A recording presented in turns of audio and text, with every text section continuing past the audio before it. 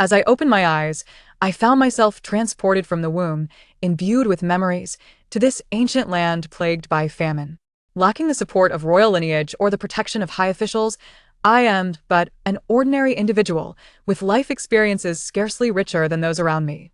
Amidst the chaos of war and natural disasters, I could only flee with the masses, clinging to survival by the thinnest of threads. Although I possess a small space, its utility is lamentably limited, rendering it almost inconspicuous.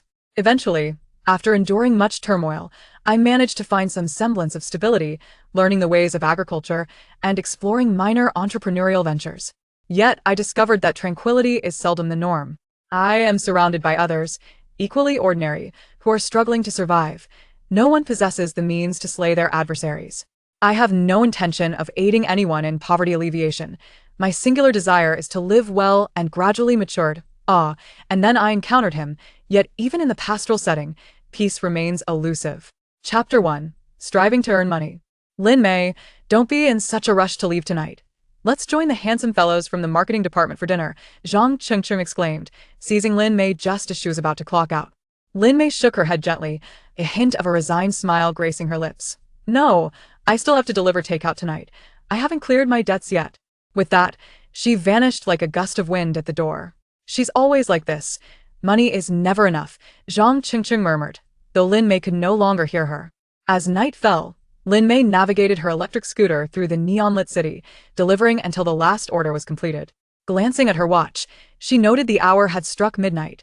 Time truly flies. With a sigh, she tucked her phone away, deciding to end her day and ride homeward. 20 minutes later, Lin Mei quietly returned to her shared apartment, a 3-bedroom flat. Her 2 roommates, both night owls, still had light spilling from their rooms, punctuated by occasional laughter, likely engrossed in their phones. Lin Mei needn't worry about disturbing them with her late arrival. She swiftly washed up, showered, and returned to her small room. Before her hair had completely dried, she eagerly flung herself onto her bed, utterly exhausted from the day. Suddenly recalling something, she fumbled for her phone on the nightstand, squinting at the balance displayed on the screen, 183,456.3 yuan. Once this month's salary and her delivery earnings arrived, she would be close to amassing 200,000 yuan. A smile unconsciously crept across Lin Mei's face as she contemplated this. Having worked diligently for nearly 6 years and maintained part-time jobs while being frugal, her savings may not seem substantial, yet Lin Mei felt content. Unbeknownst to her, her thoughts drifted back to the past. When Lin Mei was still swaddled in infancy, her family enjoyed a semblance of happiness. Her father, disinterested in academia but possessing a sharp mind and a silver tongue, left for Guangdong province at 16 to work alongside a cousin. Within a few years, he returned with a beautiful young woman of 18 or 19, having broadened his horizons during his years away, and with some savings, he opened a clothing store in the county with the young woman. He exhibited a natural flair for business, and in no time, his ventures flourished, leading to the establishment of several branches. It was during this prosperous period that Lin Mei was born, and her mother assumed the role of a full-time homemaker. With newfound wealth, and given her father's appealing demeanor, he attracted a multitude of admirers, welcoming them all without hesitation. As the saying goes, one who frequently walks by the river will inevitably get their shoes wet. Eventually, after a confrontation with the husband of one of his lovers, a violent altercation ensued, resulting in her father's untimely demise at the hands of a knife. Upon learning of this tragedy, Lin Mei's mother was utterly devastated. She could not fathom that the man who had once vowed to love her eternally could fall so low. Ignoring her parents' warnings, she abandoned everything to follow him to this unfamiliar city, enduring countless hardships. Yet he betrayed her trust. From that moment on, Lin Mei's mother could no longer accept the presence of her infant daughter, whose very existence served as a constant reminder of her folly. Thus, before Lin Mei turned 1, she was left in the care of her grandmother in the countryside. As for her mother's whereabouts, no one knew. Perhaps she had returned to her own parents. Before Lin Mei turned 5, her grandmother occasionally received remittances of a few hundred yuan. However, after Lin Mei's 5th birthday, that financial lifeline vanished as if cut from its tether. Lin Mei speculated that her mother must have started a new family. With only a few acres of farmland, her grandmother struggled to raise Lin Mei. Nevertheless, Lin Mei proved to be a diligent student, gaining admission to a respectable university. She financed her tuition through student loans and managed her living expenses with scholarships and part-time work. What became of her father's businesses? Surely there must be some inheritance? Lin Mei herself was unsure, and even her grandmother could not provide clarity. Having lost her husband early on, Lin Mei's grandmother had single-handedly raised Lin Mei's father, who had no siblings and was illiterate herself. When she learned of her son's death, she fainted and subsequently fell ill, ultimately relying on distant relatives to handle the funeral arrangements. As it was a homicide, the body was not returned to the countryside but was cremated after an autopsy, with relatives bringing back the ashes. The relatives who managed the arrangements reported that her father's clothing stores were all leased, and the businesses operated in partnership with others, leaving little cash and most of the money tied up in inventory. The man responsible for the murder was impoverished and unable to offer restitution. He was sentenced to death shortly thereafter.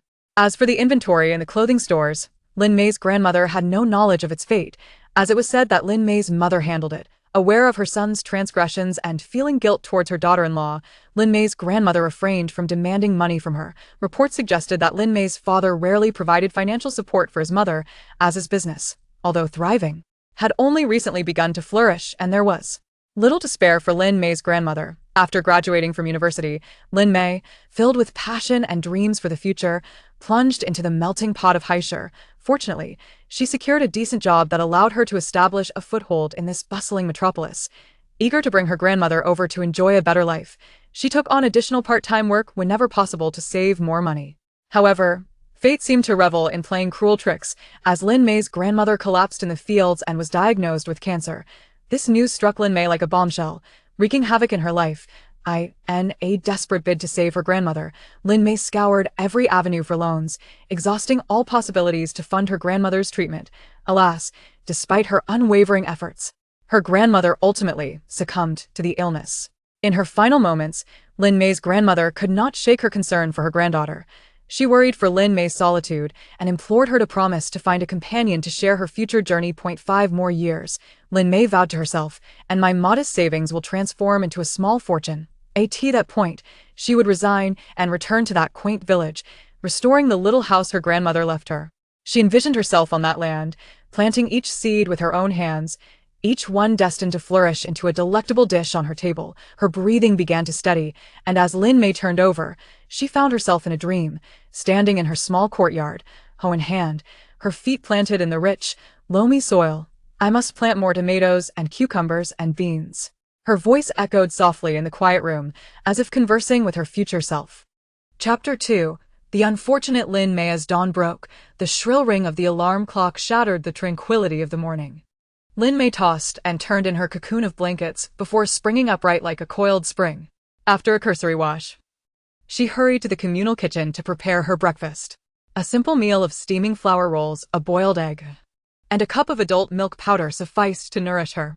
Once satiated, she grabbed the modest 199 yuan handbag she had snatched during a flash sale on Pinkxiuxi and set off with renewed vigor towards her workplace. Her residence was conveniently located near the office, and a brisk 20-minute walk would suffice to reach her destination. Thus, Lin Mei opted for walking each day, which not only served as a form of exercise, but also spared her the expense of commuting. As she strolled through the narrow alley, her head bowed, her fingertips unconsciously caressed the canvas strap of her bag.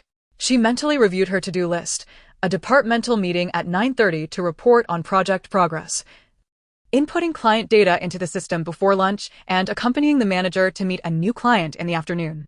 Suddenly, a jarring screech of tires echoed around the corner, reminiscent of a rusty saw scraping against concrete, startling her lashes to flutter. Out of the corner of her eye, she caught a glimpse of a yellow figure hurtling towards her, propelled by the gust of wind. In that fleeting moment when the metal handlebars grazed her arm, she instinctively sidestepped, causing her canvas bag to be flung against the brick wall with a dull thud. The force of the impact tugged her backward, but she adeptly used the momentum to pivot, her palm brushing against the coarse surface of the wall, sending a cascade of fine lime dust tumbling down.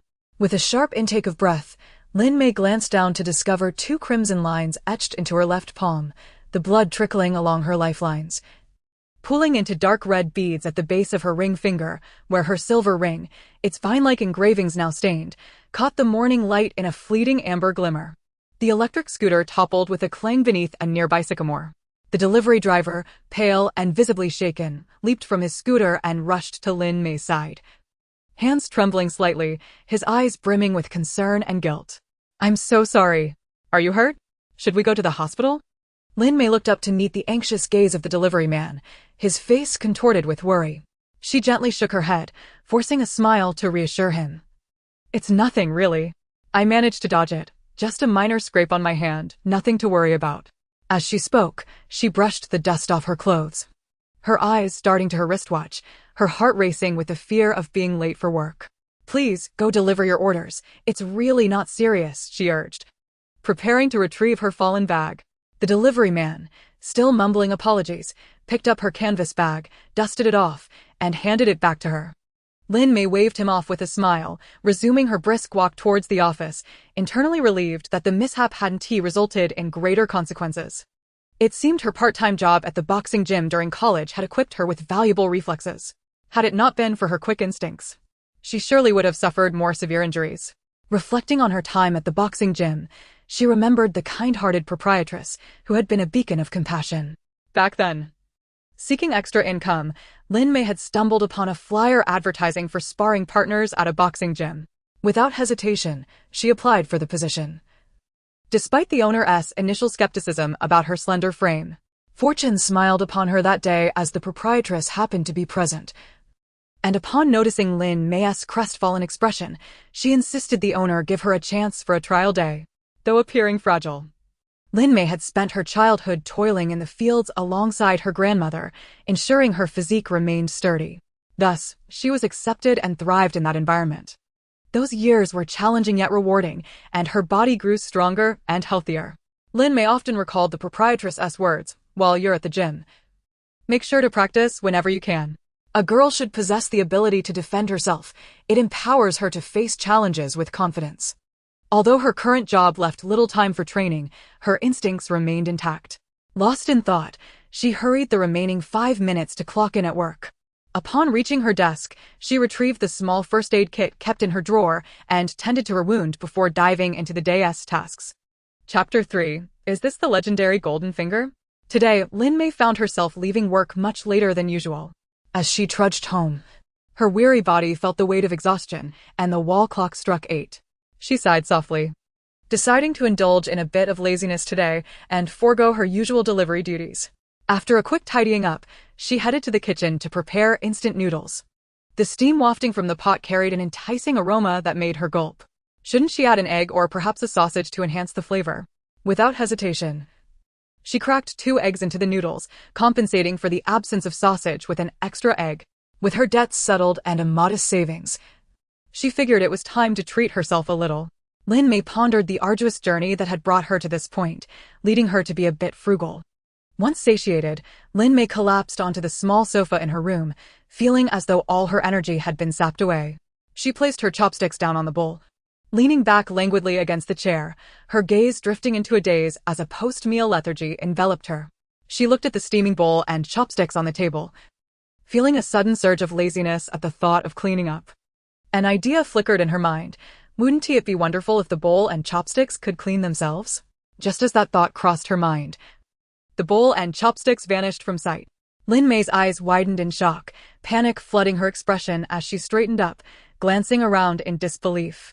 Where did the bowl and chopsticks go? Am I seeing things? Was there ever anything there? Please don't scare me like this.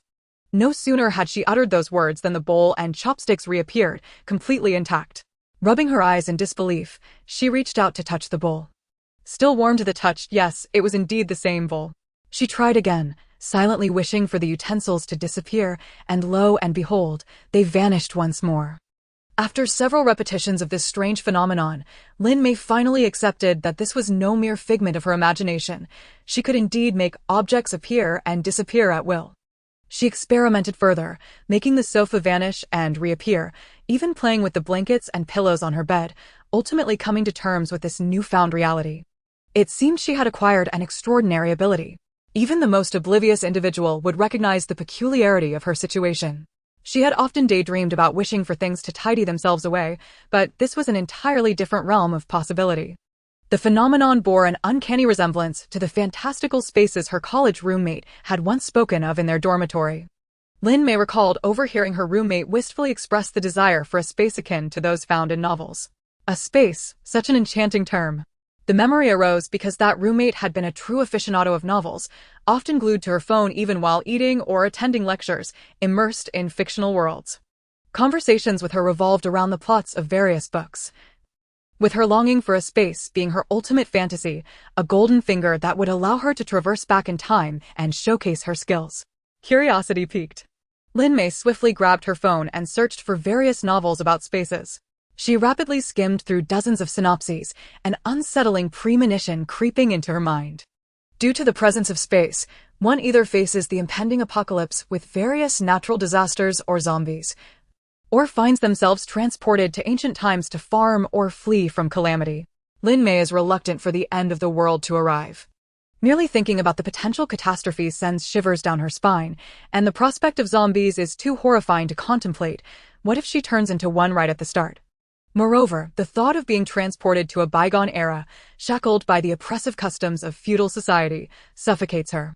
She recalls the historical texts that depict women as possessing a lowly status, bound by the constraints of the 3 obediences and 4 virtues. After over 20 years of hard work, she is on the brink of a beautiful life and is unwilling to alter her current circumstances. Lin Mei picks up a rather engaging novel and begins to read. The story introduces a vast space of several thousand acres, where the protagonist can cultivate crops and has access to a spiritual spring that can purify and beautify. The crops mature at an astonishing tenfold speed. Lin Mei is left utterly astounded. Could she possibly attain such remarkable abilities? Eagerly, she focuses her attention, attempting to capture the essence of this space. After several attempts, she succeeds. She truly has discovered a space. However, it is empty and disappointingly small. Wasn't it supposed to encompass 1,000 acres of farmland? Where's the spiritual spring? Her space is merely a square measuring about 10 feet on each side, roughly equivalent to the area of her current small room, which is around 11 square meters and slightly taller than this room. After calculating, she estimates the entire volume to be around 36 cubic meters. Recalling that some spaces can preserve freshness, house living beings, or even accommodate people, Lin Mei is eager to experiment. She decides to first test if she can enter the space herself, concentrating intently for 10 minutes, only to find herself unable to penetrate the threshold. With no other living creatures present, she resolves to seek another opportunity in the future. Next, she attempts to see if the space can preserve freshness, which is straightforward. She retrieves a pack of frozen dumplings from the refrigerator and places them inside, intending to check on them in the morning to see if they thaw. That night, Lin Mei hardly sleeps, initially busy with experiments and later absorbed in her novel. As she progresses through the story, anxiety begins to consume her, and her mind races with plans for her next steps. By the end of the night, she has skimmed through several similar novels, ultimately leading to insomnia. Chapter 4. Taking annual leave all night long, Lin Mei oscillates between exhilaration and anxiety. She still cannot comprehend how this space came into existence or when it manifested. The only unusual event in recent times was being grazed by an electric bike yesterday, leaving her palm slightly scraped. Gently caressing her wounded palm, which is still reddened, she recalls a piece of knowledge gleaned from her reading. Spaces often materialize when blood drips onto certain mediums. Suddenly, a thought strikes her, and her eyes widen as she raises her left hand, fixating on the ring adorning her ring finger. The silver ring appears unremarkable, intricately etched with a vine pattern. Yet the design has nearly worn away from years of wear. Leaning closer, she detects a faint metallic scent reminiscent of her blood from the previous day. It seems that the blood truly flowed onto the ring, suggesting that it serves as the vessel for her space. Gently rotating the ring, a heavy weight settles upon her heart. This ring was worn by her grandmother until her passing. In deep remembrance of her grandmother, Lin Mei had chosen to keep it, wearing it as a reminder of her constant presence. She wonders if her grandmother is watching over her from beyond, perhaps granting her a life-saving opportunity akin to the golden finger described in her novels, enabling her to better confront the future world. Upon retrieving the frozen dumplings from her space, Lin Mei discovers they remain as solid as when she first placed them inside, completely unchanged. This indicates that the space indeed possesses the ability to preserve freshness, which is splendid news. Rubbing her face vigorously to appear more lively, she proceeds to freshen up, preparing to request a month of annual leave from her manager. Since her grandmother's passing, Lin Mei has not taken any leave, nor has she utilized her annual vacation. She plans to request a month off this time. Arriving early at the office, she writes her leave request and prepares to hand it over to her manager. As she notices her manager has already entered the office, she hastily approaches and knocks on the door. Having gone an entire night without sleep, Lin Mei's dark circles are prominent, her gaze vacant, and her complexion pallid. Her manager is taken aback by her appearance. "What happened to you? Are you unwell?" In a hoarse voice, Lin Mei lowers her tone to convey a sense of sorrow. "My father is gravely ill. I need to return home to facilitate his treatment." Manager: "I would like to request a month of annual leave. I haven't taken any leave in recent years. My family truly requires my presence. Is that possible?" After a moment of contemplation, her manager responds, "Company policy dictates that annual leave can only be taken in one block of 15 days, but your situation is quite special. And considering your long-standing service, I will approve it. However, you will need the owner's signature as well. I'll take it to the owner and explain your situation. You've consistently performed well at work, so I'm confident the owner will agree. Please take care of yourself. You look utterly drained. Today, ensure you hand over your important tasks to Zhang Chengqing so she can assist you this month. You may start your leave tomorrow." "Thank you, manager. I truly appreciate it." Lin Mei expresses her gratitude. Having worked with this manager for nearly 3 years, she knows he is strict with work matters, but is genuinely kind-hearted. She is particularly thankful, as she feels apprehensive about approaching the owner herself, uncertain if her leave would be granted. Furthermore, the owner is notoriously elusive, making it difficult to even find him for a signature. After exiting the manager's office, Lin Mei seeks out Zhang Chengqing, informing her of her need for annual leave and briefly explaining her father's illness. She requests Zhang Chengqing's assistance in handling her responsibilities for the upcoming month. Without hesitation, Zhang Chengqing agrees, demonstrating her unwavering support. Zhang Chengqing is one of Lin Mei's few friends. They often exchange messages on WeChat even after work hours. Lin Mei tends to keep to herself, leaving promptly after work and refraining from socializing with colleagues, while Zhang Chengqing is vivacious, chatty, and easily engages with anyone. Both women joined the company in the same year and have maintained a cordial relationship. Occasionally, Zhang Chengqing shares gossip with Lin Mei, knowing that Lin Mei is discreet about such matters. Thus, despite her reserved nature, Lin Mei is well informed about the company's happenings. This day passes swiftly as Lin Mei and Zhang Chengqing finalize their handover. Lin Mei decides to cease her food delivery work starting today. The next task at hand is to return to her hometown, indeed, to return home. Chapter 5. Returning to the hometown after a night devoid of sleep. Lin Mei feels mentally foggy after a busy day. This morning, she sleeps until 10 o'clock. Slowly rising, she rubs her sleepy eyes, yawns, and picks up her phone to book a train ticket for the afternoon back to her hometown. She intends to return home because the livestock there are raised on farms and taste better than what is available in the city. It is also an opportunity to pay respects to her grandmother, as she did not return during the new year to earn extra overtime pay. Taking advantage of this time, she hastily eats something to fill her stomach and begins packing everything she can into her space. From the novels I have perused, one salient point emerges: the onset of spatial phenomena heralds the imminent arrival of either an apocalyptic scenario or a journey through time, be it within a matter of days or, at most, a few months. It is prudent to gather all usable items, for one may never again have the opportunity to revisit this rented abode. Despite residing here for over 5 years, my possessions are remarkably scant. I possess merely 2 comforters and a meager collection of 4 sets of sheets and pillowcases for both summer and winter. My wardrobe consists of a single woven bag filled with clothing, while 2 additional bags of assorted items remain unfilled. As for the scant food left in the refrigerator, I have decided to leave it behind as a parting gift for my 2 housemates. Once I finished tidying up, I realized the hour was upon me, and I informed my housemates that I would be taking a month-long leave. With a small crossbody bag slung over my shoulder and a decorative suitcase in tow, containing a change of clothes, I boarded the high-speed train. After a journey of over 5 hours, I finally arrived at my destination. Upon reaching the county town, I hailed a cab to a small inn situated beside my former high school, a place I had grown quite familiar with during my 3 years there. It was now late, so I resolved to stay the night and attend to other matters at dawn.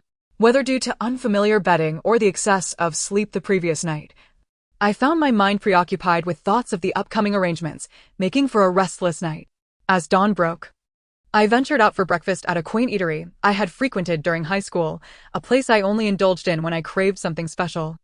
My grandmother had been the sole breadwinner, supporting my education despite my tuition being waived due to my academic merits. Yet, expenses for food and clothing remained.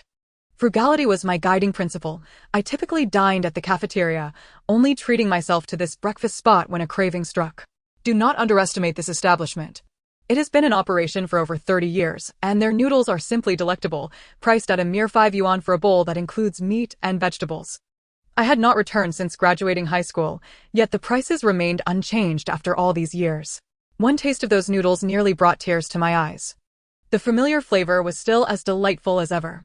Today, I indulged further with an additional fried egg for 15 yuan. I devoured the entire bowl, soup and all, feeling invigorated. After satisfying my hunger, I strolled along the street, taking a left turn after 100 meters to find a row of bustling shops. This U-shaped street was lively, with business thriving. After a leisurely 10-minute walk, I stumbled upon an unassuming storefront with a for rent sign affixed to the door. I promptly contacted the landlord using the number provided and gathered some details. This shop had previously operated as a fast food establishment catering to delivery platforms.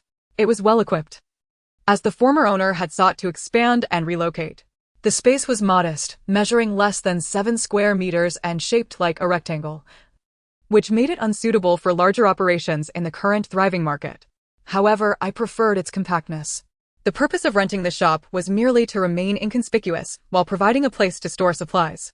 Why did I choose to settle in the county town rather than return directly to my small village? The answer is simple. The cost of living here is comparable to that of the countryside, and the convenience of receiving parcels is a significant advantage. In the village, one must travel to the town for deliveries, where familiarity with many faces could complicate the discreet accumulation of supplies. Furthermore, the rationale behind renting a storefront instead of a warehouse is straightforward. The items I intend to procure are primarily food-related, and having a shop would be more practical. Additionally, I lack a driver's license and cannot drive. My focus on earning a living left little time for such pursuits. Warehouses tend to be situated in remote areas, making the collection of supplies inconvenient without transportation. Given the limited space I have, my foremost priority is ensuring access to food. The shop is equipped with all necessary cooking and frying appliances, allowing for immediate use when the time comes. After a brief discussion with the landlord, who happened to be nearby, I awaited their arrival to inspect the shop. It aligned well with my expectations, and we proceeded to negotiate the rental agreement. I contemplated the potential apocalypse. Without the ability to drive, purchasing a substantial quantity of food would surely attract the attention of neighbors. Cooking large amounts daily would emit strong aromas, and in a time of scarcity, I would be among the first to be remembered when food became scarce. Thus, I resolved to rent the shop, as renting a space for storage and operations was equally feasible. Chapter 6. Spatial Planning. Over the past few days, I have formulated a preliminary plan for the limited space. To maximize storage capacity, I would require shelving units. Back at the inn, I retrieved paper and pen to begin recording the items I needed to procure. At present, I find myself burdened by a sensation akin to that of a frugal individual who has just learned of a terminal illness, facing a limited time left. The novels I have read suggest that with the advent of spatial abilities, one may soon meet their end, so what use is there in conserving money? In the event of an apocalypse or time travel, any remaining funds would merely be digits on a screen.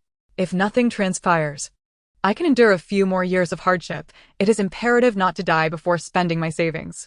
The essence of survival encompasses the basics of clothing, food, shelter, and transportation.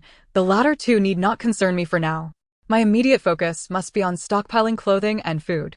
Clothing encompasses everyday essentials such as undergarments, summer and winter attire, specialized garments for extreme temperatures, bedding, cotton, fabric, and various types of footwear. Additionally, protective clothing for specific environments, including diving suits and rain gear, must be included. Food is simpler. It consists of anything edible. Considering both apocalyptic scenarios and ancient times of fleeing calamities, it is unrealistic to rely on raw ingredients for sustenance. Surviving in any environment becomes exceedingly difficult, and when disaster strikes, food becomes a scarce commodity. How could one explain the source of raw food? Thus, I intend to minimize my stockpiling of raw ingredients, focusing instead on filling my space with ready-to-eat meals. I have also categorized medications separately as they are crucial survival supplies. I diligently researched common ailments and meticulously noted the names of corresponding prescription and over-the-counter medications. After jotting down numerous items over the course of 2 to 3 hours, I felt I had made significant progress. I then proceeded to the inn's front desk to finalize my accommodation for the upcoming month before heading out for a quick meal and promptly returning to my room. After reviewing my expenditures over the past few days, I found that 17,000 yuan remained in my account, and I worried that this sum might prove insufficient. To address this concern, I downloaded a lending platform recommended by Zhang Chengcheng and applied for a loan. To my surprise, the process went smoothly, granting me a credit limit of 200,000 yuan. I chose not to rush to withdraw this amount, preferring instead to exhaust my current funds first.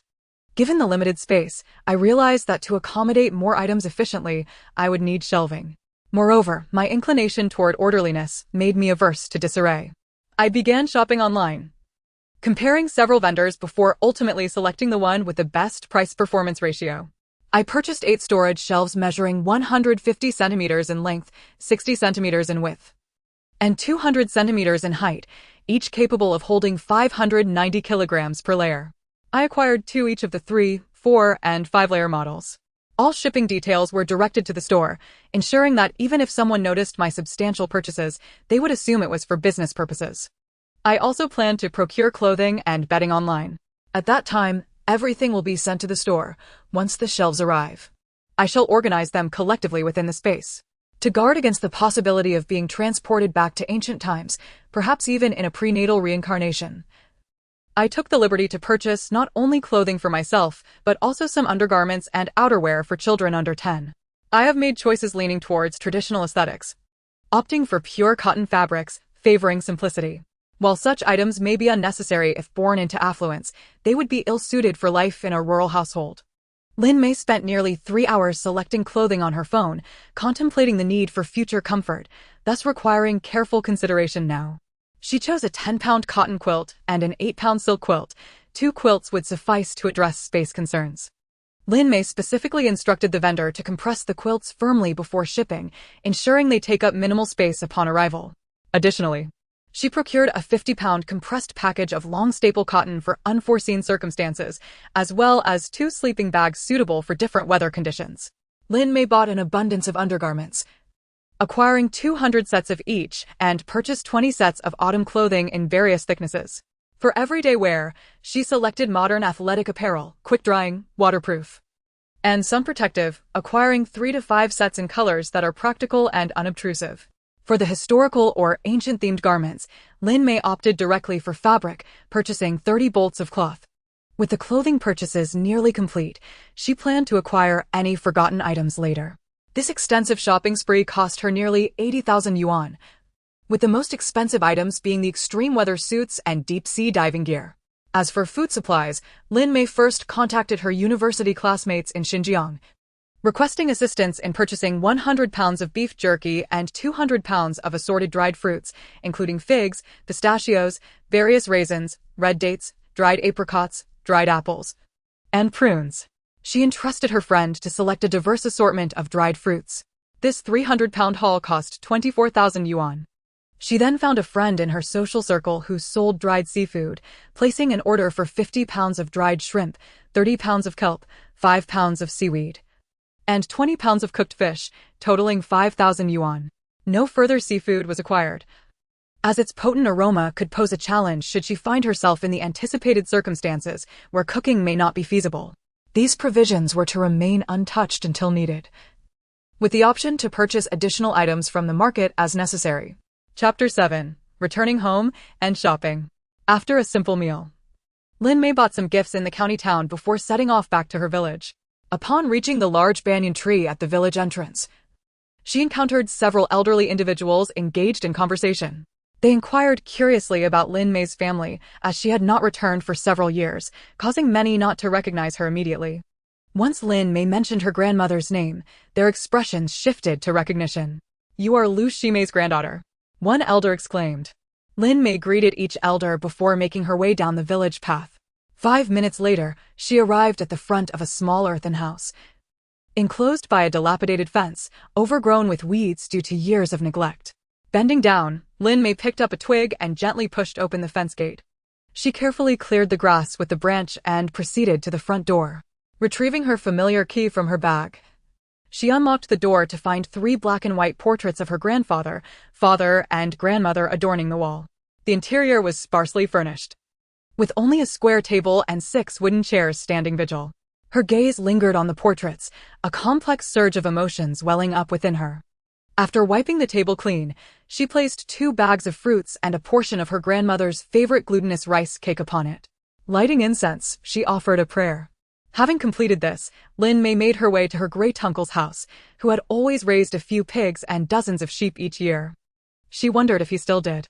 Upon arrival, she found him sitting on a small stool by the door, smoking. "Great-uncle, are you smoking?" Lin Mei called out, startled. He looked up, uncertain. "Is that you, Xiao Mei?" "Yes, it's me, Xiao Mei. I've just returned and wanted to know if you still raise pigs and sheep," she replied, handing him 2 boxes of gifts. Lin Mei had brought a case of 8 treasure porridge and a case of peanut milk, knowing these were his favorites for when he spent long days tending the sheep. The elderly man seldom spent money on himself, so he appreciated the occasional treats from visiting relatives. "Have you eaten yet? Come in, and I'll cook you some noodles," he offered, his warm hospitality unchanged. "No. Thank you, I'm full. I plan to open a small restaurant in the county and wanted to see if I could buy some pigs and sheep from you," Lin Mei explained. "But you are doing so well in Haishur. Why would you want to open a restaurant here? It's not an easy endeavor," her great-uncle questioned, puzzled. "The competition in Haishur is fierce, and working for others is challenging. I thought it best to open a small shop in the county, where I could be my own boss." Lin Mei fabricated a reason, knowing she could easily adapt her story later if the expected apocalypse did not materialize or if she did not end up in another world. Her great-uncle replied, "Your uncle has 10 pigs and there are still 20 sheep. How many do you want?" After a brief exchange, her great-uncle called over his eldest son to handle the transaction. Lin Mei provided a cash deposit of 10,000 yuan, with the remainder to be settled upon delivery. Upon learning that her uncle also had a batch of chickens and ducks, Lin Mei promptly ordered 30 of each. He mentioned that it would take 3 days to deliver everything, to which Lin Mei agreed. For now, Lin Mei planned to purchase this quantity of meat, leaving some raw while ensuring the rest was cooked and packaged for storage. Remembering she had forgotten to buy packing boxes for the cooked food, she promptly placed an order on a shopping platform for 50 stainless steel containers with lids and some plastic packing boxes. As a true Southerner, Lin Mei was accustomed to 3 meals of rice daily during her grandmother's time. Villagers would often prepare a wooden barrel of rice to last the day, with only a small amount of vegetables stir-fried for each meal. This upbringing led her to develop a fondness for rice, while she rarely indulged in noodles outside of breakfast. Thus, she decided to stock up on rice while minimizing her flour purchases. By the time Lin Mei returned to the county, it was nearly 5 in the afternoon. She rode a shared electric bike to the largest grain store, ordering 1,500 pounds of regular rice, 500 pounds of glutinous rice, 500 pounds of flour, 100 pounds of dried noodles, and a mix of soybeans, mung beans, black beans, and various grains totaling 500 pounds. She also ordered 30 pounds of local specialty flour. In addition, she purchased 10 5-liter barrels of peanut oil. Salt and sugar were deemed strategic resources, essential no matter the location. Lin Mei ordered 500 bags of fine salt, each weighing 1 pound, along with 500 pounds of coarse salt. For sugar, she prepared to acquire 500 pounds of white sugar, 200 pounds of rock sugar, and 300 pounds of brown sugar.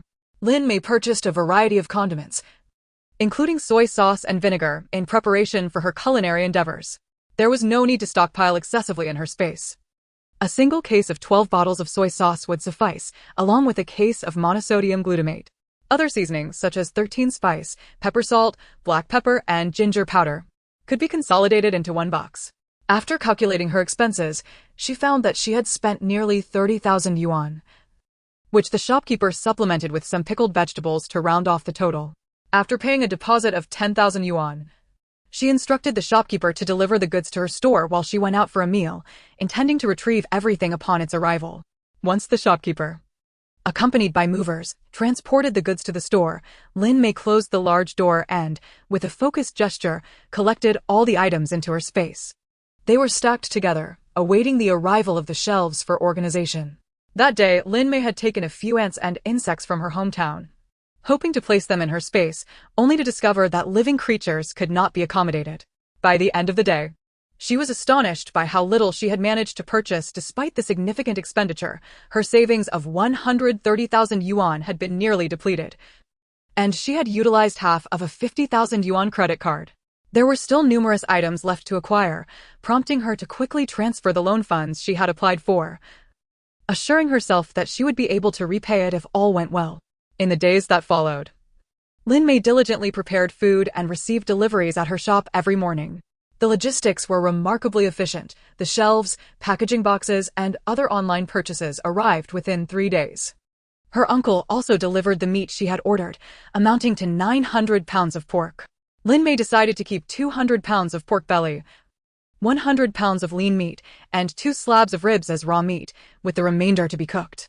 She transformed the pork belly into various dishes such as braised pork, donghua pork, and jarred meat. The lean meat was fashioned into meatballs and crispy pork. The pig's head, tail, and offal were all braised, while the trotters were prepared in multiple ways, including roasted trotters, soy-braised trotters, and yellow bean stewed trotters.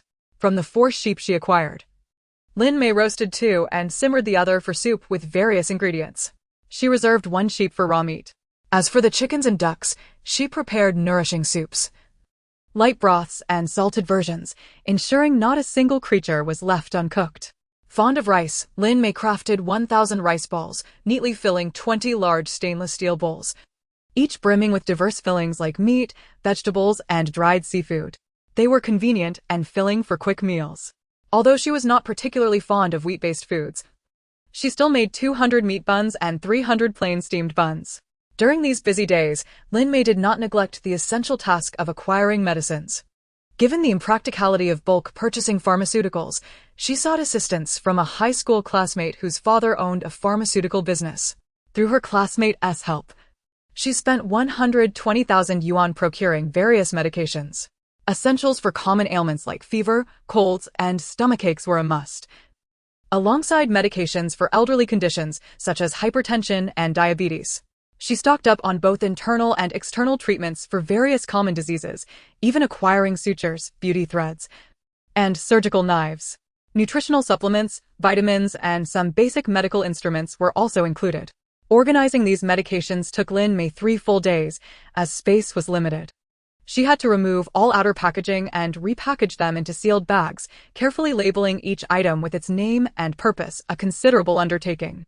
Throughout these days, she occasionally remembered items she had overlooked, promptly addressing them. For instance, she purchased a set of boning knives, various styles of axes, a watermelon knife, a fire axe, telescopic batons, stun guns, and several entrenching tools for self-defense. Considering the possibility of becoming pregnant, she also bought infant formula in bags to conserve space.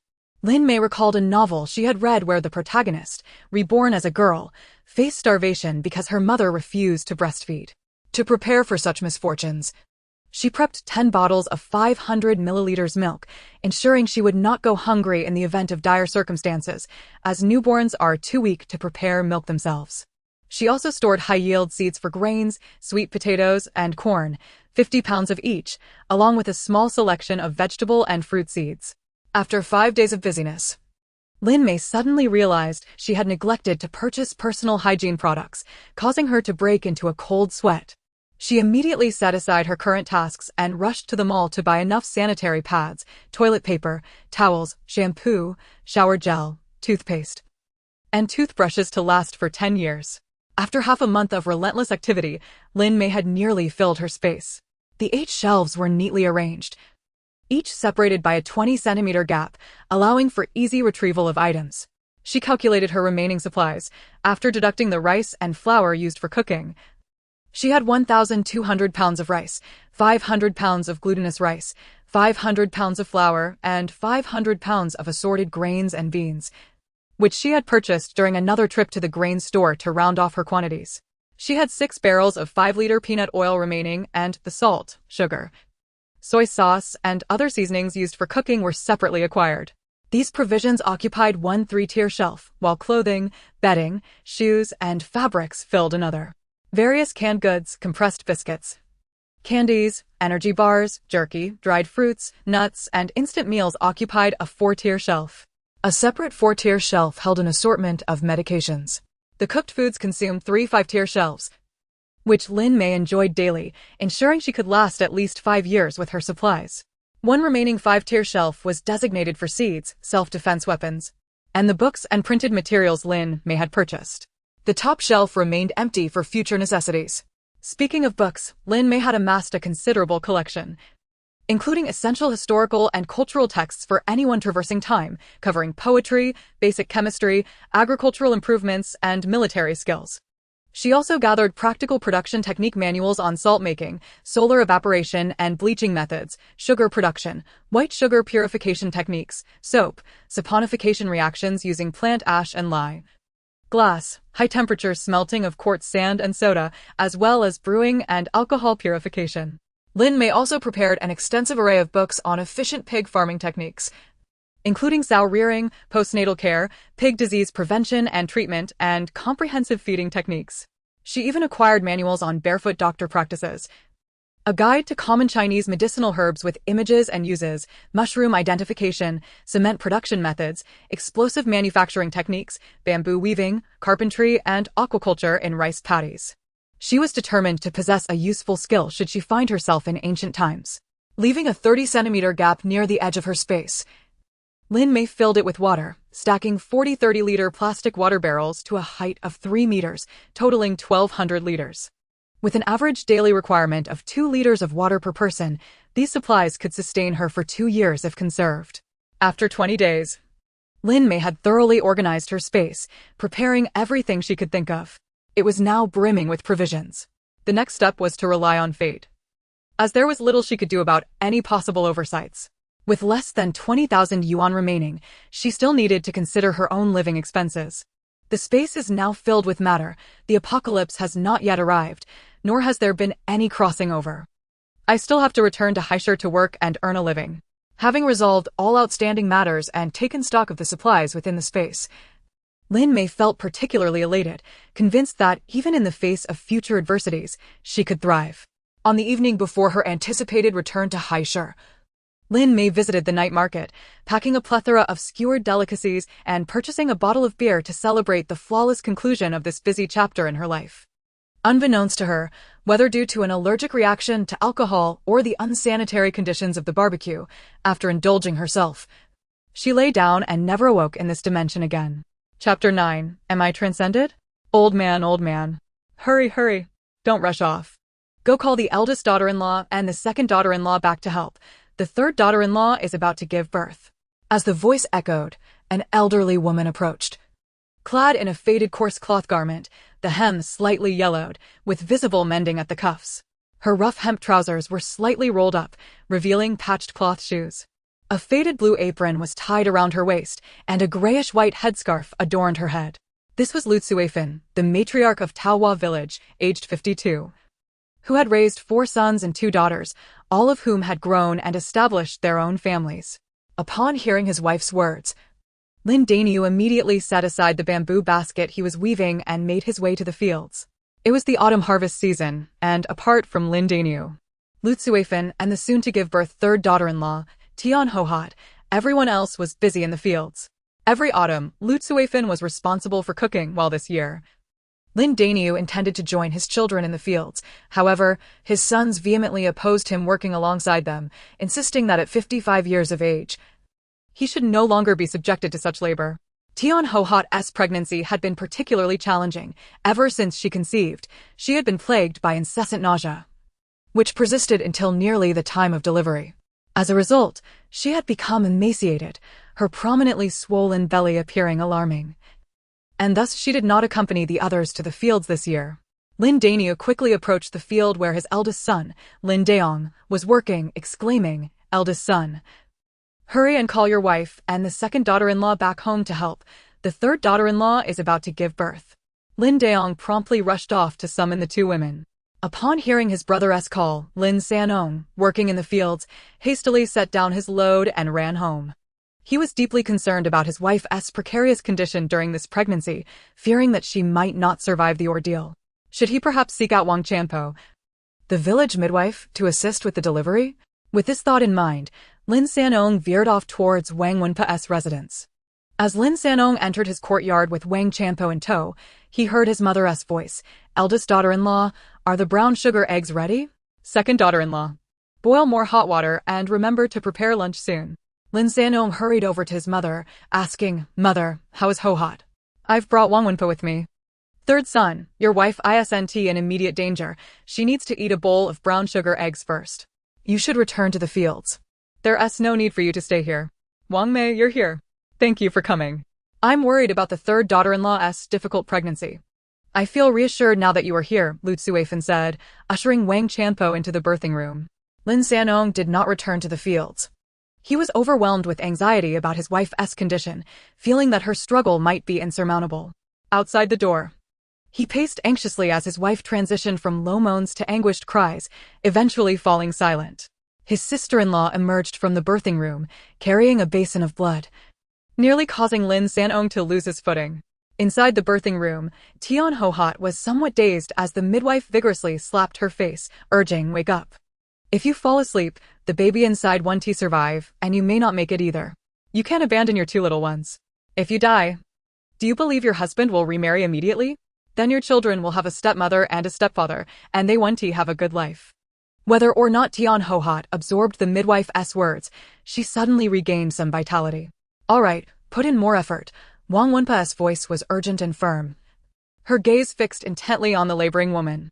Lu Tsuifan, hearing the commotion, hurriedly picked up a bowl of warm egg soup, feeding it to Tian Ho-hot, who, fueled by a powerful will to survive, gulped it down, finishing most of the bowl in no time. After 2 grueling hours of labor, the faint cries of a newborn finally echoed from the birthing room. Meanwhile, the family members of the Lin household returned from the fields. Lin Dania sat beneath the eaves, weaving baskets with his calloused hands deftly maneuvering between the bamboo strips.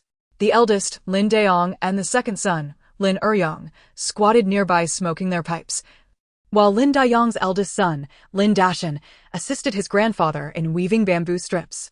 Several young girls busied themselves gathering wild vegetables on the mountain, while a few younger children played at the kitchen door, occasionally drooling in anticipation of the autumn harvest's sumptuous meals. Lin Sanong, with a boy hanging from each arm, one 4 years old and the other 2, was approached by the 4-year-old, who, sporting a topknot, asked where his mother had gone. The 2-year-old, with sparse hair tied in a tiny bun, leaned against his father's shoulder, blowing bubbles from his nose red and sniffling, clearly having just cried. She's born. It's a little girl. At that moment, the eldest daughter-in-law, Lu Ju, rushed out with the joyous news. She's born. Older sister, how is my wife? Lin Sanong, cradling the 2 boys, hurried over to Lu Ju. Don't worry, she's doing well. It was a close call, but both mother and daughter are safe. Lu Ju assured him before heading back to the birthing room. Inside, Wang Wenpo was applying her medicinal powder beneath Tian Ho-hot, while Lu Tsuifan was busy cleaning the newborn. Lin Mei, the little infant, was utterly bewildered, having just experienced a dizzying episode while eating skewers and drinking beer at a small inn. She thought perhaps she had merely drunk too much for the first time and needed to lie down. Just as she began to regain consciousness, she felt an intense pressure. Unable to open her eyes or breathe properly, disoriented. Believing she was trapped in a nightmare, she struggled fiercely. As soon as the constriction lessened, she was lifted by her feet and spanked several times on her bottom. Who is so rude? Lin Mei's protests turned into cries.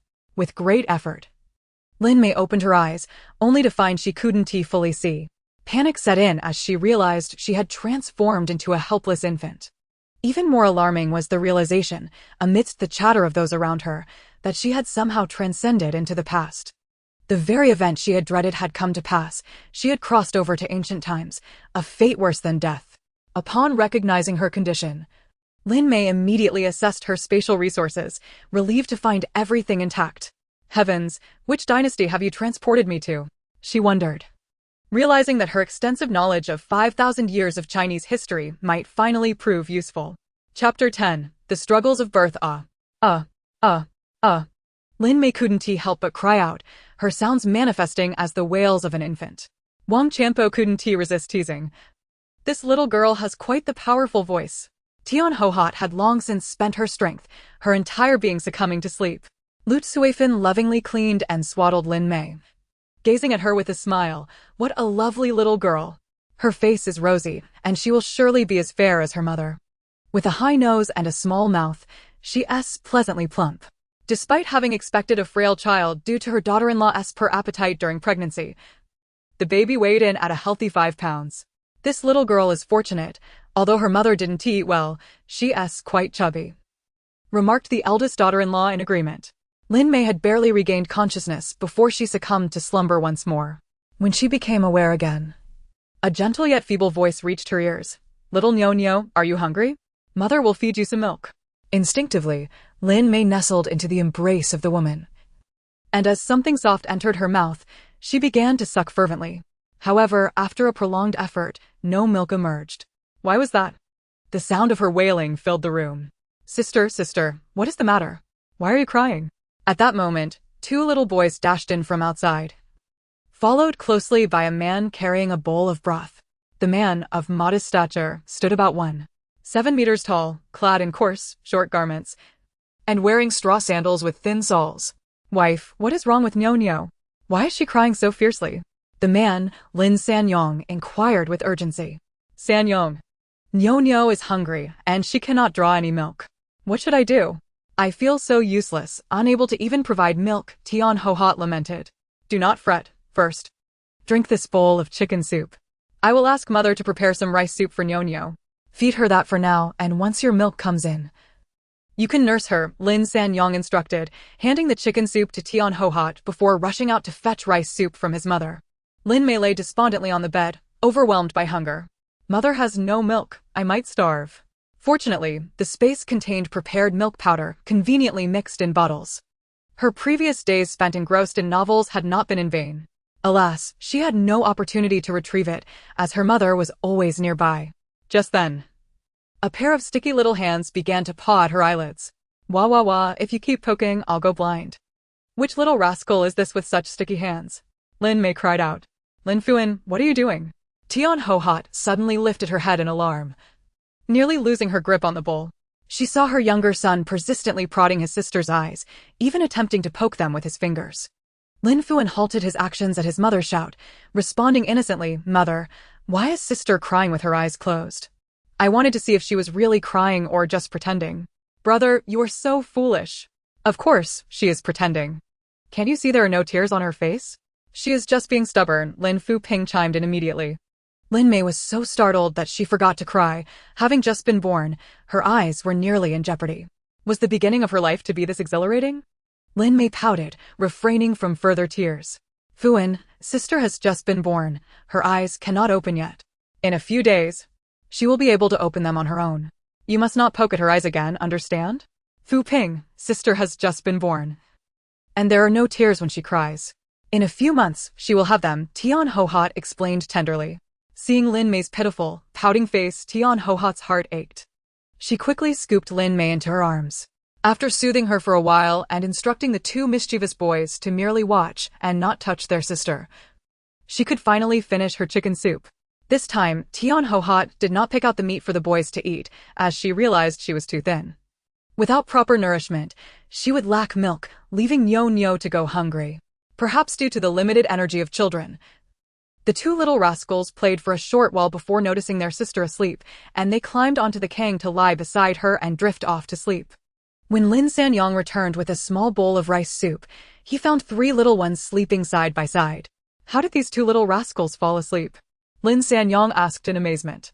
Tian Ho-hot briefly recounted the earlier antics of the boys, eliciting a mix of amusement and exasperation from Lin Sanyong. Lin Mei was fed rice soup in her dreams, instinctively smacking her lips as it touched her mouth. "Our little Nyo has quite the appetite. Poor thing is so hungry," Tian Ho-hot said tenderly, stroking Lin Mei's head. "Honey, mother wants me to report the good news to your father-in-law first thing tomorrow morning. Since it is the busy farming season, we will not hold a ceremony for Nyo's washing of the 3 rites. We can simply invite your in-laws for a meal when she turns 1 month old. What do you think?" Lin Sanyong cautiously inquired. "That sounds reasonable. It is indeed a busy time for farming, and everyone is rushing to harvest. We have many children, and for each one's full moon, we just invite the maternal family for a meal." "I have no objections," Tian Ho-hot replied, fully aligned with the Lin family's egalitarian approach to their children. Satisfied and well-fed, Lin Mei, the little comrade, fell into a deep slumber. Chapter 11. A Big Family. Old man, I fear that the third daughter-in-law may not produce milk this time. Tomorrow. You should ask old Wang if he has any recently birthed ewes. We can fetch a bowl of sheep's milk from there every day, offering him a couple of coins. Lin old lady quietly suggested to Lin old man, who lay in bed in the eastern main room. Certainly. If old Wang does not have any, I can always purchase a ewe from the shepherd in Qingshi town, Lin old man replied stoically. Very well, but that you will not be cheap. Fourth son is considering taking the imperial examination again next year, and our savings are dwindling, Lin old lady reflected. This will be fourth son's last chance. Should he fail again, he cannot continue. He has already spent too much of our silver, and his brothers may have opinions. The eldest is nearly a grandfather now, and our family continues to grow. If we show undue favoritism towards fourth son, it may breed resentment among the brothers, Lin old man reiterated the reasoning to his wife. Lin old lady did not retort this time, as she recognized her bias towards her youngest son, yet she was acutely aware of their family's circumstances. With only 25 mu of arable land and 15 mu of dry land, sustaining 20 family members solely on agricultural income was barely sufficient for survival, especially in good years. Had it not been for Lin old man's weaving skills and the eldest and second sons taking odd jobs in the county during slack seasons, and the third son peddling goods throughout the area, it would have been impossible to support fourth son's education. Fourth son had failed the county examination twice and was set to attempt it for the third time next year. Should he fail again, he would have to return from the academy, a decision made collectively by the family when he began his studies. Lin old man had longed to change their fortunes, yet the costs of education were beyond the means of an ordinary farming family. He could not allow the burden of one individual to collapse the sustenance of 20. All four sons had attended school for 2 years, ultimately leaving only fourth son, who displayed the most aptitude for study. Regrettably, after passing the initial examination at 15, he had since faced repeated failures. Meanwhile, in the western room, the eldest couple was also engaged in conversation. The eldest wife, Lu Ju, was speaking while Lin De-yong, the eldest, had already succumbed to slumber, snoring softly. Darling, Deshawn has been in school for 2 years, but the teacher says he lacks the talent for study. The elder also mentioned he has no aptitude for weaving. He spends all day helping us in the fields at home. Should we discuss with the elder about sending him to learn a trade? Lu Ju suggested, nudging her husband, who was now snoring. Fine, do as you see fit. He mumbled, turning over to resume his snooze. Lu Ju was nearly exasperated enough to strike him, losing her desire to converse further. She turned over in annoyance and fell asleep.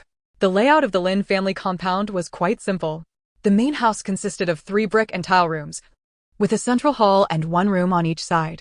Lin old man and Lin old lady resided in the eastern room, while the eldest couple occupied the western room.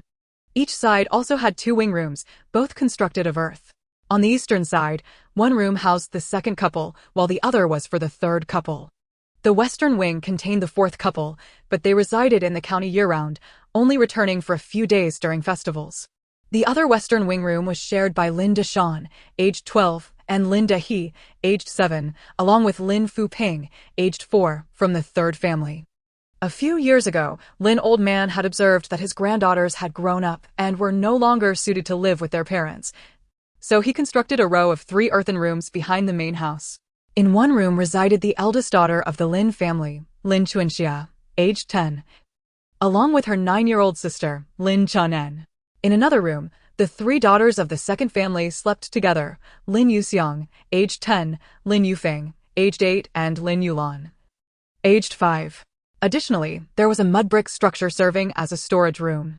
Behind this earthen house lay a sizable vegetable garden, with a pigsty and a latrine to the left, and a cow shed and a chicken coop to the right. The kitchen was situated beside the west wing, while the tool room for Old Man Lin's bamboo weaving was located adjacent to the east wing. The entire courtyard was encircled by a wall made of stones of various sizes, standing nearly 2 meters high. This was a precautionary measure, as the Lin family resided at the foot of a mountain, concerned about wild beasts intruding into their yard, thus they exerted considerable effort to construct this barrier. Around the hour of the pig, Lin Mei awakened to the sound of snoring, which belonged to Lin Sanong. With her little hand, she groped around and confirmed that her mother was beside her, quietly asleep. At this moment, Lin Mei could only open her left eye slightly, but her vision was blurred. leaving her in darkness with no other sight.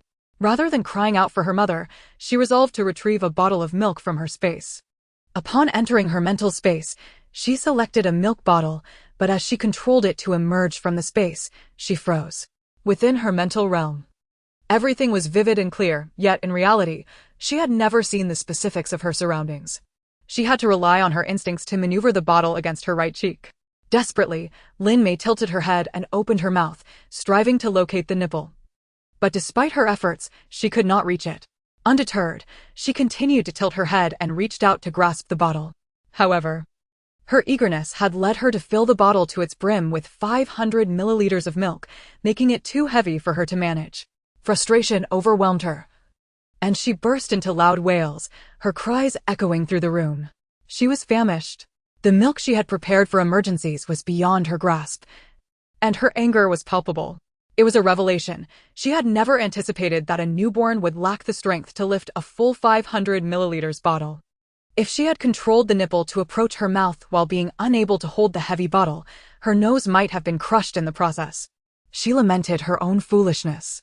As Lin Mei's cries reverberated, Tian Hohat immediately awoke. "Nyo Nyo, do not cry, do not cry. Are you hungry? Mother will feed you."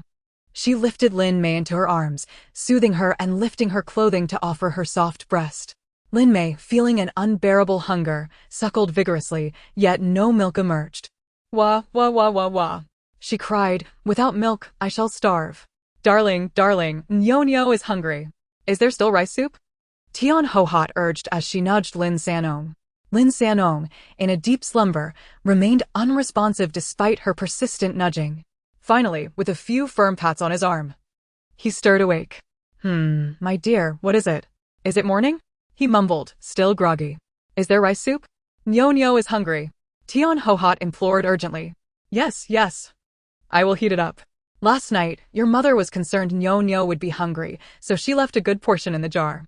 After speaking, Lin Sanong donned his straw sandals and made his way to the kitchen. After half an hour of fussing, Lin Mei finally received her rice soup, which provided her a much-needed respite from her hunger.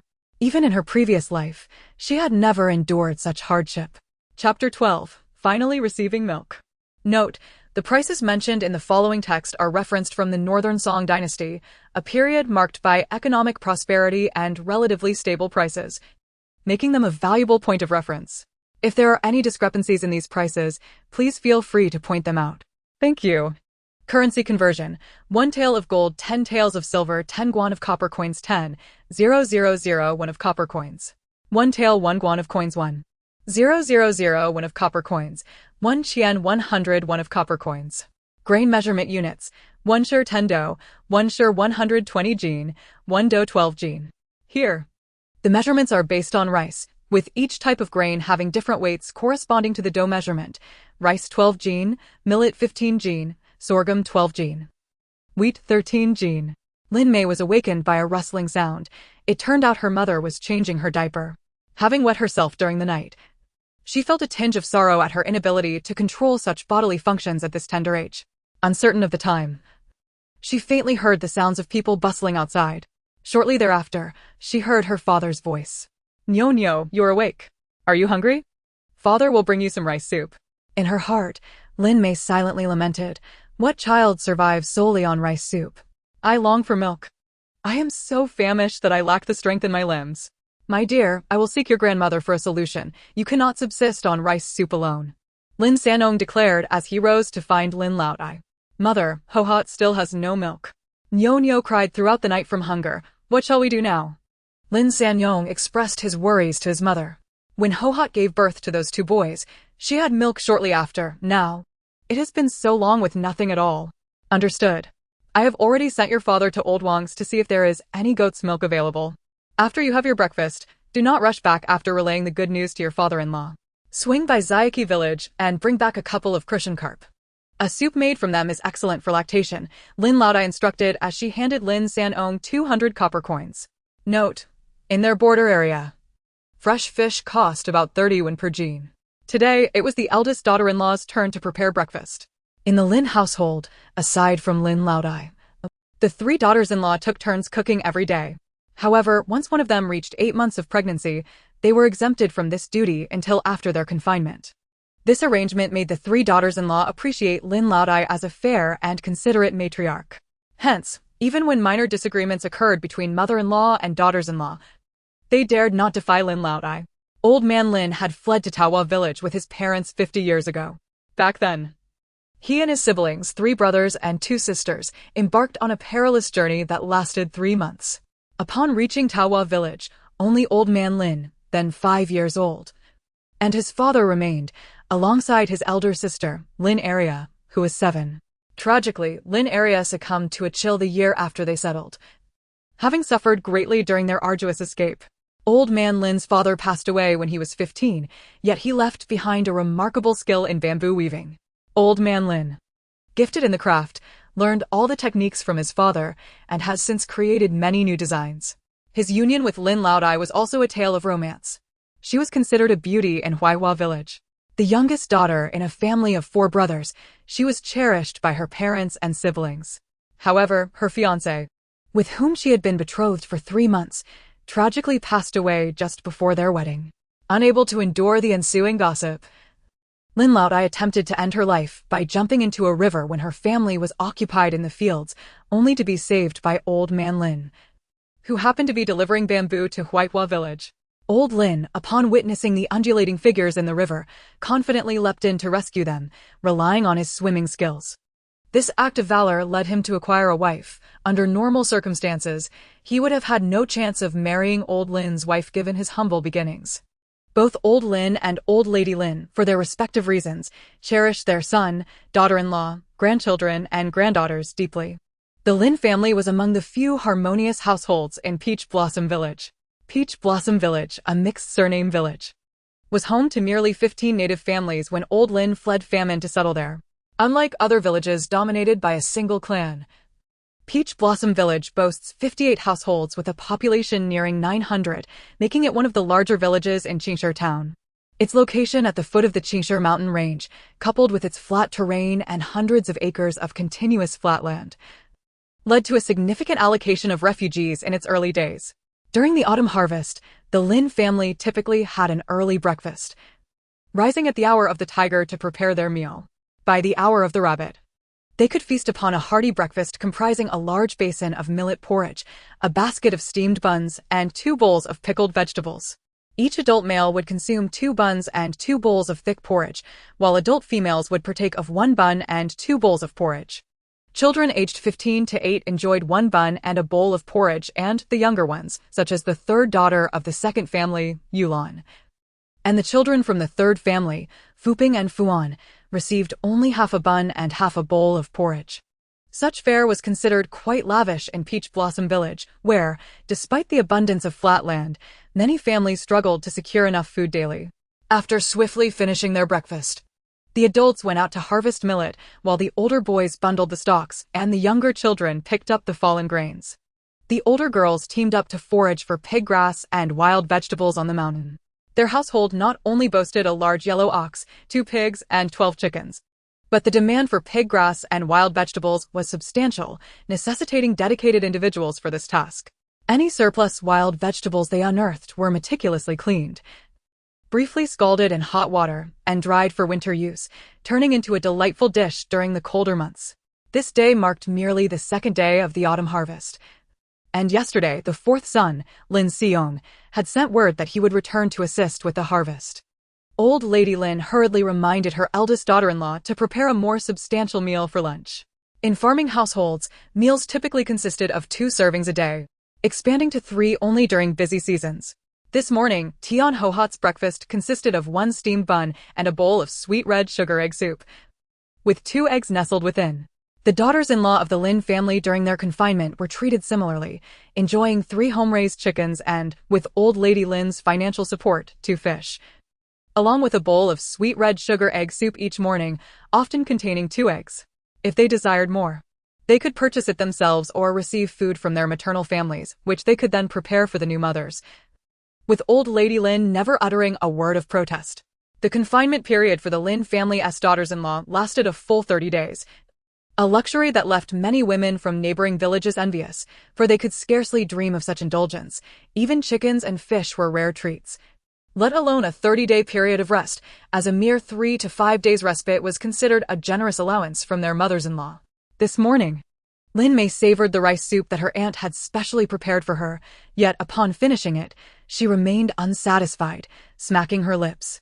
Tian Ho Hot, unable to resist, stealthily offered Lin Mei a taste of the sweet red sugar egg soup. Just as she began to savor it, it was swiftly taken away.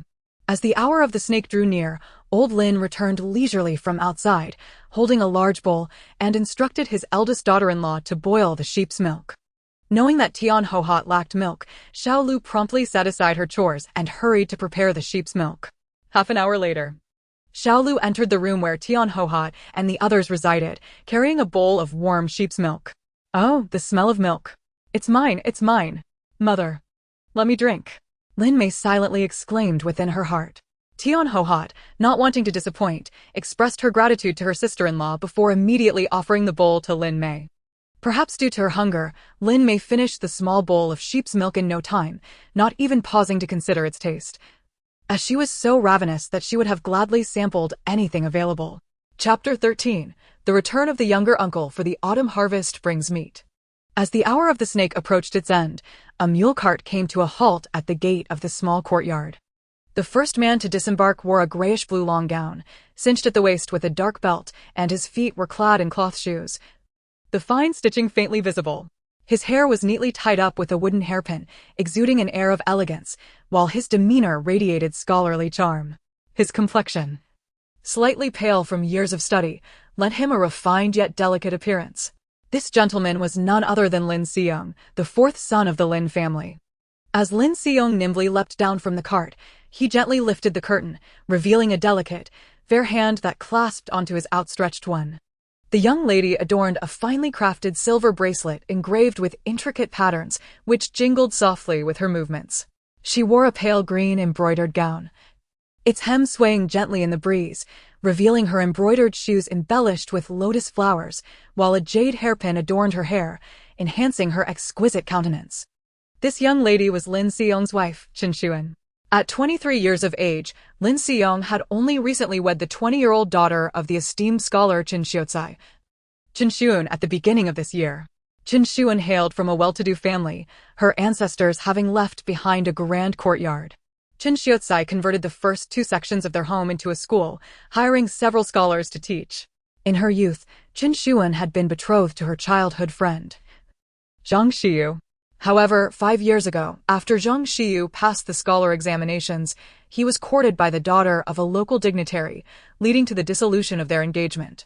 Though their betrothal was a private arrangement made by their parents, with only a token exchange of gifts, news of it circulated nonetheless, causing Chen Xuan to miss out on other marriage prospects. It was only last year, while delivering freshly prepared food to her father in the front courtyard, that she caught Lin Xiong's eye, prompting her father to discreetly inquire about him. Chen Xiucai was inclined to allow Lin Xiong to marry Chen Xuan, believing him to be of good character, possessing solid knowledge, though lacking in fortune. He was confident he could pass the scholar examinations. Xiao Lu, hearing the commotion outside, paused her tasks, wiped her hands on her scarf, and stepped out. Upon witnessing her younger brother-in-law helping his wife disembark from the mule cart, she couldn't help but scoff inwardly, thinking, bringing back a wife who can't lift a finger is only going to complicate matters. Yet, she quickly donned a warm smile, exclaiming, "Oh, Xiong Xian, welcome home. Hurry inside, your mother has been waiting for you since early morning." "Greetings, elder sister-in-law." Both Xiong and Xuan replied in unison. "Good. All is well. Quickly, come inside," Xiao Lu urged, bustling toward the courtyard, her mind preoccupied with the tasks that awaited her. After lunch, she would need to head to the fields to assist. She was particularly concerned about her elderly mother-in-law, who had exerted herself the previous day, and thus aimed to complete her household chores promptly, feeling a twinge of extra concern for her beloved aunt, who was now aging. Lin Xiong carried a bundle on his back and held in his hand 5 pounds of pork purchased from the county town, while Chen Xuan shouldered a sizable bundle and carried 2 boxes of pastries from the same place. Upon entering the house, the mule cart turned around to head back to the county, as it had been rented by the couple that morning. Lin Xiong first placed the meat in the kitchen before leading Chen Xuan to their room to set down their bundle. Qin Shuan then retrieved the garments she had crafted for her in-laws and took the 2 boxes of pastries to the east room to find old lady Lin. At this moment, Grandma Lin was taking a rest. Having aged, she found herself quite fatigued after a busy day yesterday. Following breakfast, she felt weary after only a brief period of activity, so she took the opportunity to lie down and recuperate. As soon as the two entered, Grandma Lin promptly sat up. Before she could utter a word, Lin Siyang stepped forward, leaning over the Kang, and inquired, "Mother, are you feeling unwell? Would you like me to take you to see a doctor?" "No need, I am not unwell. It's just that your third sister-in-law gave birth yesterday, and I was a bit busier than usual, which has left me somewhat tired." "A little rest will suffice," Grandma Lin quickly replied. It was no wonder that she favored this youngest son more. Lin Siyang had always possessed a particularly sweet tongue. Whenever he received a treat, he would invariably offer her the first bite. Human hearts are tender, and over time, Grandma Lin found herself unconsciously thinking of him more. "Mother, it's good to hear you're well. I know you adore the pastries from Suisheng Pavilion in the county. Today, Shugan has brought you 2 boxes. You must eat more," he said with a smile, taking her hand affectionately. Very well, very well. Mother will enjoy them," Grandma Lin beamed, grasping Lin Siyang's hand warmly. "Mother, this is a complete outfit I made for you and Father. I hope it fits well. I asked my husband for the measurements." Qin Shuan stepped forward, placing the garments on the Kang. The stitches were fine, crafted from delicate cotton fabric, and Grandma Lin appreciated the thoughtfulness of her 4th daughter-in-law. "We have plenty of clothes.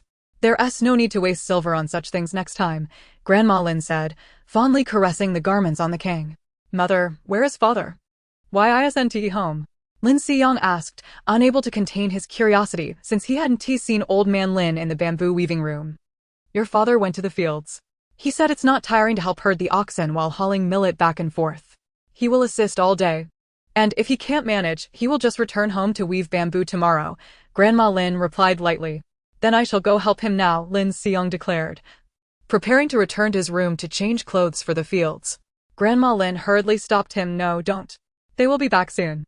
Let us eat lunch together after they return. You all have been busy since early morning and must be tired. First, go rest for a while." With that, she urged the couple to return to their room for a rest. Lin Siyang and his wife went back to their room and changed into their usual farming attire. Lin Siyang donned a coarse cloth short outfit he used for working in the fields, while Qin Shuan changed into a long cotton shirt and cotton pants, swapping her hairpin for a wooden one.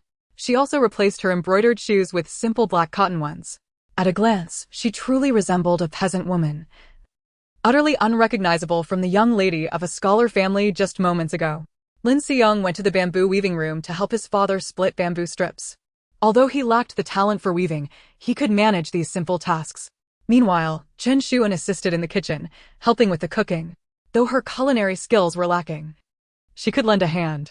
She had already learned that her 3rd sister-in-law had given birth to a daughter, but upon her return, she had not prepared any gifts, deciding to wait until the child's full moon to offer her congratulations.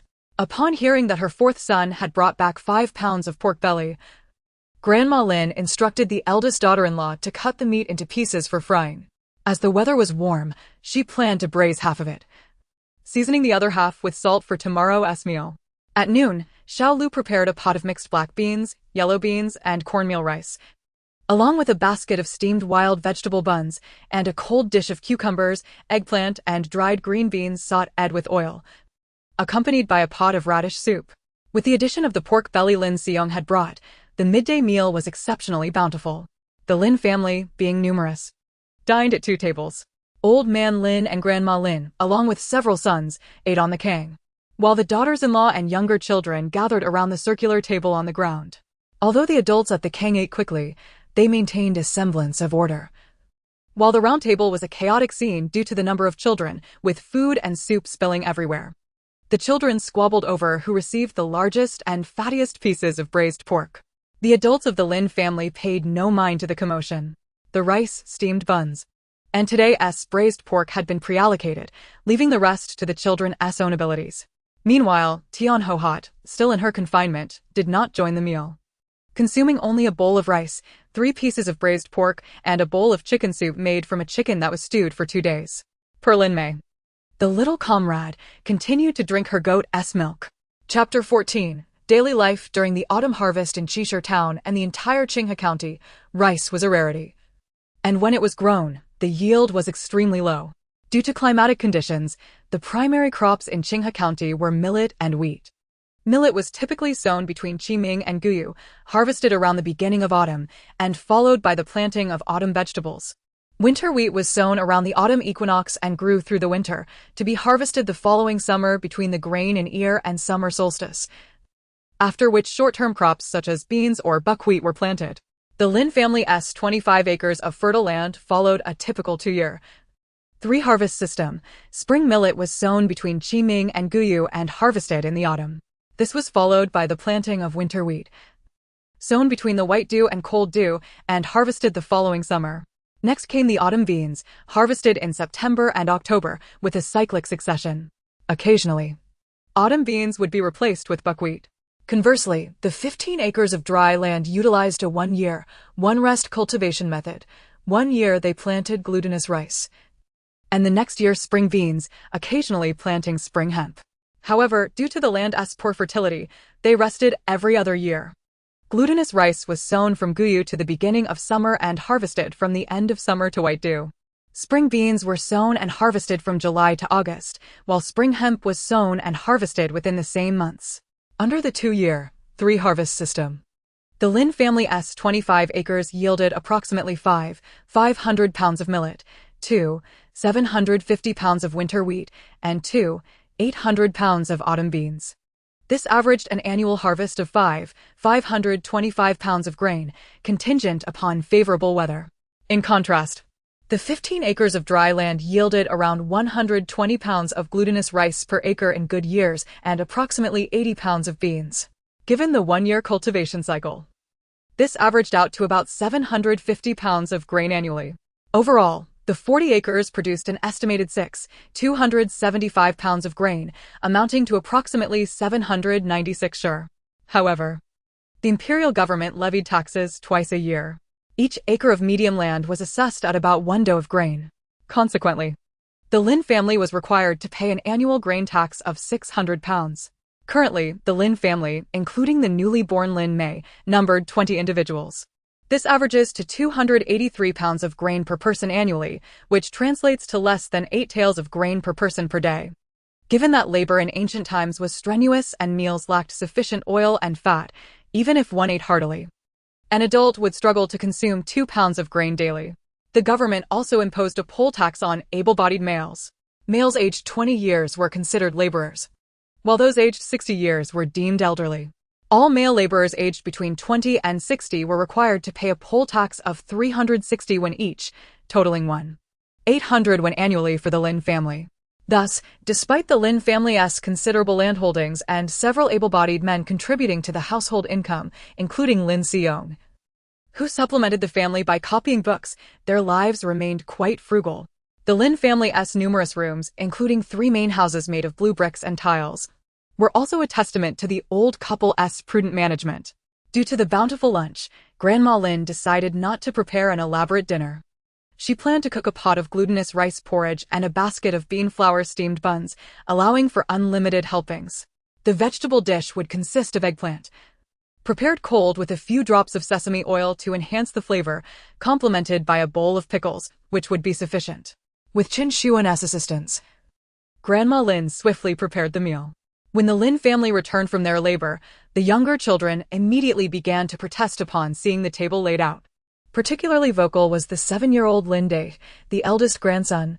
"Grandma, Uncle just returned from a hearty meal, and dinner has turned into this? The disparity is too great. I can never seem to digest the bean flour buns.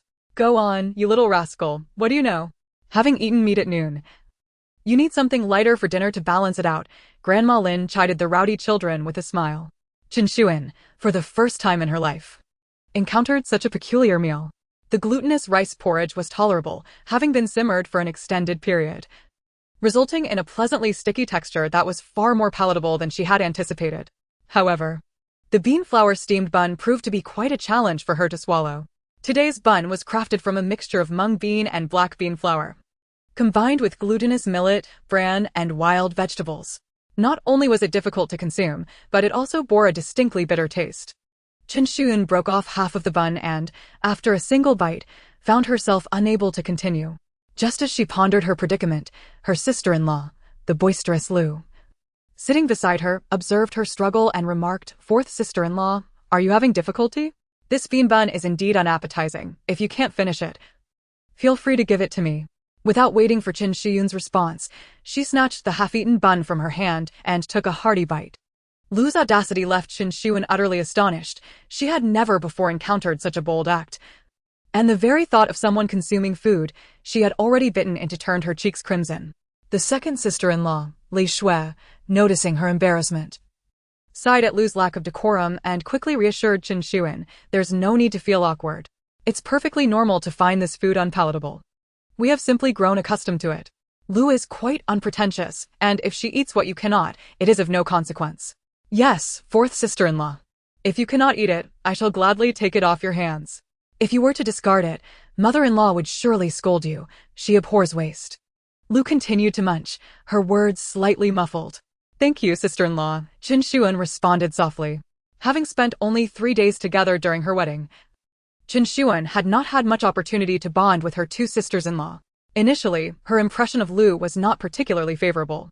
Lu was robustly built, with broad shoulders and a round face, her small, slightly slanted eyes habitually half-closed, a stout nose, and a mouth that, fortunately, was not overly large.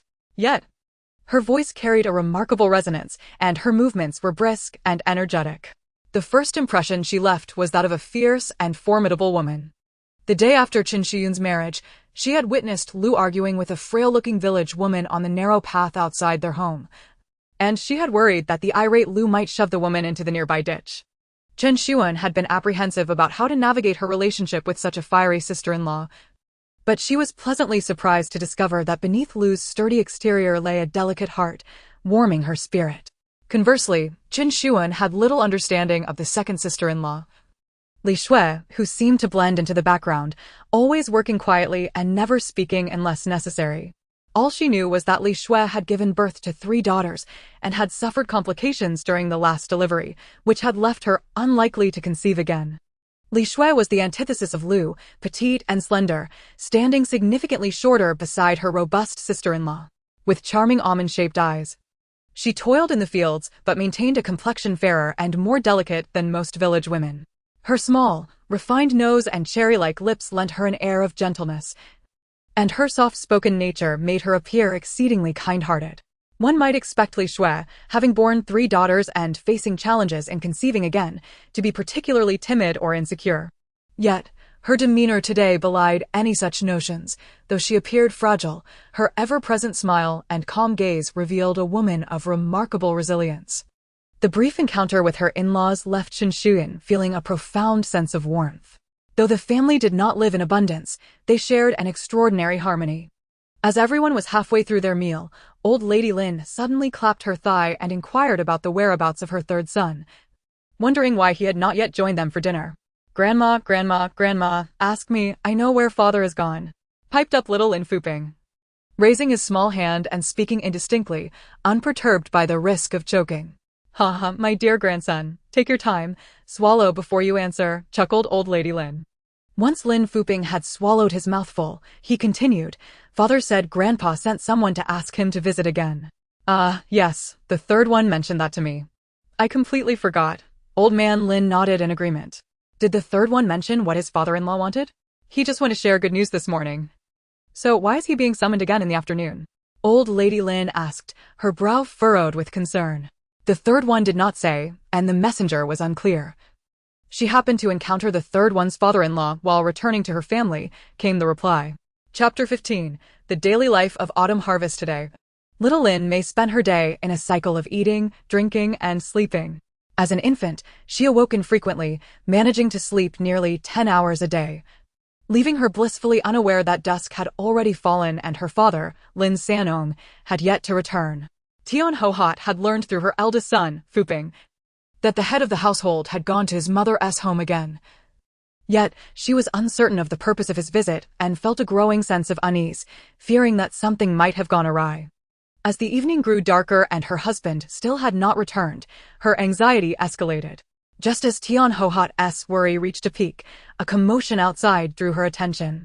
It was Lin Sanong, returning with great fanfare, and his entrance immediately attracted the attention of those conversing in the main room. Lin Daong was the first to rush out, asking, "Old Three, what did your father-in-law summon you for? Why are you back so late?" The night was particularly dark, and Lin Daong could not make out Lin Sanong's beaming face. Fa, fa, fa. The bleating of a sheep interrupted Lin Sanong's response. "Where did you get a sheep, Old Three?" Old man Lin, hands clasped behind his back, emerged from the main room. "Father, it was a gift from my father-in-law. This morning, when I went to share good news, I mentioned that Nyo is now drinking goat's milk, and he remembered it. He only mentioned that a friend of his had a recently birthed you. This you must be worth 3.5 taels of silver. Your mother will give you the money, and you can take it to your father-in-law tomorrow." "Father, there's no need. My father-in-law said it was a gift for his granddaughter, and he asked me not to pay him, lest he deny me entry to his home in the future. Your father-in-law is always so courteous. When Ho-hat gave birth to those 2 boys, he also sent generous gifts. And here he is again today. If you and your wife ever mistreat your father-in-law, I'll have your father break your legs." Old Lady Lin interjected as she joined the conversation. Yes, we will certainly treat him well. Father, mother, elder brother, second brother, fourth brother, I'll take the sheep to the backyard now, Lin Sanong said, dragging the sheep towards the back. Yet, the stubborn sheep refused to budge, bleating incessantly, which explained why it had taken Lin Sanong nearly 2 hours to return home today instead of the usual half-hour. After securing the sheep in the backyard, Lin Sanong returned to the main room and informed his parents of his intention to rest. At that moment, his brothers had already retired to their own rooms. Old Three called Old Man Lin, "Your mother is making you noodles. Wait until you've eaten before resting." Initially, Lin Sanong had no intention of troubling his mother, thinking that missing a meal wouldn't matter, but he was pleasantly surprised by her thoughtfulness in preparing noodles for him. While waiting for the noodles to cook, Lin Sanong returned to his room, and an anxious Tian Ho-hat immediately inquired, "What did your father call you back for?" "I couldn't hear clearly from the room." "Is something wrong at home?" Nothing, rest assured. It's just that our father sent to you for Nyo. This morning, when I went to share the good news, he heard that Nyo is drinking goat's milk. And he managed to find you somewhere and sent word for me to bring it back." Lin Sanong took a sip of the cool water on the table and wiped his mouth. Every time, he gives 2 taels of silver when Fuping or Fuan was born, along with a longevity lock. Yesterday, he brought 3 chickens, and today, he has sent a sheep. He doesn't even know how to save up for when your 2 younger brothers get married. Tian Ho-hat complained, both touched and concerned. At that moment, little Lin Mei had already been awakened by her father's loud voice, silently eavesdropping on their conversation.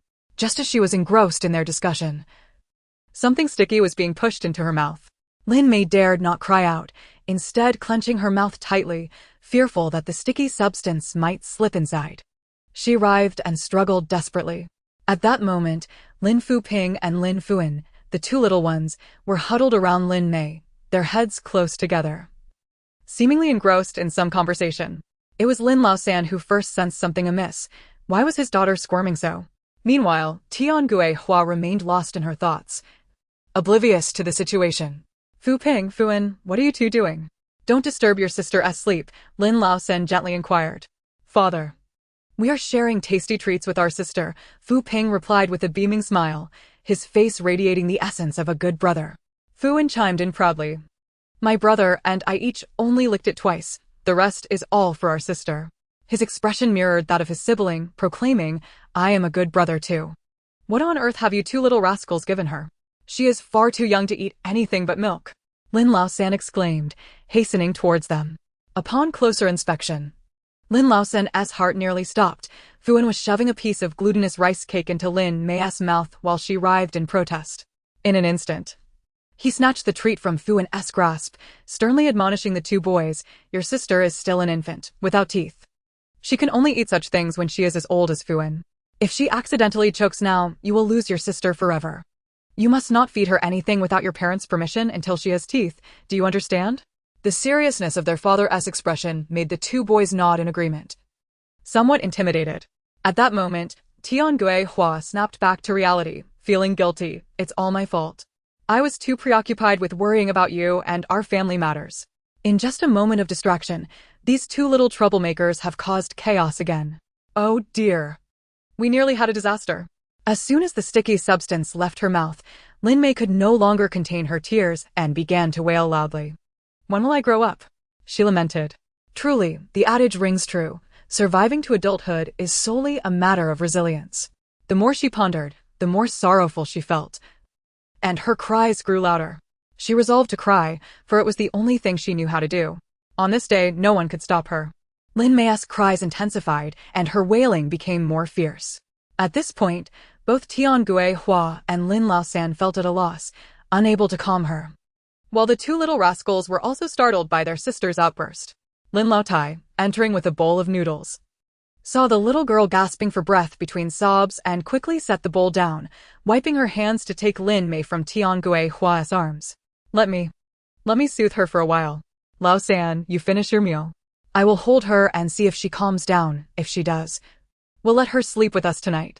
As Lin Mei fell into Lin Laotai's embrace, she was enveloped by a scent reminiscent of her grandmother from her past life, and her cries gradually subsided. What a familiar aroma! Could it be her grandmother had come to this world too? In this warm and comforting embrace, Lin Mei slowly ceased her weeping, her sobs softening until she drifted off to sleep. Chapter 16. The autumn harvest concludes. After a fortnight of toil, the entire Lin family had grown dark and thin. The autumn harvest finally concluded 5 days prior, and in the days that followed, the men diligently plowed all the fields with the family's yellow oxen. The women, taking advantage of the favorable weather, dried the harvested grains and stored them in the granary. Lin Siyong and his wife returned to the county 5 days ago. As Lin Cc prepared to participate in the examinations next year, with Lin Laotai urging them to return promptly.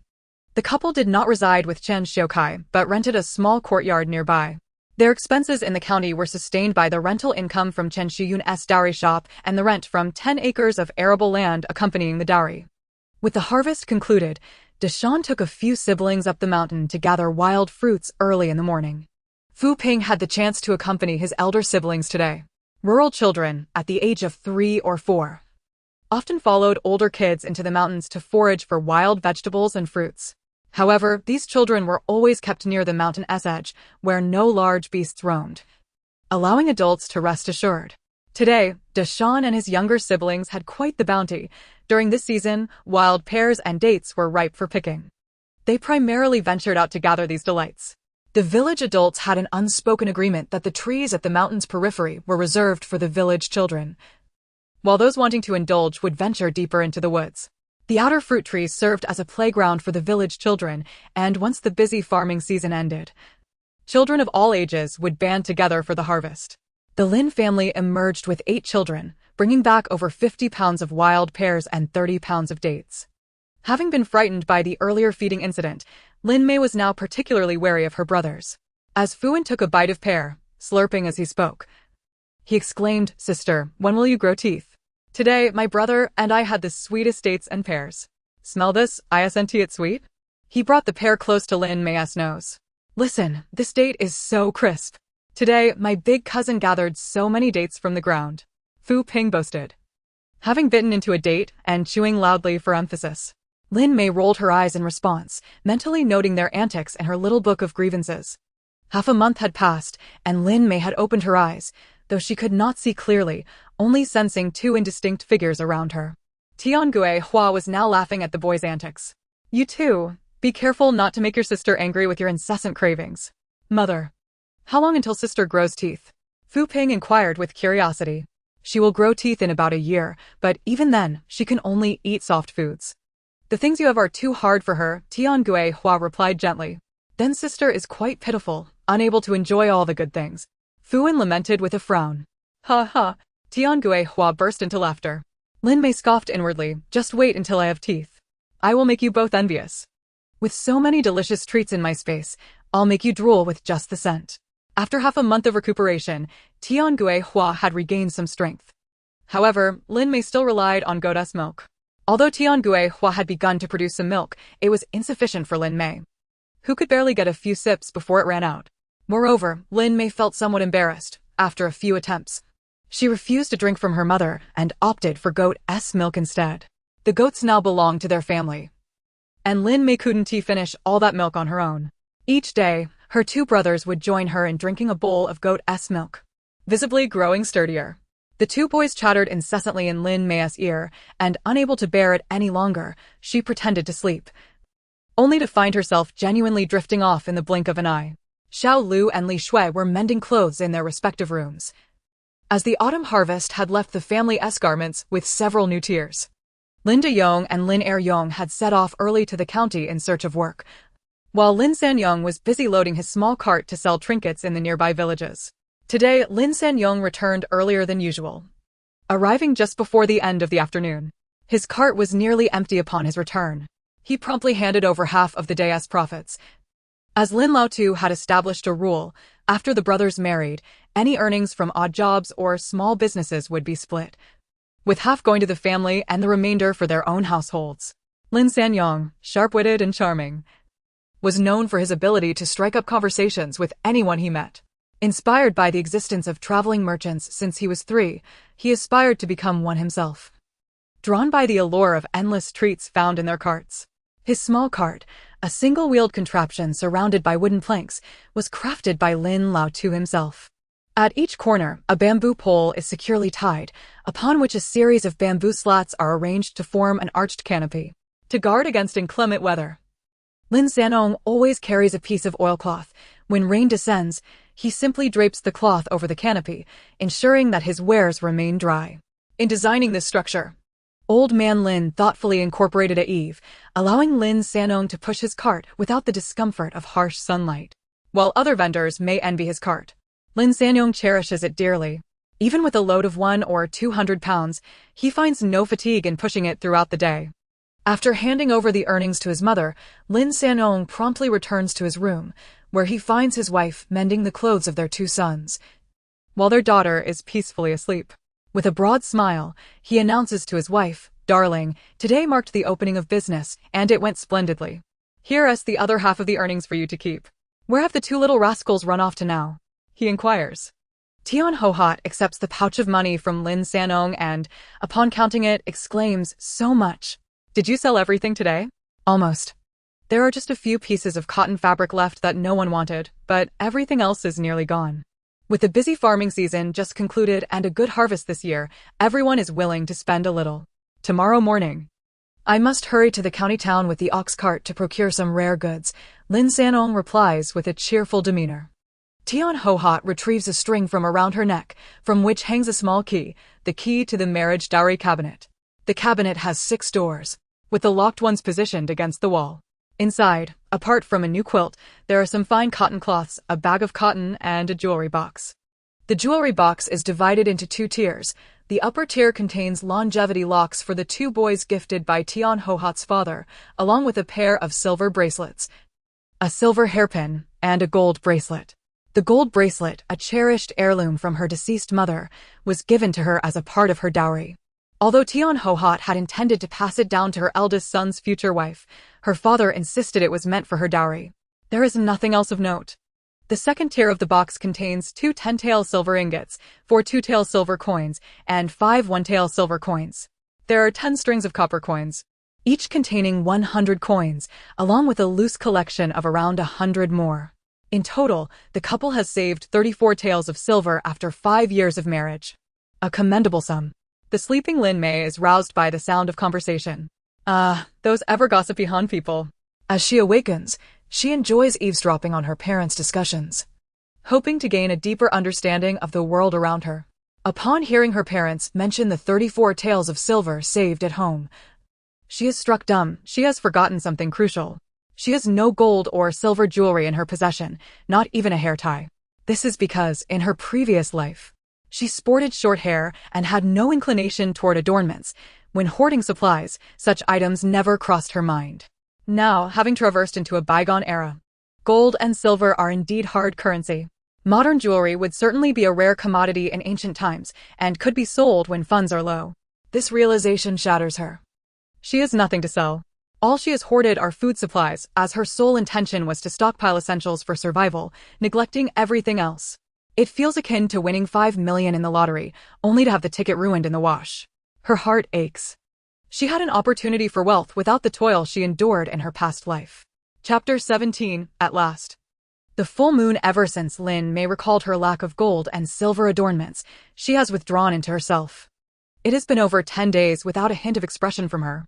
She has even reduced her milk consumption. Once able to drink nearly a full bowl at each meal, now struggling to finish half. Each day passes in silence. When hungry, she merely gives a faint call to her mother. When her brothers come to play, she once offered them a few giggles or a gentle touch. But now she mostly feigns sleep. Her parents, attempting to coax her, receive little in response, which deeply concerns Lin Sanong and his wife, prompting them to consider consulting a doctor. Lin Sanong informs old man Lin and his wife of Lin Mei's recent behavior, and they agree that a doctor should be summoned. Upon arrival, Dr. Qi examines Lin Mei, lifting her eyelids and checking her pulse. The child shows no significant issues.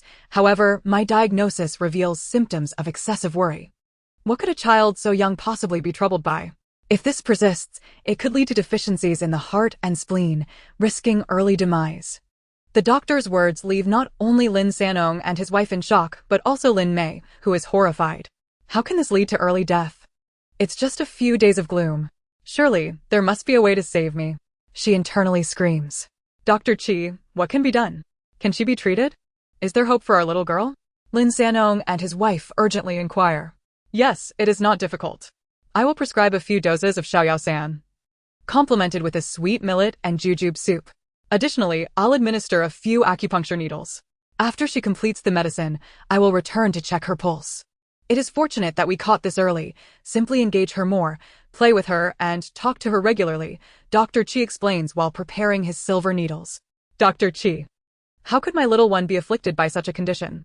Tian Hohat asks, perplexed. It can happen, though it is rare. The child may lack a sense of security and fulfillment of her needs, leading to such symptoms of anxiety, Dr. Qi patiently elaborates. After hearing Dr. Qi's explanation, Lin Mei begins to reflect. Since acquiring her space in her previous life, she had been anxious and hoarding supplies, and now, as an infant, her fear of the unknown has persisted, leaving her in a constant state of unrest. She feels as if a sword hangs overhead, poised to fall at any moment. As she nears the end of her first month, her heart remains troubled. Were it not for her parents summoning Dr. Qi today, she might have continued down this path, potentially facing an untimely end. In her previous life, apart from her grandmother, she had nothing, yet she faced her circumstances with positivity and hope. In this life, with a harmonious family and loving parents and siblings, she had succumbed to fear. Even if calamities akin to those in novels were to befall her, she believes that together they could overcome any adversity. Moreover, her stockpiled resources in her space ensure her survival. What then is there to fear? After a moment of introspection, Lin Mei successfully persuades herself to embrace her role as a true child. She resolves to integrate into this loving family and society. Few have the chance to live again. Heaven has granted her this opportunity, and she intends to live it fully. Upon returning from seeing Dr. Qi, Lin Sanong finds his wife silently weeping. He rushes to embrace her, and in this moment, neither speaks a word. Lin Mei, feigning sleep, can no longer bear the somber atmosphere. She must not allow her mother to succumb to postpartum depression as well. Now that she can see clearly, she notices her parents' embrace and hastily pretends to awaken, wriggling her body and letting out a few cries to shatter the heavy silence. The couple snaps back to reality, with Tian Hohat lifting Lin Mei in a comforting embrace. Lin Sanong remarks, "Our dear girl has slept for quite a while. She must be hungry. I'll fetch her some milk." With that, he goes to prepare her nourishment. This time, Lin Mei is cooperative, finishing the majority of the milk in no time. After satisfying her hunger, she smiles at Tian Hohat, bringing her immense joy and prompting her to call for Lin Sanong to come and see. Lin Sanong sighed repeatedly after reading. Dr. Qi's medical skills are truly remarkable. Just a few acupuncture needles, and our Nyonyo's spirit has improved significantly. I must hurry to prepare the medicine. Once Nyonyo drinks it, she will be completely well. With that, he dashed off to brew the medicine. Tian Hohat couldn't help but chuckle at her husband's eagerness. Time flew by, and in the blink of an eye, 3 days had passed. Lin Mei had endured 3 consecutive days of bitter medicine, leaving her complexion a shade of yellow. Despite the unpleasant taste, she persevered for the sake of her life. Her two older brothers, along with several cousins, were aware of her illness and came to visit her, promising to share the fruits they gathered from the mountains in the future if she behaved well. Hearing this made Lin Mei roll her eyes. The art of empty promises has remained unchanged throughout history. After Dr. Qi confirmed that Lin Mei no longer needed medication, her life was deemed safe. The following morning, the courtyard was bustling with excitement, as it was Lin Mei's full moon celebration. Early on, her mother dressed her in a red belly band adorned with vivid embroidery of the 5 poisons. Her mother also brought out a soft cotton swaddle, its edges embellished with intricate patterns of vibrant colors. These exquisitely embroidered gifts were brought back by her uncle, who had been working in the county town. Due to the distance and her uncle's pressing studies, the couple, Lin Xiong and his wife, could not return home this time. Everyone had finished their morning meal early. Her uncles went to inspect the fields that had been plowed half a month prior, preparing to plant winter wheat once Lin Mei's full moon celebration was over. Her aunts were busy preparing chickens and fish. Grandma Lin, along with her older cousin Lin Chuanxia and younger cousin Lin Yuxiang, cooked pig feed and tended to the cows, sheep, and chickens.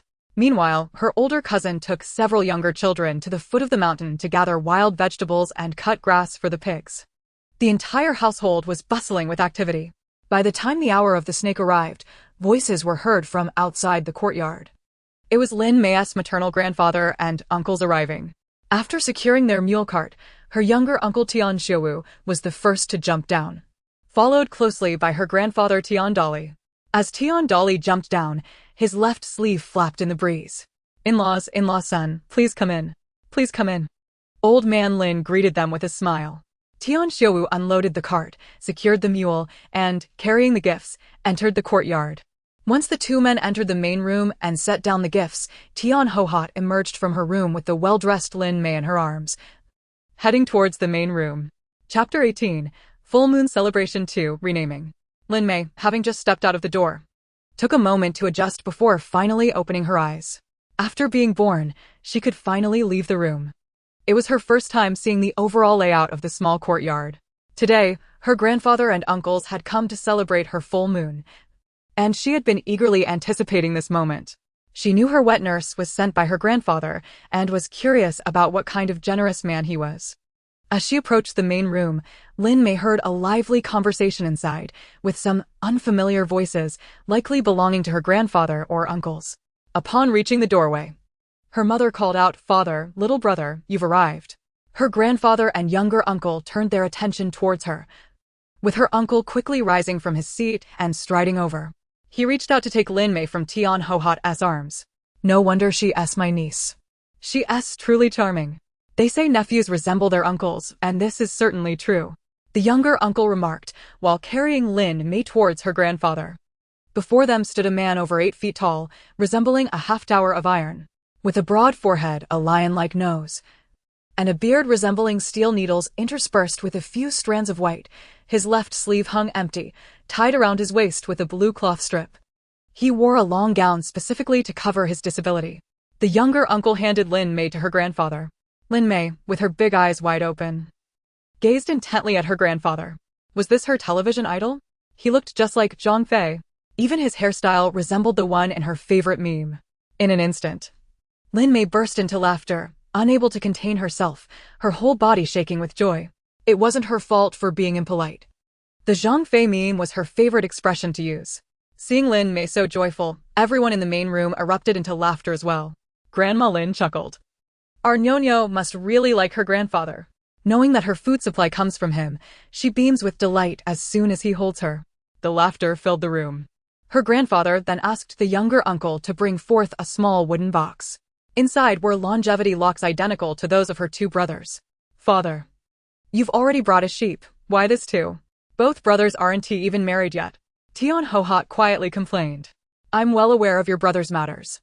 Just accept it and don't worry about anything else," her grandfather teased Lin Mei, displaying a carefree demeanor. "Father, why did only you and little brother come today? Where is the eldest brother?" Tian Hohat inquired, noticing the absence of Tian Xiuwen. "Your eldest brother is on a mission and hasn't returned yet. He has gone to Yuzhou and may not be home for another half month. I'll make sure he comes to see his niece when he has a break." Her grandfather replied. Father, is little brother also going on a long mission? Tian Hohat asked, worry etched on her face. Yes, elder sister. I will also be going on a long mission next month, but don't worry, both my second brother and I are capable. Besides, there will be many people with us. You need not fret, the younger uncle interjected. How could I not worry? Perhaps you should consider changing professions. Father, why not buy some land? With your skills, you could manage hunting during the slack season and still make a living, she suggested. Stop fretting. Neither your brothers nor I are cut out for farming. We will be careful. Today is our Nyonyo's full moon celebration, so let us not discuss such matters. Her grandfather bluntly interrupted. Grandfather, uncle, did you bring candies? We've been very good lately, came the childish voices from outside. Oh my, both little monkeys have grown heavier. Today, your uncle has brought you plenty of candies and also something special. The younger uncle exclaimed, holding Fu Ping in one arm and Fuan in the other. What is this special thing? The two boys asked, their curiosity piqued. Tian Xiuwu set the two down, opened his bundle, and took out 2 slingshots. Wow. Uncle, are you also Lubanzian? Yesterday, Taidan and the others showed us a slingshot that made us envious. You brought us 2 today. The boys cheered. We like you the most, uncle. The 2 little rascals jumped and danced with excitement. Didn't you just say you liked Grandma the most yesterday? Grandma Lin teased. We like everyone. They replied, then ran off with their slingshots to play with their older siblings. These 2 little rascals were so delighted with their new toys that they forgot all about the candies. Has Nyonyo been named yet? Their grandfather inquired. Not yet. Father. Why don't you give her a name? Lin Sanong promptly suggested. How could the grandfather name her? That's for the in-laws to decide. Her grandfather disagreed firmly. In-laws. I can't read well enough to choose a name. The younger generation typically names their own children, Old Man Lin insisted, shaking his head. How about my Sui? It's quite fitting given she was born in the autumn harvest season, the younger uncle suggested with a smile. Don't be ridiculous. There are hardly 10 people in the village without that name. If you ask around Qingstone Town, you'd find 100 girls named My Sui, Tian Hohat retorted disapprovingly. How about He Miao, Xinger, Lu Er, or Hui Nyang? Those are all lovely names, the younger uncle persisted. Where did you hear those? Aren't those names commonly used? At this moment, Lin Mei took a good look at her younger uncle. He stood at 7.5 feet tall. Slender and upright like a green bamboo, with bright eyes beneath his single eyelids and a complexion darkened by the sun. He resembled her mother. Likely taking after her deceased grandmother. How about Suian for peace and safety? Her grandfather proposed. The names bestowed by the esteemed father-in-law are indeed melodious. I find them quite agreeable. The elderly matriarch Lin proclaimed as she patted her thigh. Fuping, Fuan, and Suian, one can easily discern they are siblings, Lin Sanong concurred. Lin Mei was taken aback. It seemed her name for this lifetime had already been decided. Having been called Lin Mei for over 20 years in her previous life, she found herself somewhat unaccustomed to this sudden change. Yet, Lin Suian certainly sounded more beautiful than Lin Mei. The name Lin Mei had been given by her grandmother, a common practice for southern girls of that era, with names often embodying beauty, elegance, and grace. Having grown accustomed to it, she never found it unpleasant. Now, in this entirely new world, she would henceforth be known as Lin Suian. The celebration for her first month was quite modest, as only 2 guests from Tian Hohat's family attended, resulting in 2 tables for the meal, just like usual. However, the feast was exceptionally lavish, with large coarse porcelain bowls brimming with soy sauce stewed chicken.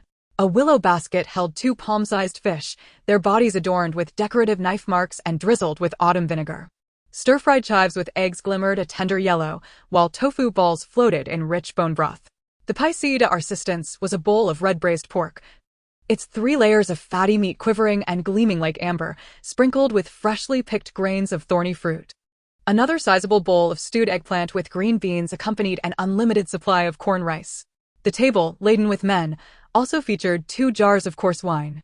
This full moon banquet brought joy to both hosts and guests alike. Lin Mei's grandfather and uncles returned home at dusk, residing in a village nestled 5 miles from Taohua village.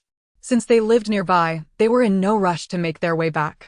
Chapter 19. Lin Suian has turned 1 year old. As Lin Suian rubbed her sleepy eyes and stifled a delicate yawn, she turned her head to behold a ray of sunlight streaming through the window. illuminating her mother's lap where a peach-red garment lay. "Mother, is that a new dress for me?" Lin Suan clumsily crawled from the king and stumbled to her mother's side. "Good girl, you're awake.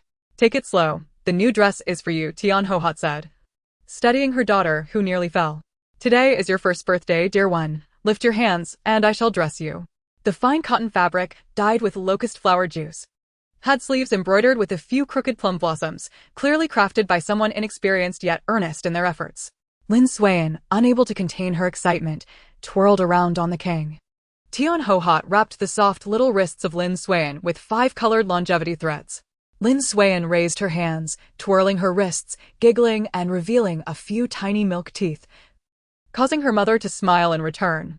"Sit still, dear, let me style your hair," her mother said, dipping a wooden comb in clean water to fashion 2 small buns on either side of Lin Suan's head, secured with red ribbons that allowed short tassels to dance with her movements.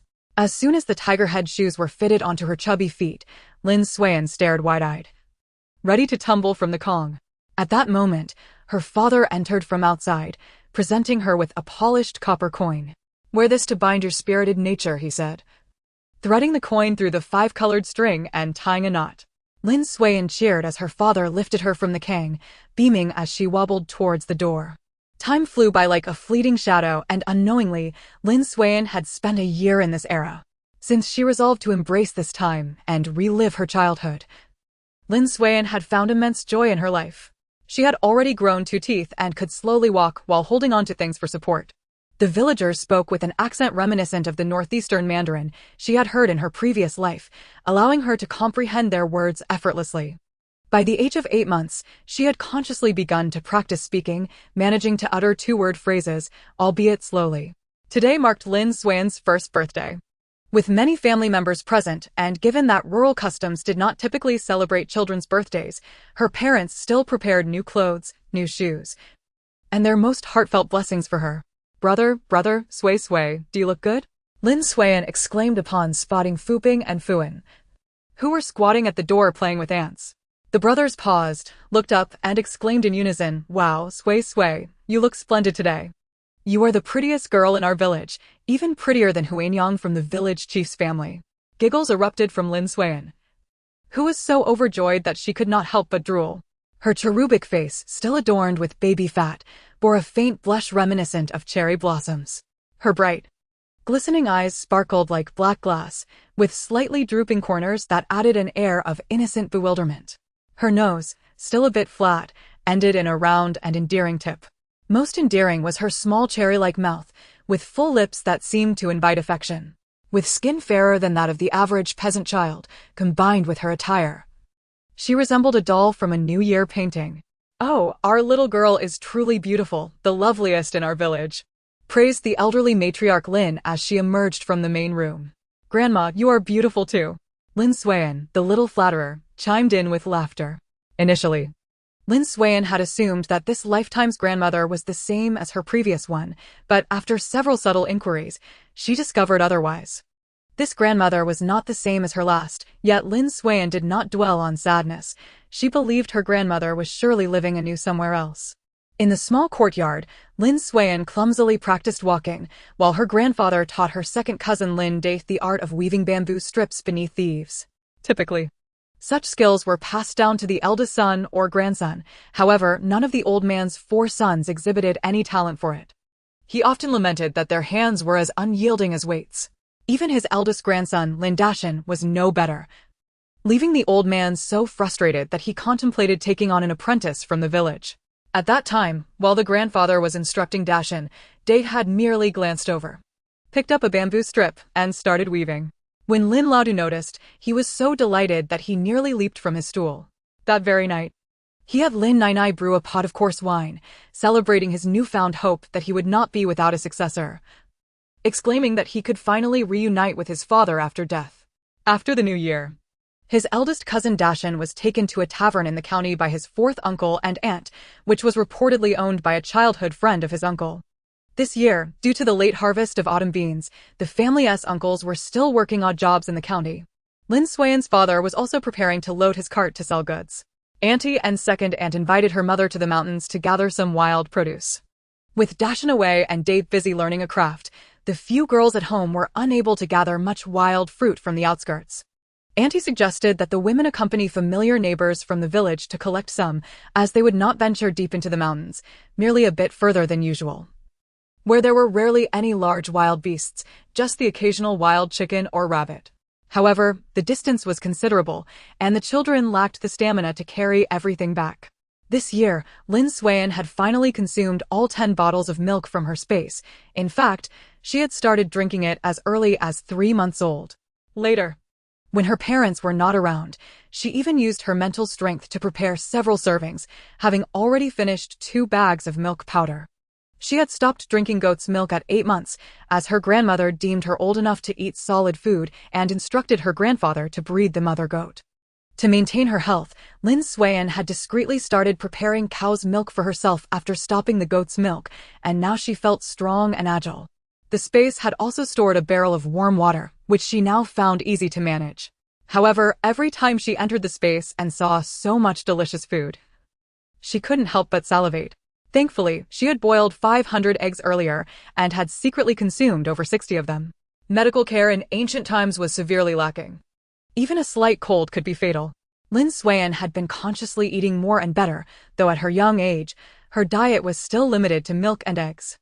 After a simple breakfast, everyone went about their tasks. Even Fuping and Fuan accompanied their grandmother to the foot of the mountain to dig for wild vegetables. In the household, only grandfather, second cousin, and Lin Suian remained.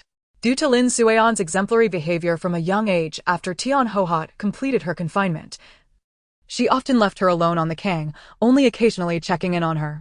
With newfound freedom, Lin Suian wobbled back to her room and closed the door. She climbed onto the Kang with the aid of a footstool and retrieved vitamins, calcium tablets, and fish oil from her space, consuming one of each. She then took out a book titled Illustrations and Functions of Common Chinese Herbal Medicine. After much contemplation, Lin Suian considered the abundant medicinal herbs growing on the mountains nearby, contemplating their potential for income through foraging. Since she turned 8 months old, she had dedicated some time each day to study these herbs, gradually learning about more than 20 varieties. However, she had yet to see the actual plants and wondered if she could correctly identify them when the time came. As the Lin family prepared for dinner, the distant sound of drums and gongs approached, accompanied by intermittent shouts that were not entirely clear. Chapter 20. Good news. Bang, bang. The sound of gongs grew louder, heading straight for the Lin family's courtyard. Lin Day was the first to slip away from the dining table, reluctant to set down his bowl. Following suit, Xiaolu put down her utensils and said to Granny Lin, "Mother, I'll go see what's happening." With that, adults and children alike hurriedly followed her towards the courtyard gate. Lin Suian, having just slid off her stool, found herself alone in the main room with her grandparents. Is Lin Xiyong, the esteemed elder of the Lin family from Taohua village, at home? A resonant voice, infused with an official tone, boomed at the courtyard entrance, synchronized with the rhythmic gongs. Before the echo of the words faded, 2 messengers clad in dark blue short jackets, adorned with red sashes, arrived at the gate. The leading slender man, glowing with excitement, held aloft a scroll tied with red silk in one hand, while the other grasped a small brass gong. Following him was a sturdier man energetically beating a small drum, his face adorned with a beaming smile.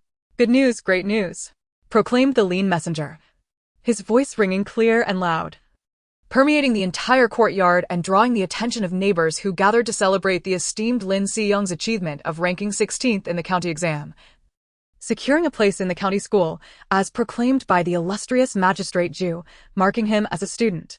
The announcement struck the hearts of all present like a thunderclap. A student. Lin Xiyong had become a scholar. The diligent youth who had toiled for over a decade had truly succeeded. Lin Laotu and Granny Lin emerged, wiping away tears, while young Lin Suian, gazing up, could only see legs. She tugged at her mother's hem, yearning to be lifted to witness the excitement, but her mother was oblivious, preoccupied with her own tears. Xiao Lu was the first to react, clasping her hands together and offering a hasty prayer to the heavens. "Buddha bless us. Our ancestors have manifested. Fourth brother has truly succeeded." Upon hearing this, Granny Lin ceased her weeping and joined in the prayers, beseeching all deities for protection and blessings. The neighbors had already gathered, crowding the entrance of the small courtyard, their voices a cacophony of astonishment and excitement. "Oh my! Siyong has become a scholar. I told you Siyong would succeed. He is a steady child. Incredible, incredible. Our village has produced another scholar. The village head's eldest son became a scholar at 32. Lin Siyong is truly impressive. Be careful with such words. All are remarkable, all are remarkable. Our Taohua village is indeed blessed. Look at old Lin. He is so overjoyed he can hardly speak. Seeing the family so overwhelmed, the lean messenger beamed even brighter, skillfully presenting the scroll to the still-dazed Lin Laotu. Another messenger timely struck the drum again, amplifying the joyous news further. Congratulations, congratulations.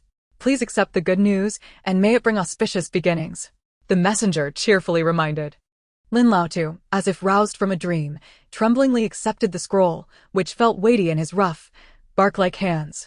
He recognized a few characters, prominently featuring Lin Siyong's name and an official seal. Thank you, dear messengers. A small token of appreciation for your efforts. Please enjoy a cup of tea. Lin Sanong had already dashed inside, procuring 60 copper coins to present as a reward. The messenger, delighted by the generous token, expressed heartfelt gratitude.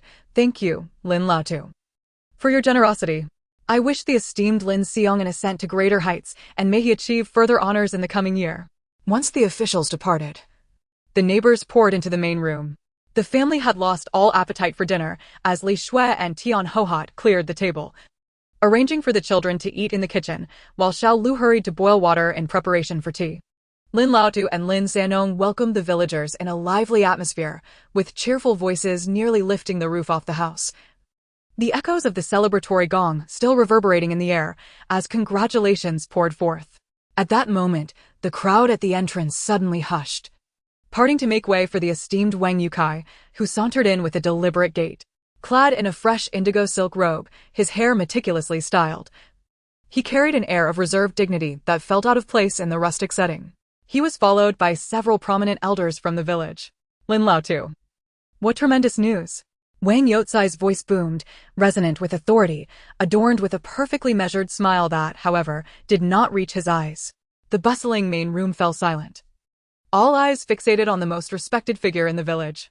Lin Laotu quickly parted the crowd to greet him, bowing repeatedly. Wang Yukai, your presence honors us truly. Siyong is a remarkable child, bringing glory to our village. As the village head, how could I not come? Wang Yukai waved his hand dismissively, his gaze casually sweeping over the congratulatory scroll on the Kang table, lingering momentarily on Lin Siyong's name. He recalled that his eldest son, Wang Bojun, had also become a scholar 3 years prior, ranking even higher. Reflecting on the lively atmosphere of his own home at that time, he noted that it paled in comparison to the current fervor in the Lin household. A fleeting feeling of displeasure flickered through him, quickly masked by an even broader smile.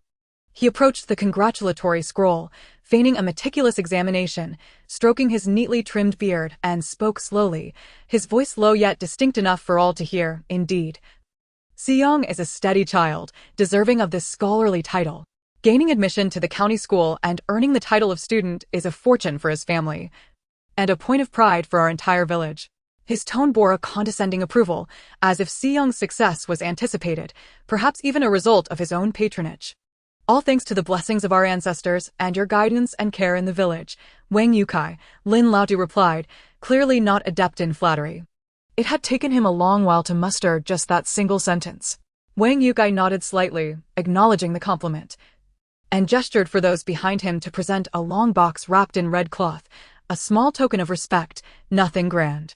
It contained a fine scholar's inkstone, intended for Siyong to use in his studies. Now that he has entered the county school, he must devote himself diligently and not squander this opportunity. Wang Yukai felt a surge of satisfaction, believing the gift to be both valuable and fitting. Oh dear, this is far too generous. It cannot be accepted, protested Lin Laotu. Madame Lin waved her hands repeatedly, seemingly taken aback by such a generous gift. Indeed, indeed. Wang Yukai insisted on placing the box into old man Lin's hands with an undeniable force. When Bo Jun embarked on his studies, he was acutely aware of the significance of ink, paper, and brushes. Now Siyong had also become a scholar, positioning him alongside Bo Jun in the scholarly lineage. And they would need to encourage one another in the future.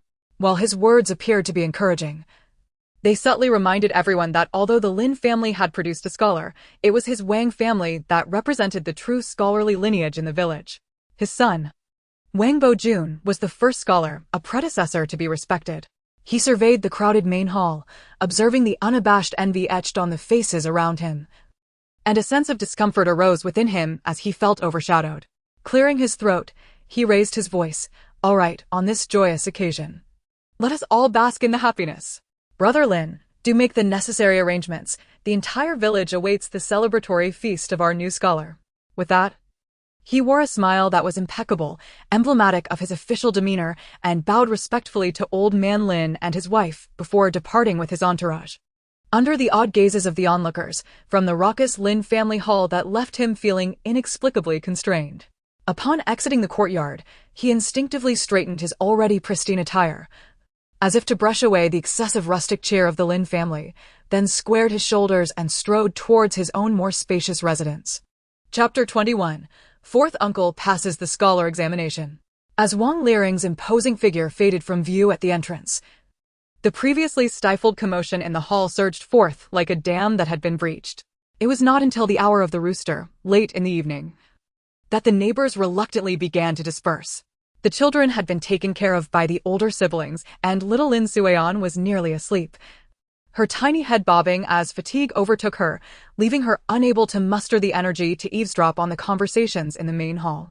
The eldest cousin glanced at the elders, still engrossed in discussion, and instructed the second cousin to take the younger sisters to wash up and rest in the backyard, while he took charge of the boys. She remained behind to tidy up the remains of the feast and to report back to the elders later. Once the hall was left with only the Lin family members, Xiaolu clapped her thigh, startlingly Shui, who had been lost in thought. "Sister-in-law, please do not startle me like that," she exclaimed, patting her chest in relief. "Father, Mother, am I dreaming? Fourth brother really passed the scholar exam. Oh heavens, the Lin family is about to change its fortunes." Xiaolu still seemed incredulous and asked once more. "Enough now. I am not as excited as you. This good news is no illusion. Now, help me think about how we shall manage the celebratory feast." Old Lady Lin retorted, somewhat exasperated. "Father, I noticed something was off with Wang Liering today. I can't shake the feeling he has ulterior motives." Lin Lao interjected. "Silence. Your father is not blind. Not a single member of the Wang family is virtuous. The old Wang and now this one, they are locals and we are outsiders. Now that we are prospering, it is only natural they feel resentful. It's best to limit our dealings with their family. They dare not act against us openly. Father, should we not call back eldest brother, second brother, and fourth brother from the county tomorrow? Things will get busy, and they should no longer work odd jobs. Fourth brother must return to preside over the banquet." Li Shui suggested gently. "Yes, third sister, after breakfast tomorrow, you shall go to the county to fetch them. The timing of the feast can be determined once fourth brother returns. For now, we do not know if he has other plans," old man Lin contemplated. "Old man. Have third sister notify eldest sister along the way," old Lady Lin timidly suggested, noticing her husband's sudden displeasure. "Indeed, father. Let us inform eldest sister to join in the festivities. Fourth brother passing the exam will surely delight her. If she can attend, fourth brother will be overjoyed," chimed in Lin Sanong. Old man Lin furrowed his brow even deeper. Eldest daughter was their first child, and how could he not cherish her? However, her actions had deeply wounded him. Since she married, she had barred them from her home, and thereafter she seldom visited, merely sending gifts on the second day of the new year. This year, she had not even sent a gift, and he worried something must have happened. Yet he could not bring himself to mend the rift, for she was resolute in her stance. How could parents not feel heartbroken? Let us discuss it once the date is confirmed. Third sister, you shall also inform your younger sister tomorrow. We will set a date and send word then. Now, everyone is tired. Check the kitchen for leftovers, have a bite, and rest." Old man Lin's festive spirit had diminished, replaced by a layer of worry. Clearly, the mention of eldest daughter had rekindled his sorrow, and old Lady Lin wiped away tears beside him. This stubborn old man is just like her, refusing to yield an inch. It is as if she seeks to break my heart. 20 years have passed, and she has not even looked back once, a heartless wretch. Old Lady Lin muttered softly. Tion Hohot entered the kitchen, but did not find her daughter. Spotting Chunxia washing dishes, she inquired, "Xiaozi, where is Sui Sui? Has she gone back to the room?" "Auntie, Enin and Sui Sui are sleeping with their older siblings tonight. They want TV joining you for the night, Chuanxia replied cheerfully. Oh, our Xiaozi is indeed the eldest sister, so understanding and thoughtful, arranging everything for her younger siblings, Tian Hohat praised. The adults casually filled their stomachs and then retreated to their rooms, for the old couple had no appetite for dinner that night. Back in their room, Lin Sanyong learned that both his little daughter and younger son had gone to sleep with their older brother. Head of the family, what has happened to eldest sister? I have been married for so many years and have yet to see her, Tian Hohat asked, lying on the bed. Lin Sanyong remained silent for a moment before letting out a long sigh. Eldest sister, where do I begin? Originally, father had arranged a marriage for her. It was decided she would wed after her 16th birthday, but 3 months before that, the groom's father unexpectedly passed away. Due to the mourning period of 3 years, the marriage was postponed. At that time, our family was struggling. Father was the only one earning a living by weaving bamboo, and all the children were still small. Eldest sister, being more capable than eldest brother, proposed that she and he go to the county to sell bamboo. Lin Sanyong sighed again and continued, however. Something happened in the county, and eldest sister met her current husband, and they fell in love. When she returned to tell father and mother she no longer wished to marry the originally arranged groom, she wanted to marry her current husband instead. Naturally, father opposed the annulment. He had been friends with the deceased groom's father, having escaped famine together to come to Donghua village. You know how much father values loyalty. And this betrothal was established when eldest sister was just 6 years old. How could he possibly agree to her sudden change of heart? But eldest sister was resolute. When father did not agree, she sought out the man herself to annul the engagement. He did not create many obstacles in agreeing, but his mother was unreasonable, causing a stir that reached every corner of the village. One night, eldest sister ran away from home, leaving behind only a few words. On the 2nd day of the new year, she returned with her husband, but father did not allow them to enter, and since then, she has never returned. After recounting this, Lin Sanyong fell into his own memories. Tian Hohat finally understood the whole story. She had heard whispers of an eldest sister upon her arrival, but had never seen her or heard the family mention her, making her particularly curious about what kind of person eldest sister was. Have you all never gone to visit eldest sister's home? Tian Hohat continued to inquire. Having observed the situation, it was apparent that Lin Sanyong had visited the place in secret a few years prior, but after a satisfactory experience, he had not returned. Sleep now, sleep. Lin Sanyong clearly wished to avoid further discussion. The following morning, the entire Lin household arose early.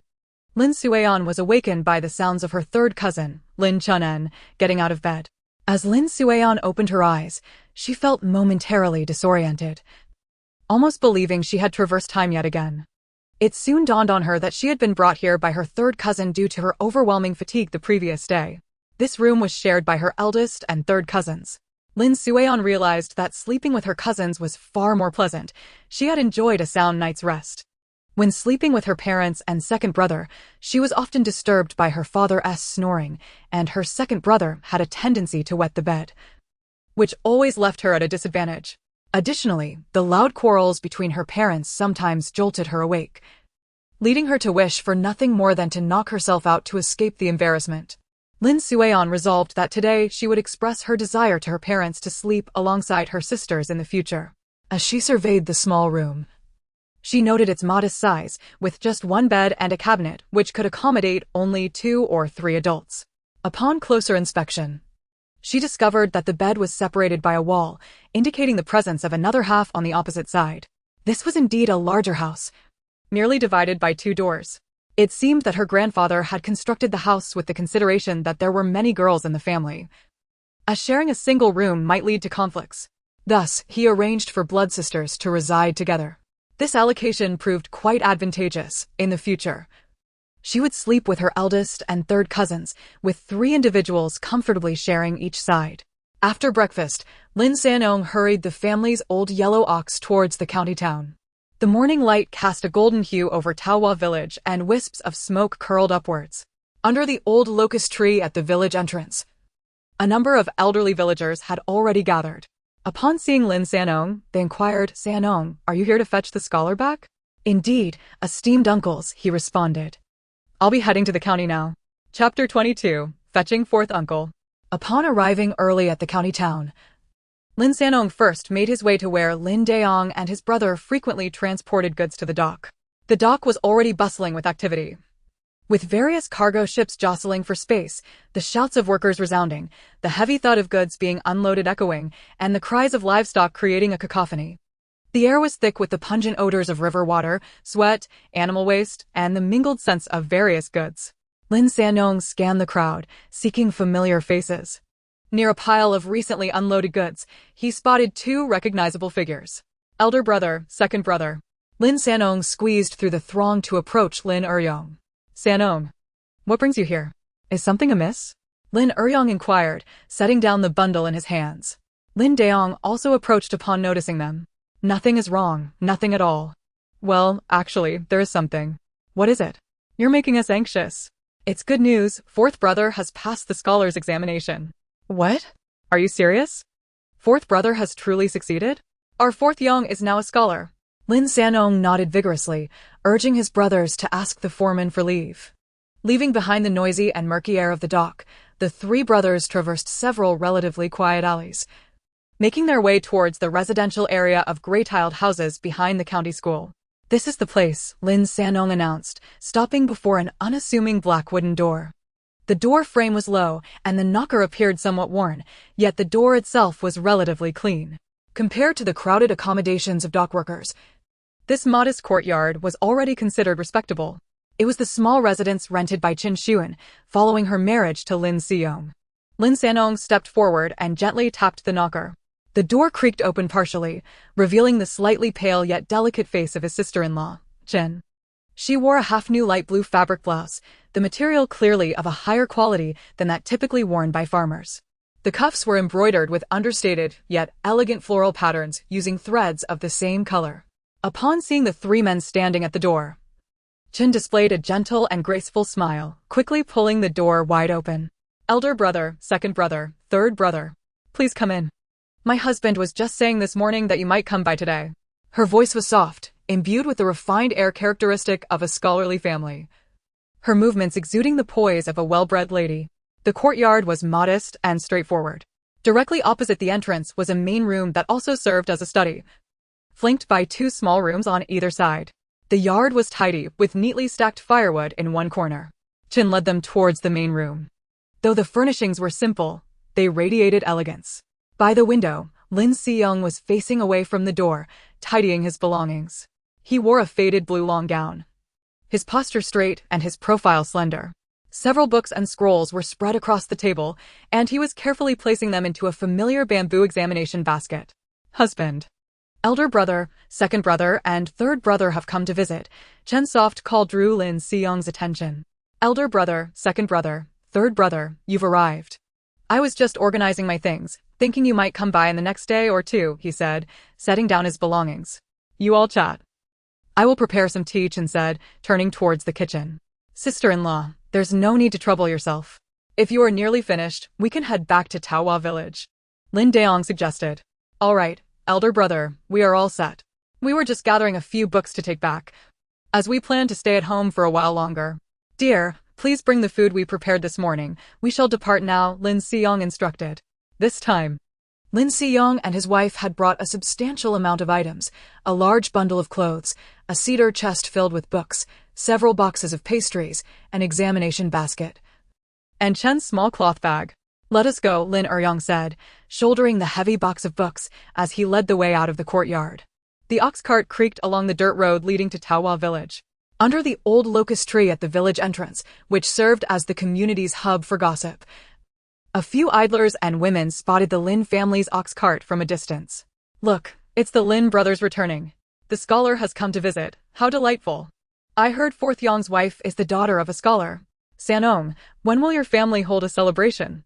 The villagers chattered excitedly, and as Lin Sanong drove the cart, he responded vaguely with pleasantries like good, hello, uncles and aunts, and we'll notify you when the celebration is arranged.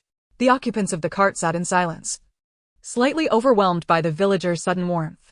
At this moment, all the members of the old Lin family had gathered together, even Lin Fuping and Lin Fuan, who usually loved to roam about, were obediently playing with their sister, Lin Sueon, in the corner, engrossed in observing ants.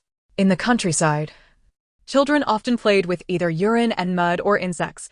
Lin Sueon chose the latter. As the ox cart arrived at the door, Fuping dashed out. "Father, my scholar uncle is back.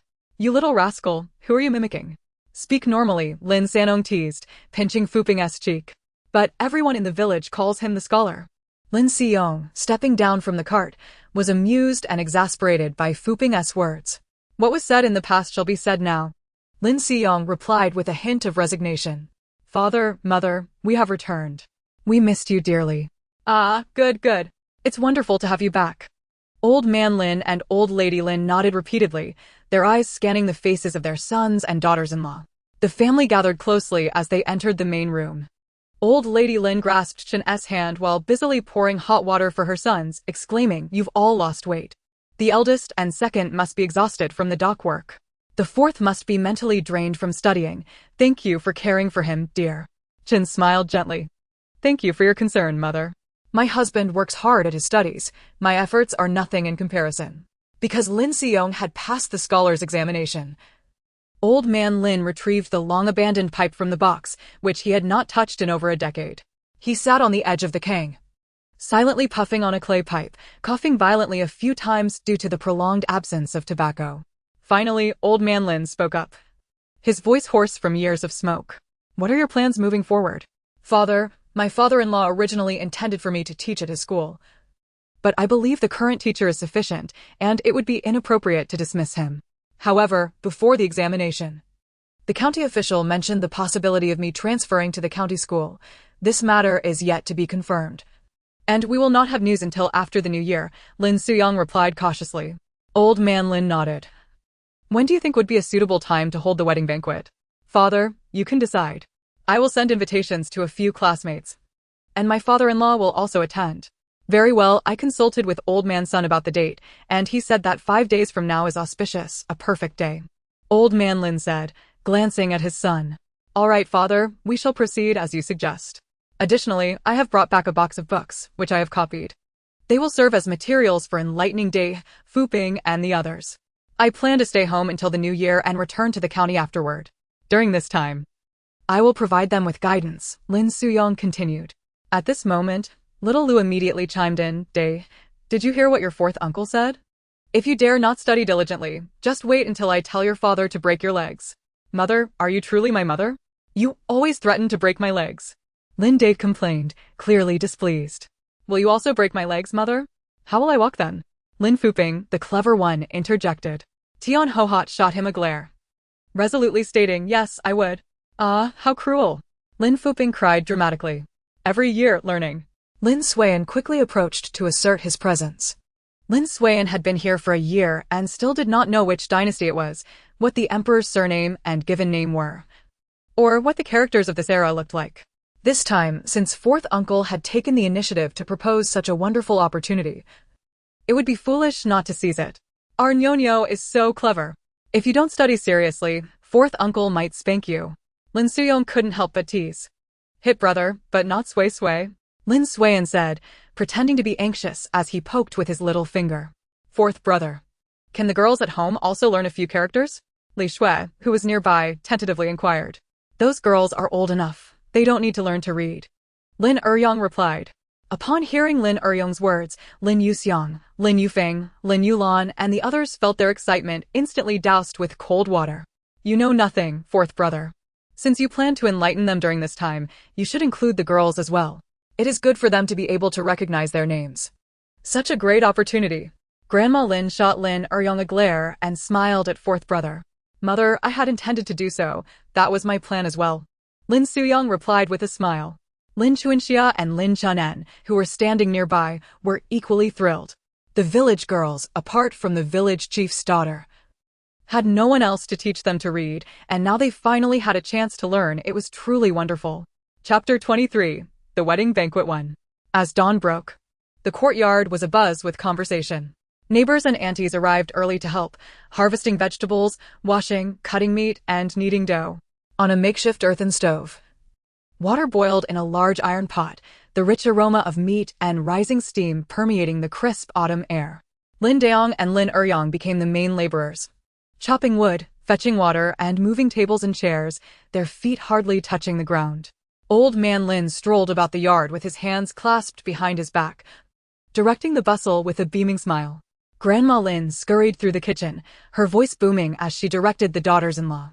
Lin Sanong busied himself welcoming the steady stream of villagers, his voice louder than usual. Lin Suyong, clad in a somewhat worn blue long robe, engaged in conversation with several elders from the village in the hall, his demeanor humble. The younger ones entertained the children of aunts and uncles. Today, Lin Suiyan finally met her eldest uncle, who bore a striking resemblance to her grandfather. She received a large bag of candies from him, though her younger uncle was away on a long trip and had not yet returned. Today, her grandfather had sent a wild deer, which delighted Grandma Lin, who repeatedly exclaimed how thoughtful her in-laws were. Grandma Lin's brothers from her maternal family also arrived, all large and robust, contrasting sharply with the petite and frail Grandma Lin. They were all butchers, owning a meat shop in town that did quite well. Early that morning, they had brought a freshly slaughtered pig, insisting that it was essential for Lin Suyong's wedding. Old man Lin was always wary of Grandma Lin's brothers, offering only a brief greeting before hastily retreating to the yard. The second daughter of the Lin family has returned, someone called out. At the courtyard entrance, second daughter Lin Xiaoyu entered, leading her husband, Tang Guangzong, and their 6 or 7-year-old son, Tang Jiabao. Lin Xiaoyu had married the only son of the tofu shop in town, and after a year of marriage, she gave birth to a son, which delighted her mother-in-law, who boasted to everyone about Lin Xiaoyu's good fortune. Lin Xiaoyu resembled Grandma Lin. Having fared well in her husband's family, she appeared plump and rosy, her complexion radiant, making her peach blossom eyes especially captivating. Tang Guangzong, however, limped on one leg. In Lin Suiyan's eyes, it seemed to be polio caused by the polio virus. As soon as Tang Jiabao entered, he broke free from his mother's grasp, shouting Grandma, Grandpa, as he dashed into the courtyard. With the arrival of friends and relatives, the courtyard became even livelier, filled with helpers, chatterers, and onlookers, all crowding into the space. Just as the noise reached its peak and the banquet was about to commence, a hoarse, trembling voice suddenly pierced through the jubilant atmosphere, like thunder splitting the joyous gathering. Grandma Lin dropped the flour-dusted cloth from her hands, staring in disbelief at the haggard woman standing at the courtyard's entrance, accompanied by 3 girls. Her murky eyes first reflected incredulity, soon giving way to overwhelming pain and a flood of tears. Manji, is that really you? My child? Grandma Lin cried, heart-wrenchingly. Stumbling forward to embrace the frail woman dressed in a patched dark blue shirt, her bony fingers almost digging into her daughter's thin shoulder blades. 20 years, exactly 20 years on this celebratory day, marked by autumn frost and accompanied by 3 similarly tattered girls, she had returned abruptly to the small courtyard. All eyes were drawn to this pair of mother and daughter, locked in a sorrowful embrace. The air seemed to freeze, leaving only the suppressed cries of Grandma Lin, which had erupted after 20 years, and Lin Manji's muted, nearly soundless sobs. The village women helping out forgot their tasks, the elders in the hall ceased their conversations, and even the children running around stood frozen in place. Old man Lin's face turned ashen, his hand gripping the doorframe, veins bulging. He gazed at the long-lost eldest daughter, now nearly unrecognizable, and memories rushed back to him from 20 years prior. The eldest daughter had left without his consent to break off her engagement with Zhang's eldest son. When she returned with that man on the 2nd day of the new year, she insisted that she was in love with Li Maokai and that she would certainly find happiness. Li Maokai had sworn he would treat her well. Was this what they called happiness? 20 years had turned a healthy and beautiful girl into the shadow of a woman before him. The worn dark blue shirt, patched upon patched, her sleeves shiny from wear, was duller than the mottled earthen wall behind her. Her hair was a brittle yellow, sparsely held up by a smooth wooden hairpin, revealing a forehead and neck weathered by wind, cracked and etched with fine wrinkles. Her face bore the deep marks of years of toil and malnutrition. Her skin was rough and dark, cheekbones protruding, eyes sunken, and her lips chapped and tinged with a bluish hue. The once bright and hopeful eyes now appear murky and clouded. Behind her stand 3 girls, each with disproportionately large heads and petite bodies, clad in ill-fitting garments. Their shoes are caked with thick, semi-dried mud, evidently having journeyed from a considerable distance step by arduous step. The arrival of Lin Manji and her 3 daughters is akin to a bucket of icy water extinguishing the previously bubbling joy.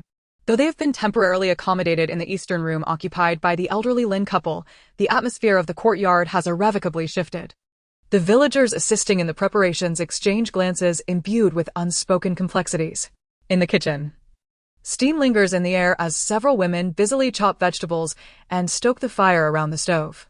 Their hands remain occupied, yet their heads huddle closer together, fearful of disturbing the gloom that hangs over the main hall where the hosts are mired in sorrow. "Do you know Lin Manji?" a relatively younger woman inquires. Aunt Suehua, from next door, sighs heavily, her knife chopping forcefully through the cabbage. Returning home late or early is one thing, but choosing this day of celebration to come back is downright malicious. Such a statement is a bit harsh. Another slightly older woman, Aunt Wang, interjects, deftly peeling garlic with a knowing glint in her eyes. Look at her, she must have faced unspeakable hardships out there, which is why she has returned, albeit reluctantly. 20 years. Who knows what torment she has endured? She pauses, lowering her voice to a conspiratorial whisper, however, compared to another matter in our village. This is merely a family disgrace, not a scandal. Another matter? Aunt Suewa's ears perk up, and her knife slows. Whose family? Aunt Wang glances around to ensure only they are privy to the conversation before replying in a hushed tone. Who else but the esteemed family of the village chief? The village chief? Widow Li, who had been tending the fire, leans in, forgetting her tongs. What scandal could possibly involve them? Isn't their eldest son already a scholar? I'm not referring to the eldest son. Aunt Wang scoffs, a hint of disdain and concealed excitement in her voice. You wouldn't believe it. Who is it? Don't keep us in suspense. Aunt Suehua urges. It's the village chief's youngest daughter, known as Sister Lan. Wasn't it recently rumored that she was being courted? Aunt Wang continues, I thought they were seeking a suitable scholar for her to marry. Indeed, what happened? She is engaged. Aunt Wang's voice drips with sarcasm. But do you know the identity of her betrothed? Oh dear, you love to tease us. Hurry up. Widow Li can no longer tolerate the suspense. The county magistrate.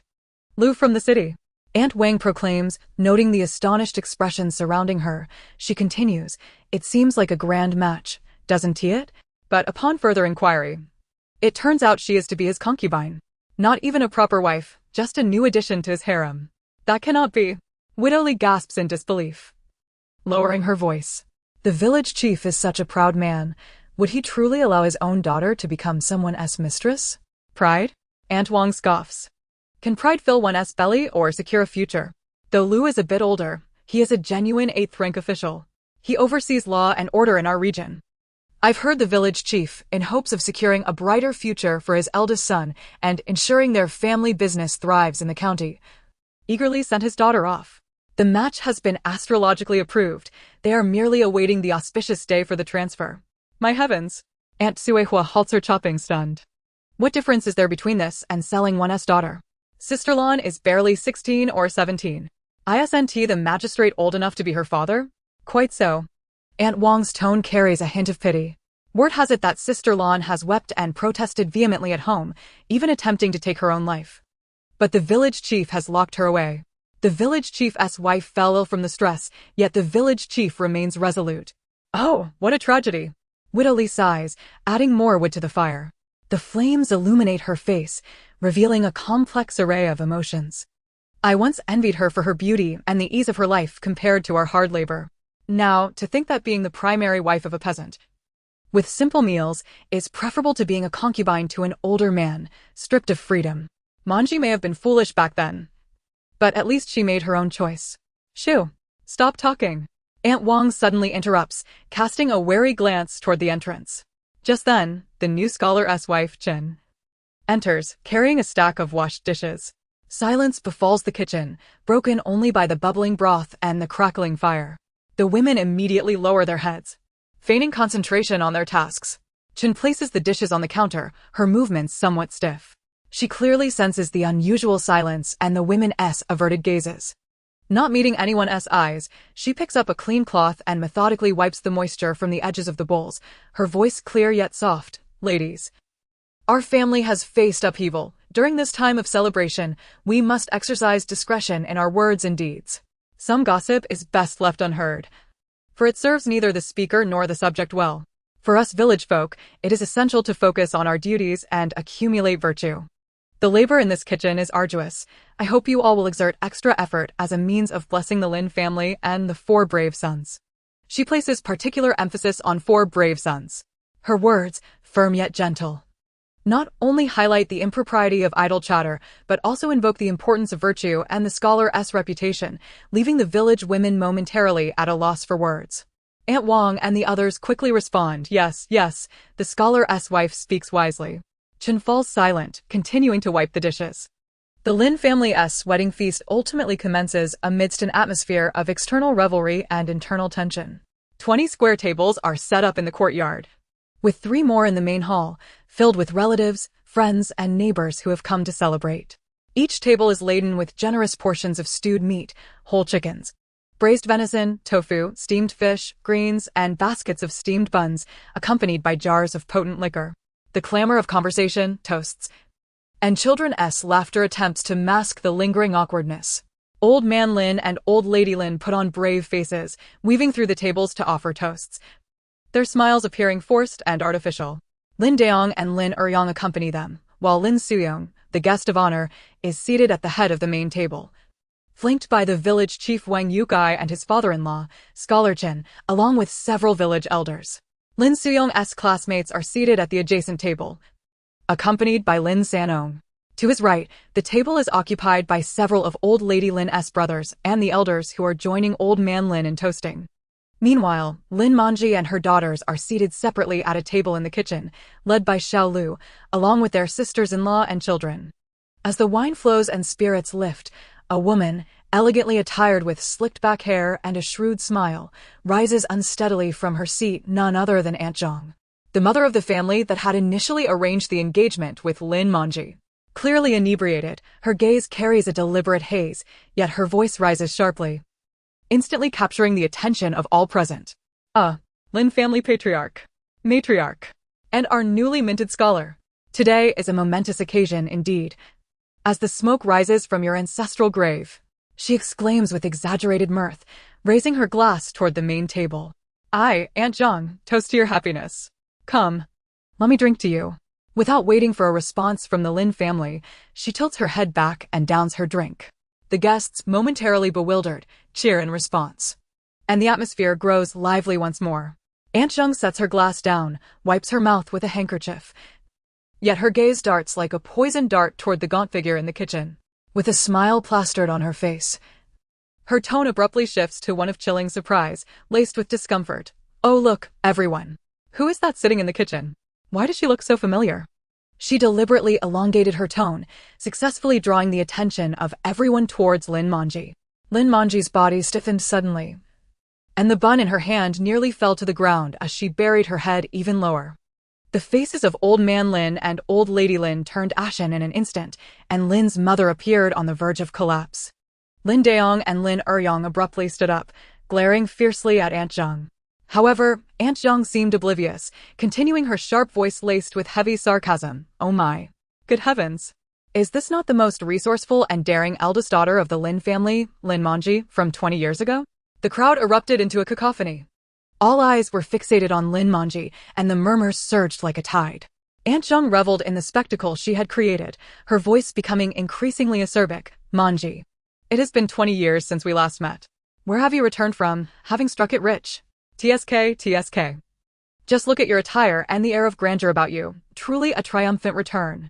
She deliberately emphasized the phrase triumphant return, eliciting a chorus of low chuckles.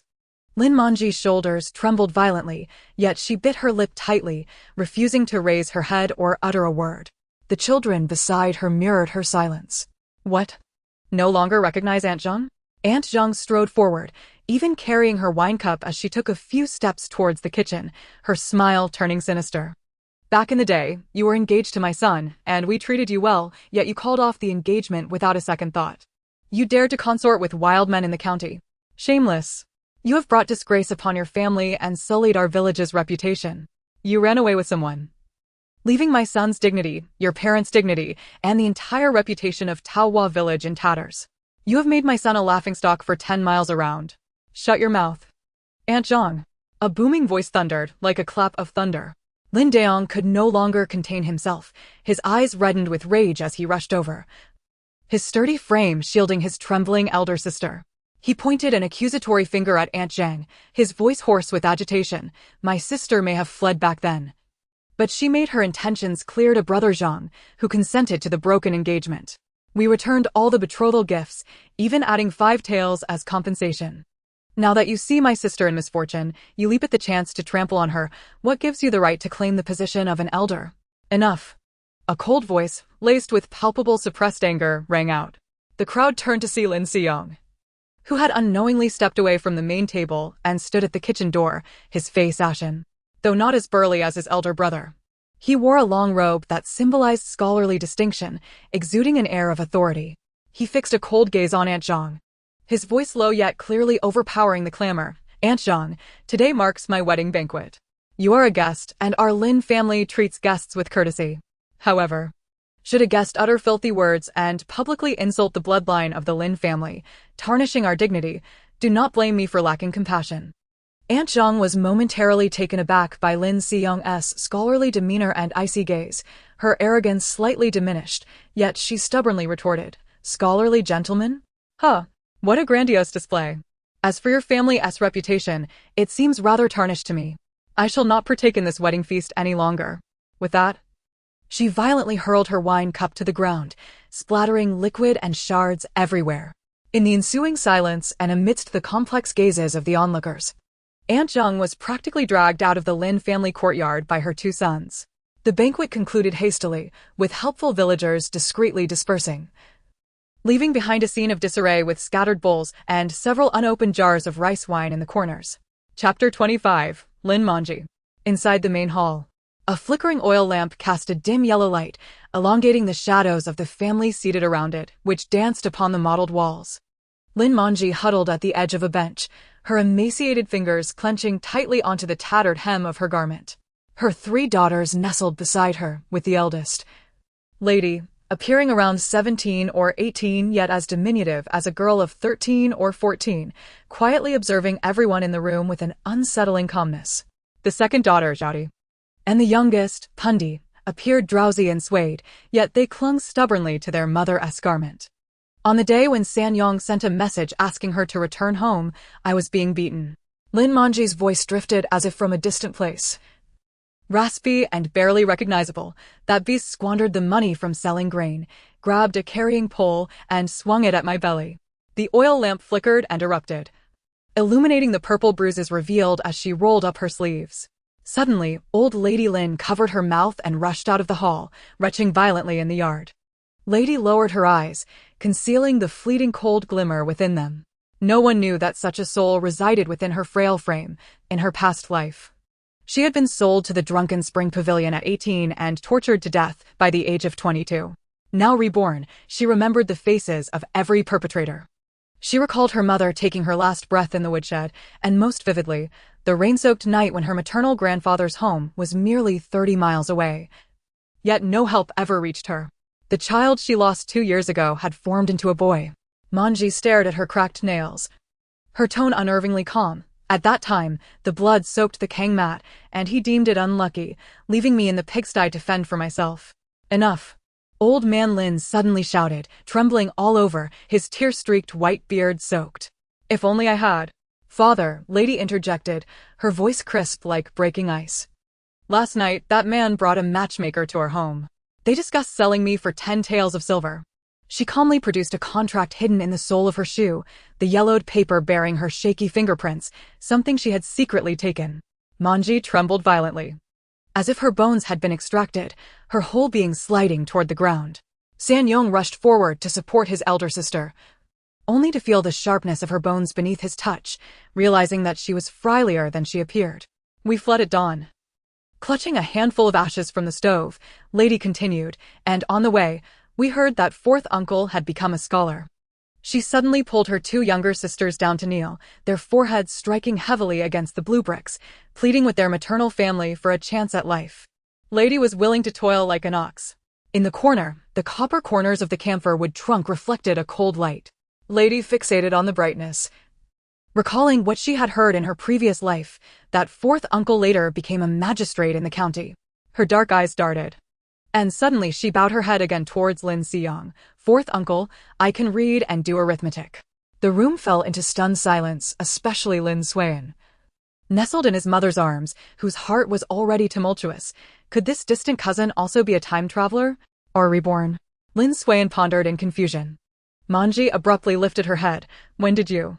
The peddler taught me, Lady replied without skipping a beat, deceitfully claiming it was something she had learned to please customers in her previous life at the brothel. In the dim light, Lady quietly scrutinized her maternal relatives. This was their first encounter across 2 lifetimes. In her past life, she had never stepped through this door until her death. Now, she finally beheld the rumored maternal grandfather, grandmother, several uncles, and the fourth uncle who had just passed the scholar's examination. Fourth uncle Lin Siyong sat in the main seat, slender in frame, donning an old blue robe. He appeared scholarly, yet his gaze was far heavier than Lady had imagined, not the mere bookish scholar she expected. Lady clenched her fingers hidden in her sleeve. She had to seize this lifeline. Father, this matter cannot just end here. Lin Daong pounded the table, his voice subdued yet intense. What that beast said to me back then, now treating my sister this way. And even planning to sell my niece. Tomorrow I will break his legs. Indeed, echoed the second and third uncles in unison. As soon as dawn breaks, we shall head to Donghua village and settle the score with Li Maokai. Old man Lin remained silent, his wrinkled face dark with anger. Lady S' heart raced. They were willing to intervene? Would they truly stand up for her and her mother? She couldn't be certain, nor did she dare to harbor excessive hope. In her previous life, she had waited in vain for the assistance of her maternal family until her last breath, and in this lifetime, she could only take a gamble.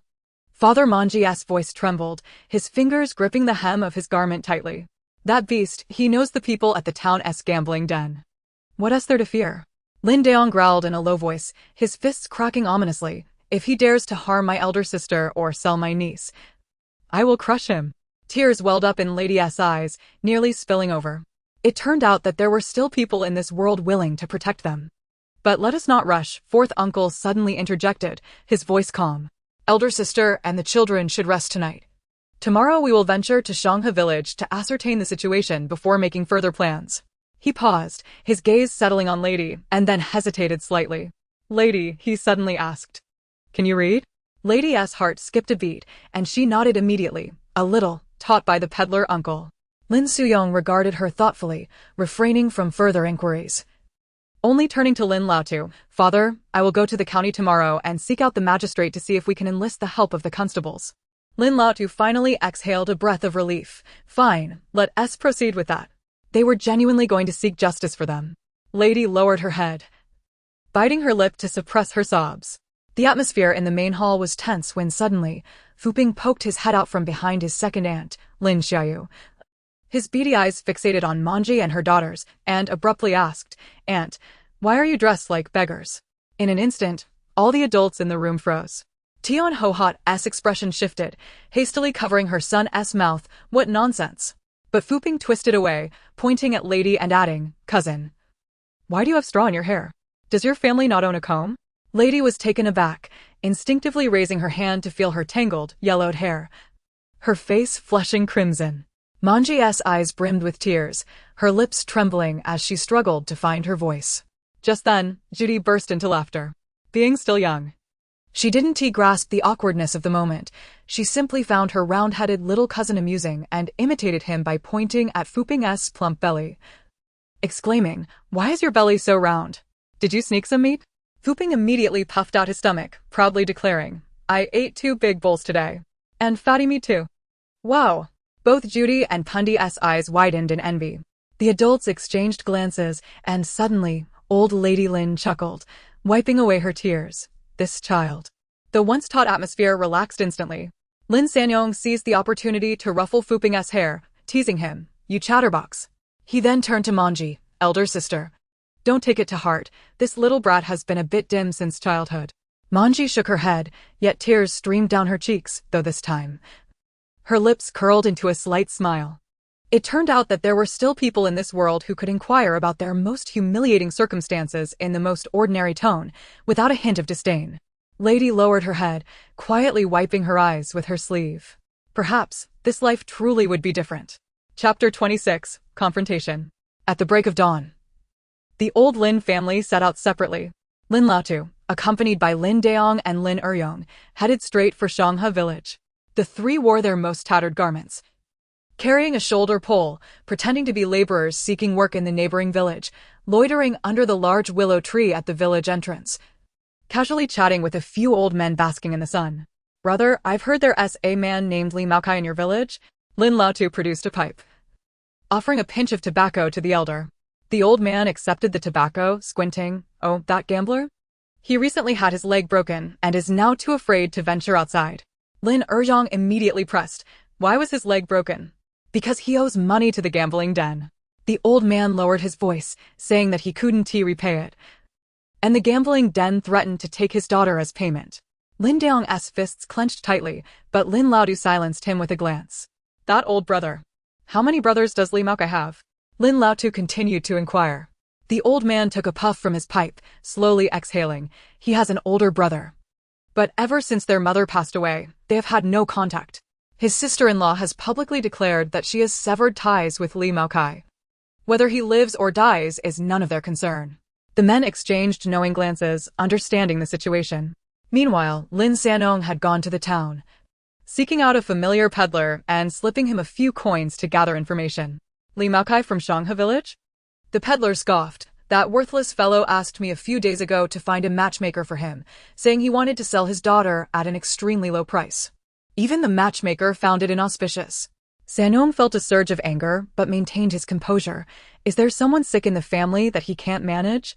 This year's harvest is good. Why sell his daughter? That scoundrel loves to gamble. I'll be honest with you, I'm somewhat distantly related to him. I know a bit about his family affairs." Lin Sanong slipped the peddler another 20 coins. "Brother, share whatever you know. Let us consider it a casual chat, so as not to hold you up from selling." The peddler accepted the coins with satisfaction. "Li Maokai's mother is my mother's cousin, so we're somewhat related. Li Maokai has always been wayward. However, my aunt, having lost her husband young, had a tough time raising her two sons. Li Maokai, despite his mischief, is relatively filial. Although he engages in petty thievery, he wouldn't dare commit any heinous acts. When Li Maokai was young, he was quite handsome, and one year he unexpectedly brought back a beautiful girl. My mother even remarked that he was quite capable, not having to spend a penny on the bride price.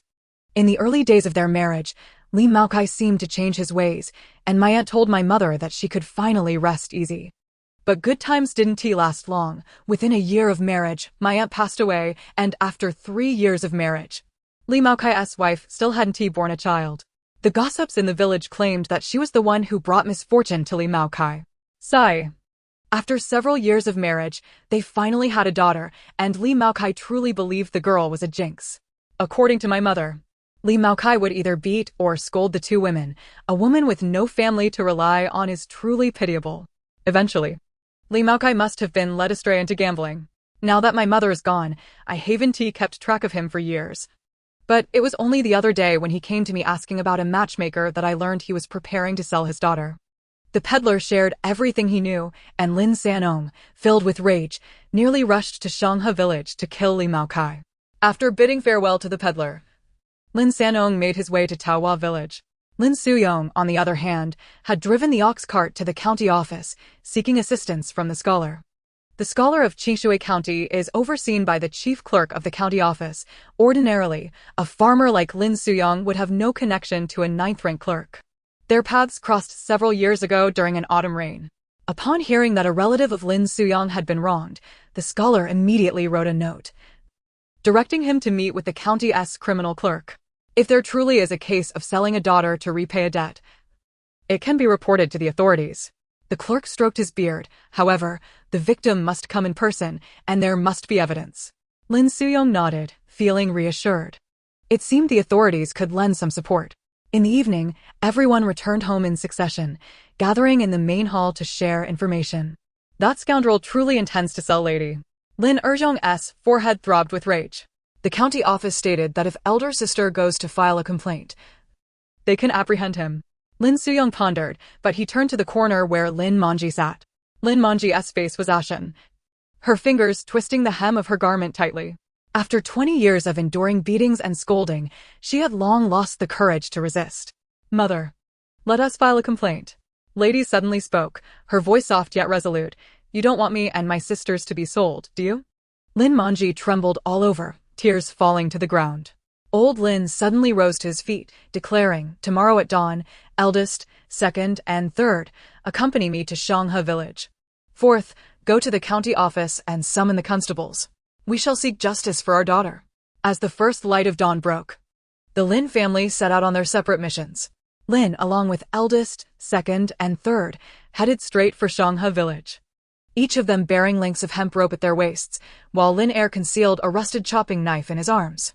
Upon reaching the village entrance, they encountered Li Maokai, who, leaning on a wooden stick, limped toward the village's edge. "Li Maokai!" Lin Daong bellowed like thunder.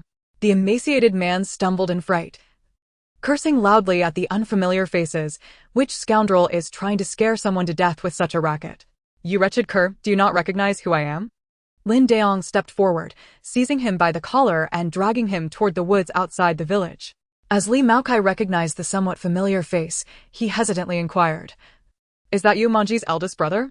Now that you know, prepare yourself. Today, I shall teach you a lesson for the way you treated me. You claim to be a man? Abusing your wife and selling your daughter? You must have a death wish." Lin Daong spat as he began to slap Li Maokai across the face. Lin, the elder, struck Li Maocai's forehead with his smoking pipe, drawing blood instantly. Li Maokai shrieked like a slaughtered pig, silenced only when Lin Er covered his mouth. Several villagers, curious about the commotion, peeked out, prompting Lin to smile broadly and bow. Just a little quarrel between in-laws, nothing to worry about. Lin Er then delivered a punch to Li Maocai's stomach, exclaiming, "This is for hitting my sister and selling my niece." Lin, the elder, lowered his voice. "Today, you shall learn that the Horse King has many eyes." Realizing that the attackers were his own cheap father-in-law and brothers-in-law, Li Maocai's mind raced back to his past misdeeds against Lin Manji, causing him to wet himself in terror. "Father-in-law, spare me." Just then, Lin Si brought two constables who, upon entering the village, were greeted by the wails of Li's family.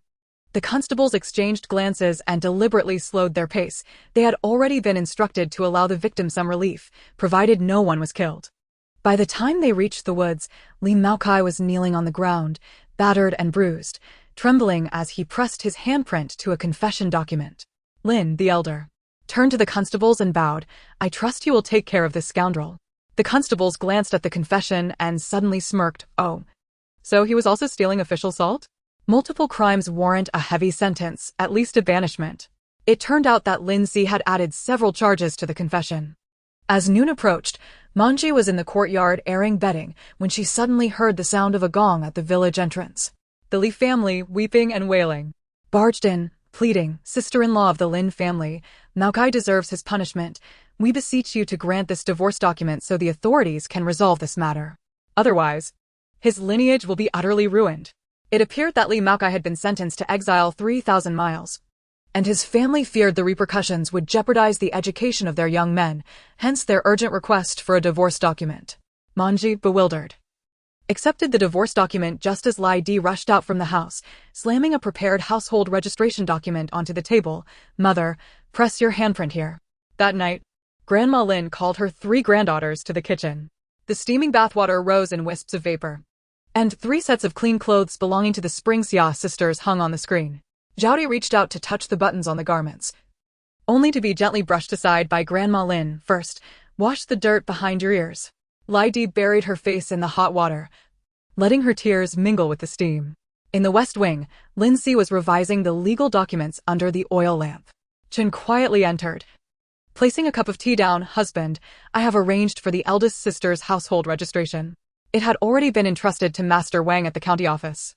Once the ink dries, the 2 acres of our thin fields behind the house can be registered under her name."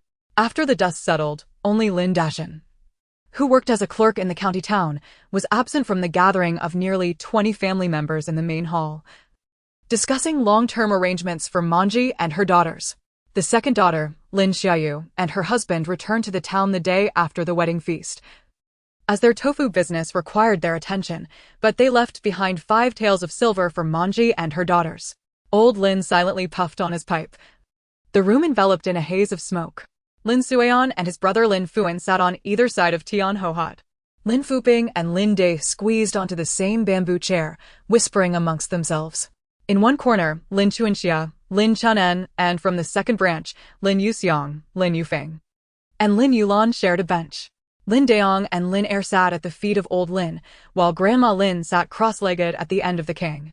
Lin Sonrong took a low stool at the entrance of the hall, and Lin Si and his wife sat at either end of a square table. Manji and her daughters occupied a bench beneath Grandma Lin. In the oppressive atmosphere, old Lin suddenly cleared his throat and said, "I have discussed with your mother. And your eldest sister and her children will live here from now on.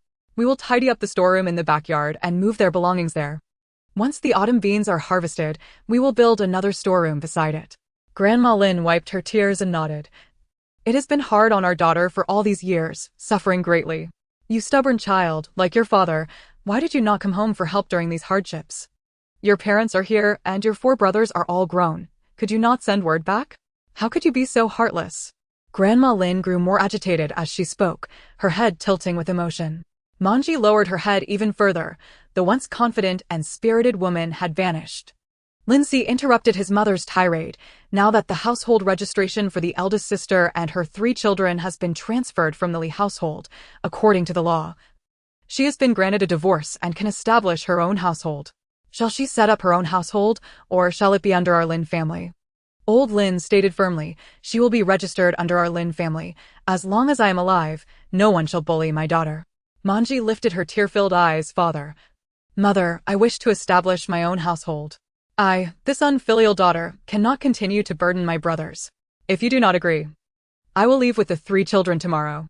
After much discussion, it was ultimately decided that Manji would establish her own household, and both Old Lin and Grandma Lin acquiesced.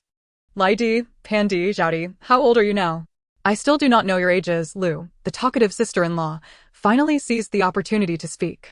"Aunt, I will be 18 during the new year, Pan Di is 15 this year, and Zhao Di will turn 8 after the new year," Lai Di replied softly. As Lu contemplated the significant age differences, Manji continued, "Pan Di was born prematurely due to Li Maocai's beatings. The midwife warned that it would be difficult for me to conceive again.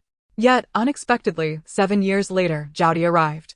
The mere mention of Li Maocai prompted the Lin family to wish they could beat him anew. The following day, Lin Daong and Lin Er quietly cleaned out the storeroom. Sister-in-laws Lu, Li, Tian, and Chen gathered surplus items from their own rooms, ranging from large furniture to the smallest sewing supplies. Life in the old Lin family was finally stabilizing. With Manji and her daughter's help, the harvest was completed a day early this year. Lin Si also officially began his teaching. And with the addition of Lai Di and her sisters, the ranks of eager learners swelled significantly. While they could not afford ink and paper, Old Lin crafted sand trays for each of them, allowing them to practice writing in the sand. Lin Lady, due to her literacy from her previous life, learned the fastest. Meanwhile, Lin Suayan, having lived a lifetime, possessed a stronger mental fortitude and also learned quickly. However, being the youngest, she still struggled to hold the smallest stick steadily and had yet to begin practicing her writing. The one who fared the worst was Lin Fuan, who could hardly sit still and frequently faced punishment. A month later, Lin Manji and her 3 daughters gradually integrated into this family. And the sisters Lady also adopted the Lin surname, although they did not change their given names. Under the nurturing care of old Lady Lin, both Pandai and Zhao Di regained color in their cheeks. In the large village, where many people resided, idle gossip was abundant. Initially, when the villagers learned of Lin Manji's plight, they expressed sympathy. However, following Aunt Zhang's dissemination of rumors, many unsavory remarks began to circulate. Beneath the old locust tree at the village entrance, a few women gathered to weave shawls, their chatter sharper than the needles they wielded. "Have you heard? That Lin Manji was chased away by a man, having given birth to 3 burdensome children, bringing misfortune to her husband and sons." Aunt Li spat, the hemp rope snapping sharply. "Indeed. I've also heard that her eldest daughter is fierce. In her previous household, she nearly attacked her father with a knife." Rumors swirled throughout the village, yet the old Lin family paid them little heed. In a matter of days, new gossip would arise, and there was little to conceal about the old Lin family's affairs. Lin Suayan finally encountered the characters of this era, which, like the traditional characters from her past life, she could recognize some by guessing. though she was unable to write them. Initially, Lin Sueon believed she had been reborn into ancient history, but later, through subtle inquiries with her fourth uncle, she learned that the previous dynasty was the Li dynasty, known as Tang. The Tang dynasty was marked by immense prosperity and welcomed visitors from various nations. The current dynasty, known as Yan, was founded by a general of the Yang surname after the fall of the Tang, having been established for over a century. Lin Sueon also took the time to retrieve a book from her space titled 5,000 Years of China, searching for historical verification, only to discover that the present era should correspond to the Northern Song dynasty. However, the historical Five Kingdoms period and the Song dynasty never existed. Only the Yan dynasty had withstood the ravages of time, now resembling a frail old man. Understanding the current historical context only deepened Lin Sueon's sense of unease. Chapter 28, Daily Life. As dawn broke softly, Lin Manji rose quietly from her bed. She donned the faded indigo garment that old Lady Lin had altered from old clothes, its elbows patched neatly. The aroma of firewood wafted from the kitchen as Lin Manji scooped water into a large iron pot, just as her eldest daughter, Lin Lady, entered, rubbing her eyes. Upon seeing her, Lin Manji smiled. "Why are you up so early? Go back to sleep for a while. I can manage this little task in the kitchen." Since Lin Manji and her daughters returned to the old Lin household, old Lady Lin had not shown favoritism towards her own daughter. Like the daughters-in-law, she arranged a rotation for daily cooking duties, and today it was Lin Manji's turn. "Mother, let me knead the dough," Lady said, rolling up her sleeves, revealing a faint scar on her wrist. Since returning to the old Lin household, Lady felt truly alive, no longer trapped in a dream.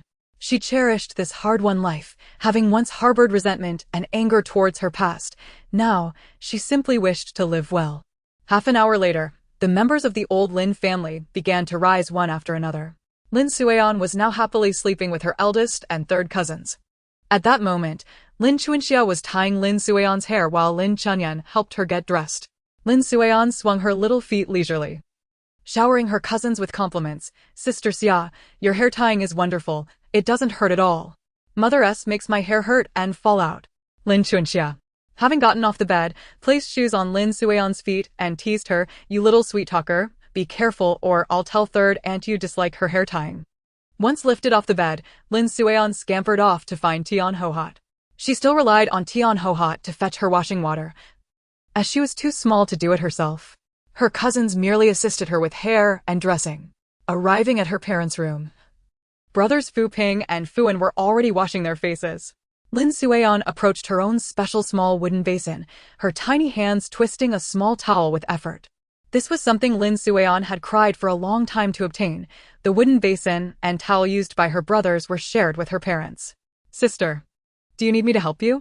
Fu Ping, displaying a brotherly demeanor, was always attentive towards his younger siblings. "No, brother, Sueon can manage," Lin Sueon replied sweetly. After washing her little face, she went to grab her bamboo cup for a sip of water to rinse her mouth. With only a few teeth, Lin Sueon did not yet possess her own toothbrush or toothpaste. She had once argued with her biological mother over this, but Tian Hohat had mercilessly countered her. The toothpaste in her space was vastly different from what was available now, and she could not dare to use it in the presence of others, resigning herself to rinsing with plain water. In the yard, Lin Eryong was chopping wood with an axe. Wood chips flew, and he noticed Manji carrying out a bucket of scraps, quickly dropping his axe. "Sister, let me help." Manji refused to relinquish it, and as they struggled, some scraps splashed out, wetting Lin Eryong's straw sandals. He paid it no mind, wiping his feet. "See? Now I have to carry it." By the west wall, Lin Daong was splitting bamboo strips while old Lin instructed Lin Dae on how to weave bamboo strips, occasionally sharing tips on the weaving techniques. At that moment, Lin Sanyong had already carried 2 full buckets of water back into the yard. Lin Lady set the breakfast on the table in the main room. With the addition of Lin Manji and her daughters, a round table had been placed in the main room. Old Lin and his wife, along with their sons, dined at the Kang table, while the daughters-in-law and Lin Manji's 4 daughters sat at the square table, and the younger children gathered around the round table. At the table, Lin Dae, the little glutton, could not help but exclaim after taking a bite of steamed bun, "Aunt, today's buns are so soft. Why are the ones my mother makes as hard as stones? They made me lose a tooth the other day." The 8-year-old Lin Day was at the cusp of losing his baby teeth, and the hard buns had caused him to chip one. Lin Manji smiled. Today's buns were made by your sister lady. If you like them, we'll have her make them again next time. I used a sourdough starter to make them. After breakfast, I'll tell the aunts how to prepare the sourdough, lady said, setting down her chopsticks. All right, lady, you're quite skilled. These cold dishes are also very tasty. I want to learn from you, Lucia remarked while munching on her bun. After observing for several days, Lin Sueon concluded that lady was likely not a time traveler.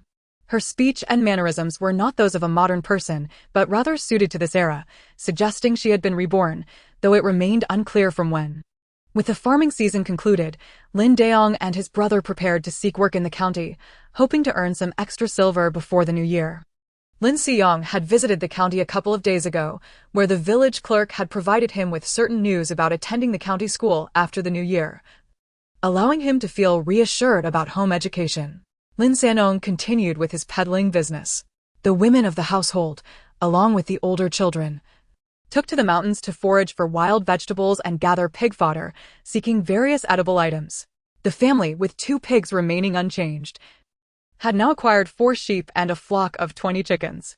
With the numerous members of the old Lin family, anyone with free time relentlessly scoured the mountains for food.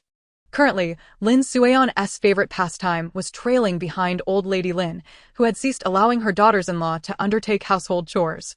Each day, she would meander to the old locust tree with Lin Sueon, enjoying idle chats with the villagers. This little girl, fond of gossip, ensured that old lady Lin took her along wherever she went. Today, as usual, old lady Lin led Lin Sueon to the old locust tree at the village entrance. As they neared, Lin Sueon noticed several women whispering among themselves. Taking advantage of her youth, she approached the women, squatting down and pretending to play with ants using a twig, while her ears perked up to listen to their conversation. Have you heard? The little girl from the village chief's family hanged herself yesterday. Aunt Wang lowered her voice, yet her eyes sparkled with an unsettling brightness, the soles of the shoes in her hands making a crisp sound. Oh my goodness! Exclaimed Aunt Zhou, slapping her thigh. I wondered why I saw the village head's wife running around frantically yesterday afternoon. It turns out it was for this. Spring Peach, glancing around cautiously, leaned in closer. My husband went to deliver firewood to the village head's house this morning and heard that Miss Lan has come back to life. Isn't that bizarre? A person who had stopped breathing suddenly opens her eyes. Several heads instinctively leaned in closer, even their sewing paused. Lin Sueon shifted her position slightly, edging closer to them. Is that true? Aunt Zhou gasped. Could it be that she is possessed? Aunt Wang, with an air of mystery, continued. When Dr. Qi arrived, he declared she was lifeless. But just as he was packing up his medicine box to leave, that girl suddenly opened her eyes. It startled the village head's wife so much that she forgot to weep. Do you know what Miss Lan said when she saw the village head's wife? Aunt Wang paused, heightening everyone's anticipation.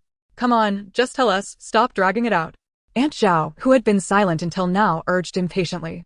Miss Lan, upon seeing the village head's wife, actually asked her who she was. She babbled about where she was and wondered if she had time traveled, spewing nonsense like a protagonist from a story, which made the village head furious. What a sin, sighed Spring Peach, shaking her head. Such a fine girl, driven to such extremes. That Lu County lieutenant is nearly 50, and I heard he has 2 deceased wives and still keeps 3 concubines. Aunt Zhou suddenly lowered her voice. I heard that Miss Lan had a relationship with Scholar Zhang from the east of the village. Shoo! Aunt Zhou sharply pulled at her sleeve, and everyone followed her gaze to see a young scholar in a blue robe hurrying past, his face as pale as paper, with mud stains on his hem. Lin Sueon observed closely, noting that the scholar described by the aunts was handsome and tall, appearing to be around 17 or 18 years old. As Lin Sueon absorbed the gossip, her emotions were a tumultuous blend. Could it be that this Peach Blossom Village was a gathering place for reincarnated souls and time travelers? The village head's daughter must be one of them, but what script was she following? Lin Sueon felt a wave of panic. She had no intention of crossing paths with the village head's daughter. Her priority was to keep her own identity concealed, ensuring no hint of difference emerged. Chapter 29, Miss Lan. While Lin Sueon was lost in thought, Spring Peach suddenly straightened up, exclaiming, Stop talking. The Lu County Lieutenant's people have arrived. Startled, the women all stood up, and Lin Sueon quickly grabbed her grandmother's hand. A group of men clad in brown shorts swaggered into the village. The leader sporting a handlebar mustache and a badge from the county office, heading straight towards the village head's home. The women hurriedly followed the men to the village head's house, while Lin Suion's grandmother had intended to return home, disinterested in village gossip. However, Lin Suion was determined not to miss this, pulling her grandmother along as she called out to go see. Reluctantly, her grandmother took her hand and followed. By the time the mustachioed man reached the village head's doorstep, a crowd of women had already gathered at the entrance. His booming voice startled the sparrows from the trees. By the order of the county lieutenant, we are here to see Miss Lan of the Wang family. Make way. The women hastily scurried to the side, and Aunt Wang craned her neck to look towards the back of the procession. Did you see that? The red lacquered box. I heard it's a bridal gift. The Lu County lieutenant is determined to take her. After the procession passed, Spring Peach gazed anxiously towards the village head's house. That girl, Miss Lan, may not escape this calamity. Escape? Aunt Zhao scoffed. Wang Yukai would be delighted. I heard Lu County lieutenant promised him a position for his scholar in the tax office. He would sell his own daughter. What a sin. The women sighed in unison. At that moment, Lin Suion and her grandmother arrived at the entrance of the Wang family home.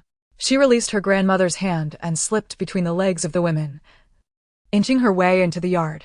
She wanted first-hand information. She needed to see what Miss Lan truly looked like. Just as Lin Suion stepped into the yard, she barely had time to observe the layout of the village head's house when a loud crash echoed, reminiscent of a copper basin falling. The women exchanged worried glances, instinctively moving a few steps closer. Oh heavens! Spring Peach suddenly pointed in the distance. Isn't that Miss Lan? The village head's side door swung open violently, and a disheveled girl stumbled out, a white cloth wrapped around her neck. Behind her, Wang Yukai brandished a rattan stick, while his wife cried out, tugging at her husband's sleeve. I won't marry. I refuse to marry, even if it kills me.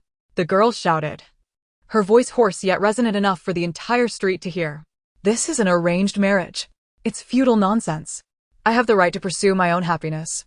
You cannot force me. Madness. Pure madness. Wang Yukai trembled with rage, bewildered by her outrageous words. The girl suddenly halted, surveying her surroundings with a bewildered expression. She stared at her hands for a long moment, then touched her face, bursting into laughter. I really have time traveled. Ha ha.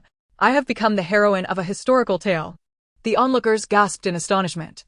Aunt Zhao dropped her sewing basket in shock, exclaiming, this is no longer Miss Lan. The mustachioed man, flanked by his retainers, pushed his way to the front, his expression grim. Village head, is this what you call enlightenment? Wang Yukai, beads of cold sweat on his forehead, stammered. It's a misunderstanding. Just a misunderstanding. My daughter is delirious from fever. The Lu County lieutenant smirked. On the 8th day of the month, the bridal sedan will arrive punctually. If the bride shows even a hint of defiance, he ominously tapped the iron ruler at his waist. The mustachioed man commanded his men to drop their burdens, uttered a few harsh words, and then departed. In a corner of the crowd, the young scholar's fists clenched tightly, his gaze fixated on the girl who was both laughing and crying. When her eyes swept over the crowd, he jolted, his heart racing. Where had his Lan Mei gone? Who is this person in her place? System? Golden Finger? The girl murmured, bewildered. Why is there nothing? This time travel story doesn't align. Lin Suion, standing close by, caught every word of her mumbling, feeling utterly exasperated. Was this girl lacking in sense? Was she so brazen as to draw attention to her abnormalities? Was she eager for her own demise? After the mustachioed man's stern warning, the village head ordered his second son and a servant named Taiju to silence Miss Lan, rebinding her and tossing her back into the woodshed. Lin Suion sensed a drastic shift in the village head's demeanor. It seemed he had confirmed that Miss Lan was not his true daughter. A flicker of malice crossed his face as he commanded his son to act. The second son's aggression was excessive, clearly indicating a lack of the affection expected between siblings. Before long, the village head drove away the crowd, and then shut the yard gate, cutting off any prying eyes. Once Lin's grandmother found Lin Suion amidst the throng, she swatted her on the rear. You little rascal. Why are you wandering around? At your age, what if someone knocks you over? Lin Suion could only feign fear and reply, Grandma, Suion is well behaved.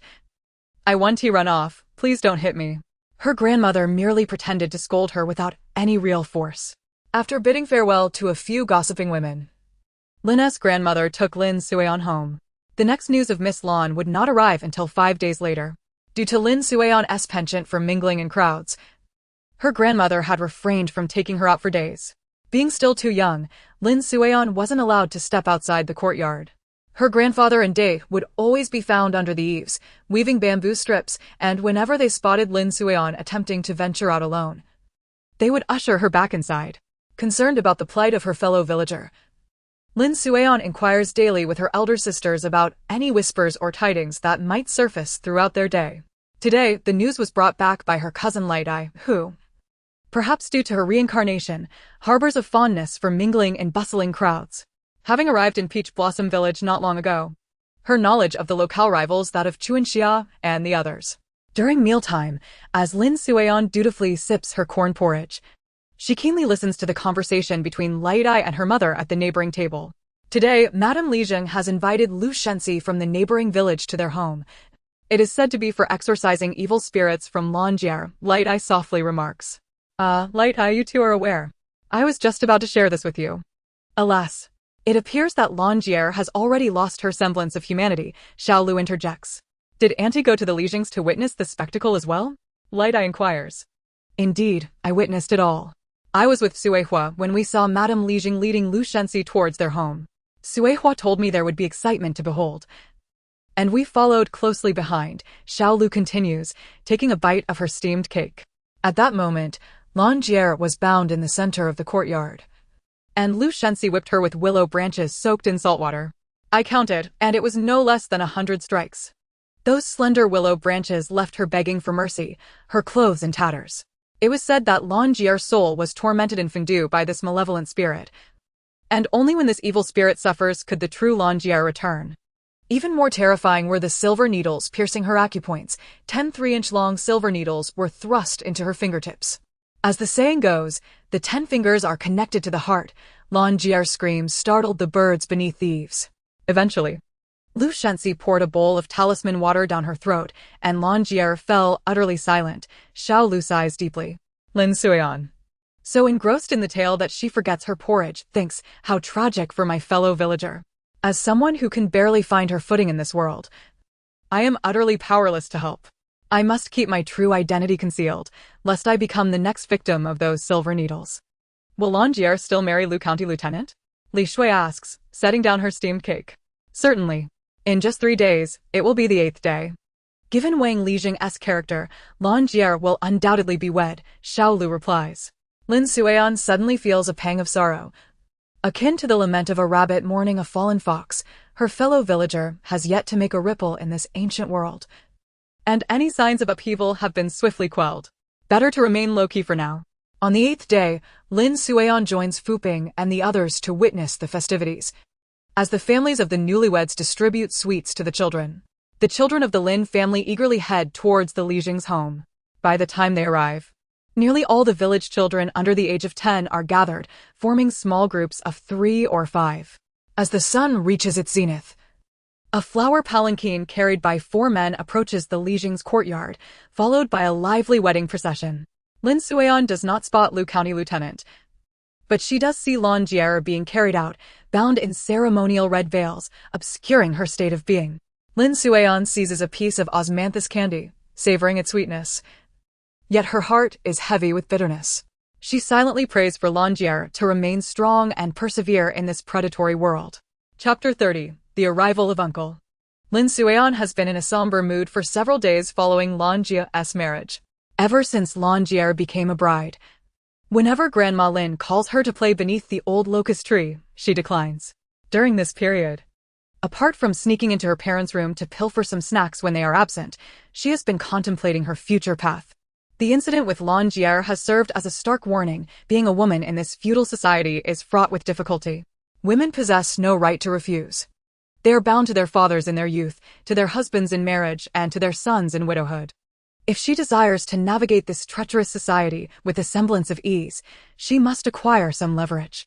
After rummaging through her spatial stash, she deduces that, given the geographical context of Peach Blossom Village, her most reliable means of earning a living before marriage would be through herbal foraging. Having spent over a year in this ancient era, coupled with the events surrounding Longier, Lin Sueon dares not entertain thoughts of exchanging recipes for money at the county town's taverns. Nor does she consider making soap or brewing alcohol as means to earn a living. Setting aside the possibility of this world being a treacherous one, the very notion of a peasant girl possessing such recipes is implausible. Every single recipe or secret is a treasured heirloom of affluent families. A mere powerful figure in the county could lead to her utter ruin. Lin Sueon has never dared to gamble on human nature. From the moment she traversed into this world, she has sought to survive. In her previous life, she was an ordinary person, and in that peaceful era, she had never even killed a fish. How could she dare to imagine herself conquering in ancient times? Fortuitously, she did not find herself in a palace drama akin to Zhan Huan's, or she would not have survived beyond the second episode. Lin Sueon resolves to dedicate more time each day to familiarizing herself with herbs. While foraging for herbs may be the most suitable means of earning a living, they grow on the mountains, where one cannot escape from snakes and wild beasts. The greatest fear in both her lives has been snakes. However, there is no need for concern, as the villagers possess folk remedies for repelling snakes. Her true worry lies with the feral beasts. Should she encounter one, she would merely become a meal. Regrettably, despite her transmigration, she lacks the strength of a bull or any advantageous skills. She could resume the training methods she learned at the boxing gym in her previous life to strengthen her body, yet she requires a solid foundation. Lin Sueon thinks of her maternal grandfather. Having spent her previous life in the southern regions, where she studied and worked, she had never seen real snow until now. Last year, she was still in swaddling clothes, and throughout the winter, her mother did not take her outside. This year, she finally witnessed true snow and even managed to sneak a handful. When Tian Hohot discovered her, she received a severe scolding, especially since her mischievous second brother, Fuan, had already developed a fever. Last night, he suddenly spiked a high temperature, leaving Lin Sanong and his wife in a state of panic. By the early hours, even Lin Laotu and his wife were roused from their slumber. Grandma Lin utilized local remedies to bring down his temperature, which only began to subside by dawn. In truth, Lin Sueon had secretly administered a dose of ibuprofen to Fuan when her parents were occupied in her grandparents' room. At that time, Fuan was delirious from the fever, his cheeks flushed and his body burning like a furnace. However, the heavy snowfall made it impossible to summon a doctor. Fortunately, Fuan was so dazed that he swallowed whatever Lin Sueon fed him without protest. As winter sets in, children aged 7 and below are called back to reside with their parents, as elders fear that children might catch cold or develop a fever during the night without timely intervention. Now, the 3 siblings have moved back into their parents' room. A fortunate arrangement, for otherwise, Fuan's fever might have gone unnoticed. As the 12th month begins, several snowfalls have already occurred. Following Fuan's fever, the children in the household have been strictly forbidden from playing in the snow. During the day, the children of the Lin family, both young and old, occupy the main hall, studying and playing. In an effort to conserve firewood, the children's sleeping quarters are often left unheated during the day, and sometimes even the adults' room goes unheated. Thankfully, the spacious main hall can accommodate over 20 people without feeling cramped. Winter days filled with snow can be quite dull. Lin Sueon spends her time either studying or daydreaming. Her cousins and brothers engage in playful antics, while her female cousins learn embroidery from their aunt. Her mother and the others mend clothing or craft shoe soles, while even her father helps her grandfather split bamboo strips and whittle bamboo pieces. As the youngest in the family, Lin Sueon feels helpless and contemplates finding an opportunity to visit her grandfather's house, hoping he might teach her some martial skills for self-defense. Indeed, life has a way of fulfilling one's wishes. Just as the Lin family finishes their breakfast, a series of heavy knocks echoes through the door. Who is it? Wait a moment. Tian Hohot calls out as she emerges from the kitchen, creaking open the courtyard door. She barely has time to lift her gaze before the visitor calls out, "Sister." The piercing voice of the elder sister sent dust cascading down from the doorframe. "Oh, Xiaowen. On such a frigid day, come in quickly," Tian Hohot urged, pulling Tian Xiaowen toward the living room. Hearing the commotion, Lin Sueon lifted the curtain to the living room door and, upon recognizing the visitor, exclaimed joyfully, "Uncle." The newcomer was indeed Lin Sueon's maternal uncle, Tian Xiaowen, who resembled a moving hillock, wrapped in a somewhat worn indigo cotton cloak, with a thin layer of snow accumulating on his shoulders and the brim of his hat. He appeared travel-worn, with tiny ice crystals clinging to his eyebrows and eyelashes, his cheeks flushed with the cold, yet he exuded an undeniable warmth and vitality from within. Grinning broadly, revealing a set of immaculate white teeth, he smiled at Lin Suian, bringing with him a mingled scent of chill, horse sweat, and the dust of long travels. Once inside the living room, Tian Hohat took a towel and began to brush the snowflakes off Tian Xiaowen's cloak, repeatedly inquiring, "You weren't frozen on the way, were you? What brings you here on such a snowy day? How are father and the little brother?" "All is well, elder sister. Father and the little brother are both fine," Tian Xiaowen replied promptly. "The son of our in-laws has arrived. Come, sit by the kang and have some hot tea." "Hohat, go and make a bowl of ginger syrup for your brother," Lin Laodai said, her face lighting up at the sight of Tian Xiaowen. "Third sister-in-law. Keep our dear brother company while I prepare," Lin Manji added, heading toward the kitchen. "Mother, let me help to speed things up," Lai Di chimed in, following her mother into the kitchen. "And make sure to prepare a bowl of hot noodle soup for our dear brother," Lin Laodai instructed the mother-daughter duo. "And, elder sister, please, there's no need to fuss. I've already had breakfast," Tian Xiaowen said, scratching his head in embarrassment. "At your elder sister's house. You needn't stand on ceremony," Lin Laodai replied with a warm smile. Chapter 31.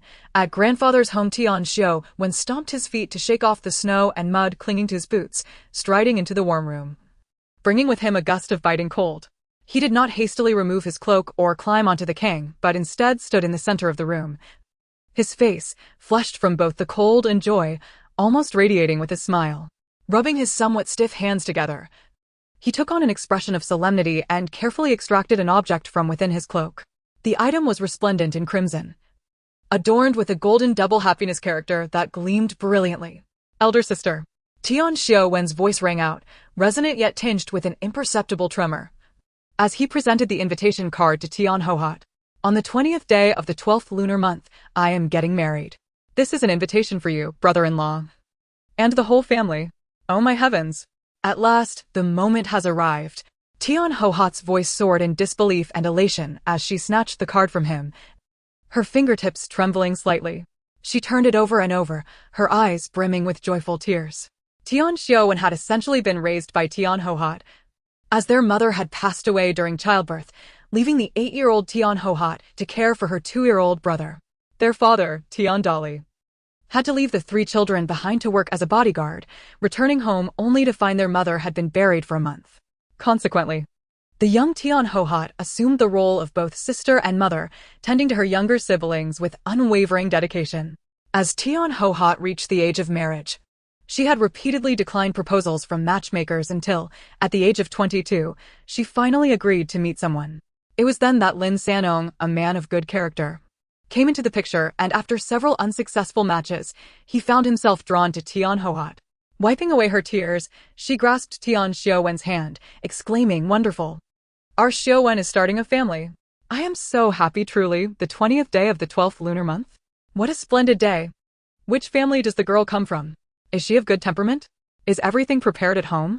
Lin Laodai bombarded him with questions, her joy palpable. Lin Laodai's husband also chimed in with hearty congratulations. The room erupted into a cacophony of joy, inquiries, and laughter, dispelling the cold that lingered in the corners. Tian Xiaowen did not linger long at the Lin household, urging Tian Hohat to go home a few days early to assist with preparations. With no women at home, it would indeed be more convenient. Tian Hohat agreed to help starting from the 15th day of the 12th lunar month. On that day, Lin Sanyong and Tian Hohat rose early to rouse the 3 siblings Fu Ping, Fuan, and Suayan, pulling them from the warmth of the kang and dressing them in thick cotton coats before placing them into the ox cart. Fortune smiled upon them, for the weather remained clear and Tian Hohat's voice accompanied the cart's rhythmic bumps. "If not, none of you little ones would be able to come out and enjoy the fresh air." The ox cart creaked along the frozen mountain path, the wheels crunching over the thin layer of ice. Lin Suayan was filled with curiosity. It was her first experience riding in an ox cart and traversing such weather. Leaning out eagerly, she took in her surroundings. The slopes and fields on either side were blanketed in a thick layer of white fluff. In the distance, The earthen walls of several homes in Shanjiao village stood out against the stark whiteness, their crooked chimneys forming small black dots against the serene backdrop. "Look, Sui Sui." Lin Sanong suddenly pointed ahead. Following his gesture, at the entrance to Shanjiao village, a house emerged, outlined by the weak winter sun. It was strikingly different from the earthen houses surrounding it. Its slate-gray brick walls stood tall and straight, resembling a meticulously crafted fortress. A small, imposing edifice. It nestled securely within the valley, imparting a sense of stability. Wow, that house looks so cozy, Lin Suian couldn't help but marvel inwardly. The ox cart finally came to a halt before the grand courtyard. As Lin Sanyong steadied the cart, the heavy black door, adorned with large brass nails, creaked open, revealing the familiar towering figure of her grandfather, his grizzled beard trembling in the cold wind, his face adorned with a broad smile etched with deep wrinkles. "At last. You have arrived. You must be freezing." Grandfather's voice resonated like the tolling of a great bell, buzzing in Lin Suian's ears. He extended his right arm, pulling Lin Suian from the cart and enveloping her in a warm embrace as they entered the courtyard. Indeed, grandfather's home was far more prosperous than the Lin household. The entire courtyard was paved with blue stone slabs, ensuring it remained unsoiled by rain or snow, a sight that filled Lin Suian with envy. Upon entering the yard, she noticed a wooden rack leaning against the wall, cluttered with an assortment of weapons, knives, guns, and sticks. Scattered on the ground nearby were several stone stumps, both round and square, the largest resembling a grinding stone. "Sui Sui, what are you looking at?" Tian Hohot asked, holding one brother's hand as she chuckled in explanation. "Those are your grandfather's training tools." "Grandfather, do you know martial arts?" Fu Ping asked excitedly. "Grandfather, can you fly?" Suian pressed eagerly. "Wow, grandfather, can you take me flying?" Fuan joined in, equally thrilled. "Haha, your grandfather knows a bit of boxing, but cannot fly," he chuckled, responding with a warm grin. "Your grandfather is quite skilled in martial arts," Lin Sanong chimed in, carrying 2 bags of parcels as he followed behind with a smile. The excitement of the 2 boys was understandable, for it was their first visit since they had grown old enough to remember. They had missed previous visits due to various circumstances, including the birth of Fuan and Suian, which had kept their mother busy. Thus, this visit marked a significant milestone in their memories. Grandfather gently set Lin Suian down and patted her back, saying, "Go, you 3 siblings should go play together. But don't stray too far." After speaking, he led Lin Sanong and his wife into the main room. Fu Ping and Fuan, like wild horses unleashed from their reins, dashed out into the yard as soon as Tian Hohot let go of their hands. Tian Hohot called out for them to slow down, warning that the blue stone would hurt if they fell, but the 2 mischievous boys showed no signs of slowing down. Lin Suian approached the largest stone lock, which towered above her. "Wow, could grandfather possibly lift this? What immense strength that would require. Perhaps if I train with grandfather, I too could gain such strength. How fortunate I am. Whatever I wish for seems to come true. This ancient issue of martial prowess is surely resolved." Ever since entering her grandfather's courtyard, Lin Suian's heart had been a cacophony of excitement. Chapter 32, Grandfather's Home 2. A small gap in the curtain of the main room revealed faint sounds of conversation between mother and grandfather, filtering into Lin Suian's ears. Mother's voice had a sharpness to it, as if pricked by something sudden. "Father, did you really say that Xiaowen is to marry the daughter of the famous Wang from the Weiyuan escort agency?" "Indeed." Grandfather's voice lowered slightly. But the pride within it could not be concealed. It was personally confirmed by old Wang himself. "The betrothal gifts have already been sent through proper channels." Mother's voice brimmed with incredulity. "Good heavens, she is the apple of old Wang's eye. How did Xiaowen manage to attract such a divine blessing? Our family's status pales in comparison to theirs." Her voice trailed off, seemingly taking a sharp breath. "How on earth did this happen?" Grandfather's tone carried a hint of nostalgia. Hohot, such is the fate that was meant to be. A couple of months ago, Xiaowen accompanied the escort on a long journey and encountered a band of robbers. Those mountain bandits were ruthless. Old Wang was caught off guard and nearly fell into their trap. It was Xiaowen, that foolish lad, who bravely charged forward and took a heavy blow for him, nearly injuring his arm. Old Wang, a man of deep loyalty, personally brought his daughter to visit when he learned of the injury, and thus, one thing led to another. Grandfather's voice brimmed with pride, eventually breaking into a chuckle. Who would have thought that the usually taciturn Xiaowen would have such fortune and courage? The Wang girl, during his time at the escort agency, must have noticed. The rest of his words faded into a murmur, becoming indistinct. Suddenly, the thick cotton curtain at the entrance of the main room flew open, revealing the tall figure of Uncle Tian Showen. He had likely just been called from inside, and the buttons of his cotton jacket were not fully fastened, exposing an old, faded garment underneath. "Sister, you're here?" His voice was slightly strained, tinged with an awkward smile. Mother stepped out from the room, her eyes slightly red, but her lips lifted in a broad smile. Practically skipping to her elder brother and playfully punching his sturdy shoulder. "Well done, you've made quite a name for yourself. Such a monumental event. And you kept it from your sister flawlessly." Her voice rang out with genuine joy and a touch of playful reproach. Uncle swayed slightly from the playful punch, his face flushing deeper, yet he simply grinned sheepishly. At that moment, the excitable Fu Ping and Fuan came running into the main room. Fu Ping exclaimed eagerly, "Grandfather, are those weapons outside the ones you use? Can you show us how to practice with them?" His eyes sparkled with anticipation as he looked at Uncle and Grandfather. "Your uncle isn't fully recovered yet. Let me demonstrate first," Grandfather said, moving toward the weapon rack.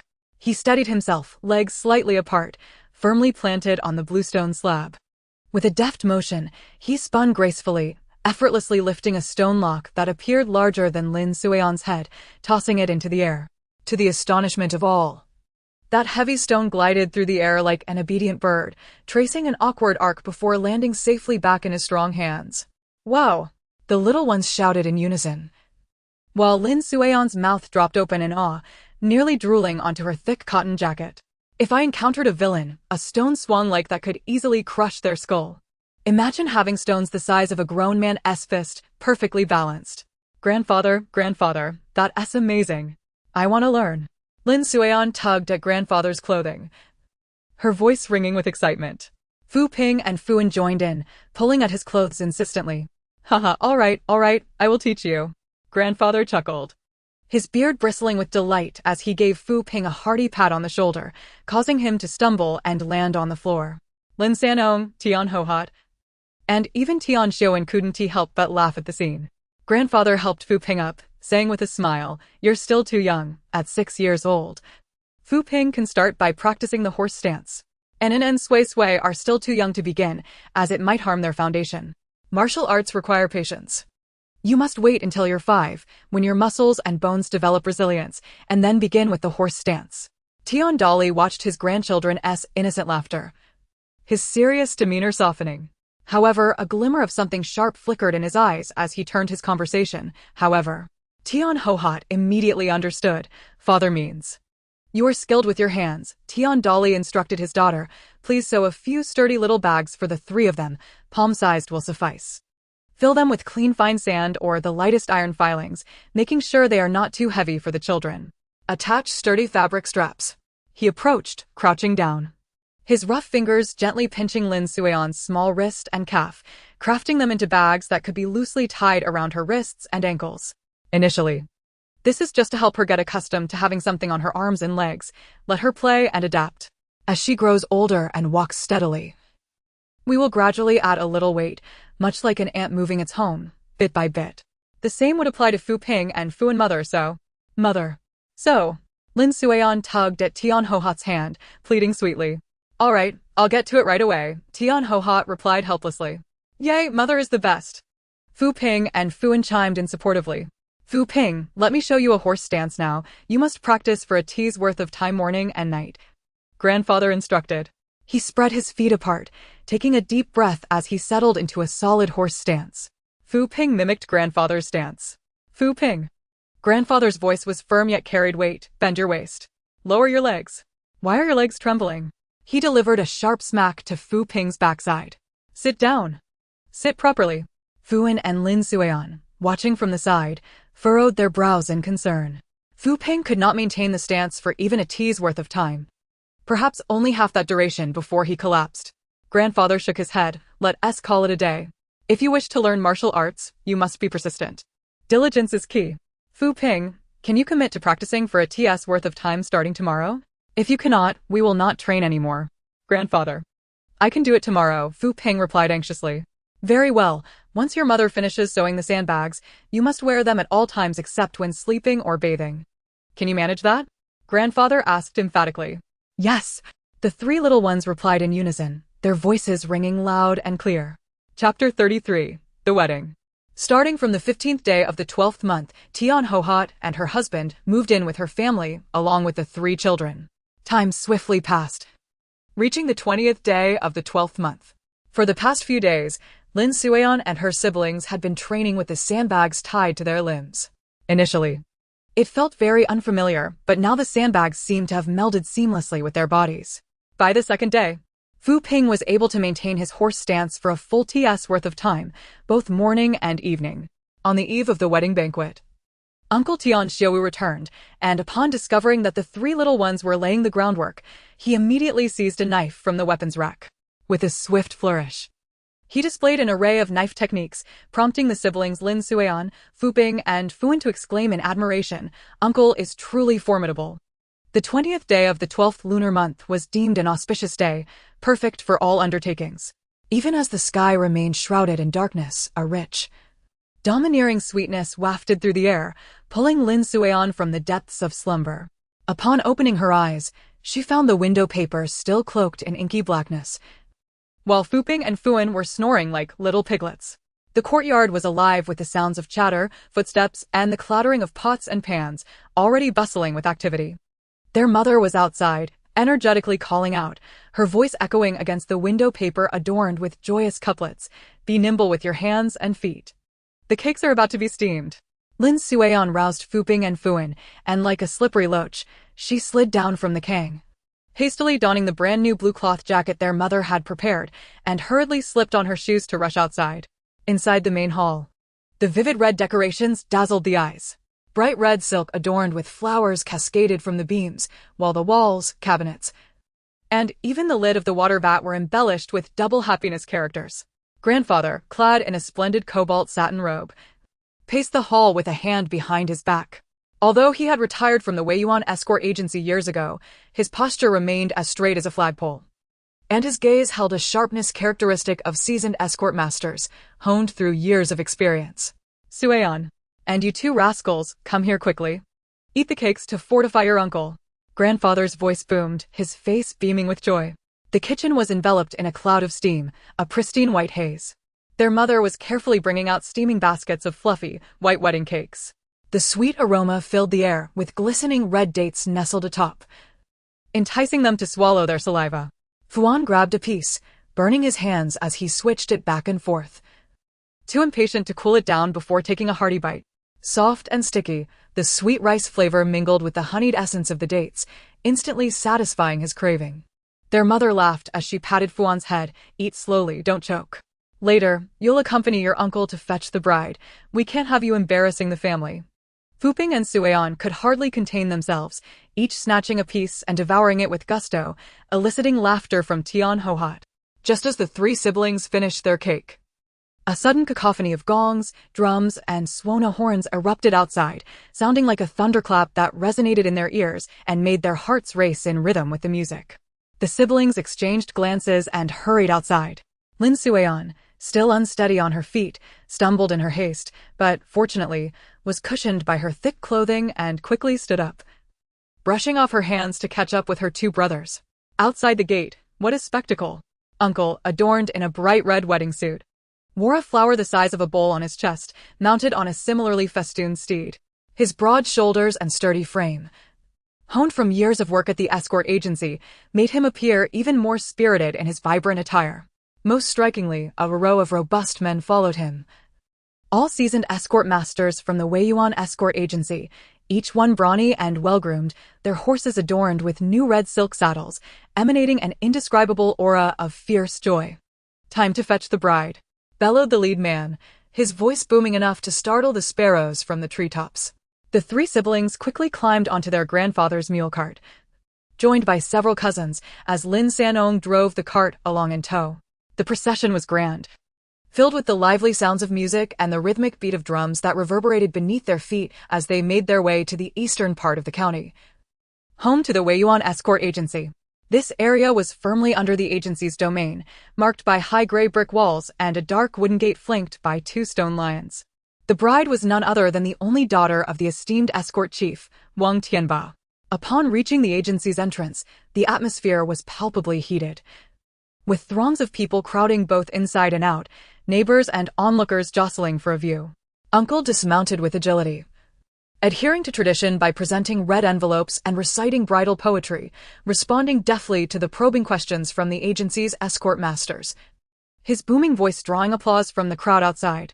Finally, the heavy black doors creaked open, revealing the bride, resplendent in her phoenix crown and embroidered robes, supported by two matrons as she stepped gracefully forward, her red veil flowing softly with each step, concealing her face while only her delicate, embroidered shoes peeked out.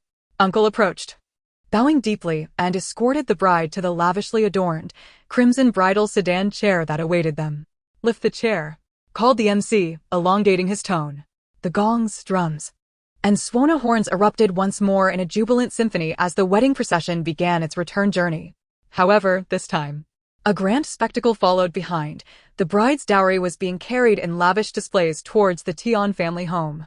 Initially, the procession consisted of ordinary items, boxes, bridal chests, and bedding, all tied with red silk, signifying prosperity. But as they continued, the murmurs from the crowd escalated in intensity. Gasps of astonishment rippled through the street like waves. "Look at that box. It's so heavy. Good heavens, how many of those are there?"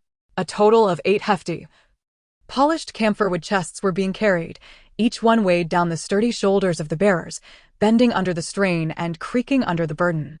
However, the true moment of silence that swept over the street was sparked by the last 2 objects, covered in thick red silk and carried steadily by 4 burly escort masters. Their shape and outline, long and rectangular, exuded a cold metallic aura, unmistakably not ordinary household items. What on earth could that be? Someone craned their neck to get a better look, his voice trembling. "It looks like a weapon rack," murmured an elderly man, squinting his eyes, uncertain. "A dowry of weapons? This Weiyuan escort agency truly brings all its assets and prestige into the marriage." The sheer audacity of it left everyone in stunned silence. Chapter 34. The Wedding Banquet. Lin Suian and her siblings followed the magnificent dowry procession back to the Tian family's courtyard. The courtyard could scarcely accommodate so many guests, with tables and benches stretching from the yard to the center of the village, fortunate that the weather was fair and no snow fell that day. The guests included not only the villagers from Shanka village and the Tian family's relatives, but also a great many weary wanderers from the Weiyuan escort agency, all friends, porters, and old partners of their grandfather.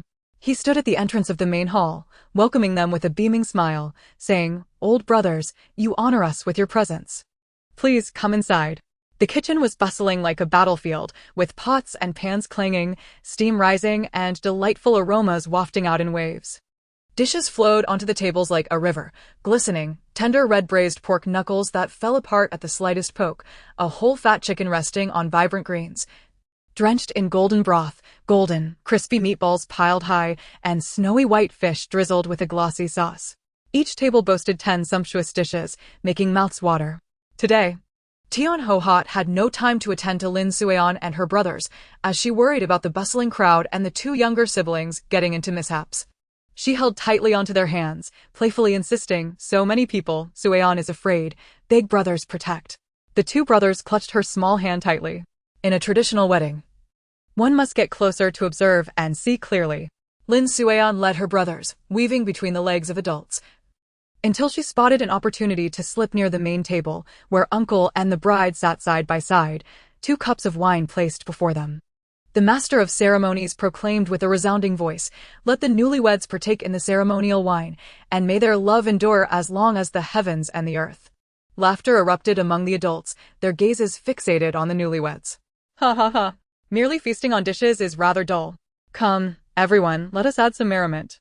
A tipsy bodyguard, his cheeks flushed, suddenly slammed his hand on the table, causing the cups and plates to clatter in disarray. "Indeed. Show us your skills.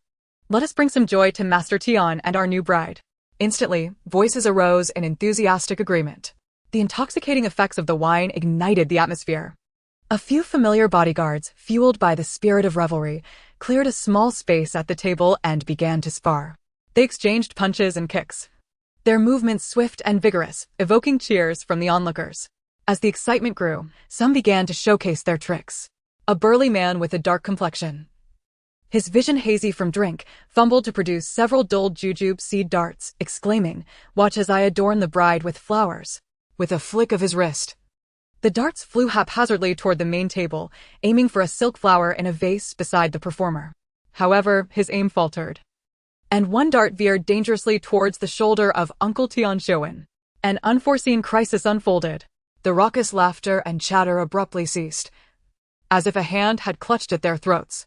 In a flash, Uncle Tian did not even rise from his seat.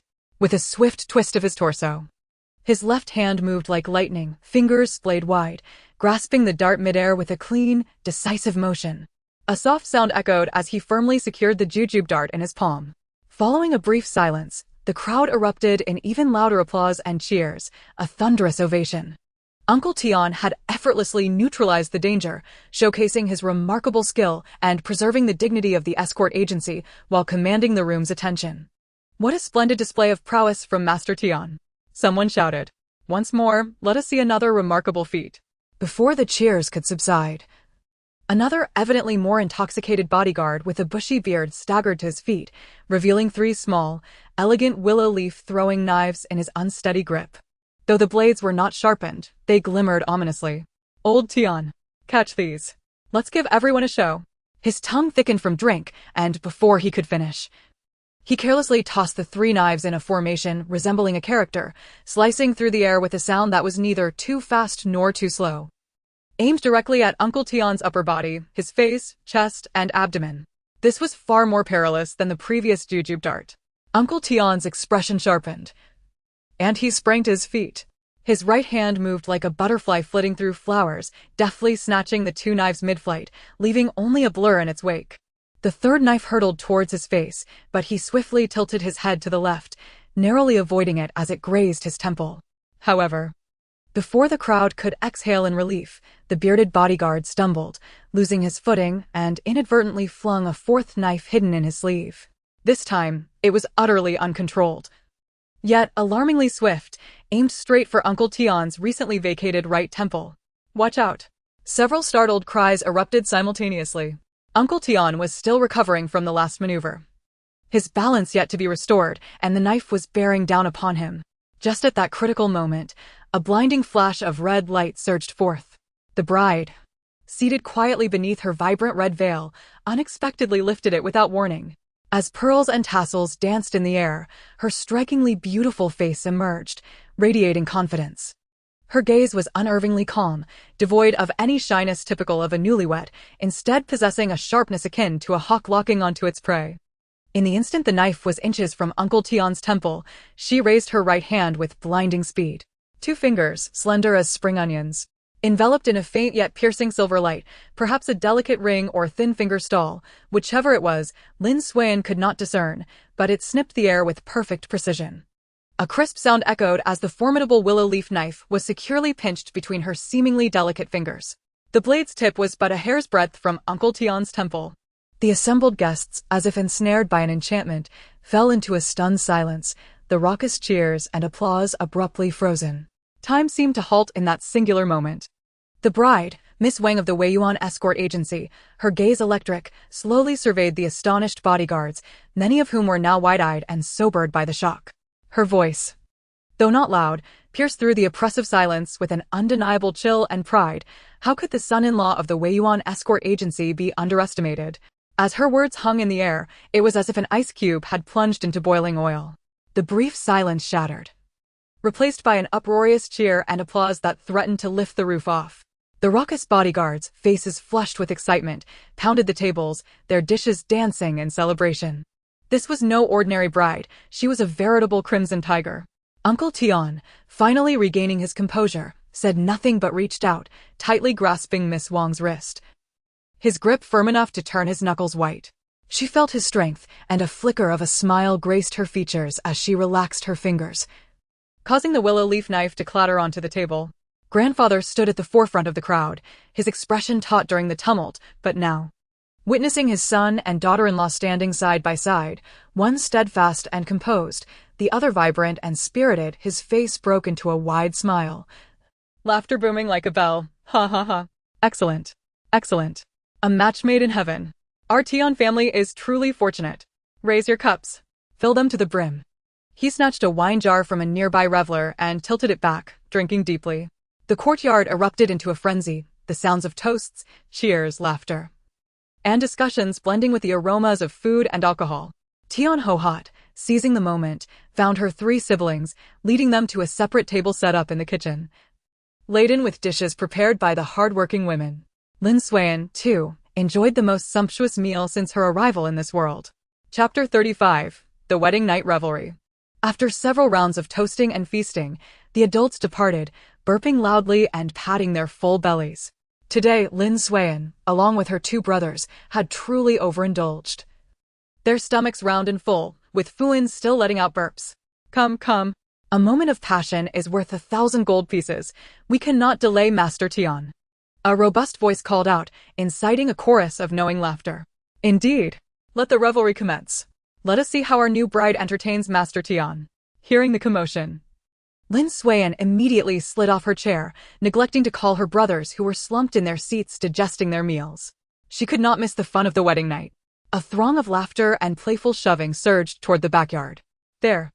The new couple's window adorned with double happiness characters glowed vibrantly under the lantern light. Grandfather stood at the door, observing the raucous crowd with a bemused smile as he stroked his beard, muttering, "These rascals." Yet, his tone bore no hint of reproach, instead laced with indulgence and amusement. Lin Suiyan silently trailed behind the group. The entrance to the newlyweds' room was packed to the brim. The towering bodyguards formed a solid wall, and Lin Suiyan could only hear bursts of laughter, clapping, and cheers from within, causing her to fret in frustration. "Miss Wang, show us your skills. Use your knife-catching prowess to crack a walnut for the groom." Desperate, Lin Suiyan hopped on her feet, but all she could see were swaying legs, stained trousers, and bulky boots.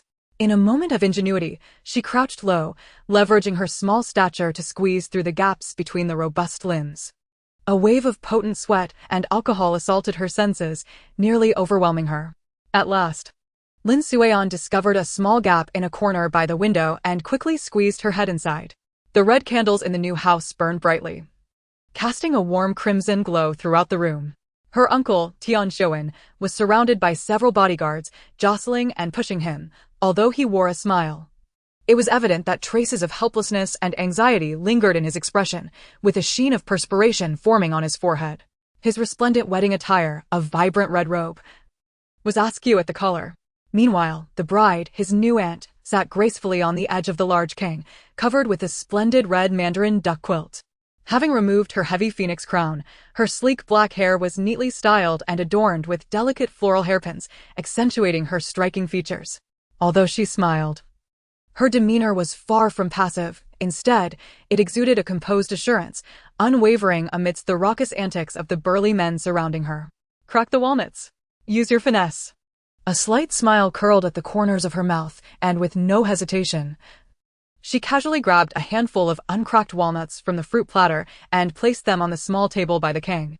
Under the curious gazes of everyone present, she extended her right hand, gently pinching a walnut between her thumb and forefinger. The movement appeared soft and casual, akin to pinching a flower.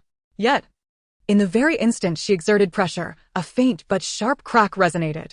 The tough walnut shell splintered asunder, revealing the pristine kernel within. Gasps of astonishment rippled through the crowd. Such strength.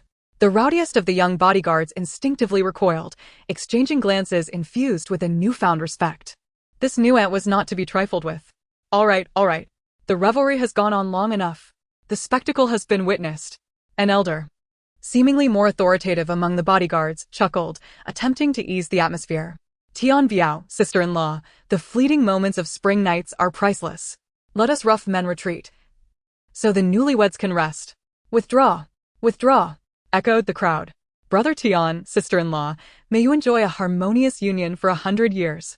May you bear children soon." Laughter and blessings erupted once more, though this time, they were markedly more considerate. The throng began to disperse, and Lin Suiyan slipped out alongside them. Returning to the front courtyard, she found the yard illuminated by wind lanterns. Her grandfather stood at the entrance of the main room, gazing towards the backyard with a look of satisfaction and contentment. Upon seeing Lin Suiyan emerge, he affectionately ruffled her hair. Her mother's voice called from the kitchen, "Father Suiyan, the hot water is ready." After a long day, hurry and wash up to rest. On the 23rd day of the 12th lunar month, the day when the kitchen god ascends to heaven, the dawn broke with a chill that pierced like fine needles into the bones. Outside her grandfather's courtyard, the familiar creaking sound accompanied the muffled thuds of hooves on the frozen ground. "Father, I've come to fetch you." It was Lin Sanong's voice. Lin Sueon and her siblings were sound asleep, only to be roused from their warm cocoon by their mother, Tian Hohat. "Quickly, get up. Your father has come to take us. Today is Little New Year. We must hurry back to pay respects to the kitchen god and sweep away the dust." Her grandfather, uncle, and new aunt were already awake, and the yard was filled with the sweet scent of freshly cooked sugar melon, a treat for the kitchen god. Her new aunt handed several tightly wrapped oil paper packages of snacks to her mother. "Elder sister, take these back to share with the children. And here, some cured meat and wind chicken." Her grandfather stood at the entrance of the main room, cautioning Sanong, "Take care on the road. It's cold and slippery." Her father responded earnestly, "Rest assured, father. Hold on tight, wife, Sueon, and you two little rascals." Tian Hohat waved her hand. "Father, Shoen, sister-in-law, hurry inside. It's cold." The three siblings waved back frequently. The old yellow ox ambled slowly, and as they returned to the Lin family home, the familiar blend of firewood, livestock, and earthy aromas enveloped them.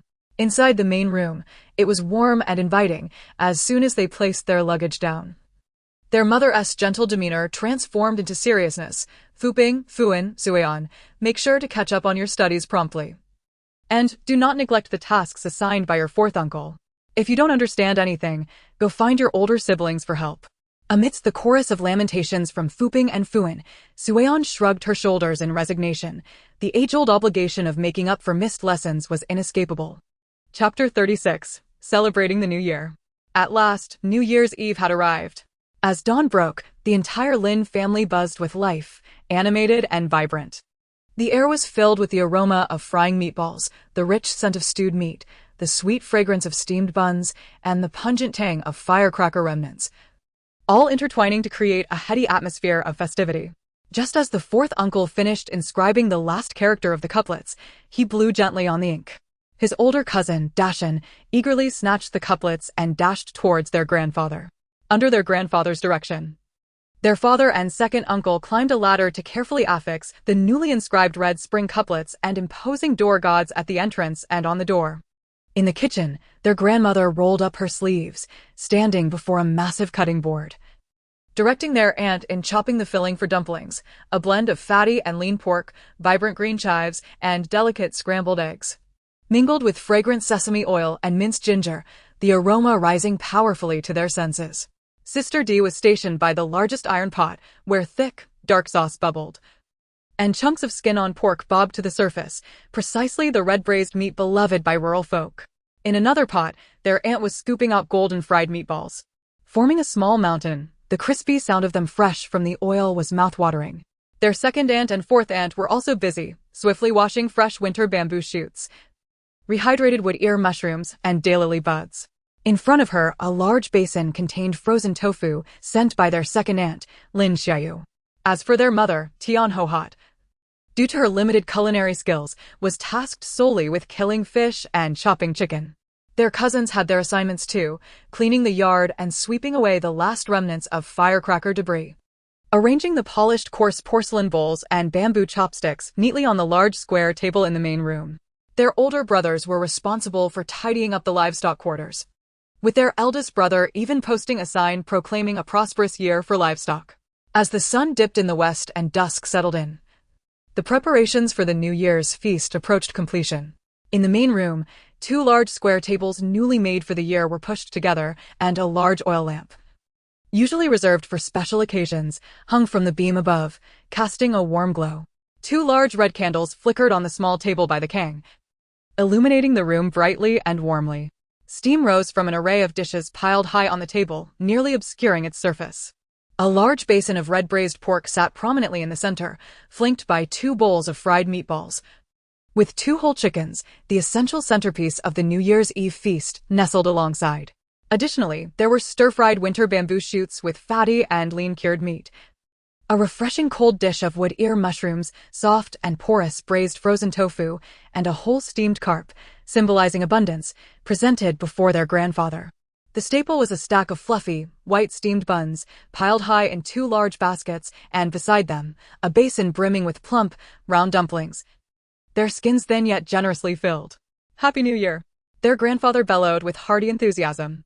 The family gathered around the table, following the hierarchy of age and seniority, creating an atmosphere of warmth and joy. Their grandfather raised a small wine cup filled with homemade, cloudy rice wine.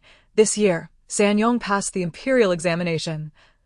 Dashan has gone to the county town as an apprentice, and the Manji mother and daughter have returned home. Our Lin family has enjoyed a safe and prosperous year. Now, let us all raise our cups and toast to welcome the new while bidding farewell to the old. Cheers." The adults laughed and lifted their cups in unison. Lin Suian, holding her rice soup, mimicked the adults, solemnly clinking her bowl with her 2 brothers, who also held rice soup. Chopsticks descended like raindrops as the red braised pork melted in the mouth, requiring little chewing. As the wine flowed for the 3rd round and the dishes had been sufficiently savored, the conversation among everyone truly blossomed. Father and Uncle Air engaged in a discussion about the moisture levels and seeds for the upcoming spring, while aunt and grandmother deliberated on which relatives to visit after the new year. Uncle Lin Seong, having set down his chopsticks, cleared his throat. Dressed in a somewhat worn yet elegant blue long gown, he appeared particularly refined among the farmers in the room. His voice was not loud, carrying the gentle timbre characteristic of scholars, yet as soon as he spoke, the chatter around the table quieted instinctively. There was something he wished to bring to the attention of father, mother, and his brothers, taking advantage of the family gathering today. All eyes turned toward him, while Aunt Chen, seated beside him, lowered her gaze, nervously fiddling with the edge of her garment. After a brief pause, Uncle continued, "After the 5th day of the new year, Shuyun and I plan to return to the county town." "Oh, school starts this early?" grandfather inquired, taking a sip of his wine. "Yes," Uncle nodded. "The official school will commence after the 7th day. This year, the scholar in charge of the primary education has entrusted me with more responsibilities in teaching the children, and I cannot afford any delays." There was a subtle hint of pride in his tone. For a family like the Lins, teaching at an official school was indeed a matter of great honor. "This is splendid." Grandfather beamed with approval. "There is another matter." Uncle glanced at Aunt beside him. "The small shop that Shuan's family brought as her dowry, which has been rented out for sundries, will have its lease expire this year. Shuan and I have discussed it and decided not to rent it out again." This revelation caused a ripple of silence at the table. Even Fuan, who had been engrossed in gnawing on bones, looked up. A shop in the county town? That was akin to possessing a golden goose. Everyone was vaguely aware of Aunt Chen's family being of modest means in the county, but they had never seen them take action regarding the shop. Aunt Chen raised her head, a slight blush gracing her cheeks, and her voice, though soft, was clear. "Father. Mother, I was thinking that the shop's location is quite decent. Renting it out would merely yield a small sum for household expenses. Instead, why not reclaim it and open a small embroidery shop? With my skills, I could manage to sell some embroidered goods." She instinctively rubbed her fingers, calloused from her craft. "Open an embroidery shop?" Grandmother expressed her surprise. "But, dear, you would be all alone in that shop. Can you manage?" Uncle took over the conversation, directing his gaze toward the sister sitting beside the eldest brother. "Thus, we wish to take Lady with us to the county town." "Me?" Lady exclaimed, her chopsticks nearly slipping from her grasp, her eyes wide with disbelief. "Yes," Uncle replied, looking at Lady with hope in his eyes. "You can read, do calculations, and possess a sharp mind. Your aunt cannot manage the shop alone. She needs help with both the embroidery and the customers. Your presence would be beneficial. Moreover, being in the county town would broaden your horizons. At your age, it is also time to consider marriage, and given the circumstances surrounding your father, it may be challenging to find a suitable match in Tawa village. Your aunt believes that going to the county town would be advantageous. As for wages, rest assured, you would not be shortchanged. You would be compensated according to the apprentice standards in the county, and your meals and lodging would be provided at our place."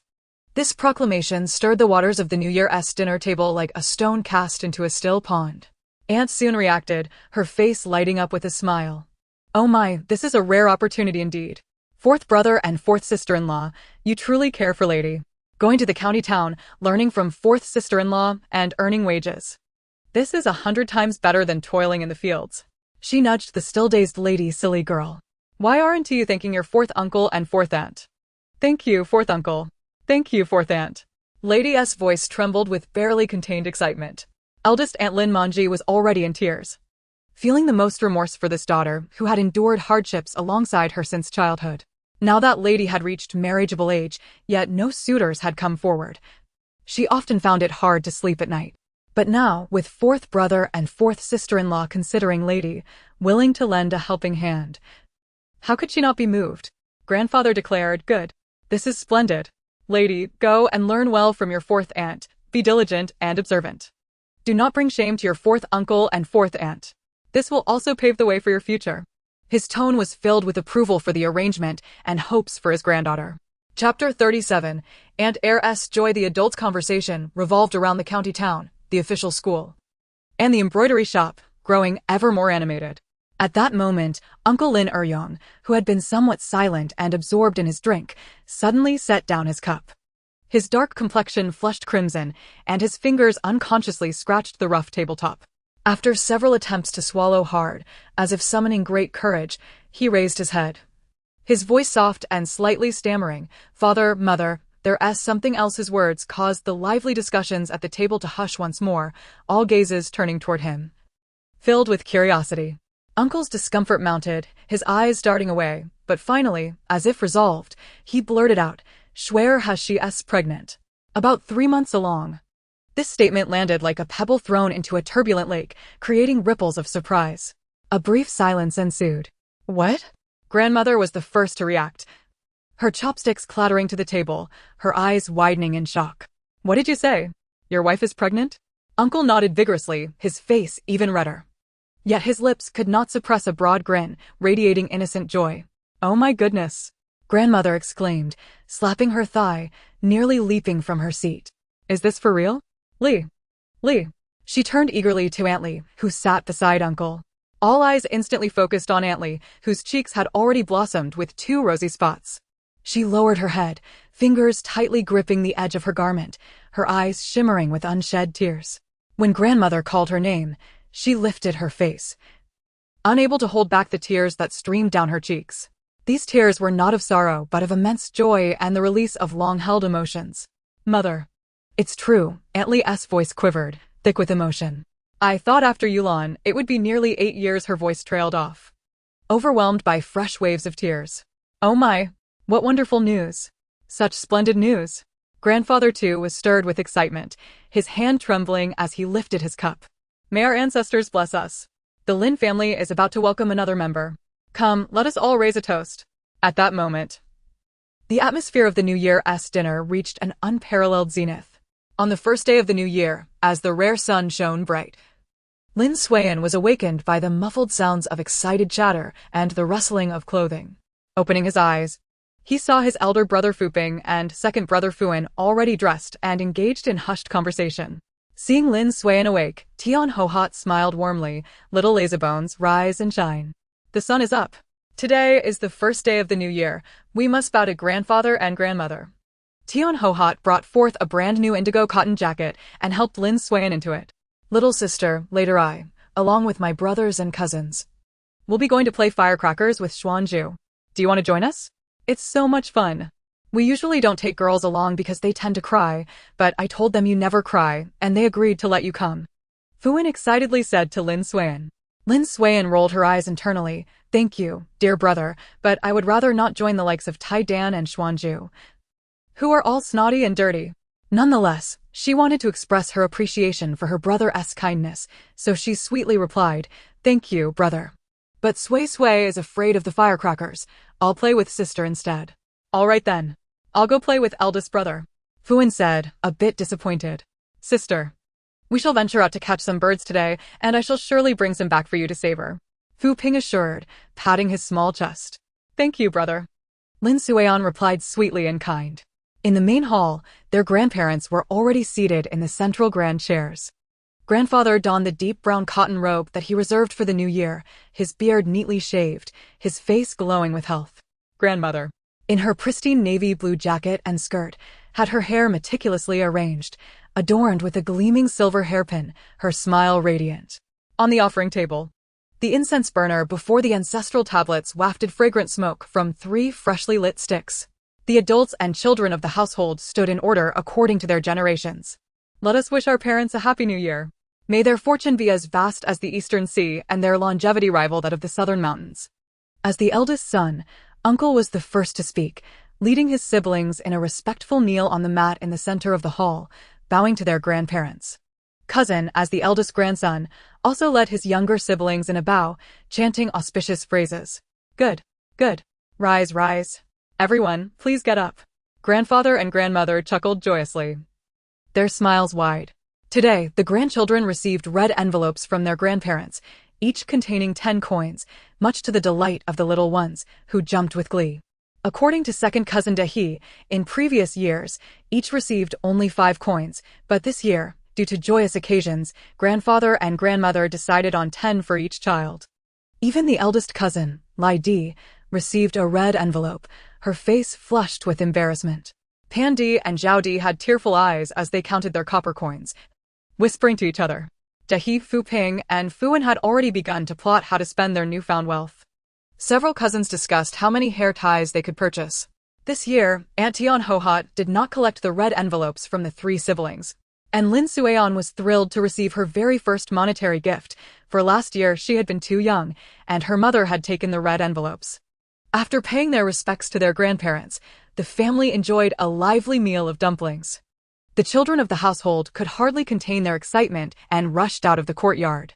The sun outside was splendid, and today Lin Sueon followed her sisters out, eager to make new friends in Peach Blossom Village, for she had yet to find companions there. Not far from the courtyard, they encountered a group of boys, including Zhuang Ju and Tai Dan, all clad in either new or old cotton jackets, their cheeks rosy from the cold, their eyes sparkling, clutching homemade firecrackers rolled in paper. Deshan, Dahi, Fu Ping, come quickly. Zhuangju waved a black firecracker in his hand, having just acquired the thunderclap. Are you brave enough to set it off? Deshan, now a young lad working as an apprentice in the county, exhibited a newfound restraint, showing little interest in the boys' firecracker games. His primary task today was to ensure the safety of his younger siblings. Upon hearing thunderclap, Dahi's eyes lit up, and with a shout, he dashed forward, forgetting his mother's admonition to be cautious with his new clothes. The sheltered area beneath the old locust tree at the village's entrance had become the children's stronghold. The boys engaged in simple yet mischievous antics. Mixing boyish urine with frozen earth to create mud balls was the perfect combination. Laughing and giggling, they gathered to fashion their clay projectiles. Inserting a thin firecracker fuse into the mud ball, they ignited it with a spark. Whoosh! The ember quickly dove into the ball. And with a resounding boom, the mud ball exploded, scattering chunks of frozen earth and goo everywhere. A pungent, indescribable odor, mingled with gunpowder and urine, wafted through the air. The boys erupted in laughter while the girls distanced themselves, their noses wrinkled in disdain. The girls engaged in simpler games, clustering in small groups to discuss the latest hair ties or to share which dishes from the New Year's Eve feast were the most delectable and how much they had eaten. Lin Sueon formed her very first friendship with Xier, the 5-year-old daughter of Aunt Chun Tao. Chapter 38. Lin Sueon is 5 years old. Time flowed like water. And before long, Lin Sueon had turned 5. After the autumn harvest, as was customary, Lin Sanyong sent the 3 children to their maternal grandfather's home, intending to collect them again before the new year. At 5, Lin Sueon had shed her baby fat, her small face now showing the contours of maturity, with bright, sharp eyes. The remarkable steadiness she possessed, far beyond her years, was largely attributed to the sandbags that were nearly always by her side. Now, each of her slender calves bore 2-pound sandbags, while her wrists were adorned with 1-pound weights. The indigo training pants and sleeves had been specially reinforced to conceal the burdensome secret within. As she walked, ran, and jumped, her movements retained a peculiar rhythm. 9-year-old Fu Ping had begun to take on the form of a young boy, his posture upright. His sandbags increased to 3 pounds on his legs and 1.5 pounds on his arms. 7-year-old Fuan was somewhere in between, with 2.5 pounds on his legs and 1 and 2 ounces on his arms. As the 3 siblings exercised in the courtyard, the dull thuds of the sandbags striking the ground or their bodies echoed around them. Lin Sueon was particularly striking, not merely because she was the sole girl, but due to her focus and tenacity that surpassed that of her two brothers. Since the age of 3, she had taken up the pastime of stone throwing. Inspired by her grandfather's demonstration of the stone lock technique, she collected many small pebbles, aiming for marks on tree stumps, swaying leaves, and bamboo wind chimes that danced in the breeze. Through 2 years of monotonous practice, she honed her keen, hawk-like eyesight and developed an exceptionally precise wrist action. Today, her grandfather's demeanor was notably serious. Standing in the courtyard, he surveyed the 3 warmed-up children, his gaze finally resting on Lin Suian. Fu Ping, Fuan. The old man's voice was steady. You two continue practicing the flower-piercing hand and the 9 linked rings. Aim for 300 repetitions. Remember, speed is essential, but accuracy is paramount. The fingertips must carry the wind. Yes, grandfather. The boys replied in unison, immediately assuming their stances, their wrists spinning, generating a faint breeze as the sandbags swayed with their movements, serving both as restraint and training. Grandfather turned to Lin Suian, a glimmer of unspoken expectation in his eyes. Suian, come here. Lin Suian quickly jogged forward, her steps still imbued with the steadiness imposed by the sandbags. How long have you been throwing stones? Her grandfather inquired. To answer grandfather, it has been 2 years and 3 months, Lin Suian replied meticulously. Good, grandfather nodded. Your eyesight has sharpened, and your precision has improved. However, stones strike inanimate objects or stationary targets. The world is fraught with dangers. Often, you will confront those who are living, who will struggle and resist.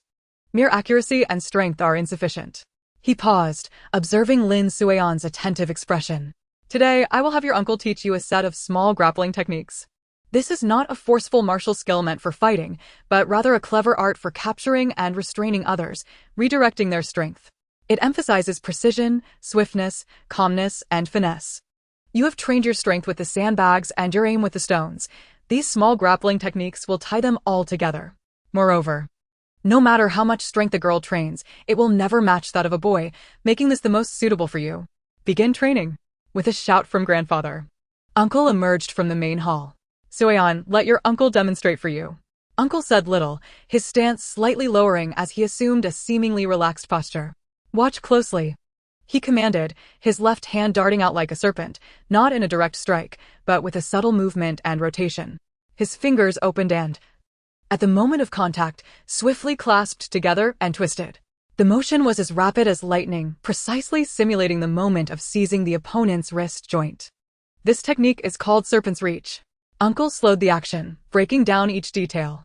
You must strike quickly, with an acute angle. When your fingers grasp, the thumb presses here, and the index and middle fingers lock here. The wrist must twist like this. Remember, do not use brute force to wrench. Instead, employ subtle strength to secure the joint, rendering them powerless. Lin Suian's gaze remained unblinking, fixed intently on her uncle's hands as her small frame subconsciously mirrored the twisting trajectory of the lock-picking motion. You try. Her uncle extended his right wrist. Taking a deep breath, Lin Suian recalled her uncle's movements and swiftly extended her tiny hand. Her actions still carried a child's clumsiness, lacking perfect angles and speed, yet the precision honed by stone-throwing practice and the finger strength tempered by sandbag training began to surface. Her 5 fingers clamped down, fingertips exerting force in an attempt to twist her uncle's wrist. With a gentle flick of his wrist, her uncle channeled a supple yet formidable strength, effortlessly neutralizing her grappling attempt. Yet admiration gleamed in his eyes. Your fingers have power. The positioning is roughly correct. Remember the sensation. Try again. Faster. More cunning. Imagine you're grasping not my wrist, but a slippery loach. Pursing her lips, Lin Suian's gaze sharpened as she struck again. This time, her speed increased, her fingers locking with an almost instinctual cunning, targeting the vulnerable side of her uncle's wrist where leverage was weakest. Excellent, her grandfather exclaimed from the sidelines. Her uncle didn't immediately break free this time, allowing her to maintain her grip while sensing the extraordinary strength, far beyond that of an ordinary 5-year-old, and the nascent locking intent transmitted through her fingers. Steady. Sink your shoulders and drop your elbows. Power originates from the ground, channeled through your fingertips. Yes, just like that. Her grandfather continued to encourage. On the other side of the courtyard, Fuping and Fuan practiced the flower-threading hands with fluid, rapid motions. Fuan stole a glance at his younger sister, noticing their uncle teaching her intricate, subtle movements, and murmured under his breath, "Grappling techniques? Sounds much more intriguing than flower-threading hands." Without pausing his movements, Fuping whispered, "Focus on your practice. Grandfather said our sister, being a girl, has limited strength training. Learning this now is perfect." Her uncle taught Lin Suiyan 3 fundamental grappling techniques: serpent's wrist probe, golden silk arm entwine, and bone-displacing tendon separating. Of course, these were highly simplified versions suitable for a child. Each technique was repeatedly broken down, emphasizing the principles of eyes following hands, using an opponent's force against them, and locking without causing harm. Small joint locks emphasize cunning and control, her grandfather summarized. Master them, and 4 ounces can deflect 1,000 pounds. But remember, martial arts are for self-protection, not for stirring trouble. From now on, besides stance training and stone throwing, add 300 repetitions of these grappling techniques daily. When sparring with your brothers, exercise restraint, no brute force. "Yes, grandfather. And thank you, uncle." Lin Suiyan responded brightly.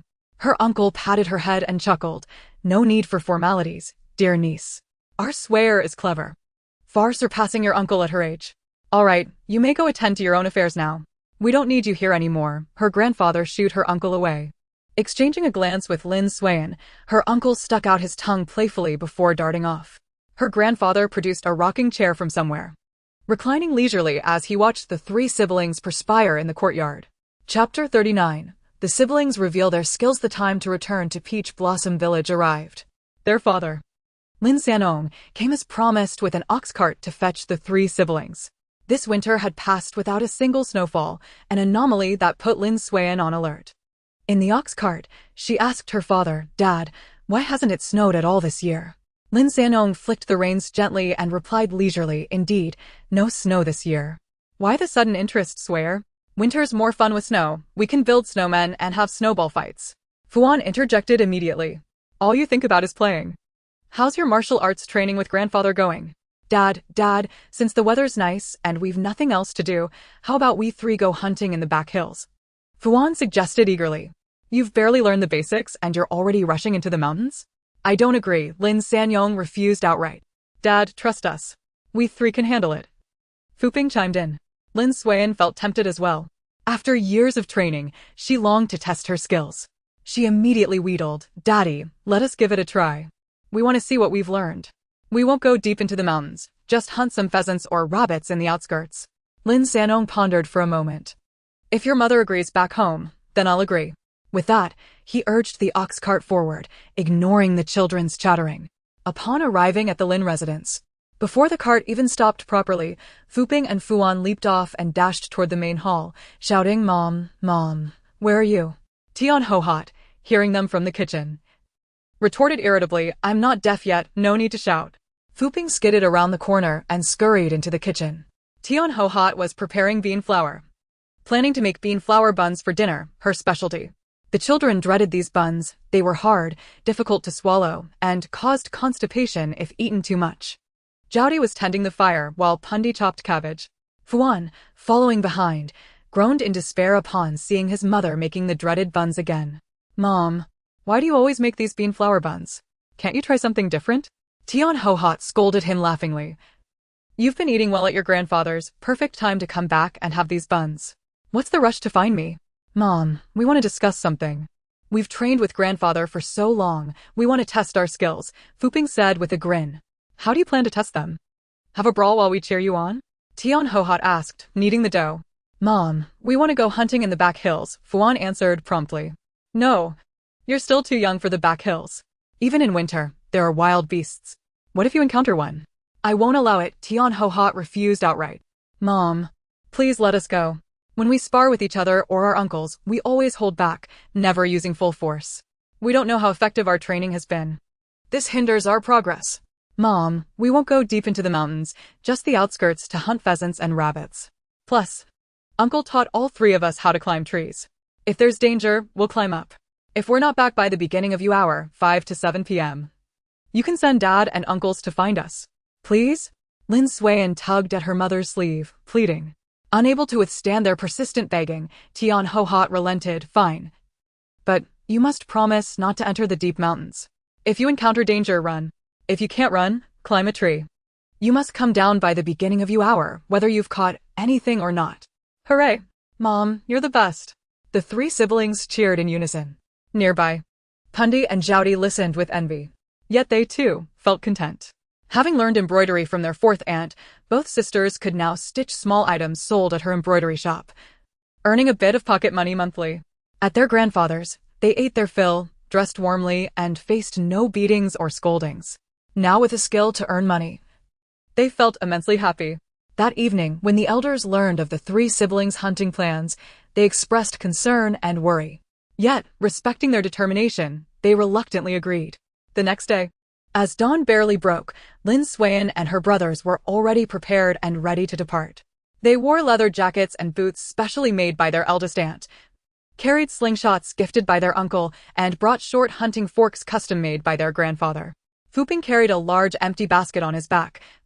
Fuan shouldered a coil of hemp rope, and Lin Suiyan placed a small hoe into her little basket. Quietly, they slipped out of the courtyard and headed for the back hills. Remember grandfather's teachings on listening to the wind to discern positions. Fu Ping, walking ahead, reminded his siblings. Got it, big brother. Fuan responded, gripping his hunting fork tightly, his eyes darting around, scanning for animal tracks on the ground. Lin Suiyan remained silent, following quietly behind. Her attention was intensely focused, observing the subtle movements of the wind among the grass. The trio had walked for nearly half an hour, startling only a few gray sparrows, without catching even a glimpse of a single wild rabbit. Lin Suiyan, however, had discovered several types of medicinal herbs, yet she refrained from hastily digging them up. Fuan, somewhat disheartened, kicked at the fallen leaves beneath his feet. Where could they possibly be hiding? Don't fret, replied Fu Ping, who possessed more experience. He pointed towards a sunlit slope of jagged rocks ahead, sheltered from the wind, suggesting it might harbor something worthwhile. He gestured for silence, took out his slingshot, and loaded a stone. The three of them softened their footsteps, crouching low as they stealthily approached, taking advantage of the rocks for cover. Indeed, behind a massive rock, in a sheltered nook, several plump gray rabbits huddled together. Further away, amidst the dry grass, a few pheasants were foraging beneath the foliage for seeds. Fu Ping tightened his grip on the slingshot, aiming at the largest rabbit. Just as he was about to release, one of the pheasants, startled by the sound of wind rustling through distant branches, suddenly flapped its wings and took flight. This commotion startled the rabbits. Realizing the predicament, Fu Ping decisively released the stone. Whoosh! The stone flew accurately towards the startled rabbit. However, the rabbit's reflexes were remarkably quick, and Fu Ping only managed to hit its hind leg. The rabbit let out a brief cry of pain before darting into the depths of the thicket. Oh no! It's gone! Fuan exclaimed, stamping his feet in frustration, instinctively wanting to chase after it. At that moment, Lin Suiyan sprang into action. Without using the slingshot or the hunting fork, she swiftly reached into a small pouch hanging at her waist, her fingers deftly retrieving three smooth, rounded stones. Whiz! Whiz! Whiz! The three stones flew in quick succession, striking the three pheasants that had just taken off, still unaccustomed to the air. Thud! Thud! Thud! The dull thuds echoed successively. One pheasant was struck in the neck, falling silent before it could even cry out. Another was hit at the base of its wing, feathers scattering as it careened into the rocks. The third was the luckiest, the stone merely grazing its tail feathers, allowing it to escape. Fuan was utterly astonished. Mouth agape, sister, that was incredible. Hurry and collect them, lest the wounded escape. Lin Suiyan, rubbing her wrist, replied, with these two fat pheasants, we'll have enough for a delightful dish. Fuan swiftly bound the two pheasants. Lin Suiyan rushed to retrieve the three stones, cleaning them before placing them back into the pouch. It's truly cold, although it hasn't snowed, this wind is rather fierce. We should return. It's our first outing, and the family will worry, Fu Ping said, leading the way back down. Lin Suiyan walked in the middle, while Fuan, reluctant to leave, followed behind his older brother. Chapter 40. The Harvest on the Mountain. Suddenly, Fuan halted before a sunlit, wind-sheltered rocky slope, pointing excitedly at a peculiar clump of withered grass, resembling a lotus flower nestled against the ground. Hey, sister, brother, look at this. Doesn't it resemble what the book calls white wormwood? Oh, it's actually Artemisia. Hearing this, Lin Suiyan and Fu Ping came over, and Lin Suiyan crouched down for a closer inspection. Indeed, it was Artemisia. This was the old stalk of Artemisia, which survives through winter, also known as sweet wormwood. Its medicinal properties are somewhat weaker than the tender shoots of spring, but it can still clear heat and dampness. Brother, this can be boiled to dispel heat in the spring. Let us dig some to take back, Lin Sueon suggested as she began to work. Sister, have you memorized all the contents of that book Uncle C brought back? Fuan inquired. More or less. You should read it more diligently, you always slack off. It took Uncle C a lot of effort to find it, Lin Sueon replied, exasperated, wondering why both her brothers were disinclined to read. Oh, you know how it is. The two of us fall asleep as soon as we open a book. As long as you understand, that's all that matters, Fuan replied nonchalantly. With this discovery, the three siblings became even more vigilant in observing their surroundings. As they continued their descent, Lin Sueon's attention was drawn to an area of tangled vines, seemingly chaotic and covered with many fallen leaves. The vines had long since withered and darkened, entwining in low shrubs and rocks, yet at the edges, partially obscured by the leaves, sturdy, deep brown vine stems were faintly visible, coiling into the ground. She approached, gently brushing aside the leaves with her foot to examine the thick, block-like roots partially buried in the soil. The roots had a rough texture, presenting a deep brown hue and irregular shapes, but the main root connecting to the vines was exceptionally robust. Could this be kudzu? Lin Sueon pondered uncertainly. Calling to Fu Ping, brother, come take a look at this fine root. Is it kudzu? Fu Ping approached, crouching down to scrutinize the shape of the vine and the exposed characteristics of the roots. He then scratched the root skin, revealing the white, fleshy interior. Kudzu. Goodness. Look at the thickness of this vine. The root beneath must be substantial. His eyes sparkled with delight as he immediately set to work, carefully prying open the frozen earth and rocks surrounding it with his hunting fork. The three siblings worked together, expending considerable effort to extract the thick kudzu root intact. Regrettably, they hadn't brought a large hoe, otherwise they could have unearthed even more. Fu Ping weighed the sizable find, feeling a twinge of regret. He knocked off the loose dirt from the kudzu root and placed it into the basket. It's getting late, we should hurry back, Fu Ping suggested. All right. Let us head back, both Fuan and Sueon agreed, nodding.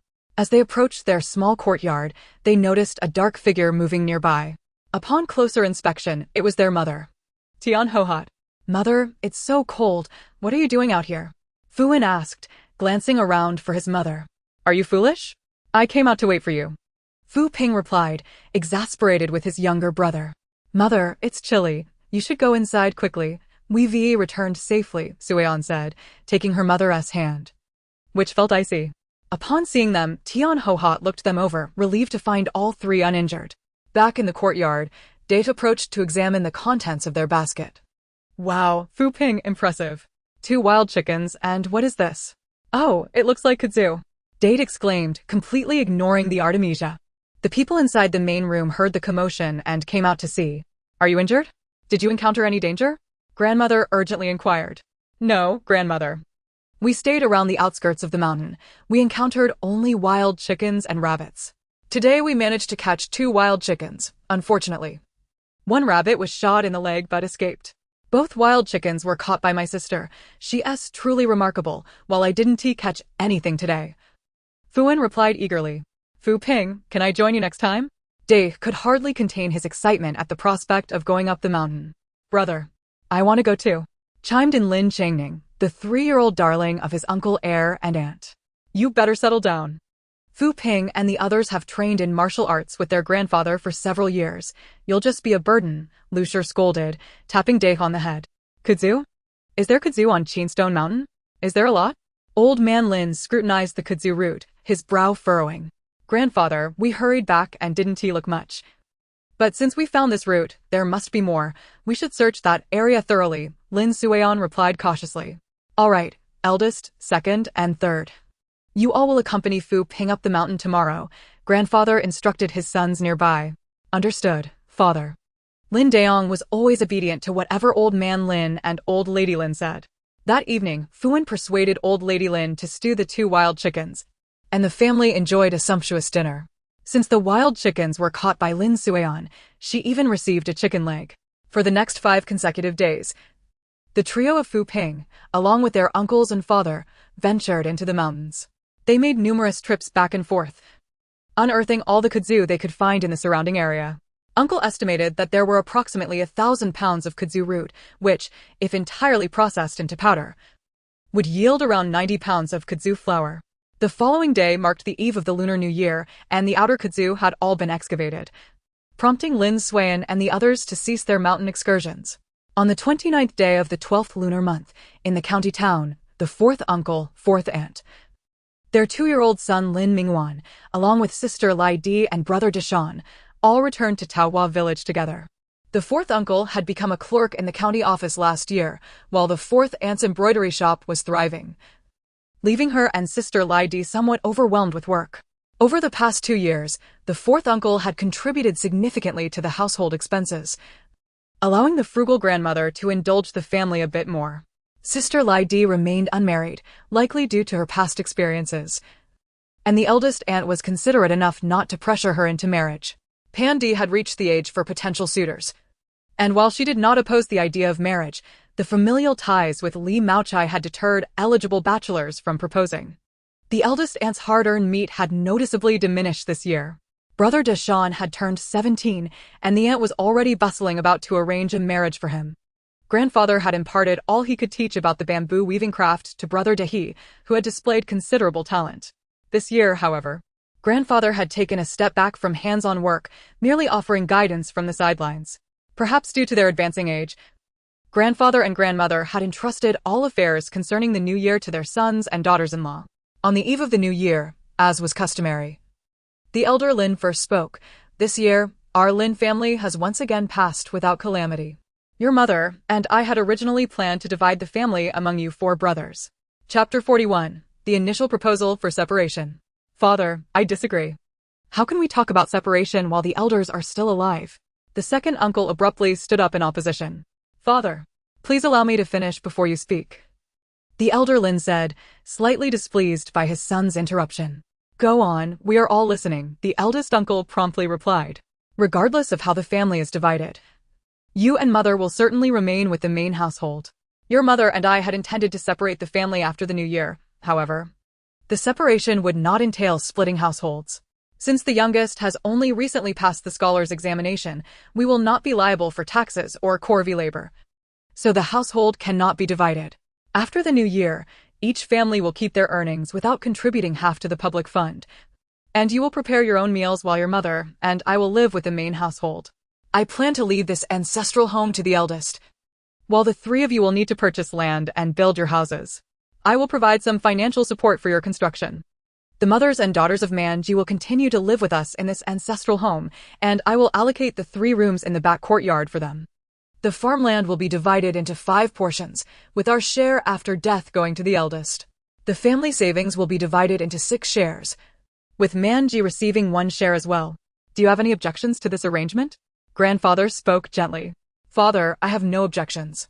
Whatever you and mother decide is fine by me, the eldest uncle and his wife replied in unison. The second uncle, father, and fourth uncle all nodded in agreement, while the eldest aunt, Manji, was moved to tears. Grandfather sighed and continued, what I have proposed was our original plan, but it may need to be revised. You have likely noticed that since winter began, there has been no snowfall. How many times has it rained since the autumn harvest? Father, hasn't it only rained once? The eldest uncle realized the gravity of the situation, as any seasoned farmer should have. Indeed, it rained just once and stopped after a day, the second uncle confirmed.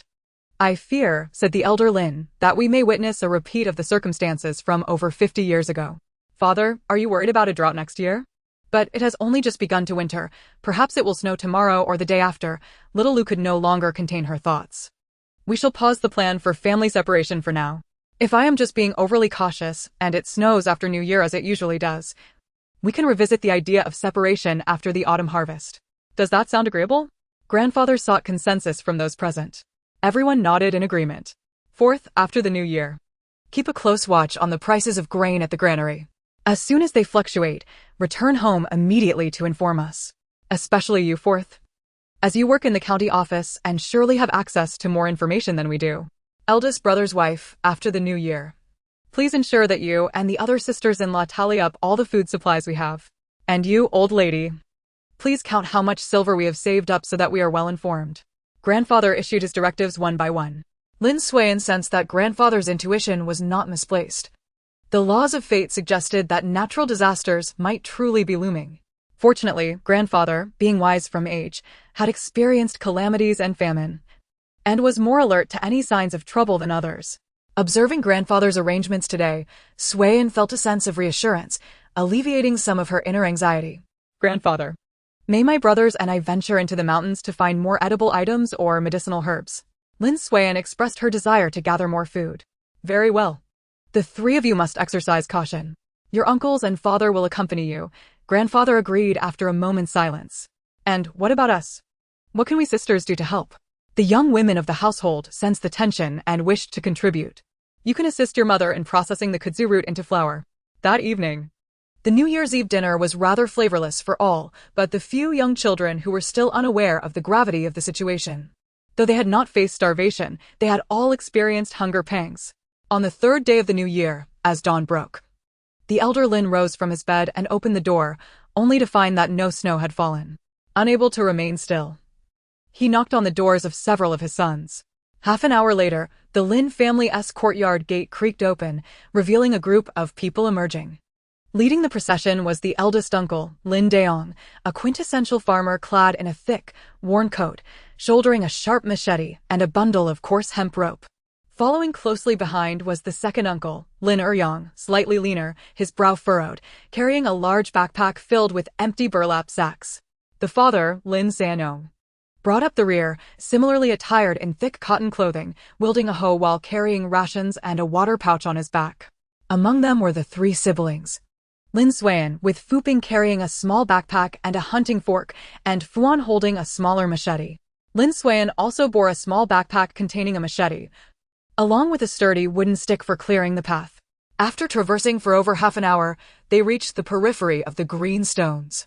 Their formation had shifted, with Lin Suiyan now leading due to her superior eyesight, followed closely by Fuan, and trailing was Fu Ping, while the three uncles maintained their positions in the middle. Venturing deeper into the mountains for another half hour yielded little in terms of bounty. However, Suiyan managed to strike a wild hare and a wild chicken with stones. Along the way, they encountered plenty of mugwort, but chose not to gather any today, as their main task was to search for additional sustenance. It seems there is no kudzu root in this area, the eldest uncle expressed his disappointment. Lin Suiyan continued her search undeterred, recalling that the books in her space had mentioned that although the kudzu vine withered in winter, substantial tubers were often buried beneath the thick, tangled vines or entwined in low shrubs. She paused at the edge of a vast expanse of withered, blackened vines, gently kicking aside the layer of fallen leaves, revealing stout, dark brown vine stems and the faint outline of bulbous roots. Father, there might be kudzu root here. Lin Suiyan called out to Lin Sanong. Lin Sanong, along with the uncles, approached, their spirits lifted at the sight of the robust vine stems. This vine must have a substantial root below, the eldest uncle asserted.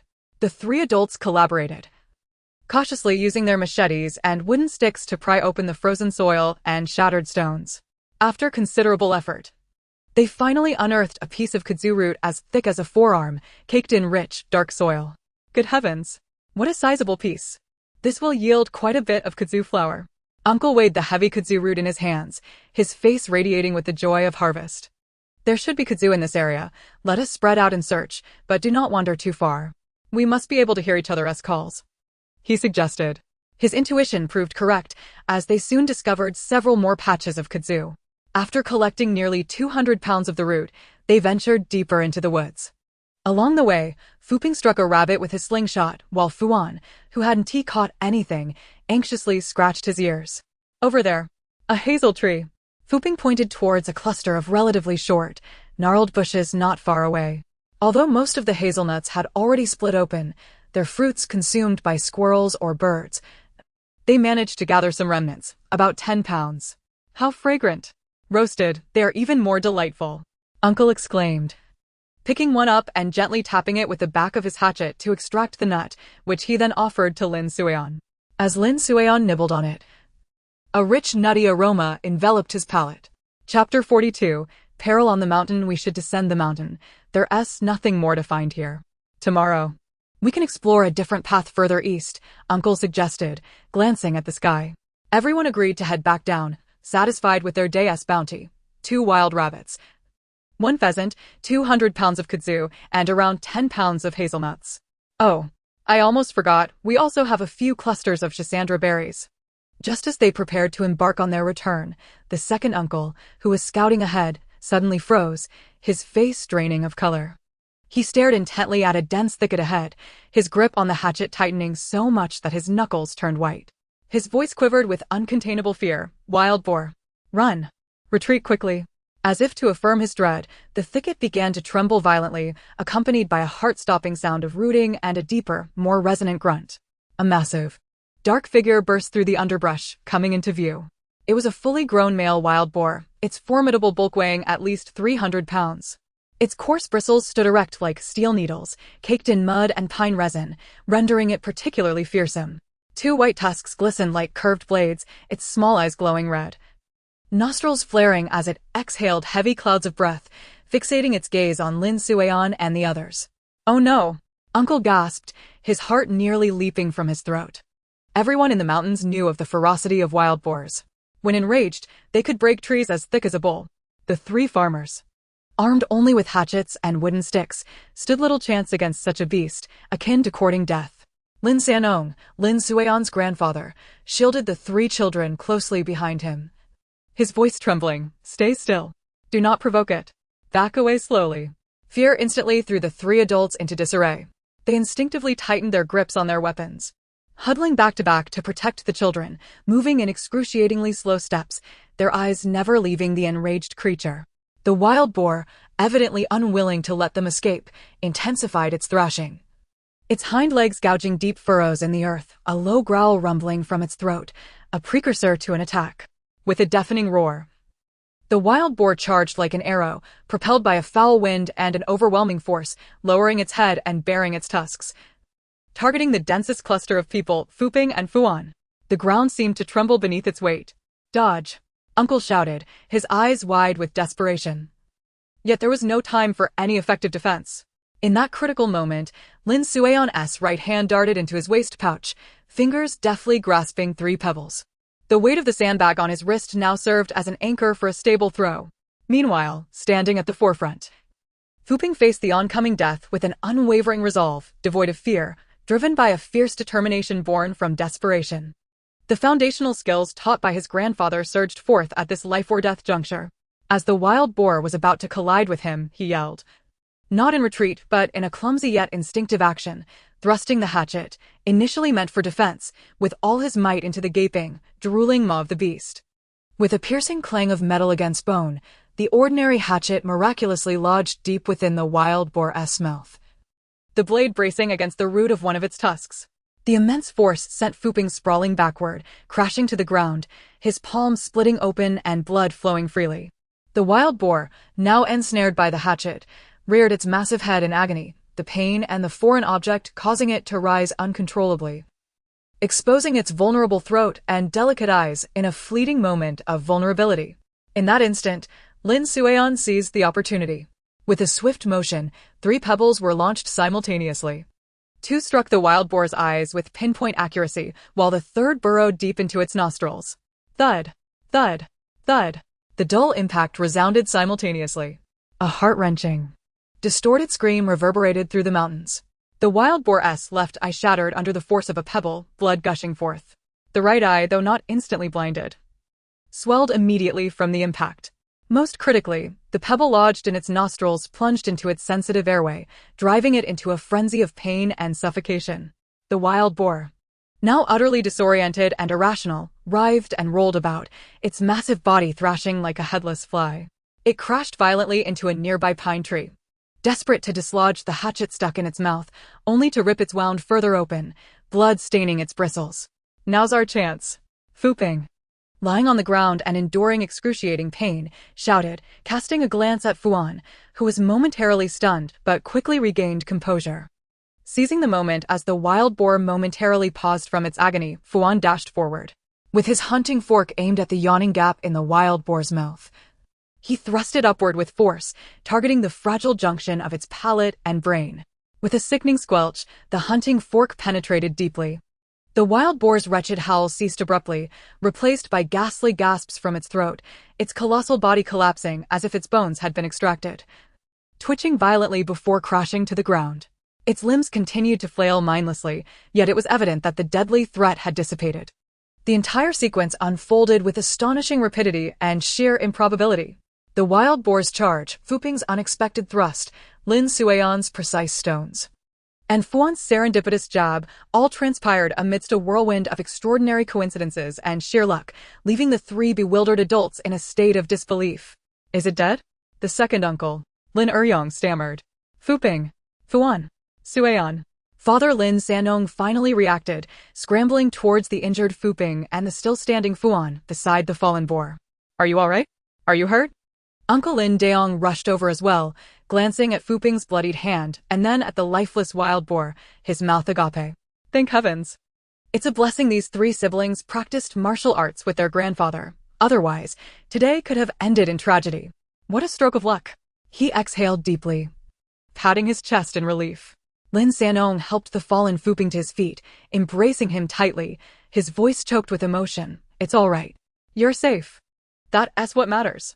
Fear was swiftly overshadowed by overwhelming elation at their remarkable bounty, and the three adults hurriedly set about processing the wild boar, skinning, bleeding, and butchering, the physical labor dissipating the earlier shock. Meanwhile, Lin Suion and his siblings were instructed to rest nearby, and Fuping's wounds were simply wrapped in cloth. Lin Suion sought out several medicinal stones to stop the bleeding, crushing them before applying them to the wound. Chapter 43. The First Signs. When Lin Suion and his companions returned to the Lin family courtyard with a wild boar, the fear and anxiety experienced by the Lin family were beyond description. That evening, Old Man Lin was chased and scolded by Old Lady Lin for the entire night, and subsequently, he categorically refused to allow Suion and the others to venture into the mountains again. After returning from the mountain, Lin Suion was filled with trepidation. Although they were young and had trained in martial arts, confronting such large wild creatures posed a significant risk, and escaping unscathed was never guaranteed.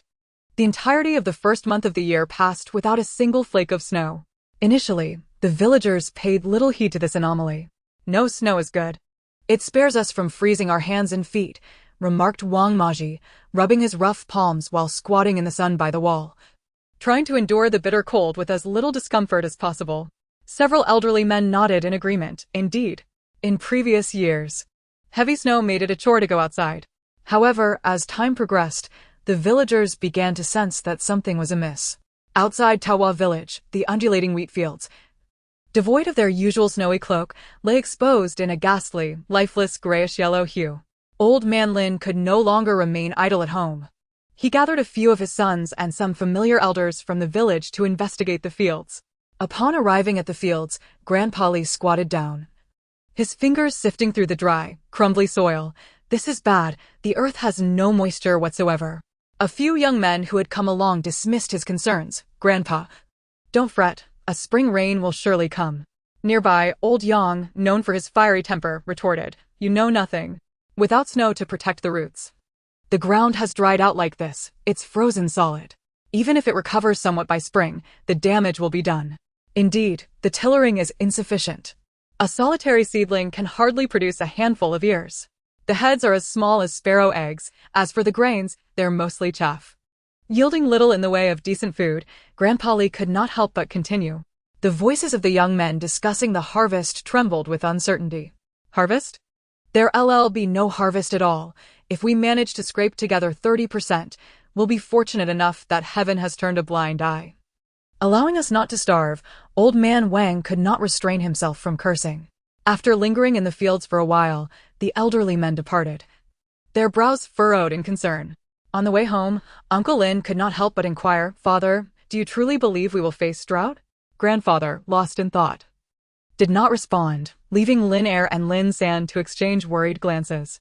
Upon entering the courtyard, Xiao Lu emerged from the main room, assessing the group's expressions, and wisely chose to remain silent. Instead, she called for her eldest daughter, Chuanxia, to join her in the kitchen to prepare ginger tea. Grandfather had been seated at the kang for a while, not uttering a word. Old Lady Lin, unable to contain herself any longer, exclaimed, "You old man, speak your mind." "It's maddening. Eldest daughter-in-law.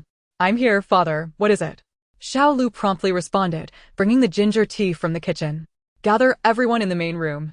All right. Father, I'll call them right away. Xiao Lu exchanged a knowing glance with Chuanxia before hastily exiting. Soon, everyone was assembled in the main room. Even the youngest Lin Changning from the second household was brought in. In the days leading up to this, Lin Sueon had been diligently rummaging through the materials in her space, yet it was evident that this world was not the same as her previous life. It belonged to a parallel universe. Recently, she had come to realize that her current location was akin to Hebei from her past life. The place she now resided in, Qinghe County, was part of Dingzhou, yet the current dynasty was known as Yan, having been established for 150 years. The butterfly effect had altered history beyond recognition, rendering past events devoid of reference value. Lin Sueon felt a profound sense of urgency in her previous life. She had little interest in history, merely attending classes to pass exams, forgetting nearly everything learned, save for a few notable events. Now, when the need arose, her mind was a blank slate.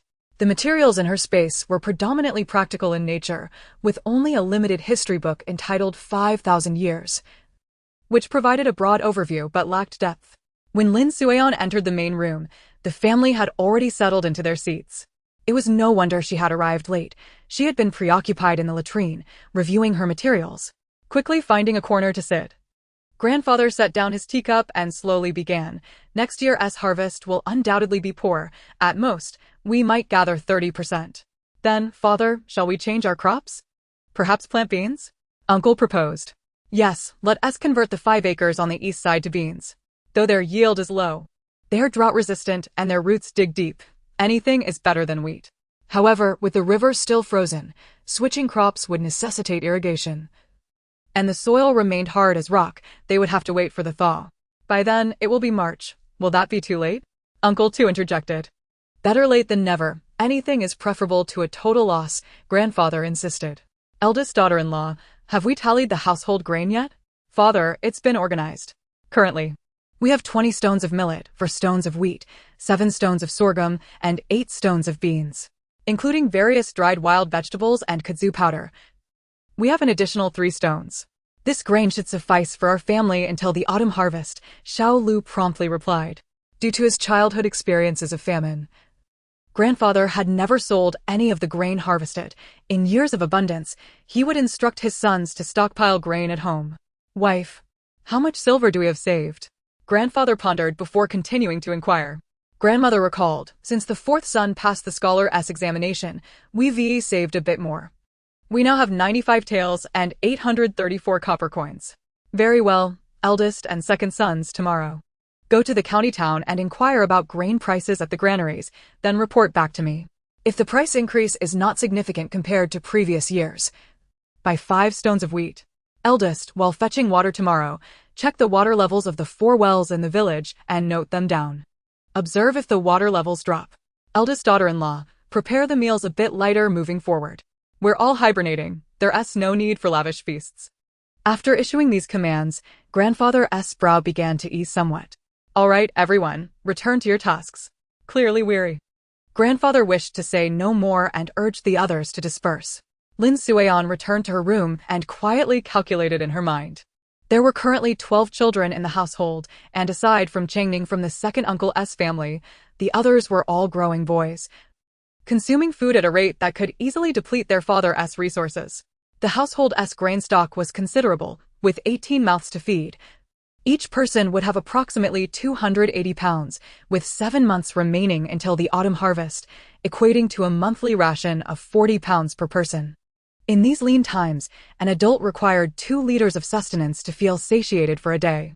Lin Sueon herself had a hearty appetite, exacerbated by the lack of oil and fat in the household, compounded by her martial training. Over the years, the space had dwindled to just 100 boiled eggs, a result of her reluctance to consume them all. She had devoured over 300 rice balls, emptying 6 stainless steel bowls in the process. Additionally, 2 bowls of assorted meats had been consumed, all while she practiced great restraint. Clearly, come spring, she would need to venture into the mountains to forage for medicinal herbs to earn some money. Since the incident with the wild boar, her family had staunchly refused to let the 3 of them take any more risks in hunting. Chapter 44. Stockpiling Grain. Before dawn, Uncle Tu came to knock on the door. "Third, are you awake?" "Father is in the room," came the muffled reply, as Lin Sueon's father rustled about, dressing. Lin Sueon was also stirred from her slumber by the commotion, but deemed it too early to practice. She decided to linger in bed a little longer. Peach Blossom Village lies 50 li from Qinghe County, and it takes nearly 3 hours for an ox cart to make the journey. Departing at the hour of the tiger, they only arrive at the grain store by the hour of the snake. The wooden sign at the entrance of the store boldly proclaims, rice, 1 do for 51. Wheat, 1 do for 35 won. Millet, 1 do for 31. Sorghum beans, 1 do for 21. 12-year-old rice, 1 do for 35 won. "Brother, the grain prices have risen slightly," Lin Sanong remarked. "The last time I came to the county to stock up before the new year, I saw wheat priced at only 30 won per do, and millet was an even more modest 22 won. In less than 3 months, prices have increased significantly." Lin Sanyong's heart sank as he gazed at the prices. "I fear they may continue to rise," Lin Eryong concurred. "Father suggested we buy 5 share of wheat. I think we should purchase more. Our old yellow ox can only carry a maximum of 8 share of grain. Anything more would overexert it," Lin Sanong replied. "Then let us procure 7 share of wheat today, and afterward, we can visit the family of 4th brother." After purchasing the grain, as they made their way to Lin Seong's home, they paused at the salt shop. Lin Sanong halted the ox cart and retrieved the salt purchase voucher issued by the authorities before entering the store. The entire Lin family is officially registered with 22 members, including 4 daughters of Lin Manji, totaling 26 individuals. The government allocates less than 3 jin of salt per person annually, and with the new year just passed, the Lin family still has 65 jin of their quota left to purchase. This time, Lin Sanong planned to buy 30 jin of salt. According to the government's allocation of less than 3 jin per person per year, this is woefully insufficient. The family needs to pickle a great deal of vegetables each year, and with everyone engaged in strenuous labor, their salt requirements are even greater. The Lin family also buys some private salt each year to supplement their needs, and it is fortunate that Lin Sanong has built connections as a traveling merchant over the years. Today's salt price is 70 won per jin, and their salt purchase alone cost them 2 guan and 100 won, which made Lin Eryong and Lin Sanong wince at the expense. This little amount of salt nearly rivals the cost of a cartload of grain. Although private salt is only 20 won per jin, the purchasing limit is stringent, and the risks are considerable. The Lin family would only venture to buy private salt if absolutely necessary. By the time the ox cart arrived at Lin Seong's house, it was already noon. Lin Sanyong knocked on the courtyard door, only to be surprised when Lin Seong himself opened it. "Ah, 4th brother. What brings you home at this hour?" "2nd brother, 3rd brother, why are you visiting today?" "We've come to the county to buy grain," they replied in unison. "I plan to transport grain back to Peach Blossom Village today," Lin Seong added. It turned out that 2 days prior, as Lin Seong left the office, he noticed the grain prices had risen. He took leave today to purchase 5 share of wheat and 5 share of millet to take back to the village and inform their father of the news. "Perfect. 2nd brother, 3rd brother, you can take the mule cart back. This cart was chosen by Shuyun and Jidi a few days ago. When you next come to the county, you can return the mule cart then," Lin Seong suggested to his elder brothers. "Very well, that way each of us can drive a cart home. I suspect father will likely send us to buy more grain tomorrow. The weather feels quite unusual. This year may bring drought, so it's prudent to stockpile grain," Lin Sanyong asserted with certainty. "4th brother, we shan't intrude any further. Your courtyard is small, and with the ox cart being so cramped, we merely came to check on you before heading back," Lin Eryong said, eager to leave. "There's no rush. Have a bite to eat before you head back," Lin Seong countered. "We've brought our own provisions. We should return early, as father must be waiting anxiously at home." "I'll fetch the mule cart, and we'll be off," Lin Sanong declared, not waiting for Lin Seong's response before entering to retrieve the cart. Seeing that he could not dissuade his 2 older brothers, Lin Seong hurried to the kitchen and packed the pancakes he intended to eat today for them to take along with a 2 jin piece of pork belly wrapped in oiled paper. Each brother drove their respective cart as they made their way home. The family's old ox, having lost its vigor, trudged slowly, needing to stop halfway to graze before it would continue. The journey with the mule cart, fraught with stops and starts, Took nearly 4 hours, and by the time they returned to Peach Blossom Village, it was already the hour of the dog. The younger generation had already been sent to bed by their grandparents, while the adults awaited the return of the second uncle and their father in the main room. As soon as the ox cart and mule cart entered the courtyard, the family emerged. "Second brother, where did you get that mule cart?" Lu Shi, with keen eyesight, was the first to notice the cart. "It belongs to fourth brother. Today he coincidentally bought a cartload of grain to bring back. Since I and third brother were visiting him, we offered to return the cart for him," Lin Eryong explained as he unloaded the cargo. "Hurry and help bring the grain down. Place it all in the granary. Second brother, third brother, you should rest for a moment," Lin Laodai commanded as she emerged from the main room. Lin Eryong and Lin Sanong were indeed famished, devouring the steamed buns in mere bites, and each consumed 4 large bowls of millet porridge. Once they had rested briefly, they reported the grain prices from the county to Lin Laodai. "Father, mother, today we spent 2 guan and 451 on grain, and 2 guan and 101 on salt. The 5 liang you gave us yesterday leaves us with 451, Lin Sanong said, handing the remaining coins to Lin Laodai. "Don't give it to your mother yet, old woman. Take out another 10 liang for third brother. Let second and third go again tomorrow," Lin Laodai instructed after some contemplation.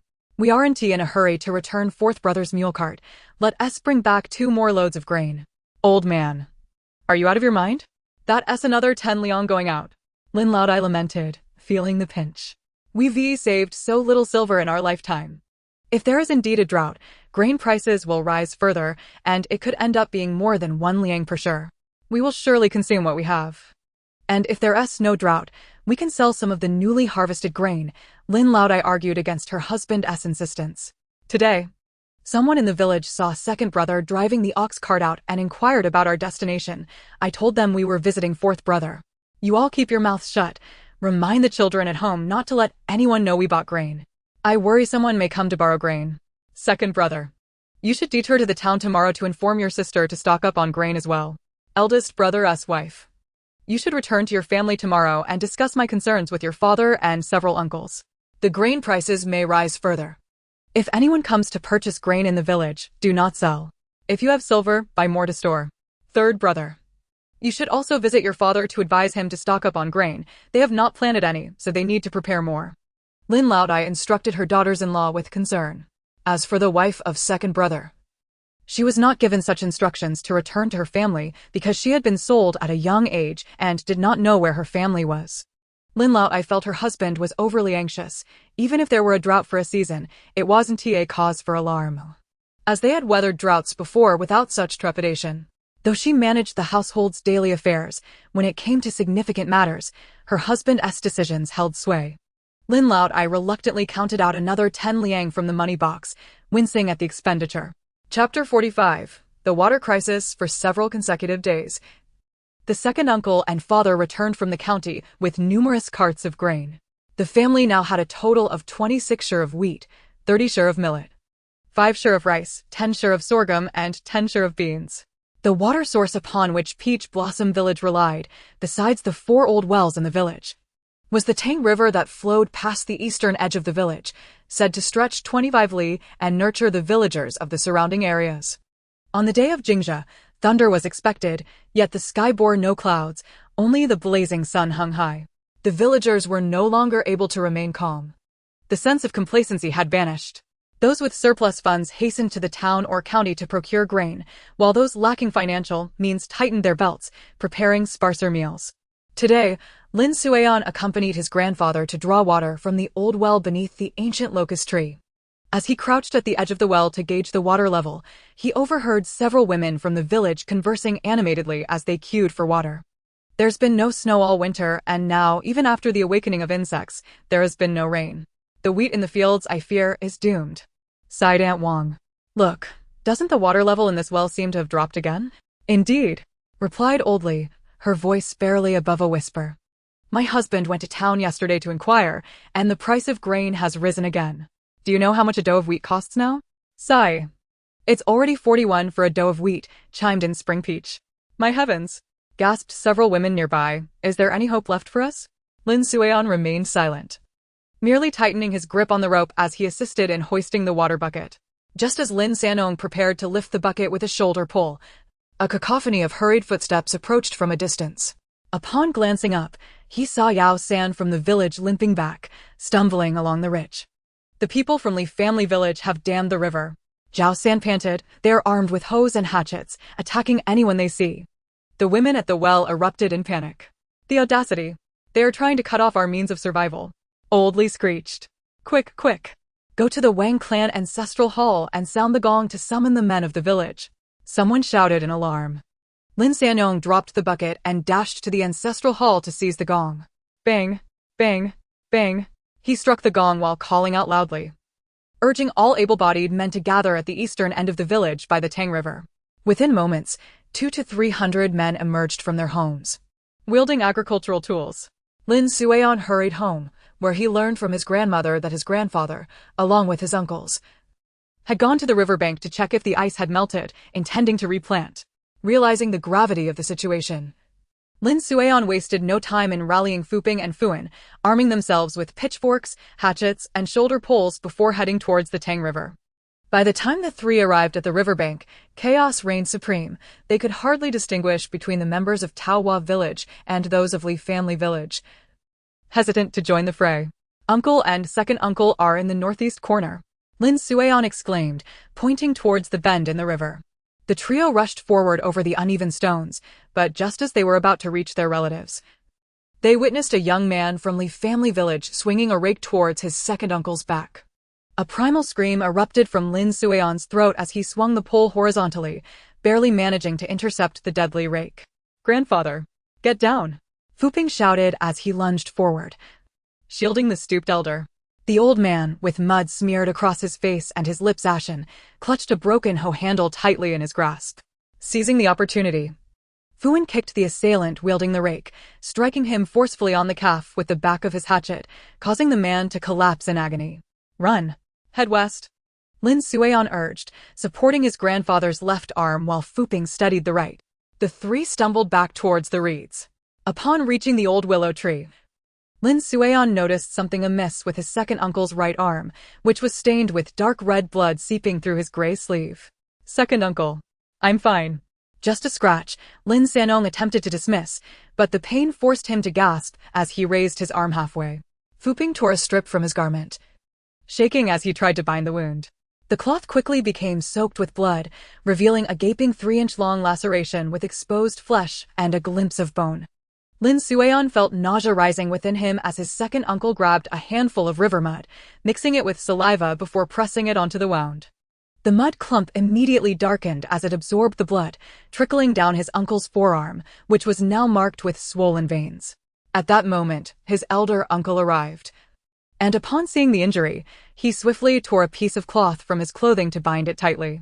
The old man suddenly erupted in a fit of violent coughing, his frail hand gripping Lin Suian's shoulder. We must retreat. The throng on the riverbank began to scatter in small groups. Wang, who was being assisted, his right arm dangling limply, Zhang the butcher staggered, coughing up blood with every heave. Where is second brother? Where is Fuan? Lin Suian frantically realized Fuan was missing. Just moments ago, when Lin Suian had spotted his uncle, Fuan had seen Lin Sanong from the southern bank. At that moment, Lin Sanong was being held under the water by 2 burly men from Li family village. Father! Fuan shouted as he prepared to charge forward. But a dark figure suddenly darted past him. A young man from Li family village, having circled behind unnoticed, swung a shoulder pole menacingly towards Lin Sanong's back. Fuan's body reacted faster than his mind, and he dashed forward, raising his left arm defensively. Thud! The dull sound of impact was followed by a sharp crack. Initially, Fuan assumed the pole had broken, but an excruciating wave of pain surged through his left arm. His forearm hung limply, with the fractured bone piercing through the skin, blood quickly staining half of his sleeve. Fuan! Lin Sanong's voice echoed from what felt like a great distance. Fuan stumbled back 2 steps, agony overwhelming him. Darkness creeping into his vision, his teeth clenched in pain. As the young man from Li family village prepared to strike again, 2 men from Donghua village rushed in, brandishing their tools for assistance. Lin Sanong broke free from his captors, sprinting to catch Fuan before he fell. Hold on, I'll take you to Dr. Chi right away. he declared, swiftly scooping Fuan up and racing towards Taohua village. Lin Suian glanced around, just in time to see his father carrying Fuan toward the village. He turned to Fu Ping and the others, saying, "Grandfather, uncle, second uncle, I saw father with Fuan. He must be injured. We need to head back to the village." Li Laoxuan was the only one dead.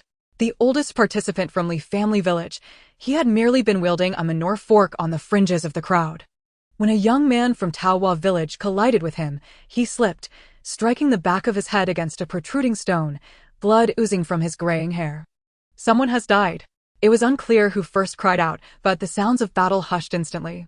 The men from Li family village surged forward, then quickly retreated. Li Laoxuan's clouded eyes stared blankly at the sky, his mouth frozen in the shape of a shout, the manure fork still embedded in the muck. As Lin Suian dragged his injured second uncle back, he felt a jolt at the sound of that cry. "A life for a life." A young man from Li family village shouted, brandishing a hoe as he prepared to charge at the men from Taohua village. "Stop. Everyone stop." Chapter 46, Healing. Wang Youcai's command resonated with authority. A hot-headed youth from Li family village suddenly hurled a hatchet, the spinning blade slicing through Wang Youcai's long garment and leaving a gash on his arm. Blood quickly soaked half of his sleeve, causing his lips to pale and his bravado to evaporate. "This is rebellion. Rebellion," he stammered, trembling as he pointed towards the crowd from Li family village. "Li clan leader, is your village planning a revolt?" The crowd parted, revealing an elderly man with a white beard leaning on a cane. The Li clan leader, with his linen trousers still dripping, had evidently been involved in the scuffle. He glanced at the body on the ground before thrusting his cane into the mud with force. "Wang Lijiang, they attacked us first." "Silence," Wang Youcai bellowed suddenly. "You still haven't paid off the taxes owed from last year, have you? The county magistrate has been seeking someone to set an example." The Li clan leader's hand trembled slightly. "Take your people and leave. I hope this is the last time the river is dammed, or else. Consider today's events as mere mutual combat resulting in a death. If this escalates to the courtroom." He paused ominously. "I hear your grandson is to take the imperial examination this year." The jujube wood cane finally drooped helplessly. As clan leader Li turned around, he seemed to age a decade, uttering something in the local dialect. The villagers of Li family village silently lifted the lifeless body of old Shan Li, retreating towards the opposite bank like the ebbing tide. Only then did Wang Youcai staggeringly support the person beside him, wincing in pain. His malevolent gaze swept across the crowd from Peach Blossom Village. "Satisfied now? Is it only when more lives are lost that you will feel content?" No one answered. The pungent scent of mugwort wafted from Dr. Chi's herbal shop, mingling with the metallic tang of blood that assaulted the nostrils. When Lin Sanong stumbled in, cradling Fuan, 3 injured individuals were already sprawled on the straw mat inside. Butcher Zhang was retching black blood, Wang, who had his arm splinted with a branch, and a young man cradled his abdomen, groaning in agony. "Dr. Chi, help!" The inner curtain was lifted, revealing a wiry old man, his goat beard flecked with remnants of medicine. He cast a glance at Fuan's limp left arm before directly exposing the gaping wound, where a filthy, broken bone jutted out starkly. "It needs resetting. I can only prevent the arm from rotting here. For proper alignment, you must go to the county to find Shin the bone setter," Dr. Chi declared as he surveyed the arm. "Go immediately to the county. Do not delay," he emphasized with urgency. At that moment, Lin Suian and a few others also arrived at Dr. Chi's shop, and the sight that met them was Lin Sanong clutching the unconscious Fuan. "Father, what happened to second brother?" Lin Suian trembled, unable to fathom the gravity of the situation. "Father, old 3. Several cries echoed in unison. Lin Sanyong's eyes glistened with tears. "Fuan took a blow for me. His left arm is broken. Dr. Chi can't treat him here. We need to head to the county immediately. Let us go." "I'll fetch the ox cart," his uncle proclaimed, releasing his grip on Grandpa to dash home. "Dr. Chi, please tend to my uncle's wound first," Fu Ping urged, hastily requesting the doctor to staunch the bleeding. After a flurry of activity, leaving Fu Ping to care for Grandpa and his uncle, Lin Suian, along with her uncle and father, set off to take Fuan to the county.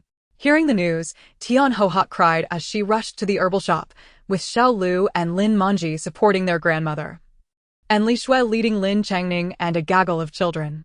By the time the Lin family reached the herbal shop, the uncle had already departed with the ox cart. "I want to go too. I want to go," Tian Hohak cried, attempting to chase after the cart. Don't follow. Don't delay old three and the others. The elder coughed, leaning against the doorframe. On the cart, Fuan was sweating profusely from the pain, and Lin Suiyan seized the opportunity to slip 2 painkillers into his mouth.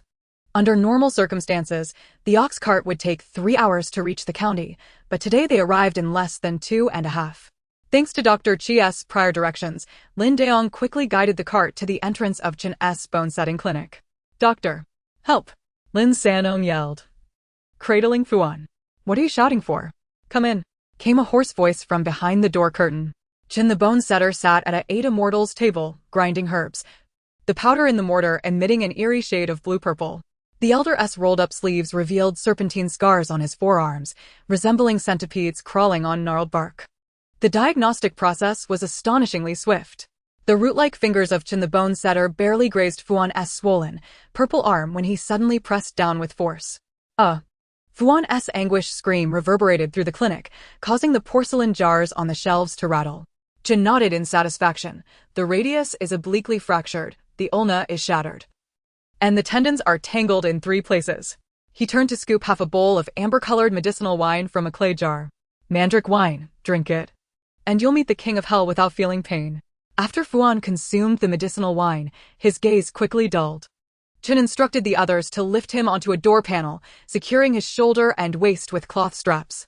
Lin Suiyan noticed the uneven nail marks on the panel, some already stained with a crimson hue. "It's done," Chen said abruptly, gripping Fuan's wrist and elbow. Before Lin Sanong could react, the elder exerted force, and the agonizing sound of grinding bones echoed, prompting Fuan to emit a bestial whimper despite the effects of the medicine. "It's set," Chen announced, beads of sweat forming on his forehead as his fingers delicately explored the newly aligned fracture. He retrieved pre-shaped cedar splints, patting the inner sides with boiled willow bark. Cedar allows for ventilation, willow promotes healing. The apprentice emerged from the back room, cradling a mortar. "For external application, using 3-year-old purple berries for clotting and swelling will cost 101%. Is that acceptable?" Chen inquired, looking at Lin Sanong. No problem, doctor." "You must save my son," Lin Sanong fervently replied, nodding repeatedly. Chen directed the apprentice to prepare the mixture. The paste, when applied to the wound, emitted a soft sizzling sound, akin to searing fresh meat. "Change the dressing every 3 days, Chen instructed, wrapping it meticulously in cotton cloth. "And it must not come into contact with water for 20 days. He will experience a high fever at night. He must stay overnight in the clinic. There are too many of you, only one can stay to watch over him." Chen wiped his hands with a damp cloth handed to him by the apprentice. "Take him to the inner room. Juzi, lead the way." The apprentice guided Lin Suiyan and the others past rows of medicinal cabinets, pulling aside a curtain to reveal a corridor flanked by 2 rooms on either side. They reached the second room on the right. The apprentice opened the door, revealing 3 wooden plank beds side by side. The furthest bed held a gaunt middle-aged man with closed eyes, his left chest and right leg wrapped in gauze, faint traces of blood seeping through. After settling Fuan, Lin Suiyan and the others discussed who would stay to care for him that night, ultimately deciding on her. Her uncle had driven the cart all day, and her father had carried Fuan the entire way. They needed rest for tomorrow's labor, whereas Lin Suiyan could afford to rest on the cart. "Well then, Suiyan, you stay with Fuan at the clinic. I'll bring you food shortly. Fuan may run a fever tonight. Keep a close watch," Lin Sanong instructed, his spirits lifting slightly as he settled the arrangements. Lin Suiyan then followed Lin Daong out of the clinic. They decided to stay the night at Lin Seong's place. Chapter 47. Healing that night. Fuan erupted into a high fever in the middle of the night, and Lin Suiyan hesitated to administer any antipyretics. She found the apprentice, who was napping in the adjoining room, and explained Fuan's condition. The apprentice brought a basin of warm water, instructing Lin Suiyan to sponge Fuan down to reduce his temperature before returning to sleep. The physical cooling was too slow, and Fuan began to ramble incoherently. Lin Suiyan discreetly retrieved a thermometer from her space. Discovering his temperature had soared to 39 degrees, it seemed an infection had set in. After a moment of hesitation, she retrieved antipyretics and antibiotics from her space, dissolving them in water to administer to Fuan. The frail man in the adjacent bed had not opened his eyes all night. If it weren't for the faint rise and fall of his chest, one might think he was dead. As dawn broke, Fuan finally broke his fever.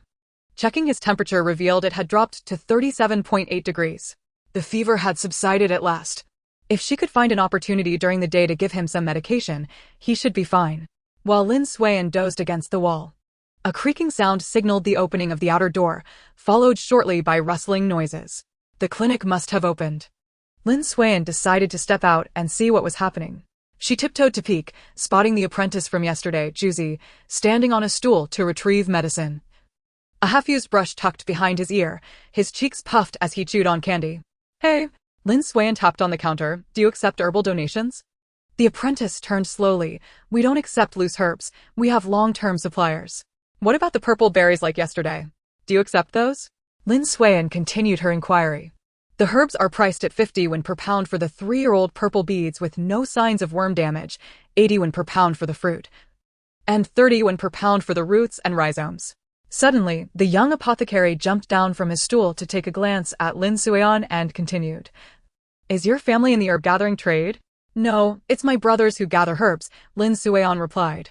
Young sir, may we collect some to sell to your medical hall in the future? Lin Suian inquired, feigning shyness. We do not require other herbs, but we do have a substantial demand for purple beads, and we can purchase those. If you can gather fresh flower buds with dew.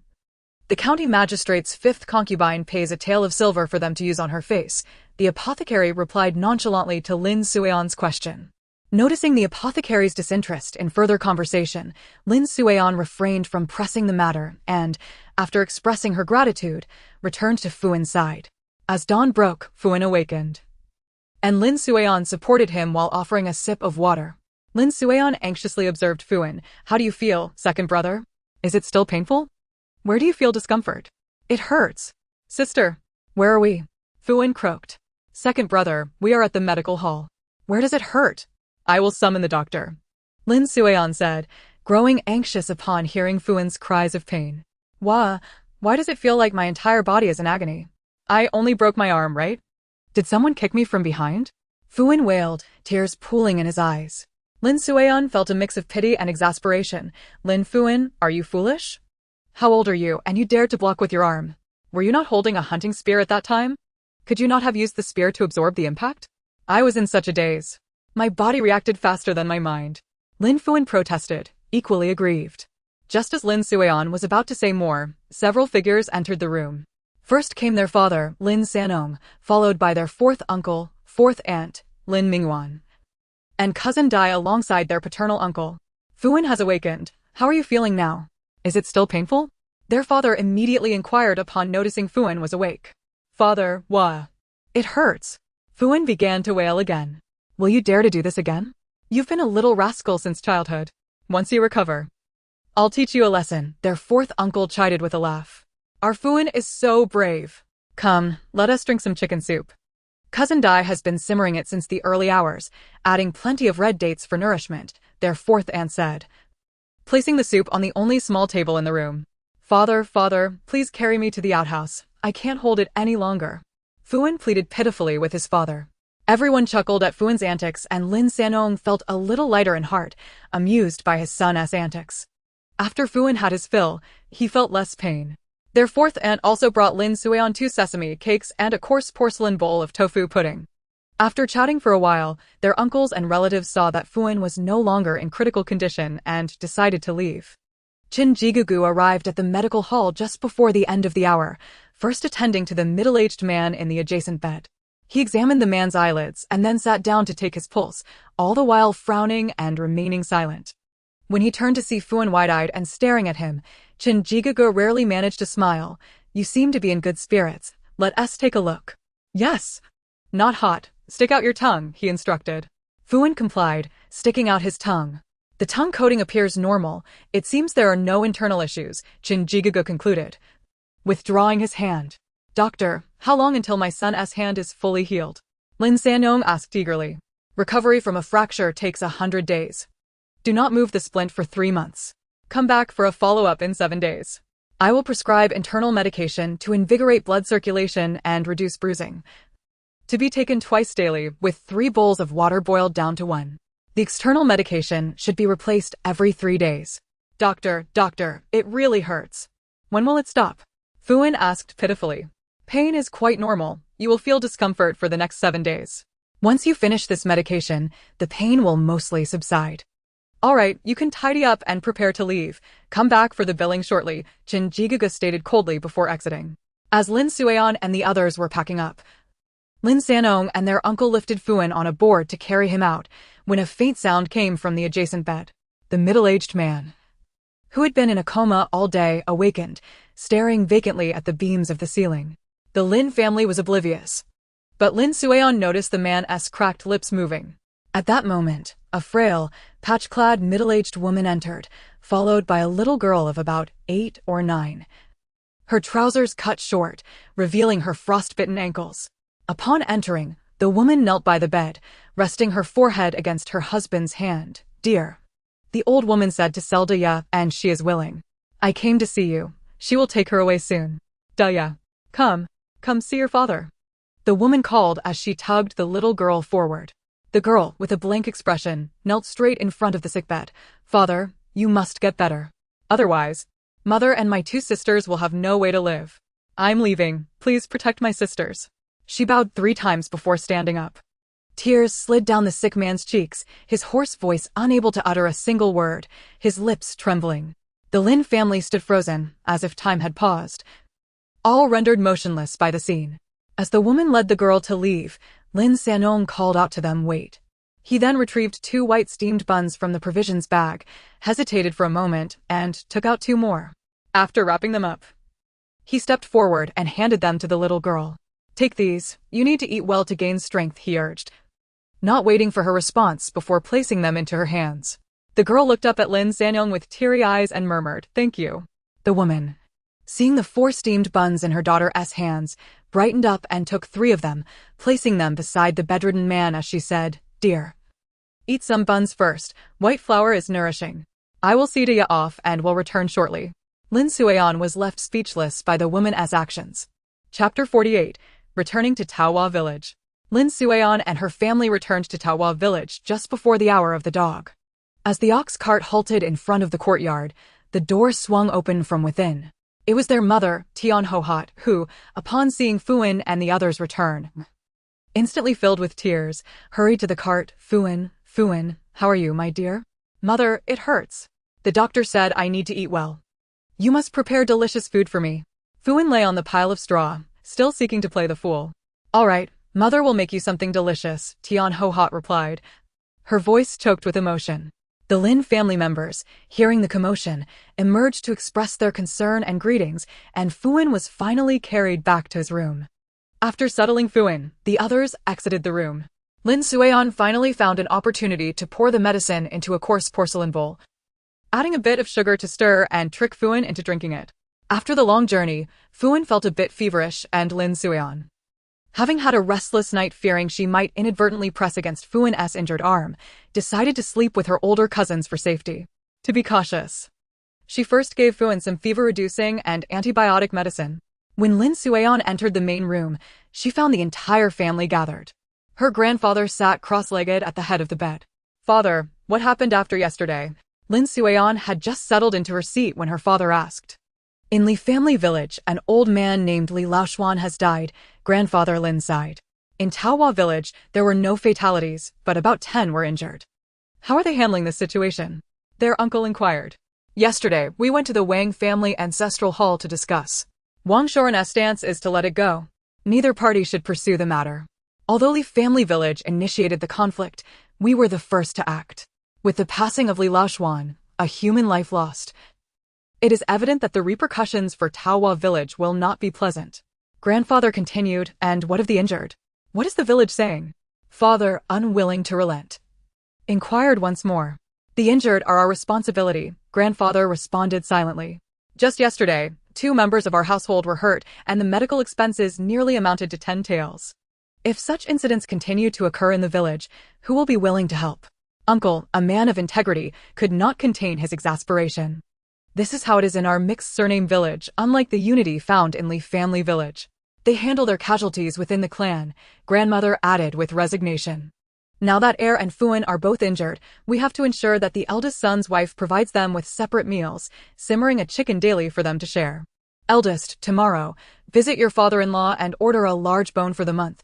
Alternate it with the chicken, instructed old lady Lin. We are left with only 17 chickens at home. Should we let the hens brood again? Grandmother glanced at grandfather. Let them brood again. Grandfather insisted. With the river now thawed, I had initially planned to switch the 5 acres of land at the eastern end to beans, but after some contemplation, I have decided against it. We have stockpiled enough grain for now. When the villagers find themselves without harvest, they will surely come to us asking for grain. Whether we lend it or not is a dilemma. If we do lend it, there are so many households to consider. If we refuse, I fear they may storm our door. With our small number, we cannot guard our grain effectively. Grandfather saw through it all. It would be better to appear as though we, too, have nothing to harvest. Starting tomorrow, all the women and children in our household will venture into the mountains to forage for food, be it wild vegetables or fruits. Eldest daughter-in-law, converse with the village women. When they inquire, say that Yang and Fuan have exhausted our savings with their medical expenses, and we have no money left to buy grain, thus we must forage. Grandfather said, taking a sip of water. Father, leave it to me. Within 3 days, the entire Donghua village know. The whole of Chishire town will know that the old Lin family is out of money and grain, Auntie pledged confidently. Lin Sueon could not help but chuckle. Auntie was quite amusing. The heavy atmosphere in the main room lightened considerably with her assurance. All right then, let us all retire for the night. As dawn broke, the gate of the old Lin family's courtyard resounded with loud knocks. Tian Ho-hot, left at home to tend to Fuan, happened to be in the courtyard slaughtering a chicken. Upon hearing the noise, she immediately set aside her task to open the door. Father, what brings you here? Upon opening the door, she was surprised to find her own father. How could I not come? My grandson has a broken arm. Who did this? I shall break both of their arms in return. Grandfather's temper was barely contained. Here, Tian Dolly exclaimed, shoving a heavy bamboo cage into Tian Ho-hot's arms. For fluffy chickens flapped their wings in disarray. Tian Dolly strode into the main room, tossing aside his cloth bag, from which rolled out 6 pig trotters. Where is old Lin? Is everyone still asleep? Grandfather scanned the room but found no one else from the old Lin family. The women and children have gone to the mountains to gather wild vegetables. Your son-in-law has taken the elder brother and San-yong to irrigate the fields. I stayed behind to prepare meals and look after Fuan, Tian Ho-hot explained, offering a bowl of water to Tian Dolly. And Fuan? Where is he? Take me to see him. Tian Dolly gulped down the water and wiped his mouth with his sleeve. Fuan, hearing the commotion from the west room, attempted to rise from the kang, but was gently pressed back down by his grandfather. Don't get up. Stay lying down. How do you feel? Does it hurt? Tian Dolly inquired softly. Grandfather, it hurts. It still hurts. Did you bring me something delicious? Fuan smiled brightly at his grandfather. You rascal. Always thinking of food even in pain. I brought you chickens and pig trotters. I should have bought you some pig brains to nourish you. Is that how I taught you? You should be more cautious. If that were a hatchet, your arm would be gone. Once you recover, I'll make sure you train properly, Tian Dolly admonished, exasperated. Among his 3 grandsons, Fu Ping was steady, Sueon was astute, but Fuan was quite the rascal. Although he was the weakest in strength, he was the most endearing, always remembered by his siblings when they had something nice. Tian Dolly felt helpless. Every time he tried to be stern with Fuan, the boy would crack jokes. He would have to be stricter once Fuan healed. Take this. Don't tell your mother. When it hurts, eat one of these, and it won't hurt as much. Tian Dolly tossed a large bag of osmanthus candy to Fuan. Grandfather, you're too good to me. I love you the most. This medicine has made my mouth taste bland. You are saving my life. Fuan exaggeratedly praised. All right, as long as you can joke. It's not too serious. Take care of your injury and listen to the doctor. Don't move your hand around. I will head back now and visit you again in a while, Tian Dolly said before leaving, giving Tian Ho-hot a few brief instructions before departing. Watching Tian Dolly stride away, Tian Ho-hot smiled wryly. This father was always so impetuous in his actions. Chapter 49, Foraging for Wild Vegetables on the Mountain Xiaolu. Leading a group of people, arrived at the foot of the mountain and, from a distance, spotted a group of women approaching. Intentionally slowing her pace, Xiaolu allowed the women to catch up. Oh, Sister Juhua is here to gather wild vegetables too? Spoke the wife of Wang Matzi, who also shared the surname Liu. A distant cousin of Xiaolu. The two had married into Donghua village around the same time. Xiaolu wed into her aunt's family. where her in-laws were kind and prudent, and her husband was considerate and diligent. In contrast, she married Wang Matzi, a slothful man, barely scraping by, with in-laws who favored their youngest son, causing her days to be filled with bitterness compared to Xiao Lu's. Lu Jihua, robust and ill-tempered, harbored resentment for her cousin's seemingly fortunate life. Today, upon seeing her cousin also out foraging, a small sense of triumph flickered within her. Jihua, you seem to be doing well. I see your old Lin family is thriving, while usually, it's just the young girls who come to gather pig feed. Why are you and your sisters-in-law today? Wang Matzi's wife continued. Stop talking. Xiao Lu set down her basket, pulling out a yellowed handkerchief to dab her eyes. My nephew Fuan's medical expenses alone have cost nearly 7 taels, and that's just for a week's worth. The doctor said we need to monitor his recovery. Heir spent almost 3 taels at Dr. Chi's, as you all know. They both need to recuperate well. We have used up all our savings for their treatment. You know we are numerous, and our daily consumption is equivalent to 4 or 5 days' worth for your family. Hence, with our grain running low, my in-laws have suggested we all go up the mountain to gather wild vegetables. Xiao Lu spoke with decorum, refraining from immediately divulging their financial plight. The women who accompanied her displayed sympathetic expressions. It was clear that the old Lin family had suffered the most from the recent skirmish, with 2 members injured and the medical expenses being substantial. It was evident that 10 taels would hardly suffice for a farming family. Accumulating even a few taels in a year was a daunting task, and their resources were certainly depleted. A woman nearby, who also disdained the old Lin family's good fortune, remarked sarcastically, Sister-in-law Lin, I believe you are merely putting on a facade. Who doesn't he know that your 4th son is a scholar? And your family's land is exempt from taxes? He has the capability to work at the county office. I suspect your family is quite well off. Auntie, is our family affluent? If so, can we ask Grandma to make the wild vegetable and mixed bean porridge thicker? Each person could use a small bowl. I just ate breakfast and am already hungry again, Lin Suian immediately interjected, feigning innocence. Sister, Grandma was just over there weeping, saying she has even taken out the money for the coffin. We girls can afford to eat less, it's no trouble, the eldest cousin, Lin Chuanxia, added, dabbing her eyes dramatically. Be quiet. Auntie feigned a threat. Our family is not in such dire straits. After speaking, her face flushed, further confirming the old Lin family struggles while Xiao Lu insisted on maintaining appearances. Without further ado, rumors have already begun to circulate in Taohua village that the old Lin family has run out of provisions and is preparing to sell their land and even their granddaughter. A new group of women, hurrying up from the foot of the mountain, inquired, What are you all chatting about? We should head out to pick the wild vegetables. If we delay, even the roots will be dug up. The crowd began to disperse. Suian, are you here to gather wild vegetables too? A voice called out from a distance as Lin Suian had just crouched down. Looking up, she recognized her only acquaintance in Taohua village, Xier. Xier, Aunt Chanao. You are here too. Lin Suian quickly stood to greet them. Seeing her daughter had a friend, Aunt Chanao allowed Xier to join Suian, taking a few steps aside while reminding her daughter not to wander too far. Suian, there are plenty of fern shoots over here, Xier exclaimed, squatting on a slope, her small hands brushing aside the weeds to reveal several tender green ferns. Lin Suian approached, crouched down, and with a gentle pinch, the ferns snapped crisply in her hand. She smiled. Indeed, these are perfect for blanching and tossing in a salad or drying for winter stews. They are utterly delightful. Suian, is your second brother badly hurt? Xier asked with concern. Yes, his left arm is broken.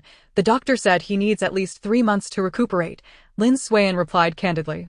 That must cost a fortune. Xier furrowed her brow. Indeed, quite a bit.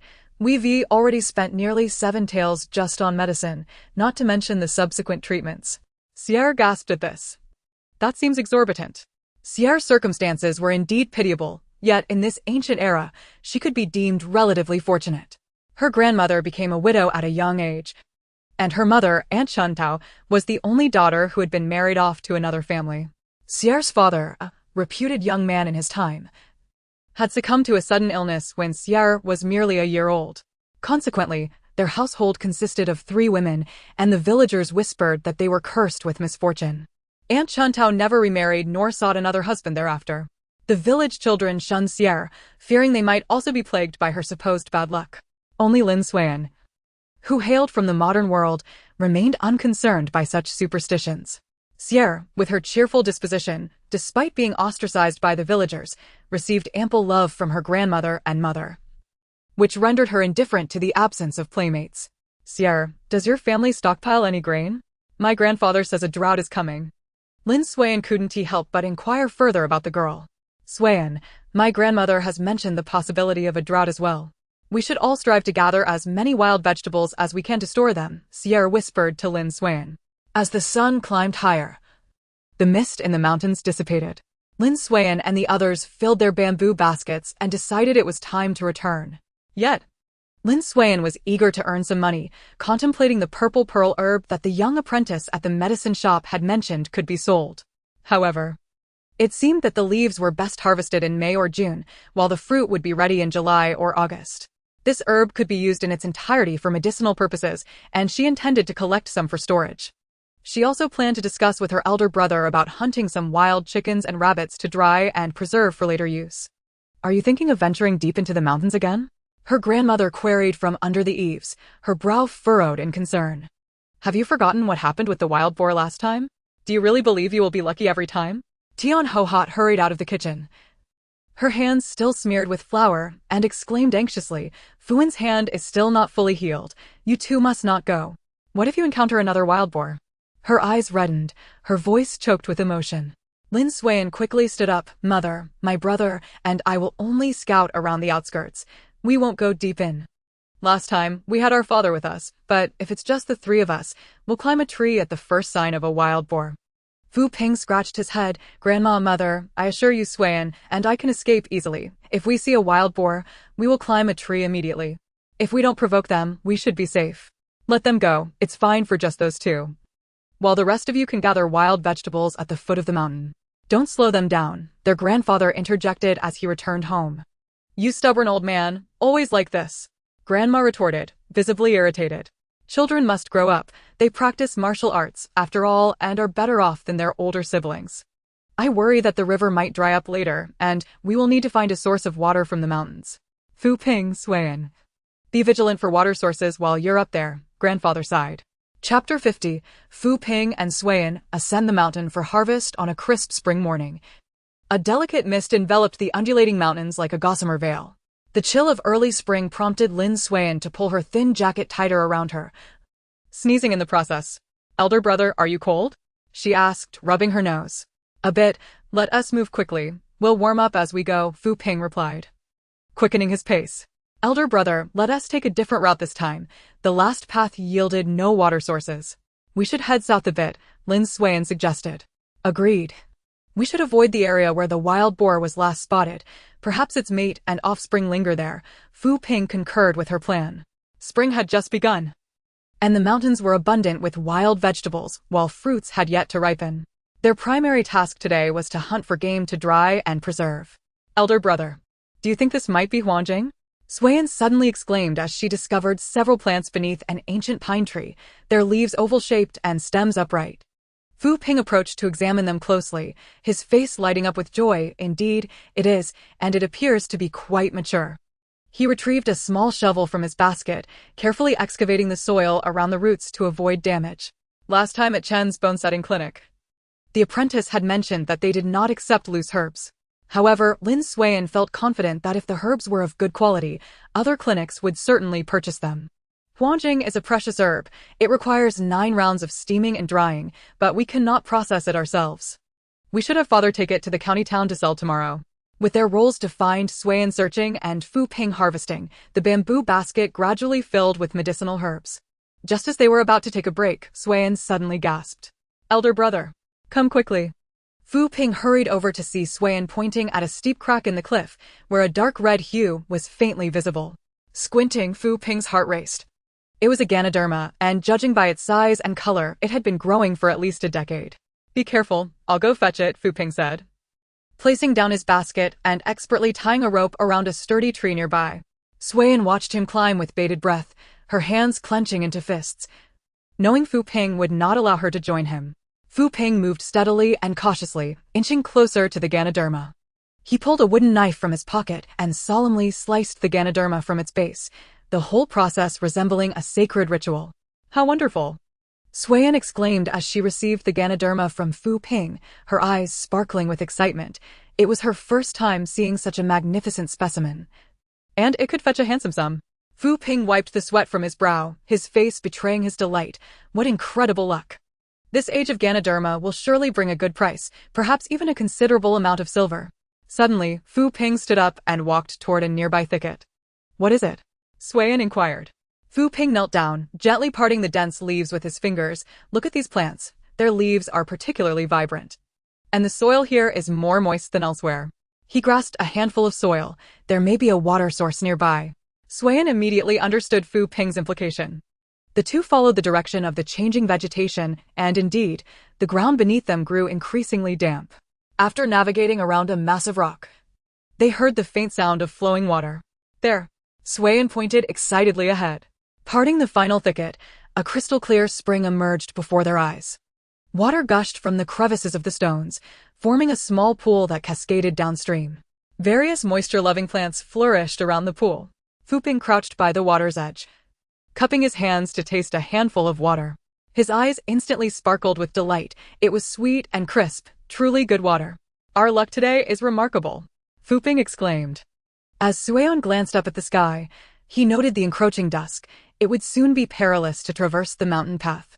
Brother, let us return tomorrow to this route. I observed no large animal tracks near the pond. It should be relatively safe. Fu Ping nodded in agreement, adding, we could also dig a small channel to divert the water to a gentler slope. As the mountain path grew steeper, Fu Ping and Suian were compelled to slow their pace, beads of sweat forming on Suian's forehead. Suddenly, Suian halted, his gaze fixed on the nearby thicket. There was movement. He gestured subtly to Fu Ping. With a stick. Fu Ping gently parted the branches. Suian peered through and spotted several gray-brown rabbits foraging in a small clearing, their long ears twitching as they alertly listened for any sounds. Suian quickly reached into his waist pouch and withdrew 3 pebbles. Whoosh! Whoosh! Whoosh! The stones flew through the air simultaneously.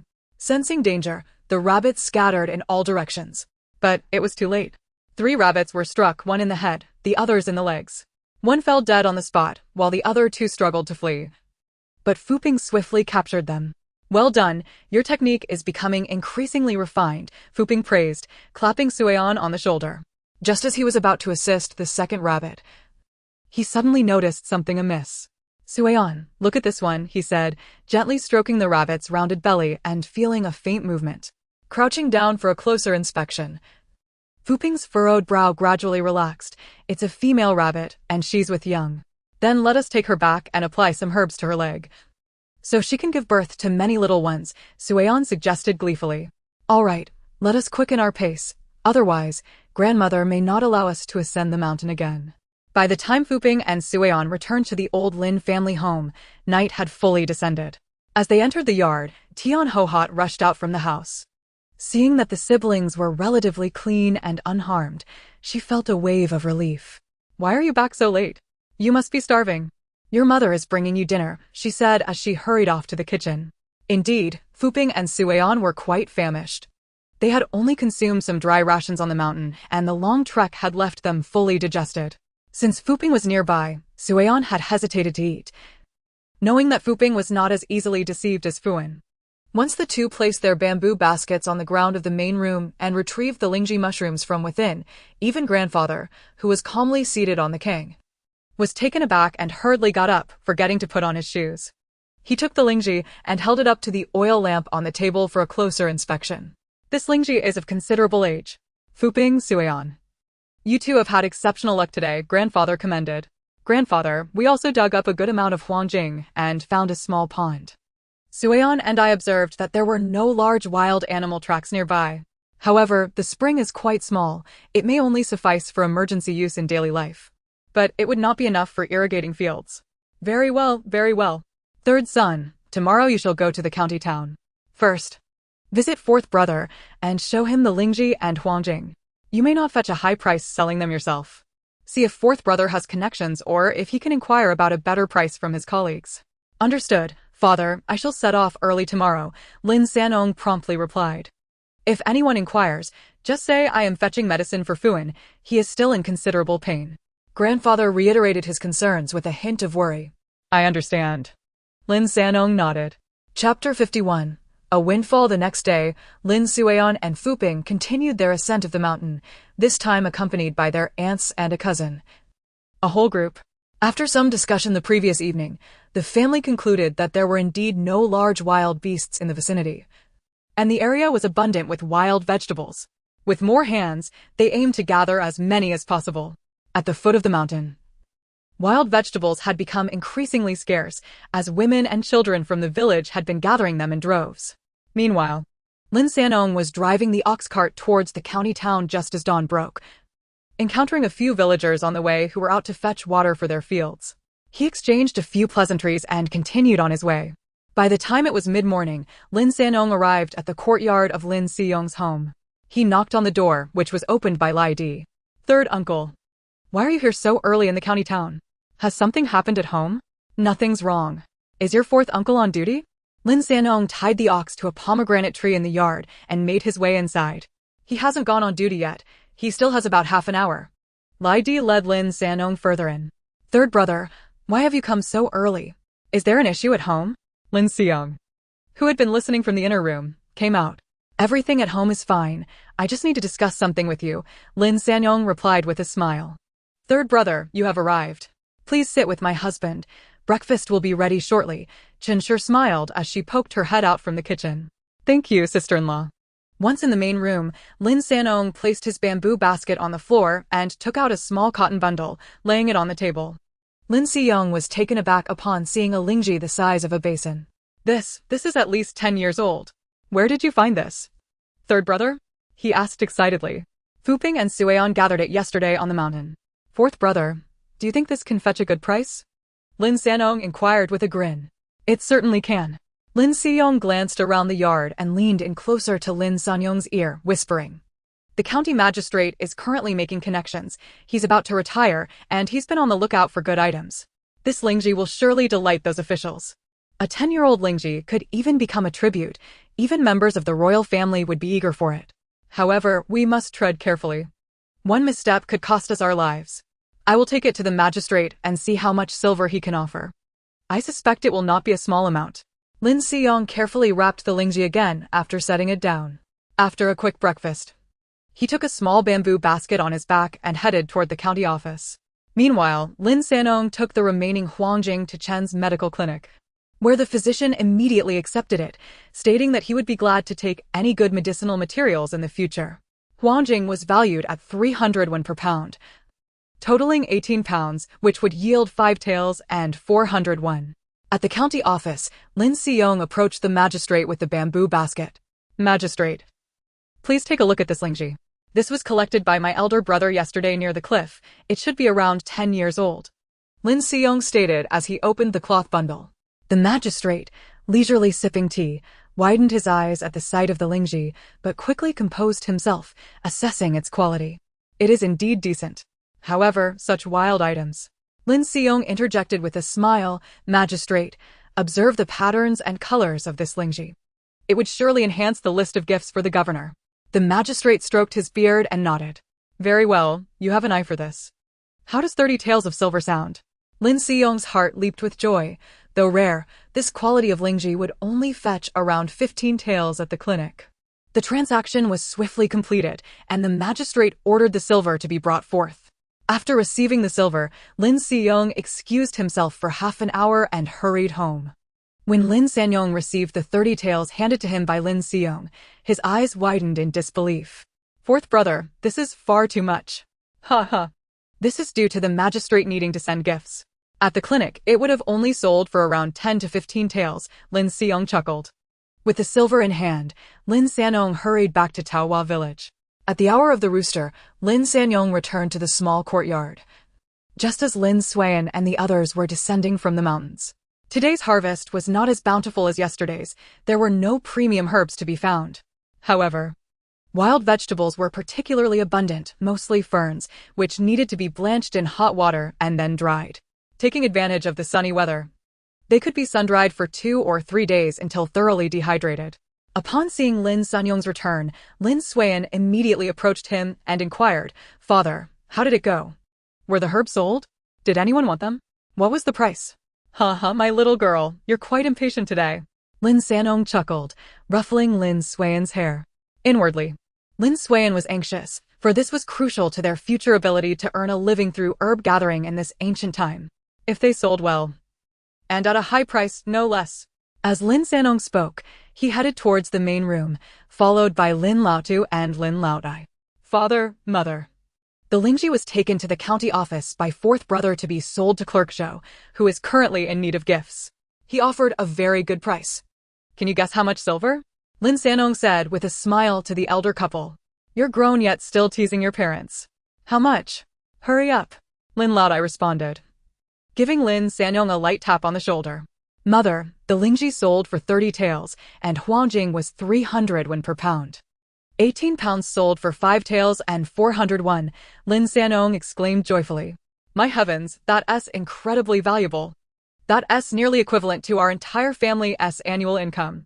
Little Lu, who was just then exiting the kitchen with a large basin of corn porridge, nearly dropped the basin upon hearing Lin Sanong's words. Don't be so startled. Be careful with the basin, or no one will eat tonight, Lin Laodai scolded. Glaring at Little Lu. Little Lu, unfazed by her aunt's glare, set the basin down and immediately beamed. Aren't I just happy? Is the medicinal herb really worth so much? Have we missed out on a fortune all these years? What are you thinking? Which herb gatherer has become rich? It's just luck that Suiyan managed to find 10-year-old Lingji, Lin Laodai remarked, nearly exasperated with her niece. Indeed. It was a fortuitous coincidence that Clerk Zhou needed to gift something. Otherwise, this Lingji would have sold for at most 10 to 15 taels at the medical hall.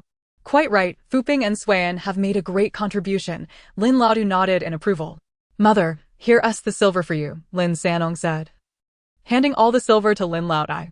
Give Fuping and Suiyan each 5 taels, the rest, keep for yourself, old woman, Lin Laodu remarked after glancing at the silver.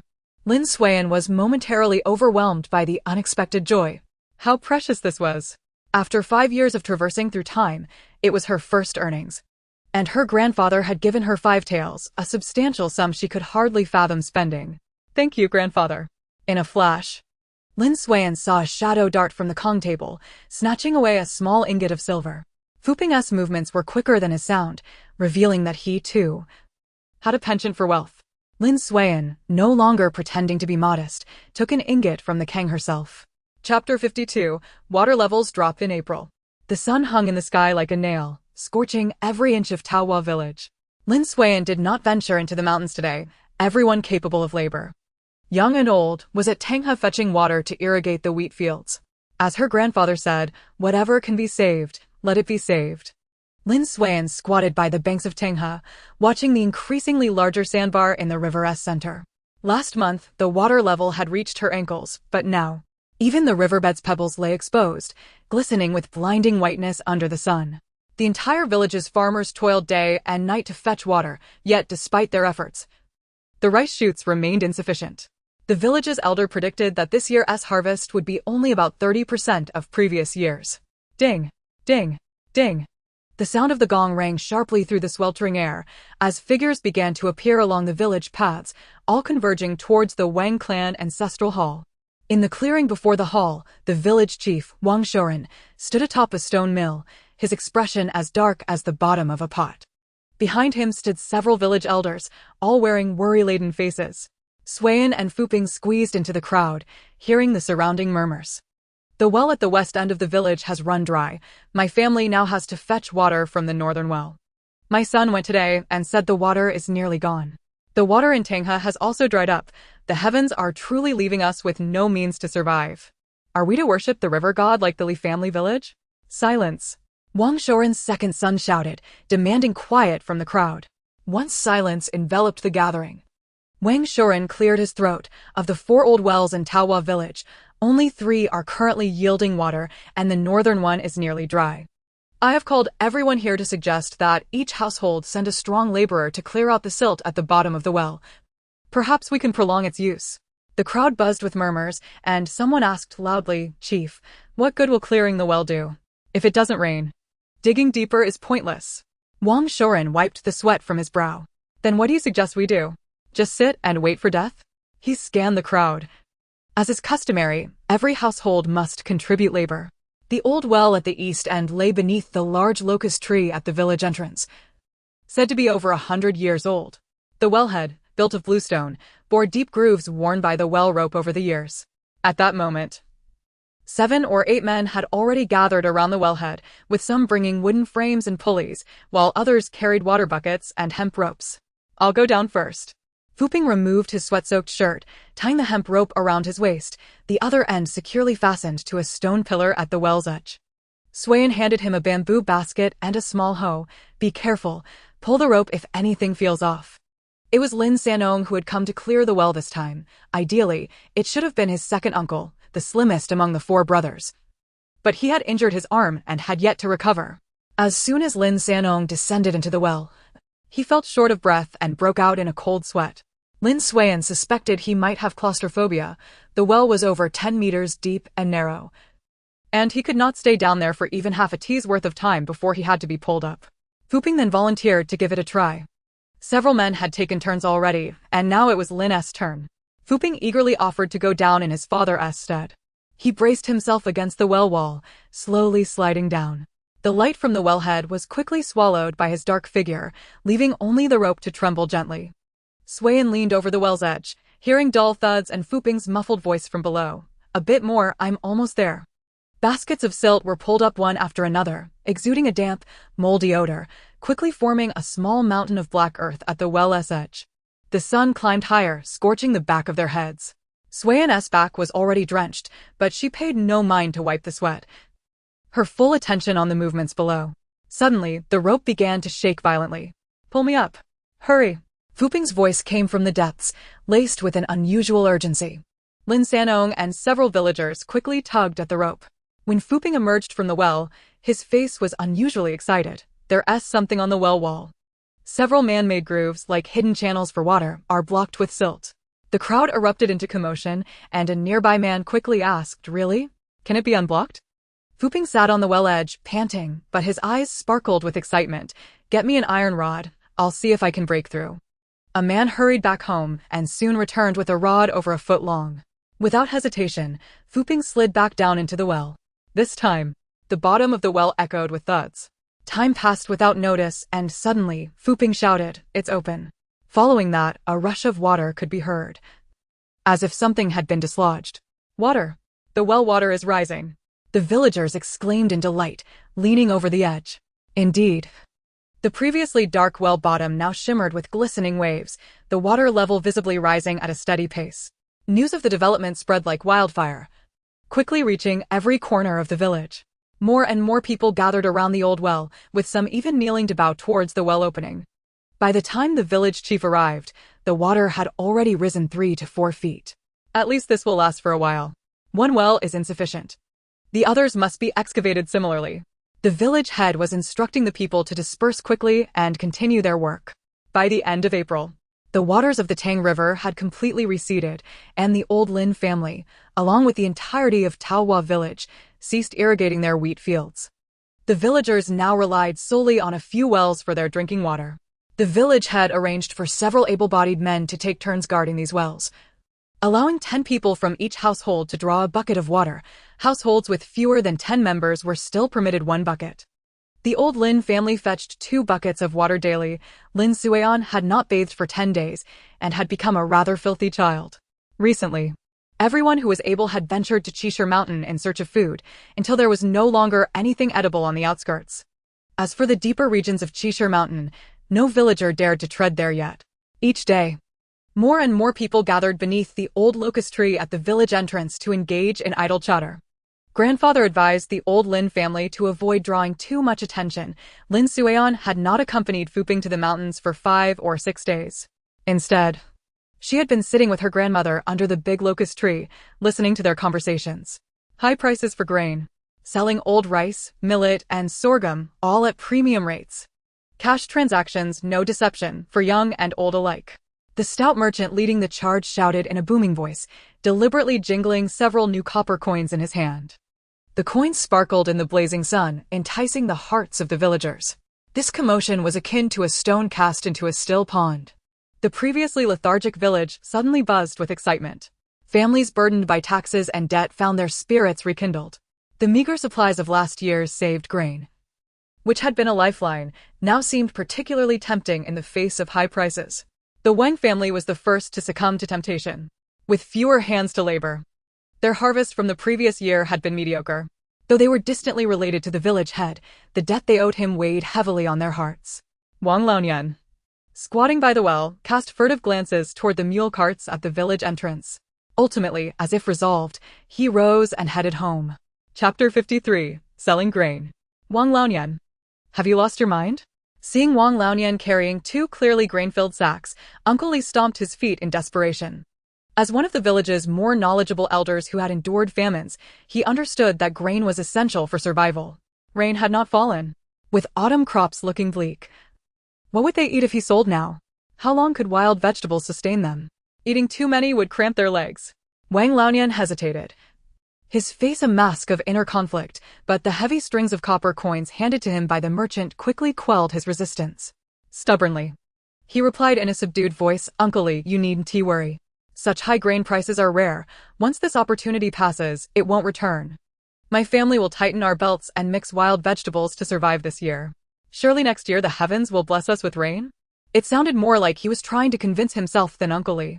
After speaking, he accepted the money and, without a backward glance, dragged the grain sacks onto the merchant's mule cart. Observing this, several villagers who had been hesitating cast their doubts aside. Zhang's wife, clutching half a sack of wheat, and Zhao's second son, carrying a small bag of sorghum, hurried over. The merchant raised the scale high, counted the beads on his abacus with rapid precision, and the clinking of copper coins grew more jubilant on his beaming face. "Zhang family, you have many children. What will you do if they go hungry after selling this grain?" Uncle Li attempted to stop Zhang's wife. Clutching the money protectively, her face flushed, she replied, "Uncle Li, your intentions are good, but we truly need this money. My husband is ill, and we have no funds to buy medicine. Selling this grain will at least allow us to afford a few prescriptions. Wild vegetables are abundant. If we work hard, we won't starve." Her tone was urgent, tinged with a resolute desperation. Zhao's second son chimed in, "Exactly. Uncle Li, your family is well off. You don't understand our struggles. Selling now means we have cash in hand. If we keep the grain and can't make it through, it will spoil in the granary. And we'll lose both the grain and the money. What a greater loss that would be." She felt quite astute in her calculations. Watching them, each one either desperate, greedy, or resigned as they loaded their scant bags of grain onto the merchant's cart, Uncle Li's beard quivered in frustration, yet he felt utterly powerless. As the village head, Wang Yukai, arrived upon hearing the commotion, Uncle Li quickly shared, "Yukai, it's truly a case of valuing money over life. That merchant is as cunning as a fox. How could he venture to this impoverished village to collect grain at such high prices without a disaster or famine? They are merely waiting for the famine to strike. They collect grain cheaply now and will sell it back at exorbitant prices when the food supply runs dry. In the end, this handful of coins will be worthless." Wang Yukai frowned, observing the villagers who were genuinely in distress, their eyes flickering as they hesitated near the grain carts. He sighed and called out loudly, "Listen to my advice. Grain is essential for survival. Selling now may seem easy, but what will you do in the lean times? I have no extra grain to lend." His voice was drowned out by the merchant's shouts, the clinking of the abacus, and the low murmurs of villagers counting their newly acquired coins. The mule cart gradually filled, and the stout merchant clapped his hands in satisfaction, instructing his men to set off. Uncle Li and Wang Yukai exchanged glances, speechless as they watched the departing cart. Lin Suayan, who had witnessed the entire scene, felt a heavy weight in her heart. The longer this era persisted, the more powerless she felt. She and her grandmother returned to the old Lin home in silence, not uttering a word throughout the journey.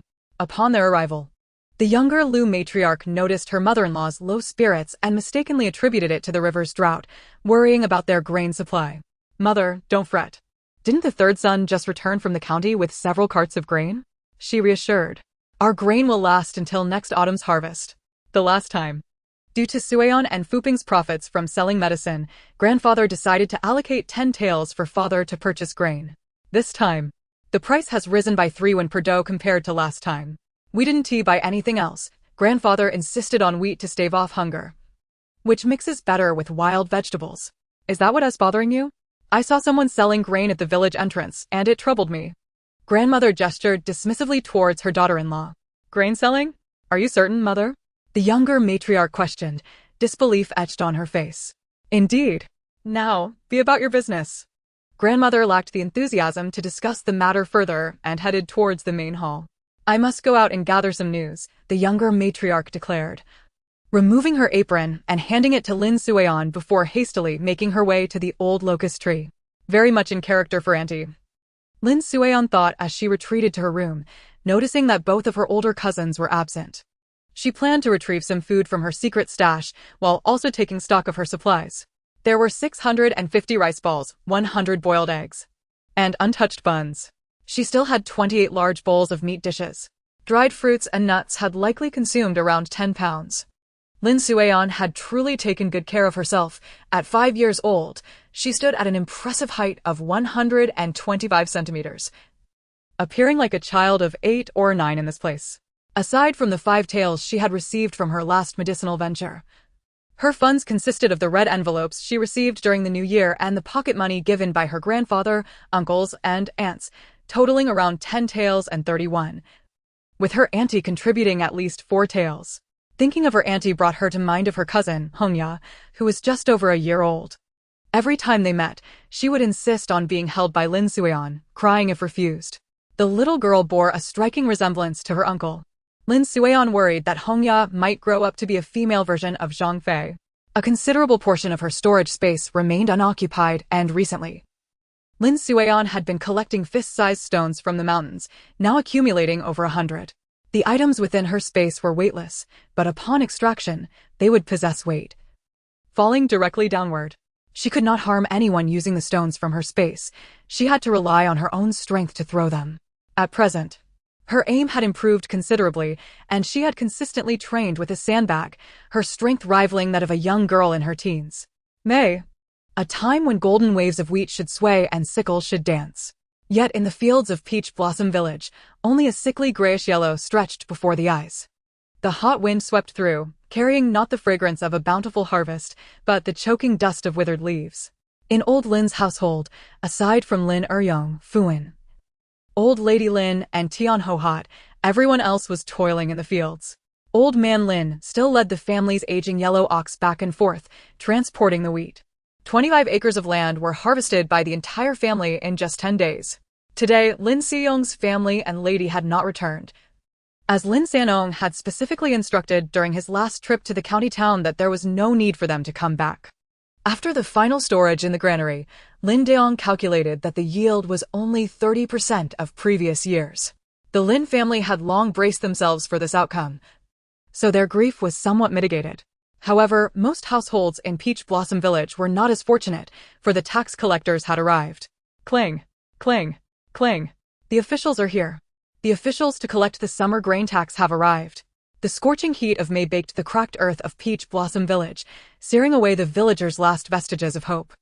Chapter 54. Grain Collection. This year, the leader was no longer the ferocious Yamen bailiff, but Wang Bojun, the eldest son of village chief Wang. The villagers watched from a distance as he descended from the lead carriage, clad in a scholar's blue robe. His countenance refined and his posture erect, a stark contrast to the dilapidated village scenery and the brutish Yamen runners. It's the young master of the village chief. Scholar Wang has returned. He's here to collect the grain? A suppressed stir rippled through the crowd, kindling a faint, ill-timed glimmer of hope amidst their despair. Young Master Wang was also a native of Peach Blossom Village. He had read countless books and was a scholar well-versed in the teachings of sages. Rumor had it that he had secured a position in the county yamen through County Lieutenant Liu. Surely he could speak on their behalf. Perhaps he would show compassion for the villagers' hardships? Village Chief Wang had been waiting at the entrance of the ancestral hall, spotting his son among the tax collection team. A flicker of confusion crossed his face. His son shouldn't have to undertake such arduous tasks. He stepped forward to greet him. Eldest son, why are you here today? Wang Bojun gave a slight nod to his father, his expression impassive, his tone calm yet carrying an undeniable aloofness.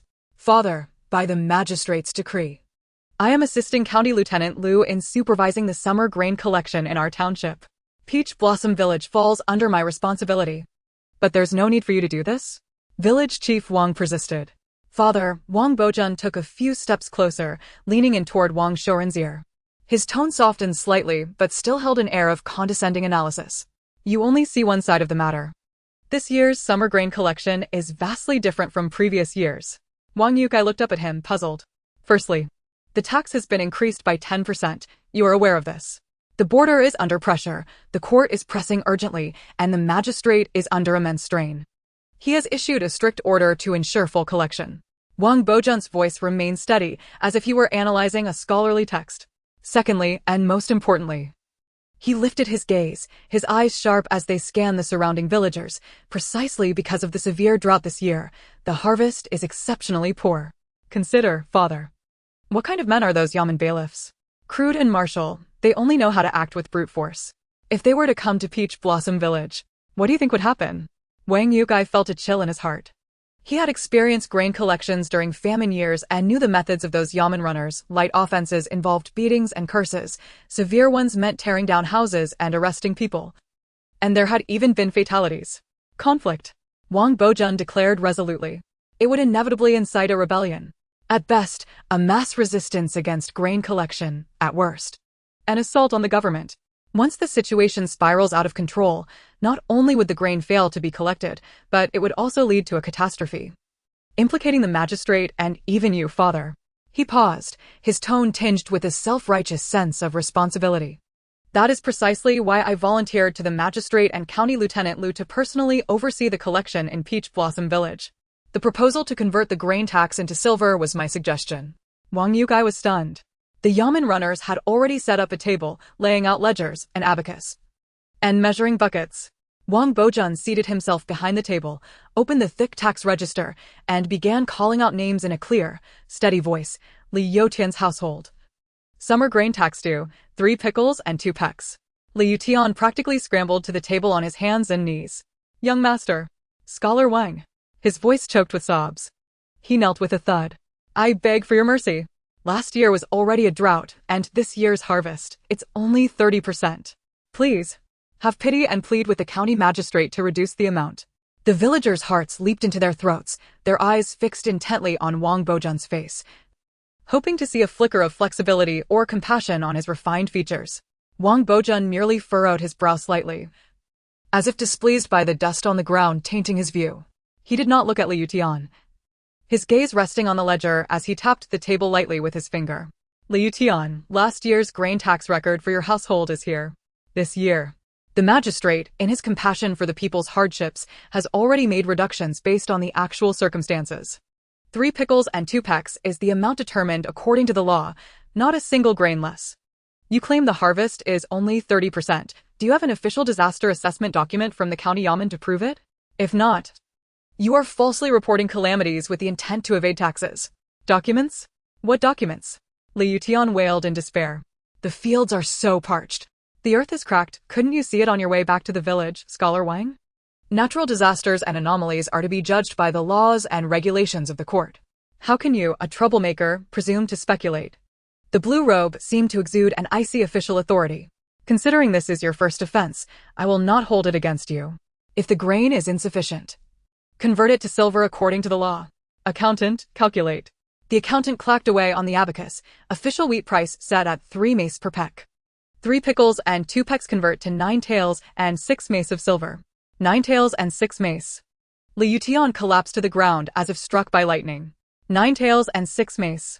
Even if his entire family saved every penny without eating or drinking for a year, they could not accumulate that much silver. The surrounding villagers erupted in uproar upon hearing this. The grain merchants only pay 45 coppers per peck for wheat. How can the official price be 3 mace? This is extortion. It's the county magistrate trying to line his pockets. Quiet. Are you trying to get yourself killed? Young master. We watched you grow up. An elderly man in the crowd, trembling, could not help but speak up. It was elderly. The village is suffering a great calamity. You are an educated man who understands reason. Can't you make an exception and speak fairly on behalf of your fellow villagers to the authorities? Wang Bojun's gaze finally turned to Old Manly, sharp as a blade. Elderly, you are mistaken. I, a student, have been nurtured by the court. Read the books of sages and understand the principles of loyalty to the sovereign, serving the state, and upholding the law. Taxes are the foundation of the dynasty. While our border guards shed blood, how can those in the rear neglect public duty for private interests? Make an exception? The corners of his lips even curled into a faint, sarcastic smile. Making an exception would be bending the law for personal gain, betraying the Emperor's grace. If I were to show favoritism to Peach Blossom Village today out of local ties, how could I face the magistrate in his hall tomorrow? How could I face this blue robe I wear? His righteous, classical rhetoric poured like a bucket of ice water, extinguishing the last feeble ember of hope in the villagers' hearts. Next, the Zhao family. Wang Bojun no longer looked at the prostrate Liu Tian, his eyes returning to the ledger, his voice resuming its icy calm. The Yamen runners stepped forward and roughly dragged away the weeping Liu Tian. The calling of names, the pleas, the cold refusals, the crisp clicks of the abacus beads, the desperate wails. Village Chief Wang could no longer bear it and approached Wang Bojun's table. Eldest son, the grain simply cannot be paid. The silver deficits you've set today, even if they sell their houses and land, they couldn't gather that much. How is this any different from driving them to their deaths? Wang Bojun frowned slightly. This father of his was growing increasingly sentimental and mired in trivialities. Had age softened his heart? Father, I have already stated, this is the law of the land. I can only act according to the statutes. Within the scope of my authority. I am using the most stable method to fulfill my superior's orders and avoid bloodshed. That is the greatest compassion I can show. As for how they gather the money or grain, he glanced around, his tone indifferent. That is their own affair. Heaven never seals off all exits. There is always a way. If they endure this trial, perhaps next year will bring favorable weather and abundant harvests. Wang Bojun paid no further heed to Wang Yukai, proceeding to call out names one by one. Before departing, he issued a final ultimatum to the villagers, instructing them to gather all dues within 7 days. Chapter 55, Selling Sons and Daughters. The visit by Wang Bojun to collect grain had ignited a fervor in Donghua village, akin to water splashed into a hot oil pot. Those who had refrained from purchasing ample grain were now steeped in regret, rushing to the town or county to procure supplies. The sellers of overpriced grain were consumed by a deep remorse. Meanwhile, the old Lin family, benefiting from Lin Xiong's status as a scholar, was exempt from annual taxes. Old man Lin had specifically instructed his family to keep a low profile, avoiding unnecessary appearances before the villagers during this tumultuous time. Beneath the grand old locust tree in Donghua village, a group had gathered, led by a woman of about 50, flanked by 2 robust, middle-aged men and a shrewd accountant. The woman was clad in a nearly new indigo cotton robe, impeccably starched and pressed, with elegant silver-gray trim adorning the collar and cuffs. Her hair was meticulously styled into a neat bun at the back of her head, secured with a fine silver hairpin, and delicate pearl drops adorned her earlobes. One of the men swiftly erected a makeshift table and chairs. Among the first to arrive was the wife of Lu Erlang, who clutched her 7-year-old daughter, Daya, by the hand while cradling her newborn son in her arms. Daya stared wide-eyed, bewildered by her mother's gaunt visage and the presence of unfamiliar faces. Erlang's wife, your family is not in such dire straits as to sell Daya, is it? Aunt Wang remarked, her voice laced with sympathy. At home, she would eventually be sold anyway. It's better to seek a decent household for her to serve in than to risk her being sold by a merciless mother-in-law to some wretched place. Lu Erlang's wife approached the matchmaker, kneeling before her with a thud, her forehead touching the scorching earth as she choked back tears. Daya is diligent and sensible. She knows how to help around the house. I beg you to sell her to a respectable family as a maidservant. Good deeds beget good fortune. With that, she pressed her forehead to the ground 3 times. The matchmaker, sizing up Daya like livestock, pinched her arm and inspected her teeth, then instructed her to take a few steps. The accountant, clicking his abacus, noted, a girl, 7 years old, with decent bone structure, albeit rather thin. If well-nourished, she could fetch a good price. I'll offer 5 taels of silver. Allocate her to Yang's matchmaker. She requires a diligent little maid, the matchmaker instructed nonchalantly. Understood, replied the accountant, circling Daya's name.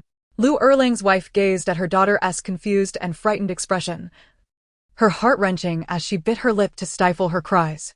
Trembling, she reached out to caress Daya's face. Daya, listen to your mother. Following the matchmaker is your only chance for survival.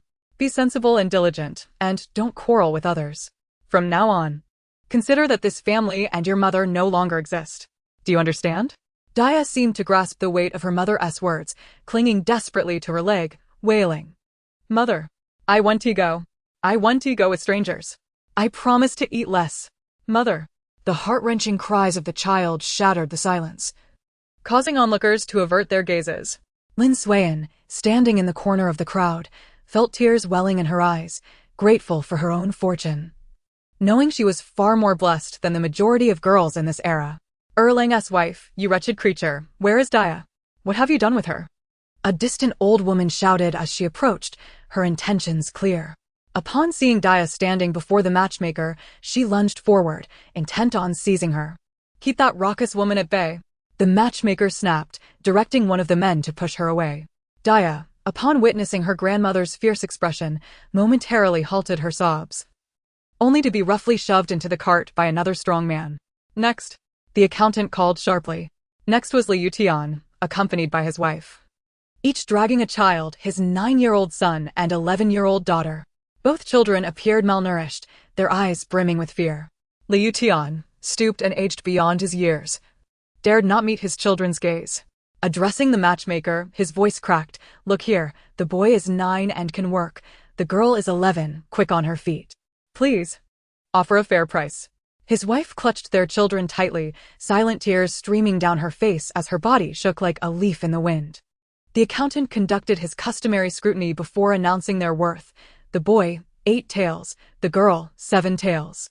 Finally unable to contain herself, Liu Tian's wife let out a choked wail, clinging to her children as if her life depended on it. With bloodshot eyes, Liu Tian struck his wife across the face, bellowing, "Let go! Do you wish for us all to starve?" He forcefully pulled the children close and shoved them toward the matchmaker, clutching 15 taels of silver tightly. The children, pushed forward, cried silently, their tears carving tracks down their dirty faces, too fearful to raise their voices. The most harrowing scene unfolded at the east end of the village, where the eldest son, known for his fiery temper, had previously boasted of his resolve. Yet, upon witnessing his emaciated mother and his youngest son, who cried, "Father, I'm hungry," his bravado evaporated. He and his wife brought forth their frail 3-year-old daughter, a mere skeleton of a child, her waxen face devoid of strength even to protest, simply resting limply against her mother. The matchmaker frowned, "So small. She'll be difficult to transport. I can only offer 2 taels."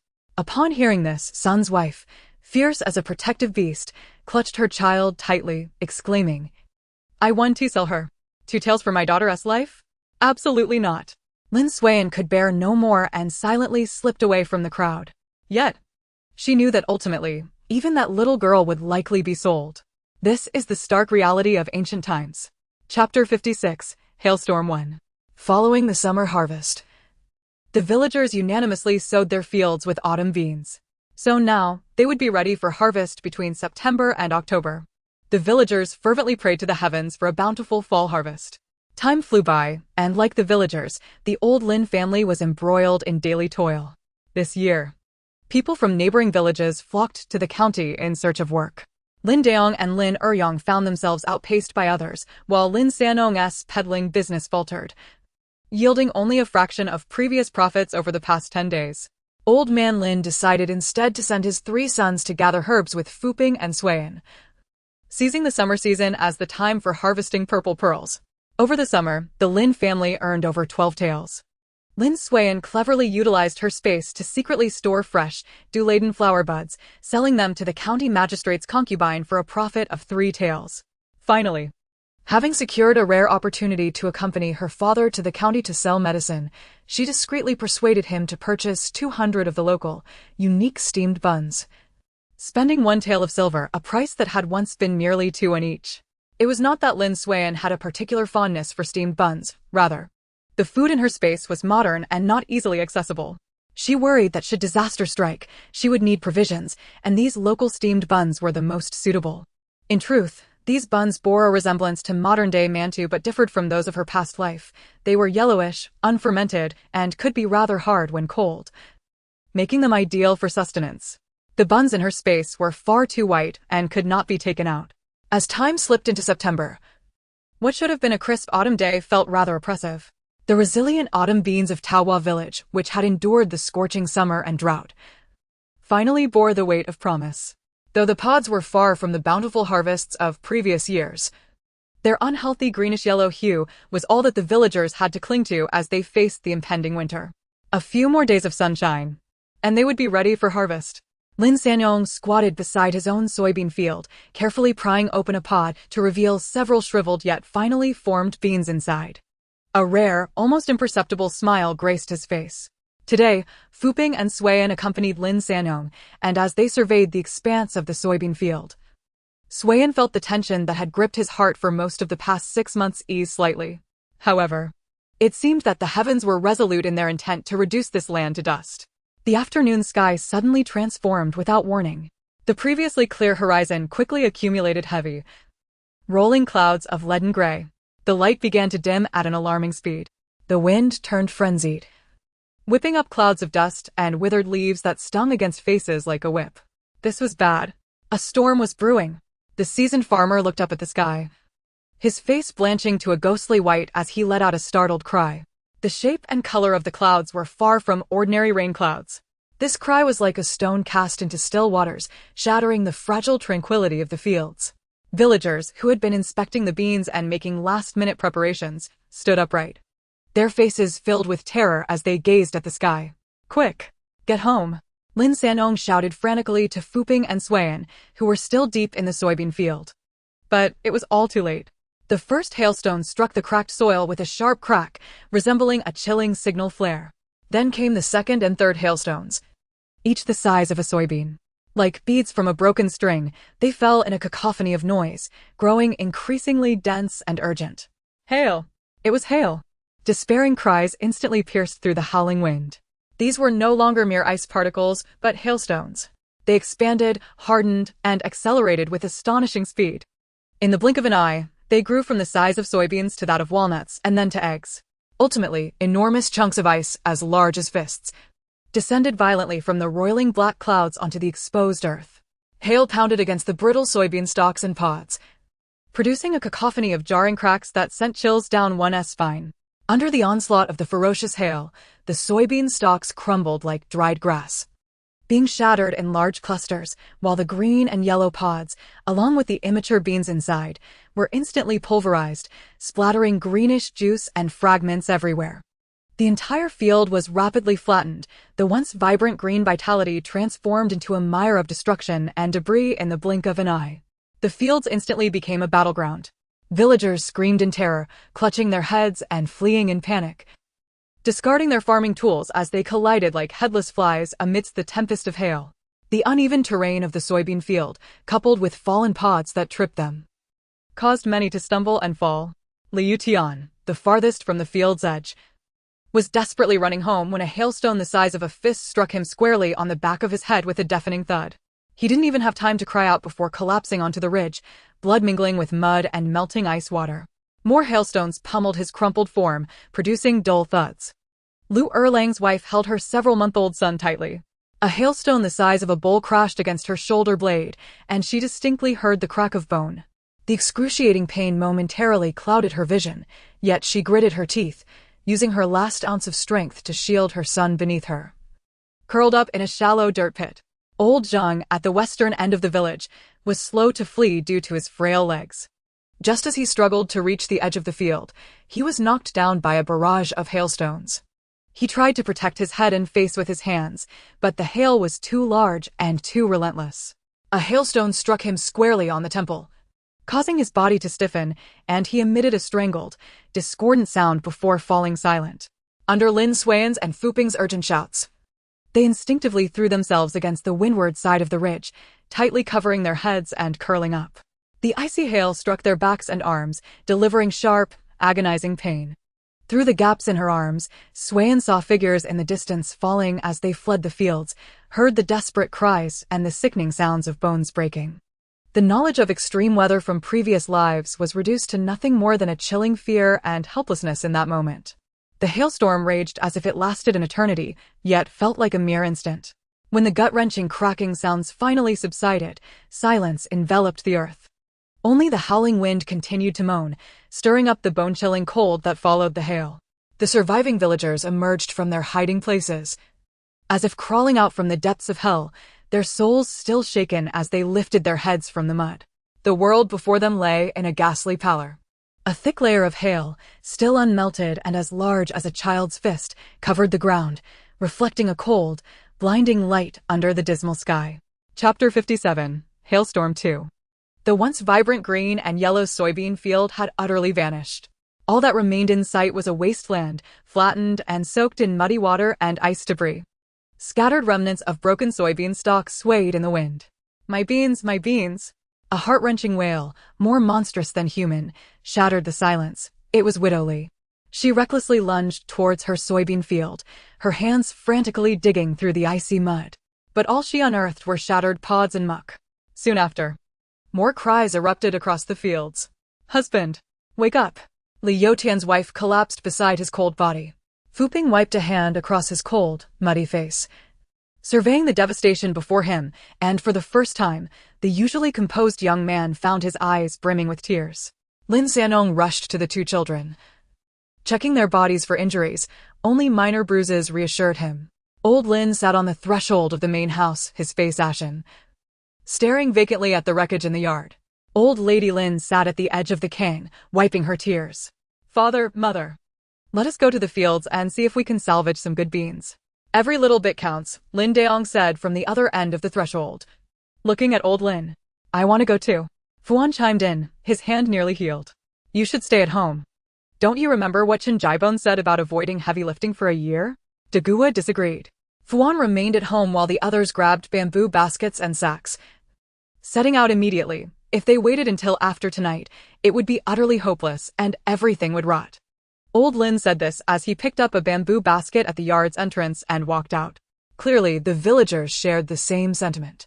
Everyone who could move rushed to the fields to collect beans. The 25 acres of fertile land owned by the Lin family, along with the 15 acres of dry land, had all been planted with beans this season. After this hailstorm, it took the Lin family 3 days to gather less than 3 stones. In a good year, they could reap over 30 stones. Even in such adverse weather, they might have managed about 18 stones.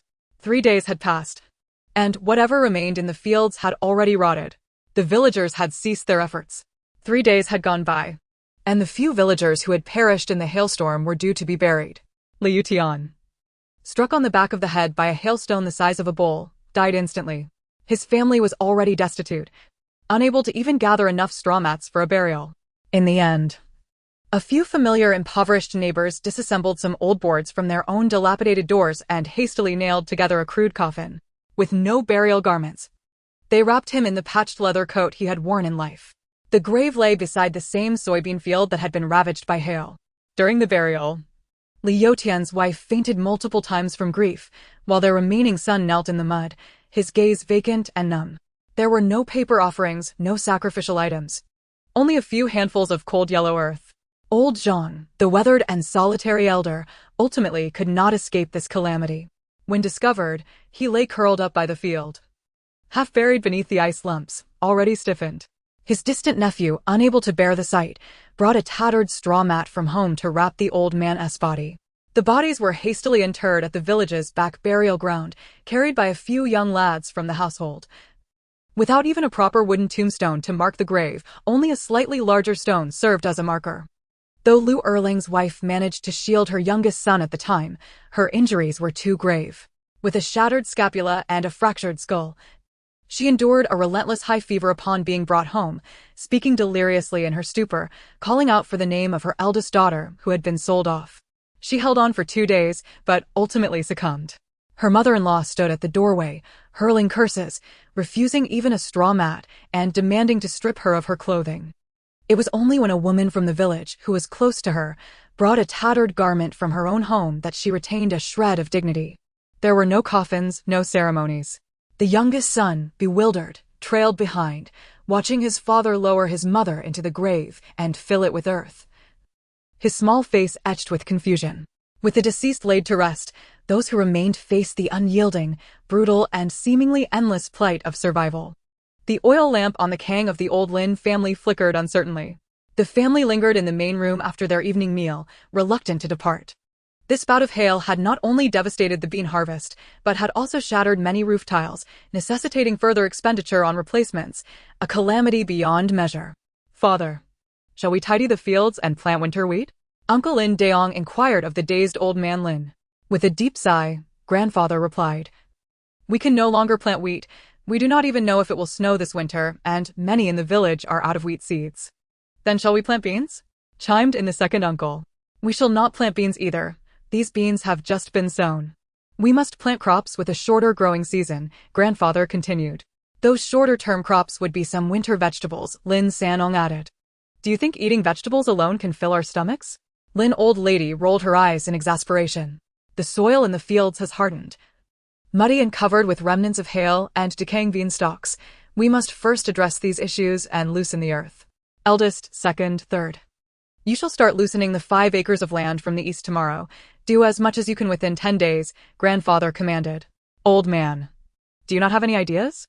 Lin old lady could not help but ask. Eldest daughter-in-law, how much buckwheat seed do we have? Grandfather did not answer his wife, but turned to Xiao Lu. Father, your sudden inquiry has left me at a loss. We have not planted that in several years. But I believe there are some seeds. I will check the storeroom right away. Please wait a moment. After speaking, Xiao Lu promptly left the stool. Mother, let us assist in finding Chuanxia and Chunan. The 2 sisters are also going out with their mother. Old man, do you intend to plant buckwheat? Lin old lady asked. Puzzled. Indeed, I wish to plant buckwheat, hoping to sow it by mid-September to reap it before the harsh winter arrives. Buckwheat seedlings can withstand light frosts and are not demanding of the soil. After the hail, nothing else is suitable for planting, only buckwheat is appropriate. But the yield of buckwheat is too low. 1 mu of land yields at most 1 stone, and in poor years, it might be only 70% of that. Lin old lady remarked, looking at grandfather. Any yield is better than none at all. Tomorrow, I will discuss this with Li Sang and a few of the old fellows in the village. We must urge the villagers to prepare their fields and sow the buckwheat. Otherwise, we shall all perish this winter, grandfather continued.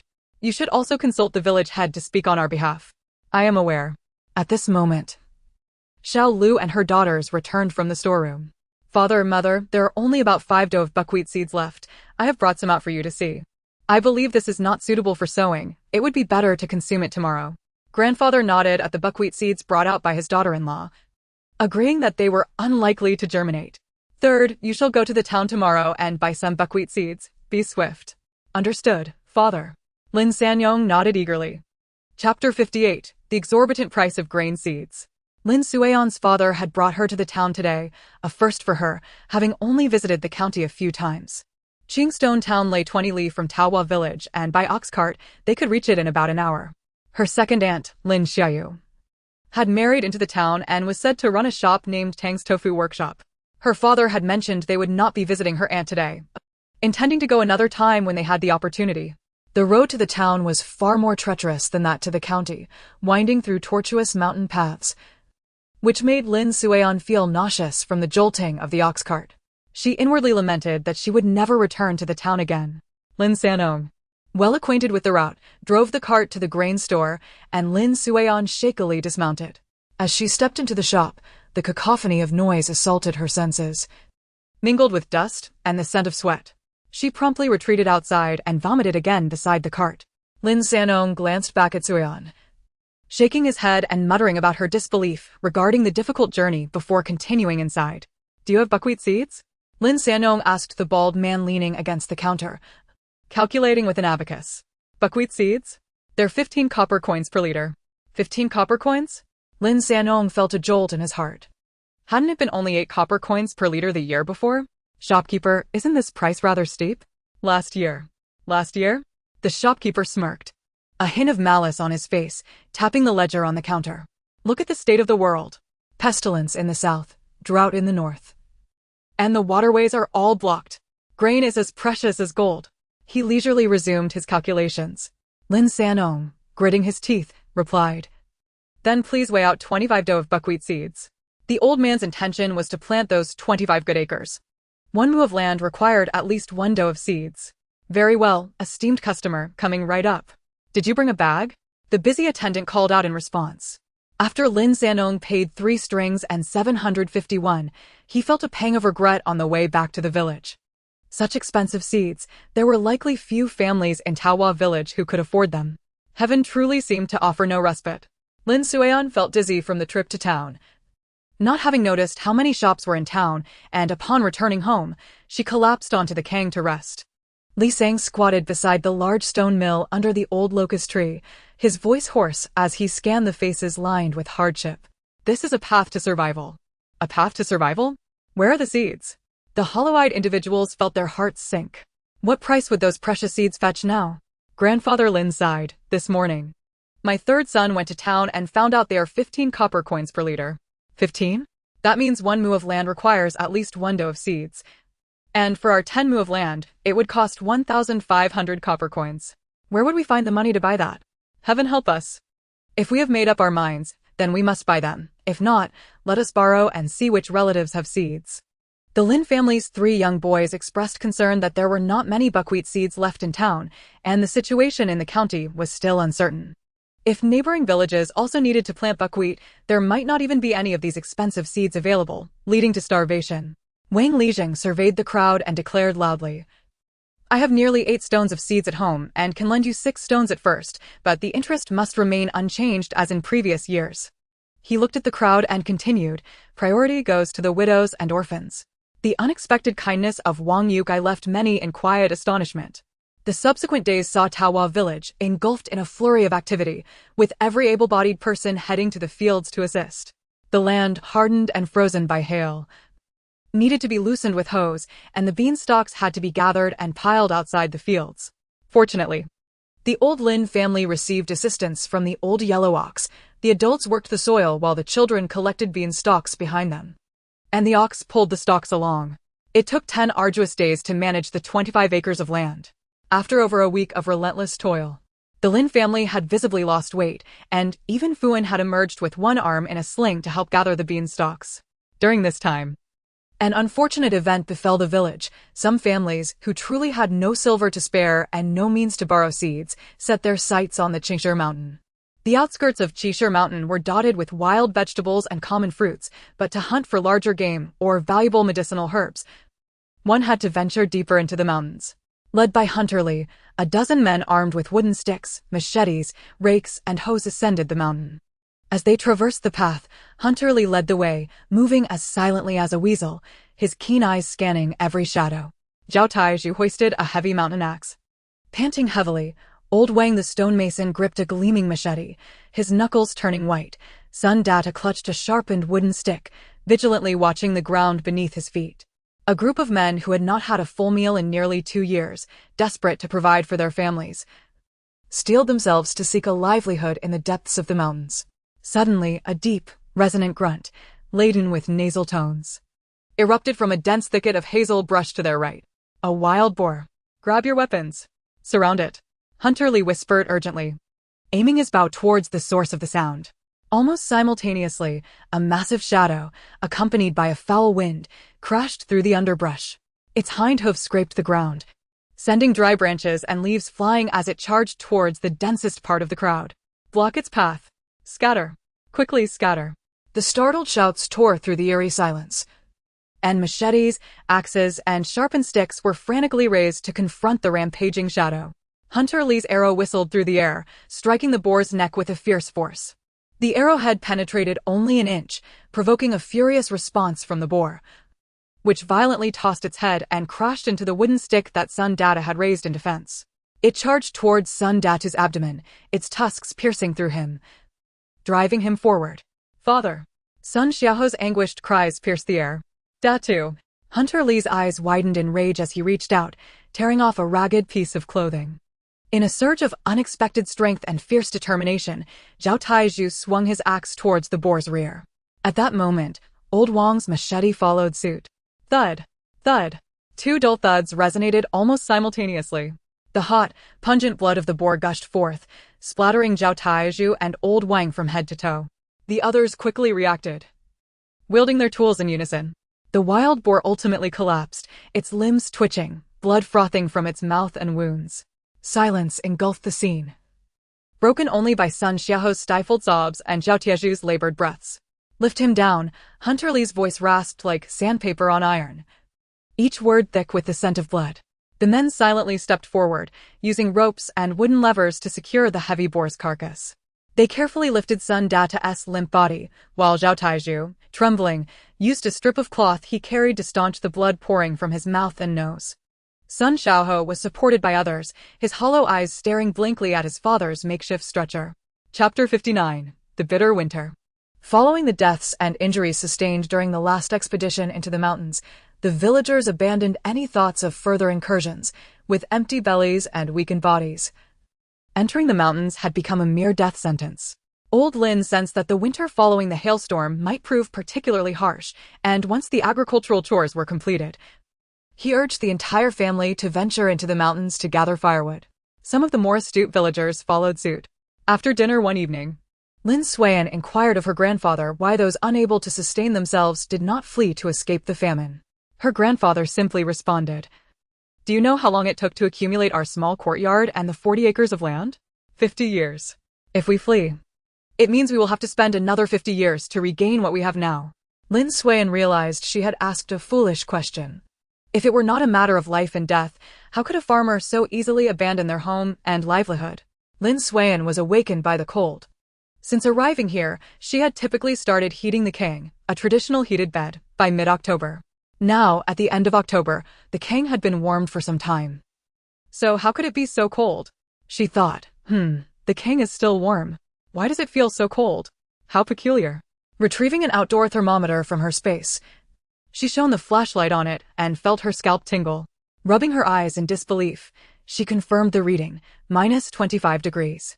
Using the flashlight, she noticed her two cousins curled up, visibly trembling. This won't do. If this continues, we will freeze, she thought. In times of uncertainty, she sought her grandfather. Forgive her for being someone who had lived in the south in her past life, where winter temperatures rarely dropped below 10 degrees. Though it was a bit colder at her workplace, it seldom fell below freezing. After 5 years here, the lowest temperature she had experienced was -10 degrees. Lin Suiyan roused her cousins, urging them to rise and heat the kang. She put on a thin jacket and shoes, but as she opened the door, a gust of cold air knocked her back several steps. Goodness, how frigid. But there's only cold air outside and no snow. Is this weather normal? She hurriedly knocked on the doors of the two neighboring rooms before rushing to her grandparents' door. Grandfather, grandmother, wake up. The weather has changed. The temperature is plummeting. She knocked repeatedly. Next, she went to the big room, the second room, the third room, and the boys' quarters. Within half a tea's worth of time, the entire old Lin family was awakened, and Lin Suiyan was shivering from the cold. Uncle tossed several thick logs into the kang stove. Eldest, second, third. Hurry to the Wang family ancestral hall and ring the copper gong to wake everyone in the village. Tell them to heat their kangs more vigorously. All the children should return to their parents' rooms to save on firewood. Grandfather quickly ordered. Lin Daong and his brothers donned their thickest clothing and raced to the Wang family ancestral hall, stopping along the way to knock on the doors of several neighbors. Eldest daughter-in-law, you all prepare ginger tea, adding plenty of ginger. Everyone in the family should drink a bowl. When the eldest returns, make sure he drinks another. Grandmother Lin also quickly instructed. Lin Suiyan remained still, feeling genuinely cold. She had been too hasty earlier and only donned a thin jacket. Now wrapped in a thick coat. She was still sneezing and thought she might secretly take some cold medicine. Before long, a sudden, urgent, and muffled sound of the copper gong shattered the suffocating silence of the cold night. Wake up! Lin Daong and Lin Eryong's hoarse voices followed the gong's clamor. As they sprinted along the frozen, rigid village path, banging with fists, feet, and anything they could grasp, desperately striking every closed door along the way. Heat the kang. Add more blankets. We're going to freeze to death. Get up quickly. Lin Suiyan felt relieved when she saw her father returning safely, allowing her to return to her room to sleep. The sky, after much struggle, began to brighten. The village head instructed his second son to take several strong men to check on each household. Pushing open the rickety door of Li Keizi's house, a blast of even more bone-chilling cold hit him. Inside, Li Keizi and his paralyzed mother were tightly wrapped in a tattered quilt, their bodies curled up. Their faces covered with a thin layer of white frost, their expressions frozen in an eerie calmness, as if they had merely fallen into a deep slumber. Yet their skin had taken on a deathly gray hue, their lips dark purple. Lin Eryong swallowed hard, turning his face away. Wang Hu examined their necks, his fingertips brushing against skin that felt as hard and cold as stone. The two had perished.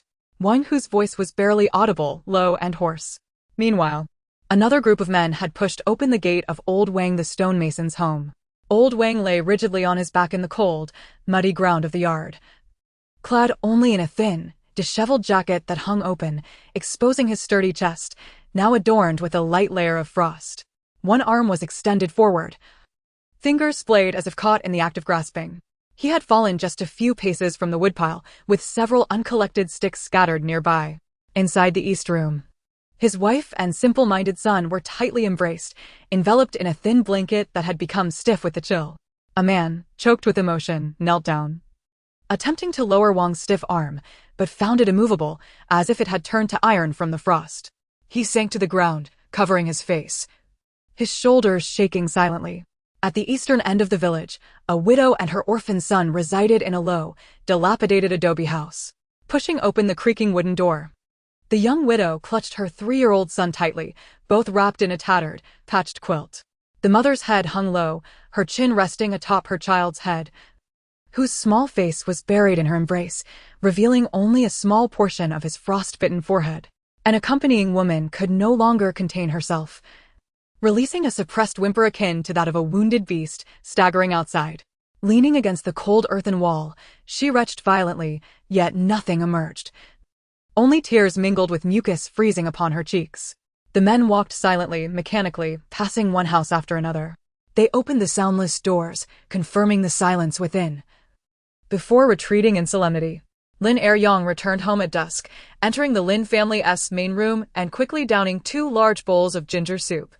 The spicy liquid instantly warmed his frozen insides, eliciting a sigh. "Have we tallied how many are left in the village?" Old Lin whispered. 7 men, 12 women, and 8 children, Lin Er-yong rasped in reply. "Good heavens, so many. How could there be so many? You all went to notify them yesterday," exclaimed the incredulous Liu family matriarch. The elderly, the infirm, and the widowed constituted a significant portion of the count. They typically gathered only a meager amount of firewood, and with it being only late October, some had not even burned enough to keep warm. Lin Er-yong sighed.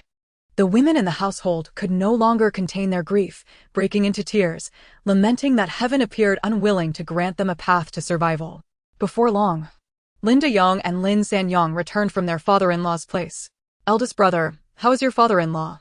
Is everyone well at home?" Grandfather inquired. "Father, both my elder and second uncles did not survive.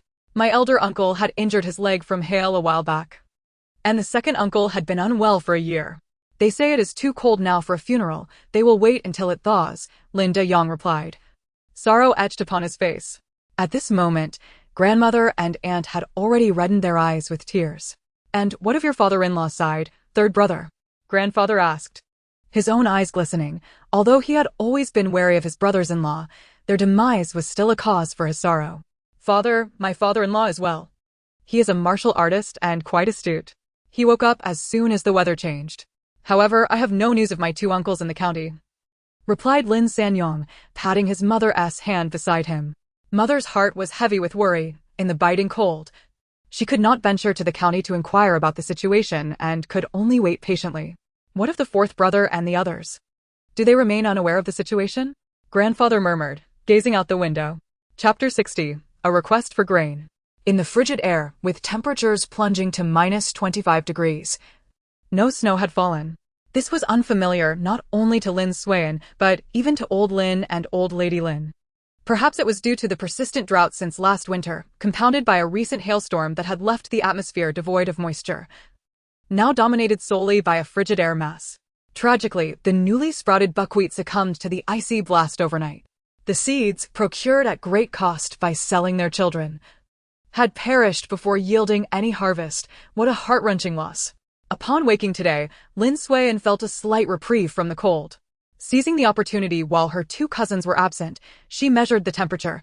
Thankfully, it had risen to -15 degrees. The bitter cold had lasted merely a day, and if the temperature continued to climb, not only would Peach Blossom Village be spared, but all of Qinghe County might also avert significant loss of life. The stockpile of grains that the Old Lin family had gradually accumulated over nearly 11 months had dwindled to 10 sheng of corn, 10 sheng of wheat, 5 shing of millet, 2 shing of rice, and 6 shing of beans, alongside another 2 shing of assorted dried vegetables. In total, they had only 35 shing of food.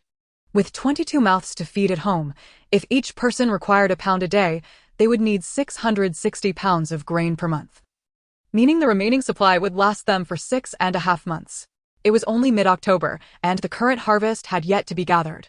This meant the old Lin family needed to last until May of the following year. The pressing uncertainty lay in what conditions would greet them come spring. If the weather normalized, they could plant some short-term crops to gather grain before immediately sowing late millet, which could be harvested by October. If that were to occur, they might just weather the storm. But would heaven truly be so merciful? Gathered in the main room, the family sat around, calculating their food reserves, each face etched with worry. Father, Mother, with our current supplies, we can only last until around May of next year, Aunt expressed anxiously, glancing at the 2 elderly figures on the king. Eldest sister-in-law, you and the others will prepare the meals from now on and reduce the portion sizes by half. I fear for old Lin, the elder man commanded gravely. Originally, each person had been allotted a pound per day. Cutting that in half meant only half a pound. And given that most of the food was coarse grains, even though the weather was too cold for strenuous labor, surviving on such a meager diet of half a pound daily was hardly sustainable. Lin Suiyan fared better, managing to discreetly supplement her own meals. Yet her family was in dire straits. However, it was utterly impossible for her to share any of her scant supplies. While everyone appeared to be managing well now, this was only due to the absence of significant conflicts of interest. If she were to reveal her resources, it would bring them perilously close to death. She had cultivated strong familial ties over her lifetime and had no desire to test the integrity of human hearts. In the face of life-threatening illnesses like flu and fever, it was only natural for her to sneak him some medicine. She could not bear to watch her brother suffer or perish. Yet she had never shared even a morsel of food with them, for explanations were futile, only breeding suspicion. Just then, a knock echoed at the courtyard door. Who could it be at this hour? In this bitter cold, one could freeze to death just stepping outside. Dahi, quickly go and answer the door. Aunt instructed her second son. All right, Dahi replied, donning the heavy cloak his mother handed him before rushing outside. Grandfather, grandmother, it's several uncles from the village, Dahi announced as he hurried into the main room, followed closely by several familiar yet unfamiliar faces. Zhao Taiju stood at the forefront, once a robust man, now gaunt and frail, his tattered cotton coat hanging loosely on his frame, with hollow cheeks and prominent cheekbones, his eyes void of life. Behind him trailed several similarly emaciated men, their gazes vacant, along with 2 women wrapped in ragged quilts, barely able to stand. Silence enveloped the cold air. Without uttering a word, the group knelt in unison. Lin uncle, Lin aunt. Zhao Tieju's voice was hoarse, each word seemingly extracted with great effort.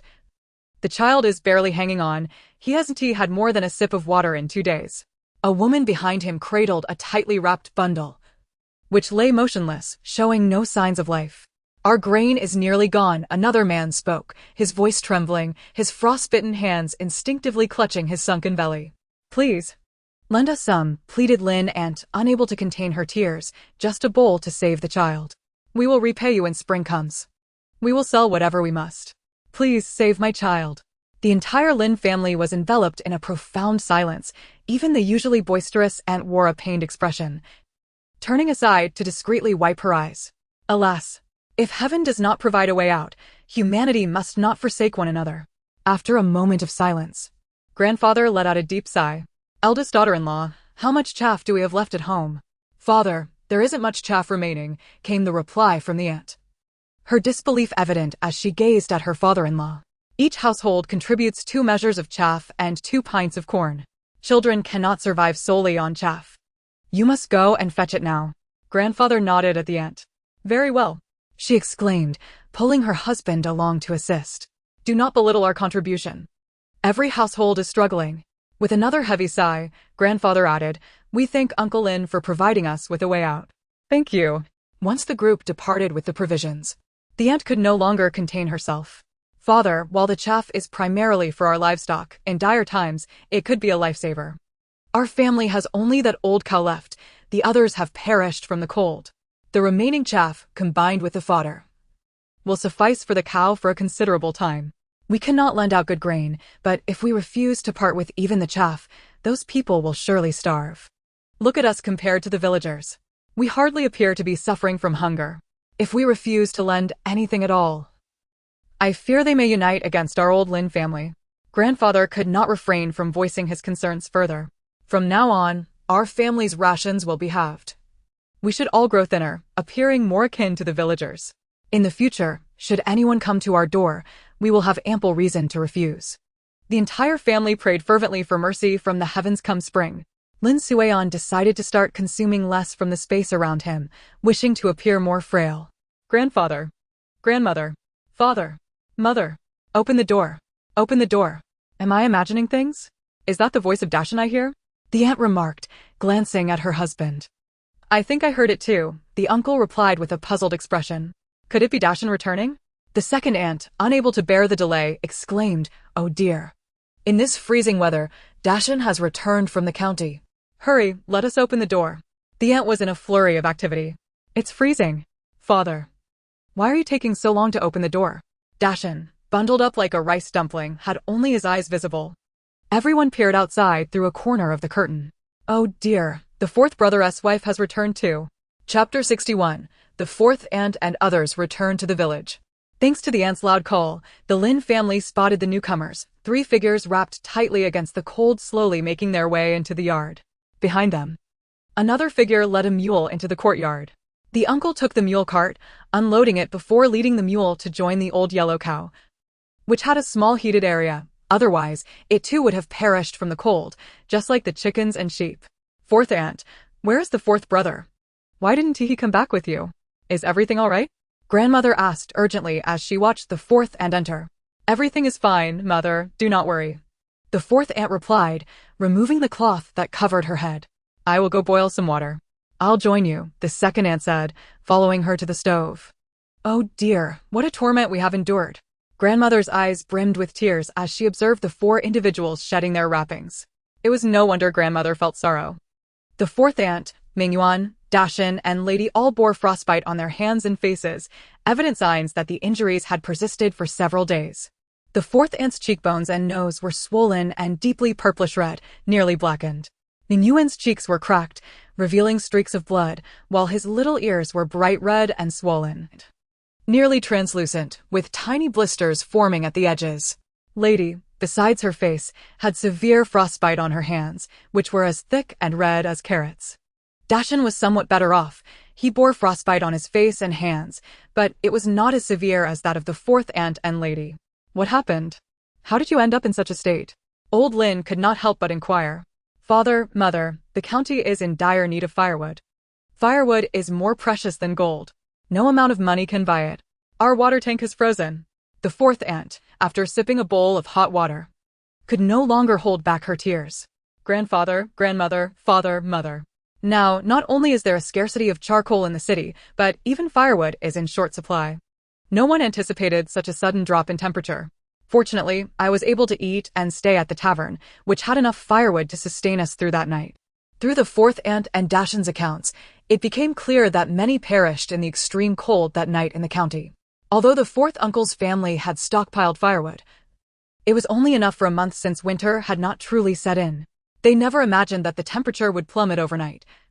And with no one from the countryside willing to deliver firewood to the county, they would have frozen to death had they stayed any longer.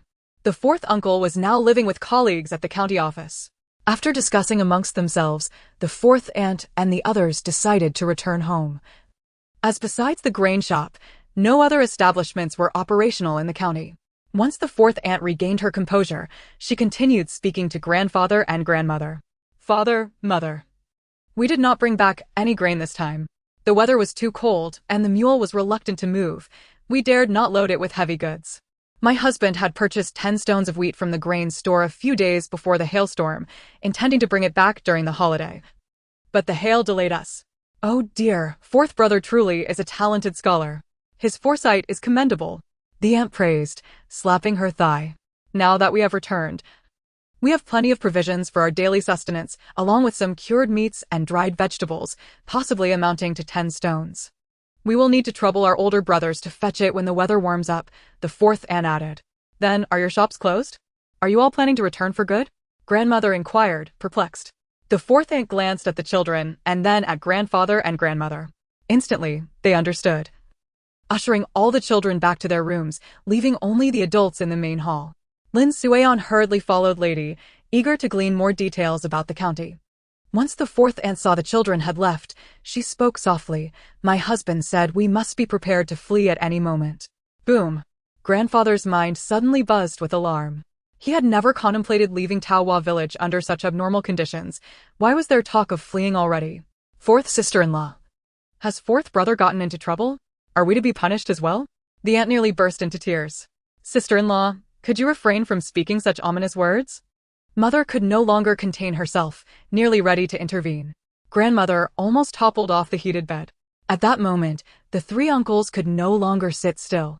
The second aunt could no longer restrain herself and loudly exclaimed, "Calm down, let fourth sister-in-law continue." Realizing her words could be misconstrued, the fourth aunt quickly clarified, "Father, mother, brothers and sisters-in-law, my husband has not committed any crime. It is not as you fear." She paused, stepping out of the hall to ensure no children were eavesdropping. Before closing the door and returning to her seat, "My husband mentioned that over the past year at the county office, he gathered information through various documents and discovered that the border may soon face a crisis. Jinghe County is under the jurisdiction of Donghua, which is also near the border. There are already signs that Izhou may not hold out much longer. Once Izhou falls, Donghua will surely follow." My husband did not return because he could ascertain more accurate news from the county, stating that if anything unusual occurs, he would return immediately. He advised us to come back first, fearing we might not have time to evacuate. "Is it truly that serious?" the uncle asked in disbelief. "My dear brother, I too find it hard to believe. My husband claims he has been verifying his suspicions for nearly half a year, and he is convinced that his conjecture is indeed correct." Chen let out a sigh and continued, "Then there is no need to flee. Our region is surrounded by towering mountains. If the enemy were to attack, we could simply retreat into the mountains. When the time comes, regardless of who ascends to the throne, once stability is restored, we shall emerge. No emperor would annihilate the common folk." Lin Sanong expressed his thoughts. "Indeed. That is precisely what I think." His second uncle concurred with his younger brother's perspective. "I also inquired with my husband regarding this, but he informed me that this time the enemy is the Khitan, notorious for their brutal tactics of burning, killing, and plundering, showing no mercy even to civilians. If we retreat into the mountains and they set the forest ablaze, none shall survive." The final words of fourth aunt extinguished the lingering hopes of the Lin family. A profound silence enveloped the hall.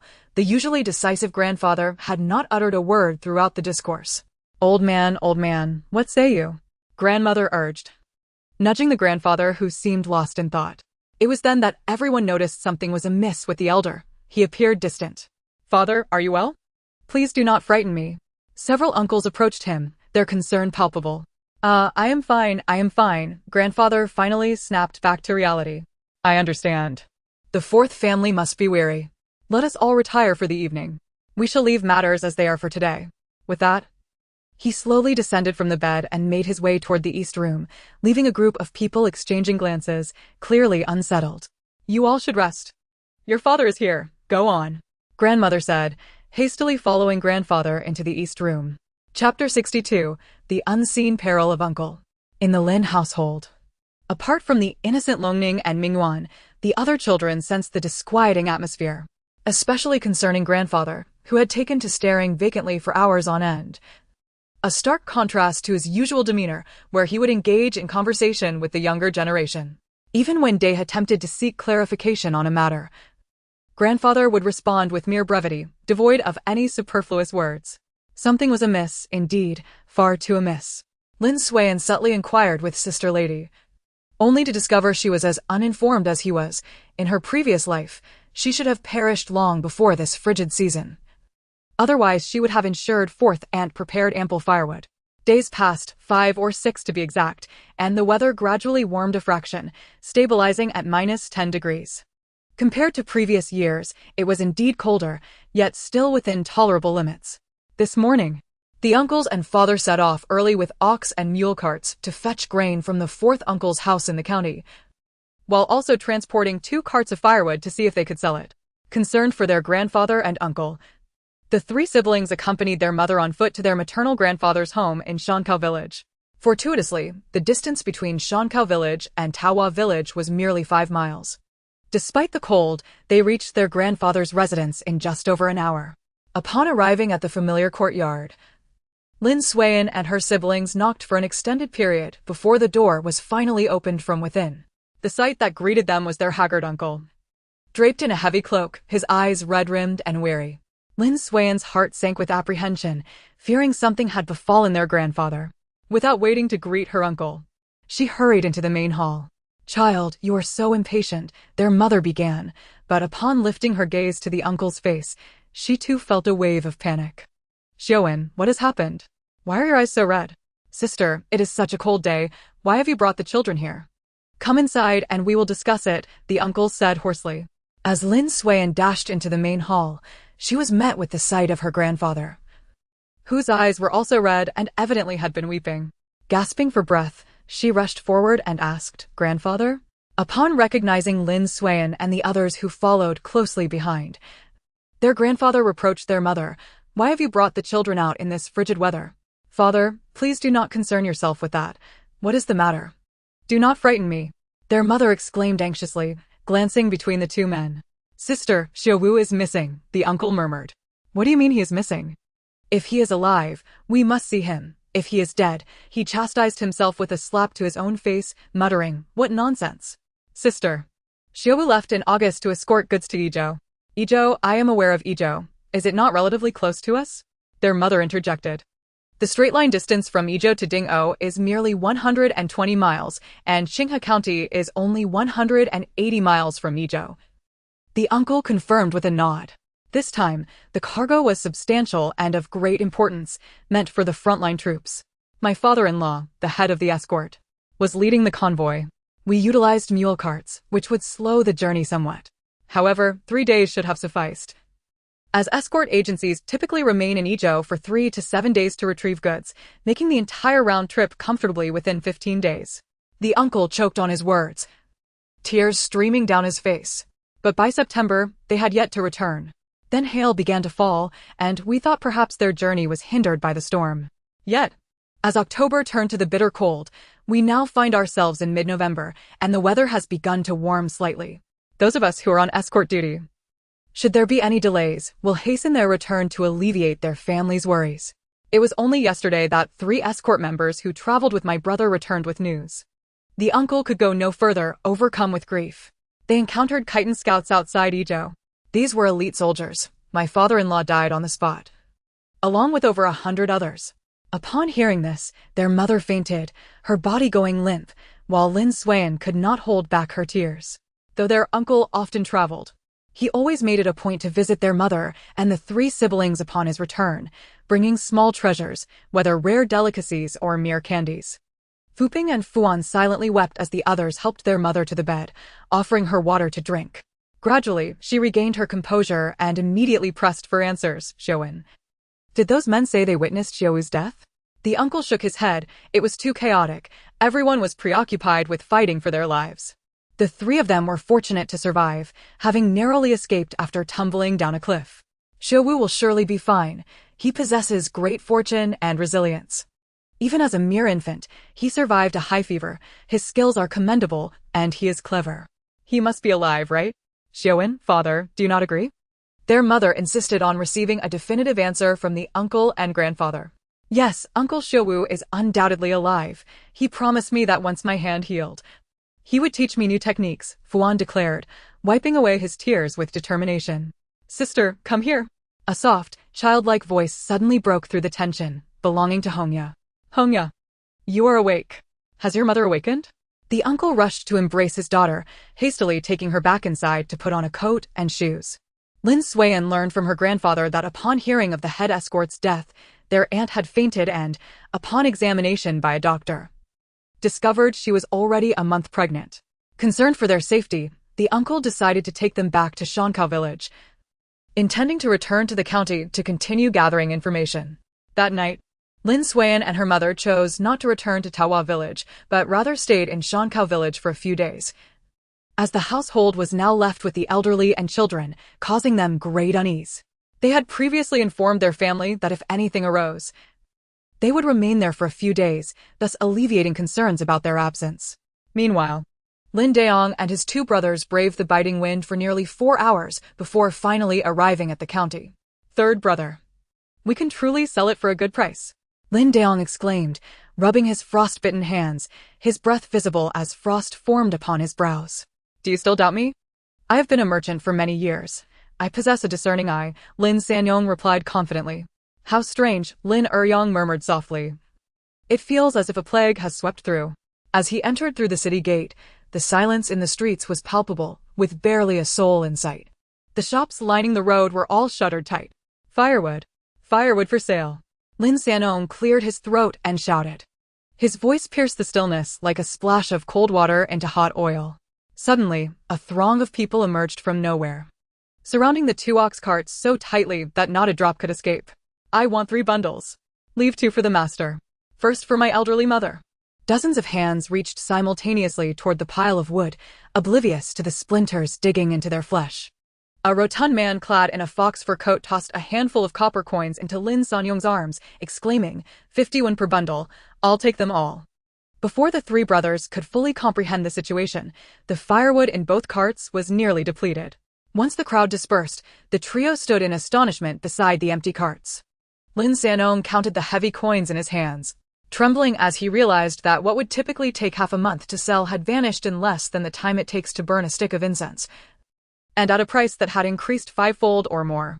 The brothers exchanged glances, each recognizing the desires reflected in the other's eyes. Chapter 63. Sister Lan returns to the village. Brother, shall we buy some grain? Lin Eryong asked, swallowing hard. The grain shop was packed like an anthill. Through the throng, the 3 brothers glimpsed the price list behind the counter, corn at 800 won per dough, wheat at 2 guan, and even the most inferior mixed flour at 500 won. The sight sent shivers down their spines. Who could afford such prices? After loading 2 carts with grain from the 4th brother's home, they hastened towards Donghua village. Along the way, Lin Eryong inquired of Lin Sanyong, brother, can we sell firewood in the county town again? Certainly, Lin Sanyong replied, driving the mule cart. However, our supply of firewood is limited at the moment. We can't sell what we don't have. We can purchase from villagers and transport it to the county for sale. Indeed, that's the spirit of a trader, always thinking ahead. With the weather warming up, we can also venture into the mountains to gather more firewood, Lin Eryong continued. Let us consider it a way to provide some income for the villagers. Everyone is struggling, and we could earn enough for travel expenses. We won't compete with them for the firewood. What do you think is a fair price for a bundle of firewood? Lin Eryong asked, looking at his younger brother. If we sell a bundle for 51 in the county, we can purchase it for 21, Lin Sanyong suggested after some contemplation. That seems too low.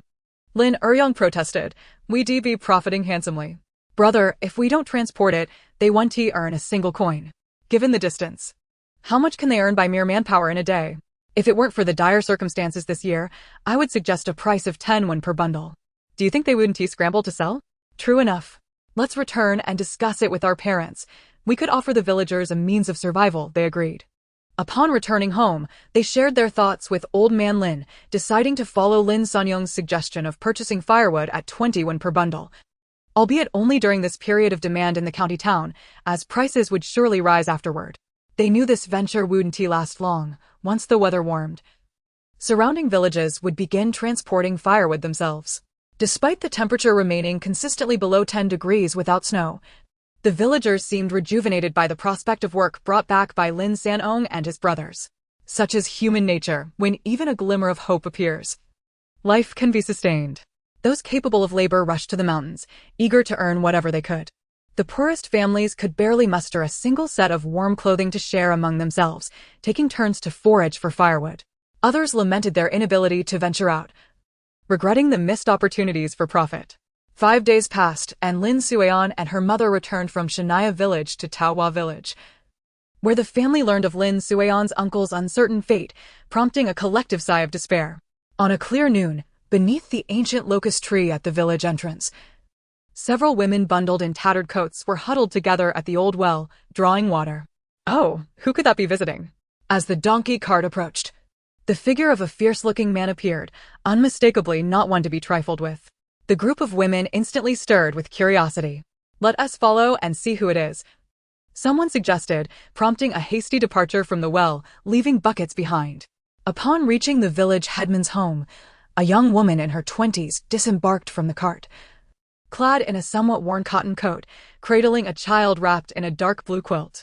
The fierce-looking man observed her alight, then dragged a bundle from the cart and set it on the ground, swiftly turning the donkey around and cracking the whip without a backward glance. "Lon Lon?" cried Aunt Lee, who had followed closely behind.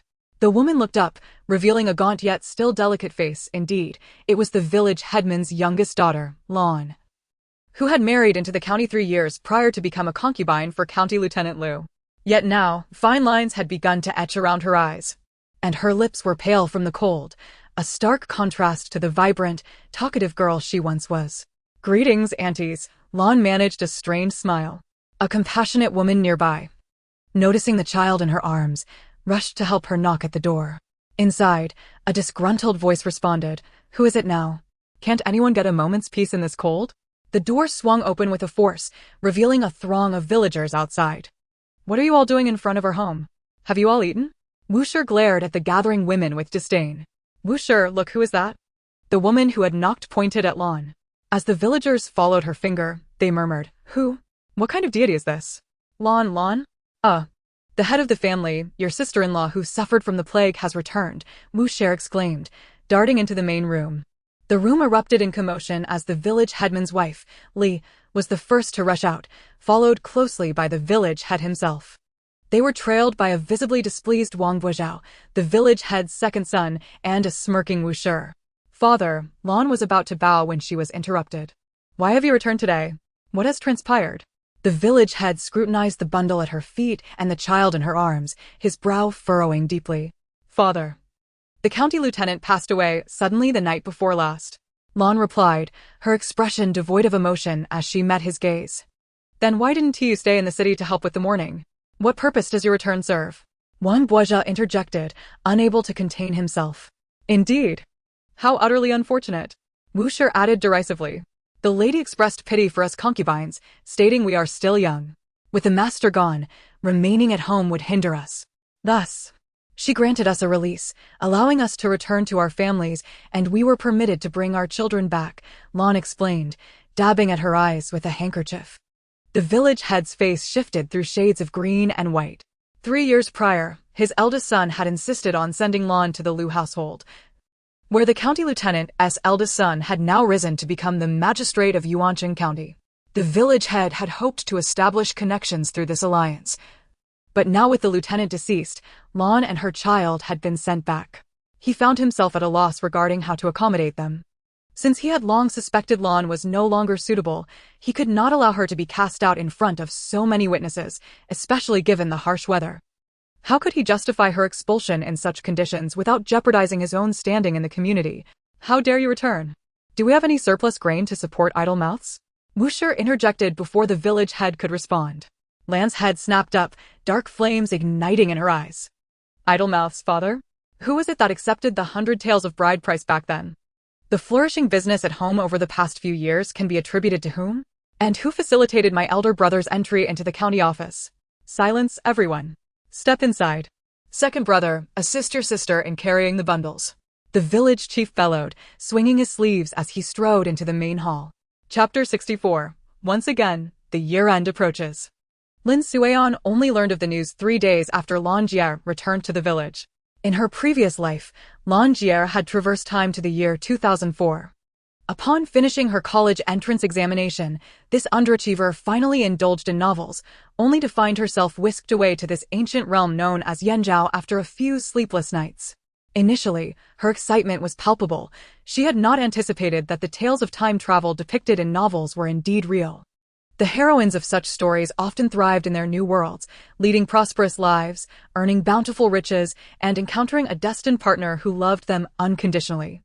Having led an ordinary and unremarkable life before, she believed her time had come and lost control of herself. Little did she know how brutal reality could be, as she was sold to a nearly 50-year-old man as a concubine upon her arrival. She felt resentment and hatred towards the Wang family. Although she now possessed a concubine's release document, her status as a concubine precluded her from establishing a female household, leaving her with no choice but to rely on her maternal family. In this era, the regulations for leaving home were stringent, and the wife of the county officer had already provided her with 10 taels of silver, a gesture made in consideration of her motherhood.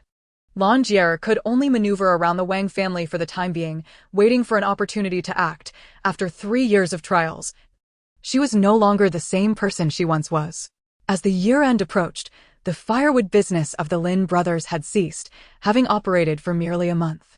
Many astute individuals surrounded the county town, and the price of firewood gradually declined. Over the past month, the Lin brothers earned 18 taels, much to the delight of old Lady Lin, who instructed Xiao Lu to prepare ample meals for 2 days, even stewing a pot of mutton from the sheep that had succumbed to the extreme cold. Before the harsh winter set in, they had 2 sheep left, but the rest had perished, and all 15 chickens were lost as well. Before the year-end, Lin Suion's family made another trip to her maternal grandfather's home, still without news of her uncle. The escort agency in the county had temporarily closed, as her aunt was pregnant, and there were few escorts available. Her elder uncle suggested closing the agency and reassessing after the autumn harvest, with her aunt's due date around September. Following the death of Chief Wang, her aunt had been deeply grieved, nearly losing her child in the process, and was now largely confined to bed rest. After spending a night at her grandfather's home, they returned to the old Lin residence. Fortunately, her grandfather had heeded her father's advice and had not lacked for silver, stockpiling 60 stones of grain, which was ample for the time being. On the 30th day of the 12th month, the sky over Taohua village was sparsely filled with smoke from cooking fires, and not a single firecracker was heard, a stark contrast to previous years. The New Year's Eve dinner for the Lin family was rather simple, consisting of 2 frozen chickens, a pot of stewed mutton, 2 baskets of steamed cakes, and a bowl of braised vegetables. This year, there were no dumplings as last year. Grandfather had predicted a possible drought, leading them to cease pig farming in spring, resulting in a lack of fresh pork for the new year. Such meager fare might only be found at the village chief's home this year. On the eve of the new year, the 4th uncle was brought back from the county by the 2nd uncle in a mule cart. That night, the adults in the family closed their doors and engaged in lengthy discussions. The children remained oblivious, yet Lin Suion sensed a shift in the atmosphere. This year, the family savored their New Year's Eve dinner for an unusually long time. Grandfather, grandmother, I haven't eaten so much in ages, it feels wonderful to be full, exclaimed Brother Day, patting his belly and burping. You rascal, settle down. Eat so much, and be careful not to throw it all up later.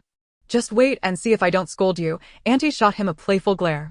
Grandmother, is this all we get for New Year's? Can I have more meat tomorrow? Long Ning, still young, was solely focused on food. I want to eat meat too. Mingyuan quickly echoed, following in his older cousin's footsteps. All right, my dear grandson. If you want to eat, we shall continue feasting tomorrow, grandmother replied, her eyes twinkling at the 2 children. As was customary, the children finished their meals and retired early, leaving the men to keep vigil for the new year. The oil lamp in the main hall dimmed slightly, prompting Lin Daong to retrieve a slender awl and gently adjust the wick, which soon brightened once more. Father, do you think the weather will warm and rain will fall come spring? Lin Eryong posed a question that even the old man struggled to answer. 4th brother, will the things you mentioned the other day truly come to pass? Lin Sanong, anxious and restless, spoke of his brother-in-law's uncertain fate, while the unsettling news from 4th brother only fueled his worries. 3rd brother, if the weather warms and it rains after spring, we can plant wheat during the insect awakening, and subsequently, the autumn harvest will be normal. The court may dispatch more personnel, increasing the odds of survival. Lin Sanyong's statement trailed off, but the implication was clear to all. The information I have within the county office is limited. I must inquire further. Now that Zhou, the clerk, has connections with higher authorities, I can glean some insights into their affairs, Lin Siyong continued after a moment of silence. In truth, the men of the Lin family were gambling on the heavens, hoping for a glimmer of hope. 4th brother, if your predictions come true, I hope you can assure me today that within your capacity, you will protect your brothers and families. Old man Lin gazed solemnly at Lin Siyong. Father, what are you saying? With you as our steadfast anchor, what do we need from me? I still need your protection. Lin Siyong attempted to deflect this serious tone. Fourth brother, you comprehend your father's intent. You are the only one among us who is truly steady and wise. I know you are a good man. But now that you have your own family, I hope that when your mother and I are no longer here, you will look after your brothers. Father. What are you saying? You and mother are both in good health. Do not speak such words. Lin Seong interrupted. I promise, you can rest assured. Very well. Eldest, second. And third, you must consult your fourth brother when faced with challenges and heed his counsel. Do not let pride cloud your judgment as older brothers. You might find it prudent to listen. Old man Lin turned his gaze to the other sons. The three brothers nodded in unison. Aware of their limitations compared to fourth brother's wisdom and education, they recognized the necessity of heeding his insights. Eldest, you have always been the most composed. The one I trust the most. In the future, do take care of your younger brothers. I entrust you with your sister Manji. She will be your responsibility. Do you have any objections? Old man Lin continued earnestly. Father, we can also look after elder sister. The other three chimed in unison. Rest assured. I will take good care of her, Lin Dong affirmed. Father, it's the new year. We shouldn't dwell on such matters. Lin Sanong could no longer contain himself. Finding the old man's words reminiscent of a last testament, which was rather disheartening. Old man Lin chose not to elaborate further, sensing that he might not endure this trial. Over 50 years ago, he had been fortunate enough to escape famine and survive. Now, in his old age, he felt his spirit wane. Chapter 65. Spring rain is precious as oil. The rain arrived in the dead of night, initially just a few tentative drops tapping against the window, followed by a crescendo of drumming until it culminated in a deluge. It's raining. The heavens have opened their eyes. Lin Sanom, who had been restless lately, sprang up from the bed, barefoot, and rushed outside. Startled awake, Tian Hohat was momentarily taken aback by his frantic demeanor. However, upon grasping the significance of his words, she quickly donned her straw shoes and bolted outside, without even putting on her outer garments. It's really raining. Oh, heavens! Lin Suiyan and her husband, hand in hand, joyously leaped through the rain, their laughter resonating throughout the Lin family's courtyard. The other members of the old Lin household were gradually roused from their slumber. Quick! Hurry and fetch the containers to catch the water. What are you all standing there for? Exclaimed old lady Lin as she emerged from the east room, promptly issuing commands. Instantly, the entire Lin family sprang to life. Buckets, basins, and even pots and pans were gathered from every corner of the house, filling the courtyard to the brim with an array of vessels. Lin Dae dashed to the backyard, even commandeering the broken ceramic jar used for feeding chickens, placing it on the windowsill to collect droplets of water. As the rain poured down heavier, curtains of water hung from the eaves. Suddenly, old Lady Lin's voice rang out, "Boil water. Prepare for bathing." The flames in the hearth leaped high, casting a rosy glow on Lin Suiyan's youthful face. It was now Lin Suiyan's turn to take charge of the household chores involving firewood. The bathing area was a small room separated by a cloth that Auntie had arranged, allowing two individuals to wash simultaneously. Today, the women and children would bathe first, followed by the men. Lin Suiyan hadn't bathed for several months, and her hair had become an unsightly mess. Fortunately, the chilly weather meant that everyone in the family shared the same predicament, and no one would think to judge another. Lin Suiyan shed the cotton jacket she had worn throughout the winter, which had become stiff like armor, revealing her fair and sturdy little frame. The moment the warm water splashed down, she shivered, having not felt such warmth in far too long. Upon entering, Lin Suiyan received a smooth pebble from Auntie to scrub off the grime. As she rubbed the stone over her body, it left red marks in its wake. When she reached her calves, clumps of dirt fell away. The dirtiest part was her hair, from which she could pull out balls of mud. Lin Suiyan retrieved a scentless, non-foaming handmade soap from her space and thoroughly washed herself. Once clean, she could go for several more months without needing to bathe again. Just as this alarming thought crossed her mind, she slapped herself twice, realizing she had become accustomed to being so dirty that she could tolerate months without bathing. After 3 hours, the entire Lin family had completed their cleansing. To their delight, the rain continued to pour for 3 consecutive days and nights. By noon of the following day, villagers had begun to move their bedding outside to air out in the rain. The women busily dismantled and cleaned their winter garments, while the men hurried to repair farming tools. This torrential rain heralded hope for the spring plowing season. On the evening of the 3rd day, the rain finally began to lessen. The muddy mountain path squelched underfoot, emitting a squelching sound with each step. The children of the old Lin family slung bamboo baskets onto their backs and raced toward the outskirts of Qishir Mountain, having been cooped up for too long during the winter. Like birds released from a cage, they scattered to find their familiar playmates. Lin Xuan also gradually drifted apart from the Lin family members, squatting beside a cluster of pine trees. She pushed aside the humus-rich soil, revealing clusters of yellow-brown pine mushrooms huddling together. "Little girl, you're quite remarkable." A sudden voice startled Lin Xuan, causing her to nearly crush the freshly picked mushrooms in her hand. She looked up abruptly to see a young woman in a faded lotus-colored shirt standing not far away. Sunlight filtered through the gaps in the leaves, casting dappled shadows across her pale face. It was Sister Lan. This marked Lin Xuan's first direct encounter with Sister Lan, and she suddenly found herself at a loss for words. It seemed inappropriate to say anything, yet she did not want to miss this opportunity for conversation. She had to remain composed in front of Sister Lan. I'm just picking a few." Lin Xuan feigned shyness, lowering her head. "Whose child are you?" Sister Lan inquired, her face adorned with a perfectly timed smile.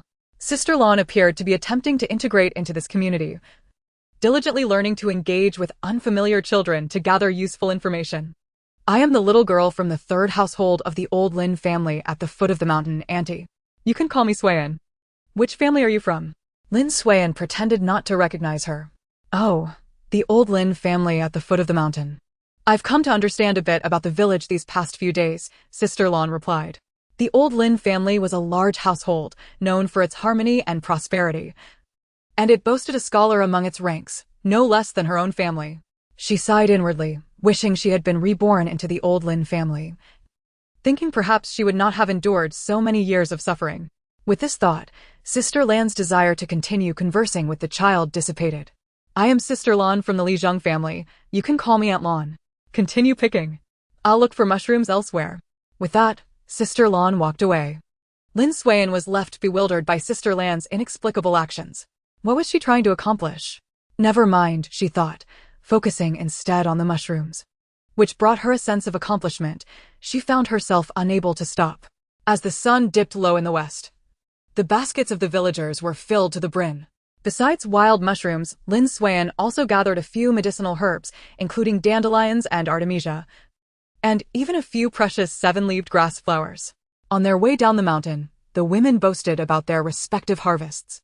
Spring Taonyang's basket brimmed with fiddlehead ferns, while Sun Casey's wife had unearthed some wild yam. Even Zhou, who was unskilled at foraging for wild vegetables, had managed to collect half a basket of ground vegetables. At the foot of the mountain, the freshly turned farmland revealed moist, dark brown soil. The men were busy plowing, their shouts rising above the sounds of the earth being tilled. How vibrant! Humanity is astonishingly resilient, even when on the brink of despair. A little sunshine and rain can breathe new life into them. Upon returning home, Lin Xuan found the old matriarch of the courtyard wielding a small stick, while second auntie, her mother, and her elder aunt sat in a row, each with a small sieve on their laps, sifting through something. "Eldest daughter-in-law. The turnip seeds need to be sifted until they're as deep as a navel," Auntie said, her coarse fingers rummaging through the gray-brown seeds. Suddenly, the grandmother's stick intercepted her. "What is the rush?" The old lady squinted at a seed in the sunlight. "See this? This sprout is greenish. If planted, it will rot." Auntie sheepishly withdrew her hand. "Mother, round seeds sprout quickly, while long seeds are drought-resistant," second auntie interjected, but her words were not yet finished. "Sift the round seeds. That low-lying area in the backyard near the ditch needs quick-growing seedlings." "Mother, these cabbage seeds are quite good. They have plenty of oil," the mother remarked, holding a seed up to the grandmother, who rarely nodded in agreement. "Stop. The few you have in hand are already white and moldy, did you not see? Throw them away." The elder aunt hastily discarded the seeds she held. "Mother, why all this fuss? We've been planting these vegetables for decades. It's not like we don't know how to sift seeds," Auntie boldly asserted. "What do you know? Who can say if the heavens will turn against us again? Sift the seeds well to ensure the vegetables grow robustly." Upon finishing her statement, the grandmother adopted a stern expression. "I'm telling you all, just listen and sift properly." Chapter 66. Eating melons. The entire Taohua village had busily toiled for quite some time and finally sowed the spring wheat. The wheat seeds had been discussed among the village leaders, and families with surplus grain seeds lent some to those without. There were 58 households in the village, with 11 having excess seeds, including the old Lin family. Although the village comprised various surnames, after more than 50 years of proliferation, everyone was interconnected by kinship. And it was impossible to watch fellow villagers truly fall into despair without offering assistance. With the rain now falling, planting the spring wheat would yield a harvest come autumn. And everyone was willing to lend their grain seeds. Lin Suiyan and her siblings resumed their mountain foraging activities. The family had accumulated a wealth of common medicinal herbs, keeping some for home use while waiting for their father to have time to take the rest to the apothecary for sale. As they ventured deeper, Fuping remarked to his younger siblings that the last lingji mushroom they found was in a place quite similar to this one, perched at the edge of a cliff. They should look around for any cliffs. Just as Lin Suiyan was about to respond, she suddenly heard rustling voices emanating from the bamboo grove ahead. She raised her index finger to her lips and, crouching low, the three siblings stealthily slipped into a dense thicket of ferns. Through the interwoven fronds, they spied two figures standing by the stream bank. Despite the babbling of the water, the sound of an argument was unmistakable. "Where is Lan Yang gone? Who on earth are you?" Zhang Xuxing's voice trembled, his fists clenched tightly, knuckles turning pale. Lan Yang is terrified of snakes and insects. She would never venture into the mountains alone to gather herbs. Lin Suiyan held her breath, while Fuping and Fuan looked on in bewilderment. Was Zhang Xuxing truly so oblivious? Did he not realize that Lan Jie was right in front of him? Only Lin Suiyan understood that this current Lan Jie was no longer the same as the one he once knew. What would he do? Would he report her? "Young Master Zhang, you just... If I were not Lan Yang, who else could I possibly be?" Lan Jie's voice was cooler than the stream itself. The scholar stumbled back a step. 3 years ago, we agreed to run away together. I waited in the peach orchard for an entire night, but you never came. By day, I heard you hanged yourself. When you awoke, your gaze upon me was utterly unfamiliar. You did not know me at all. Suddenly, the scholar fell to his knees, his voice a hoarse plea. "Please, I beg you, return Lan Yang to me. I would willingly sacrifice 20 years of my life." He lifted his head, his eyes red and brimming with tears. "What do you desire?" "I shall study for the imperial examination, become an official." And Zhang Xuxing crawled forward, pressing his forehead into the wet earth before Lan Jie's embroidered shoes. His hair ribbon had long since come undone, and amidst his disheveled black locks were strands of glaring white. "If you have taken her body," Zhang Xuxing suddenly grasped Lan Jie's hand and pressed it to his chest.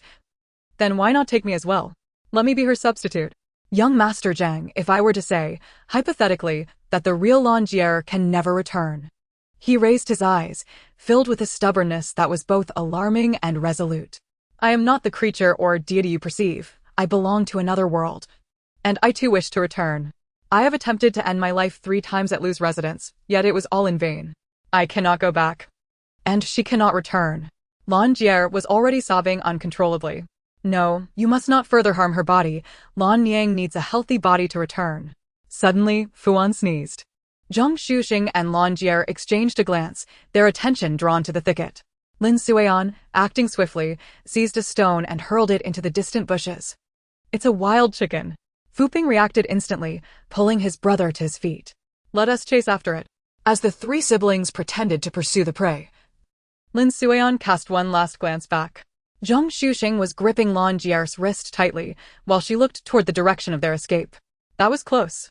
Fortunately, Suiyan and our elder brother reacted quickly. Otherwise, we would have been caught eavesdropping, Fuan exclaimed, panting as they moved away. Once they were far enough, Fuan paused to catch his breath. "Suiyan, Fuan, did you understand what they were talking about?" "I caught every word, yet I couldn't piece it together," Fuping inquired, looking at them both. "I didn't comprehend either. I was too focused on watching Zhang Xuxing weep." "That man cries pitifully," Fuan replied, oblivious to the crux of the matter. Lin Suiyan shook her head. "I didn't grasp it either." "Should we inform our family?" Fuan asked. "No. It's best not to meddle in the private affairs of this man and woman."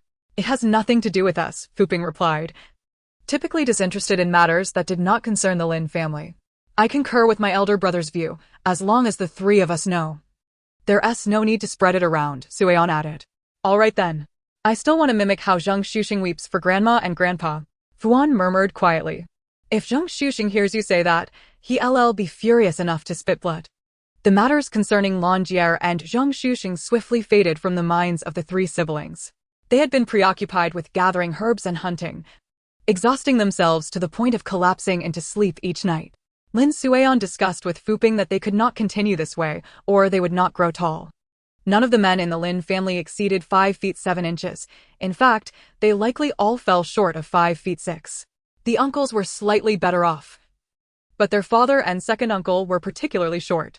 The boys were quite fixated on growing taller, so from then on, Lin Suian and her siblings decided not to ascend the mountains every day. Instead, they would alternate days of climbing with days of rest, during which they attended to various tasks, selecting herbs, drying them, and practicing martial arts. Since the rain had fallen in early spring, the following 3 months had seen not a single drop.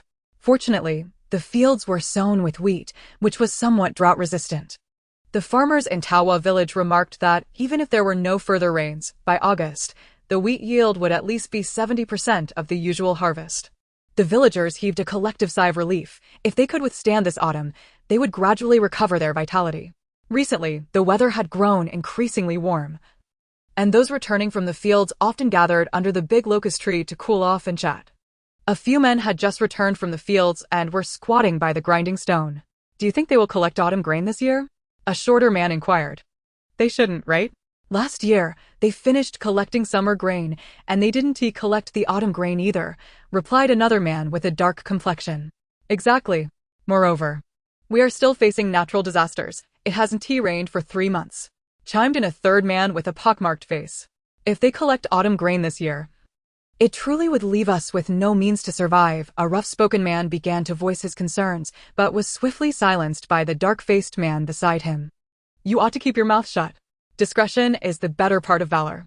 The group of men lost their lightheartedness, anxious about the prospect of autumn grain collection. It seemed prudent to ensure their families foraged for wild vegetables to dry while they still could. As July rolled in, the wheat would be ready for harvest in a month, and smiles began to appear on the villagers' faces. The wheat was thriving despite the lack of rain, and by August, a 70% yield was certainly feasible. Once the wheat was harvested, they could plant beans, ensuring they would make it through the winter. At the third watch of the day, Lin Siyong galloped into the village, his horse's hooves kicking up a cloud of dust. His complexion was ashen, sweat beading on his forehead, and his lips cracked and bleeding. "Father! Mother!" he shouted as he reined in his horse at the entrance of their yard, nearly tumbling off. "Quick! Gather the wheat." Old Lin, busy repairing farming tools in the yard, looked up at the sound, his hammer clattering to the ground. He had never seen his fourth son in such a state of distress. "What is the matter?" Old Lin rushed forward, supporting his panting son. Lin Xiong swallowed hard, his throat burning with pain. "The wheat fields in Izhou have nearly been devoured by locusts. The report from Izhou reached Qinghe County today, predicting that the locusts will arrive soon. The county magistrate has dispatched all officials to inform every village and town. I received the task of returning to Donghua village. Since it's further from the county seat, I was given one of the few horses to hurry back and notify you." Old Lin's face turned pale, and he turned to shout into the house, "Wife, call eldest, second, and third back. Bring all the tools." He then turned back to Lin Siyong. "You go notify the village head. We need to mobilize the entire village." Lin Siyong dashed out of the yard, sprinting toward the village center where Wang Lijing lived. On the way, he encountered several villagers returning home from work. "The locusts are coming. Hurry and gather the wheat," he shouted as he ran. The villagers exchanged glances, yet none dared to question Lin Siyong's words. After all, he was a scholar of integrity, not one to speak lightly. Once they processed the news, they immediately turned and dashed home. The village head, Wang Yukai, was relaxing in his courtyard, sipping water, when Lin Siyong burst in, nearly spilling the coarse porcelain bowl in his hand. "Fourth brother, what is the matter?" "Uncle Wang," Lin Siyong gasped, "a swarm of locusts is approaching. And Izhou has already suffered." The official dispatch arrived at the yamen at the 3rd hour. "The county magistrate has sent for the students to inform everyone. We must alert the entire village to harvest the wheat overnight." Wang Yukai sprang to his feet, shattering the bowl on the ground. "Is this true?" "Absolutely certain. The dispatch is at the county office. Quickly, quickly. Second brother, go ring the gong." The village head hastily made his way to the Wang family ancestral hall. Bang! Bang! Bang! All households, gather under the big locust tree for a meeting. The locusts are coming. In less than half an hour. A throng had gathered beneath the great locust tree, with concerned faces and furrowed brows, sighs echoing in the air. The children, intimidated by the somber atmosphere, remained silent. Wang Yukai stood atop a large stone near the millstone. Dear villagers, his voice rasped. The county has sent urgent news. The wheat fields in Izhou have been completely devoured by locusts, and they are heading towards Dingzhou, expected to reach Qinghe County shortly. The county magistrate has ordered all villages to harvest immediately. Harvest immediately? Li Sand exclaimed with wide eyes. The wheat is still in the milk stage. It won't mature for at least another 20 days. If we cut it now, we will barely secure even 30% of the yield. Suddenly, a woman from the Sun family burst into tears. The head of the household is still in bed. If we lose this harvest, how will our family survive? Wang Yukai took a deep breath and struck the gong. Silence. Once the crowd quieted, he spoke gravely. The county has declared this locust disaster unprecedented in a century. If we harvest now, we can save some grain. If we wait for the locusts to arrive, there won't be even a stalk left. Is that true? A voice from the east of the village, Wang or Matzi, interrupted. The dispatch is at the yamen. The county magistrate sent Lin the scholar to inform us. How can you doubt it? If we do not act now, when the locusts come, we will harvest nothing this year, and we will all face dire consequences. Wang Shoren reprimanded urgently. With these words, no one dared to question further. The village erupted like a disturbed hornet's nest, a frenzy of activity igniting. Lights flared in every household as people armed with sickles, ropes, and carrying poles surged towards the fields. On the Lin family side, Lin Daong took charge of cutting the wheat, accompanied by his two brothers and Lin Manji, while Lin Xiong had already returned to the county to report back. Lu Shi led several sisters-in-law to bundle the sheaves. The children were entrusted with loading the bundles onto carts, while Lin Laotu and Lin Dave managed the ox cart and mule cart respectively.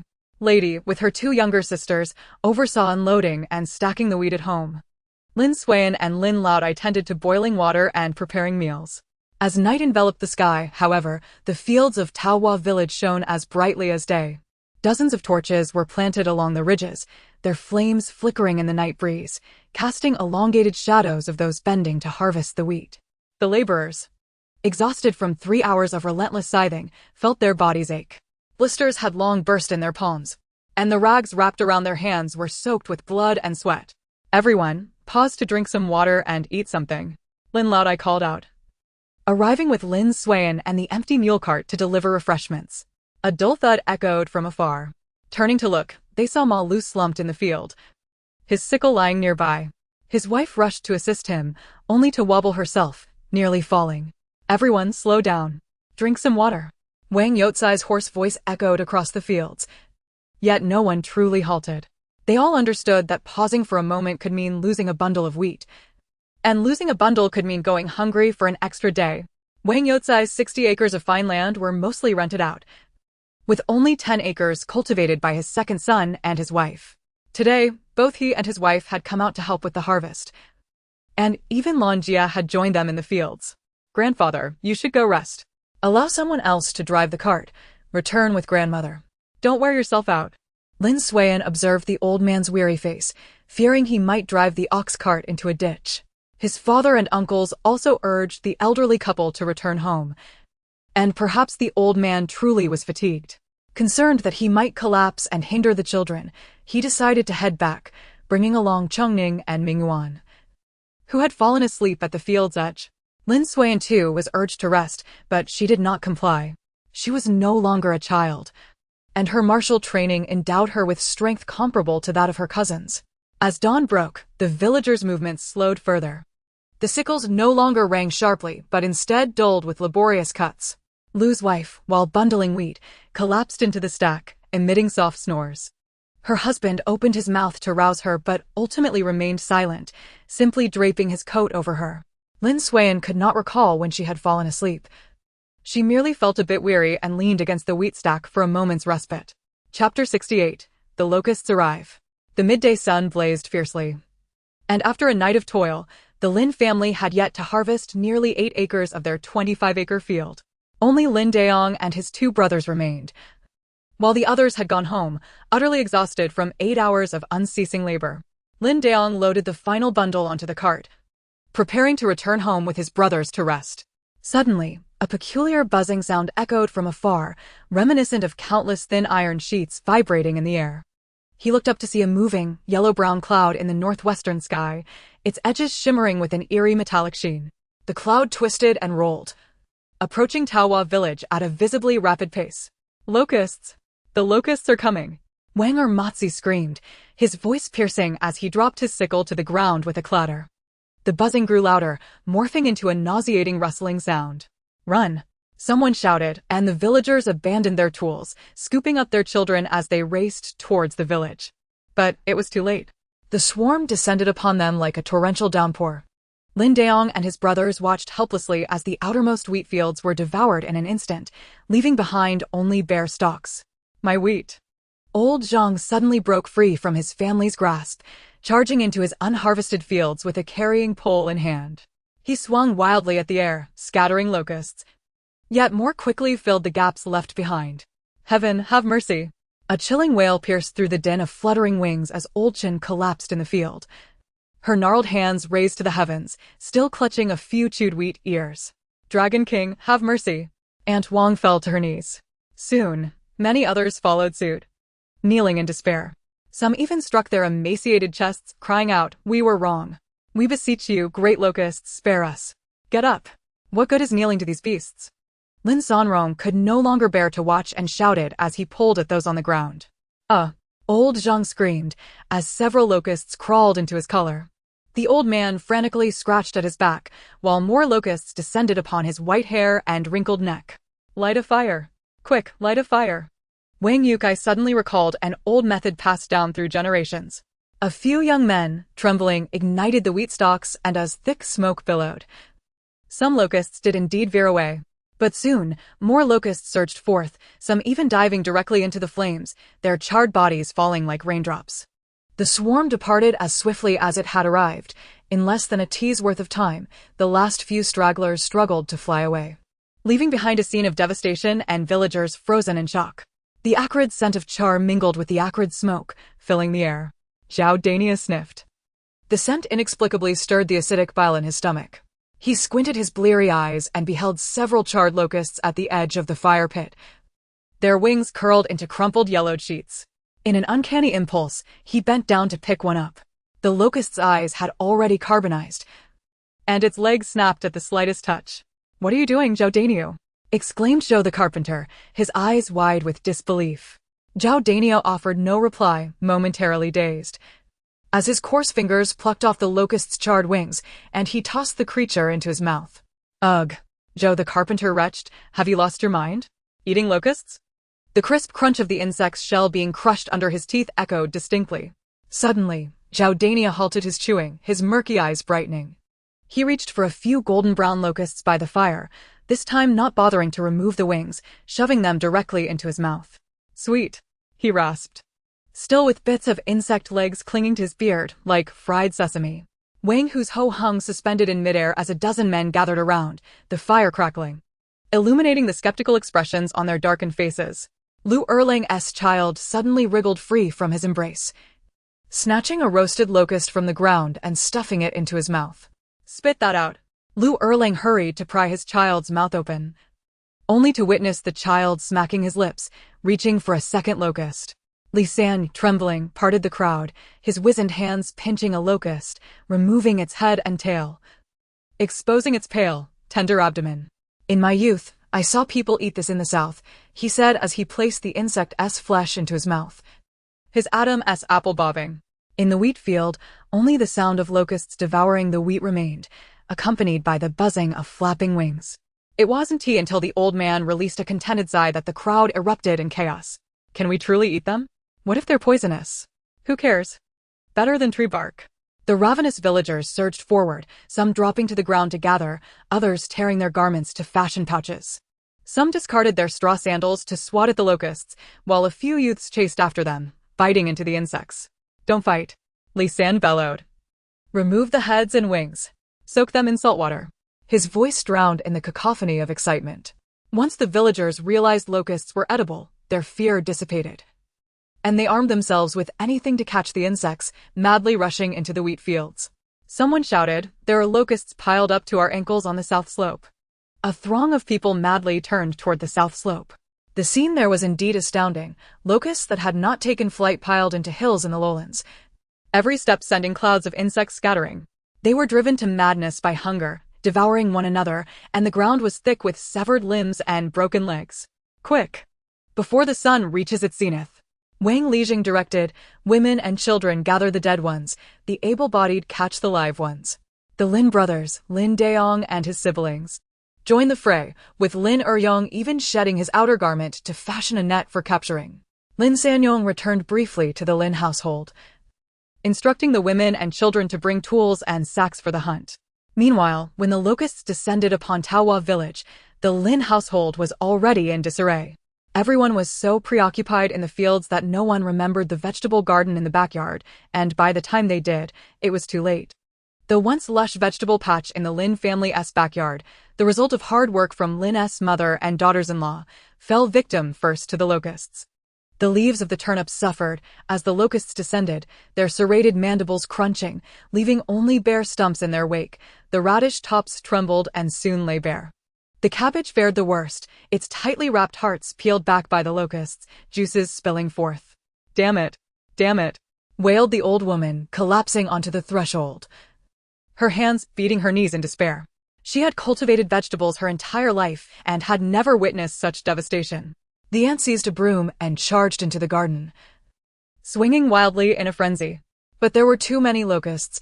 As soon as she cleared a patch, another mass would descend upon it. The children of the household armed themselves with whatever makeshift weapons they could find. Those unable to procure suitable arms resorted to wielding bamboo sticks. Lin Suiyan gazed at the dense swarm of locusts, goosebumps prickling his skin, yet he steeled himself to charge into the garden. But it was too late. Within a mere half-tea's worth of time, the vegetable garden lay in ruins.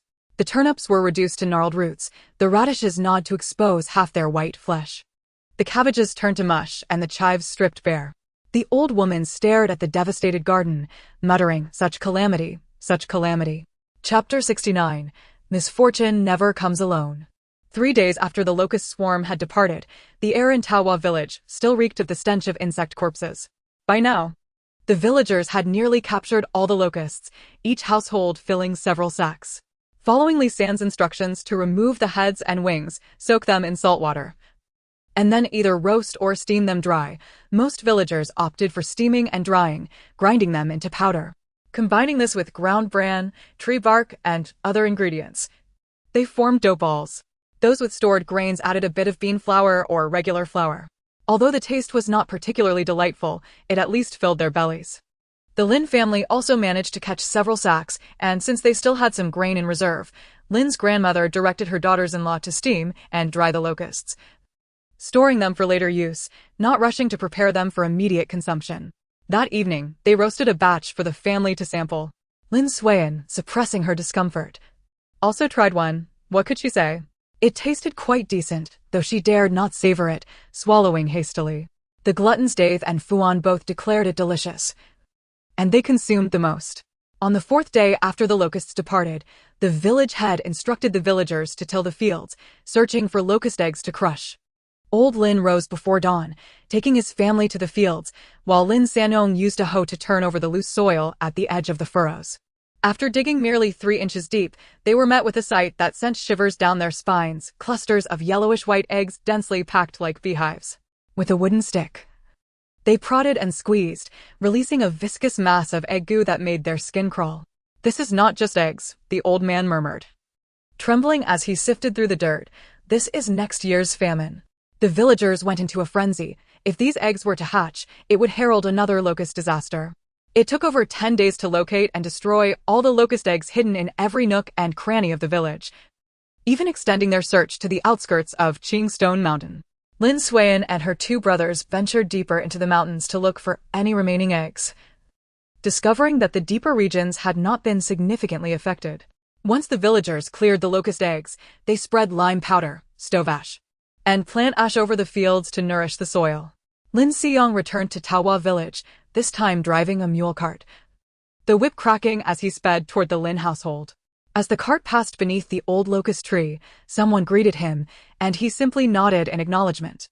Upon arriving at the Lin family's courtyard, he found them gathered for dinner, which consisted of bean flour buns and a thin corn porridge so clear it could reflect one's image, with only a simple bowl of pickled vegetables on the table.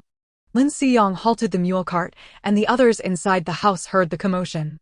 Day was the first to dash out, and upon seeing his uncle, his face broke into a wide smile. "Uncle, you're back." Lin Siyong merely grunted in response, handing the reins to Day, before striding into the main room. Everyone turned their attention to Lin Siyong as he entered, and old Lin was the first to speak. "Fourth son, why are you back at this hour? Is something the matter?" "Father, mother, you must listen to me." Lin Siyong swallowed hard, then continued. "Izhou has fallen. In just 3 days, Izhou city was breached. The Khitan army is advancing toward Dingzhou. The main force will take about half a month to arrive on foot, but the vanguard has already set off. At most, in 3 to 5 days, the vanguard will reach Dingzhou. We must flee." The thunderous news from Lin Siyong struck the Lin family like a bolt from the blue, leaving them dumbfounded. The eldest uncle was the first to react. "Fourth, are you speaking the truth? Are you certain? What time is it, brother? Do you think I would jest? The county magistrate has already allowed the families to depart first. The Zhu family will set off tomorrow," Lin Siyong continued, his voice hoarse. "Oh heavens! This truly is a matter of life and death. Where can we flee? Can we seek refuge in the mountains for a while?" The eldest aunt also grasped the gravity of the situation. "No, the bandits are merciless, leaving devastation in their wake. Should they set the mountains ablaze, we would surely perish."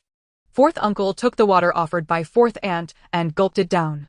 He turned to his grandparents. "Father, we must depart by the day after tomorrow at the latest. If we encounter the vanguard of the bandits, there will be no escape." The elder had now regained his composure. "Fourth, where can we escape to? Do you have a plan?" "I do, father. I currently have 3 locations in mind, which I will analyze for you," fourth uncle said, pulling out several sheets of paper from his pocket.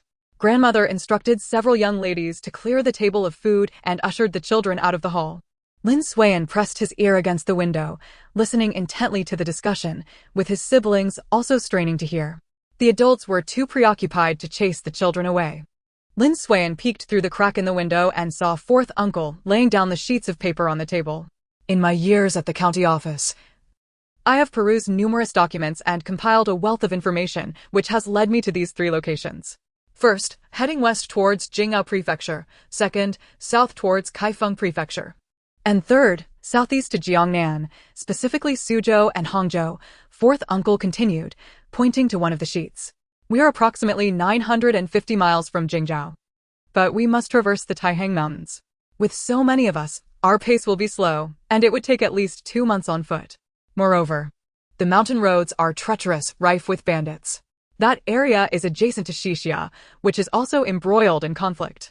Qinghe County is the closest to Kaifeng. We can first head to Daming Prefecture, which is about 500 miles from Kaifeng. We could reach it in about a month on foot.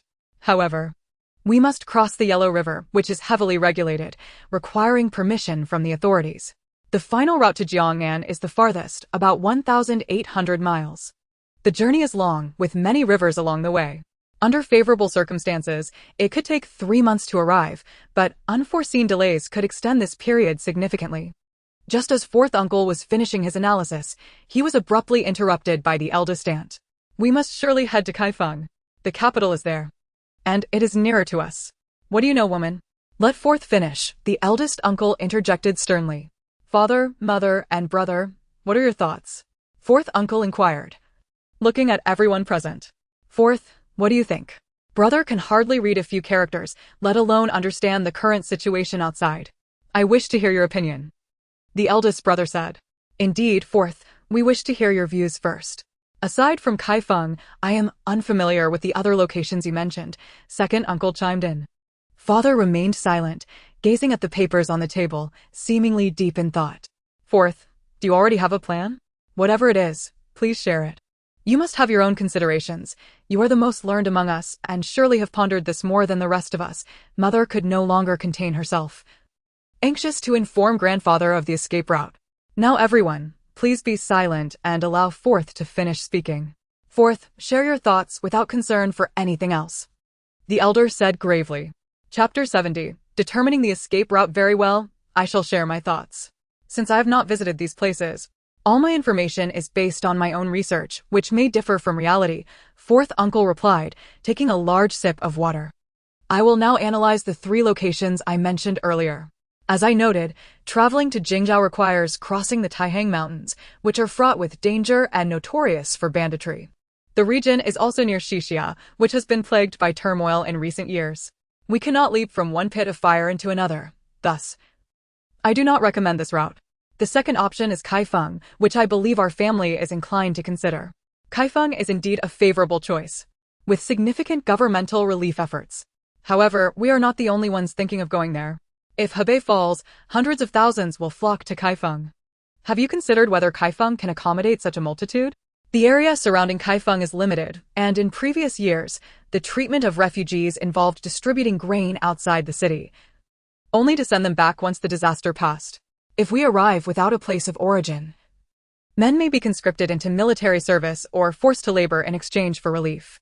Furthermore, the cost of living there is exceedingly high. Most importantly, there is no land allocated for refugees near Kaifeng. We would have to work as tenants.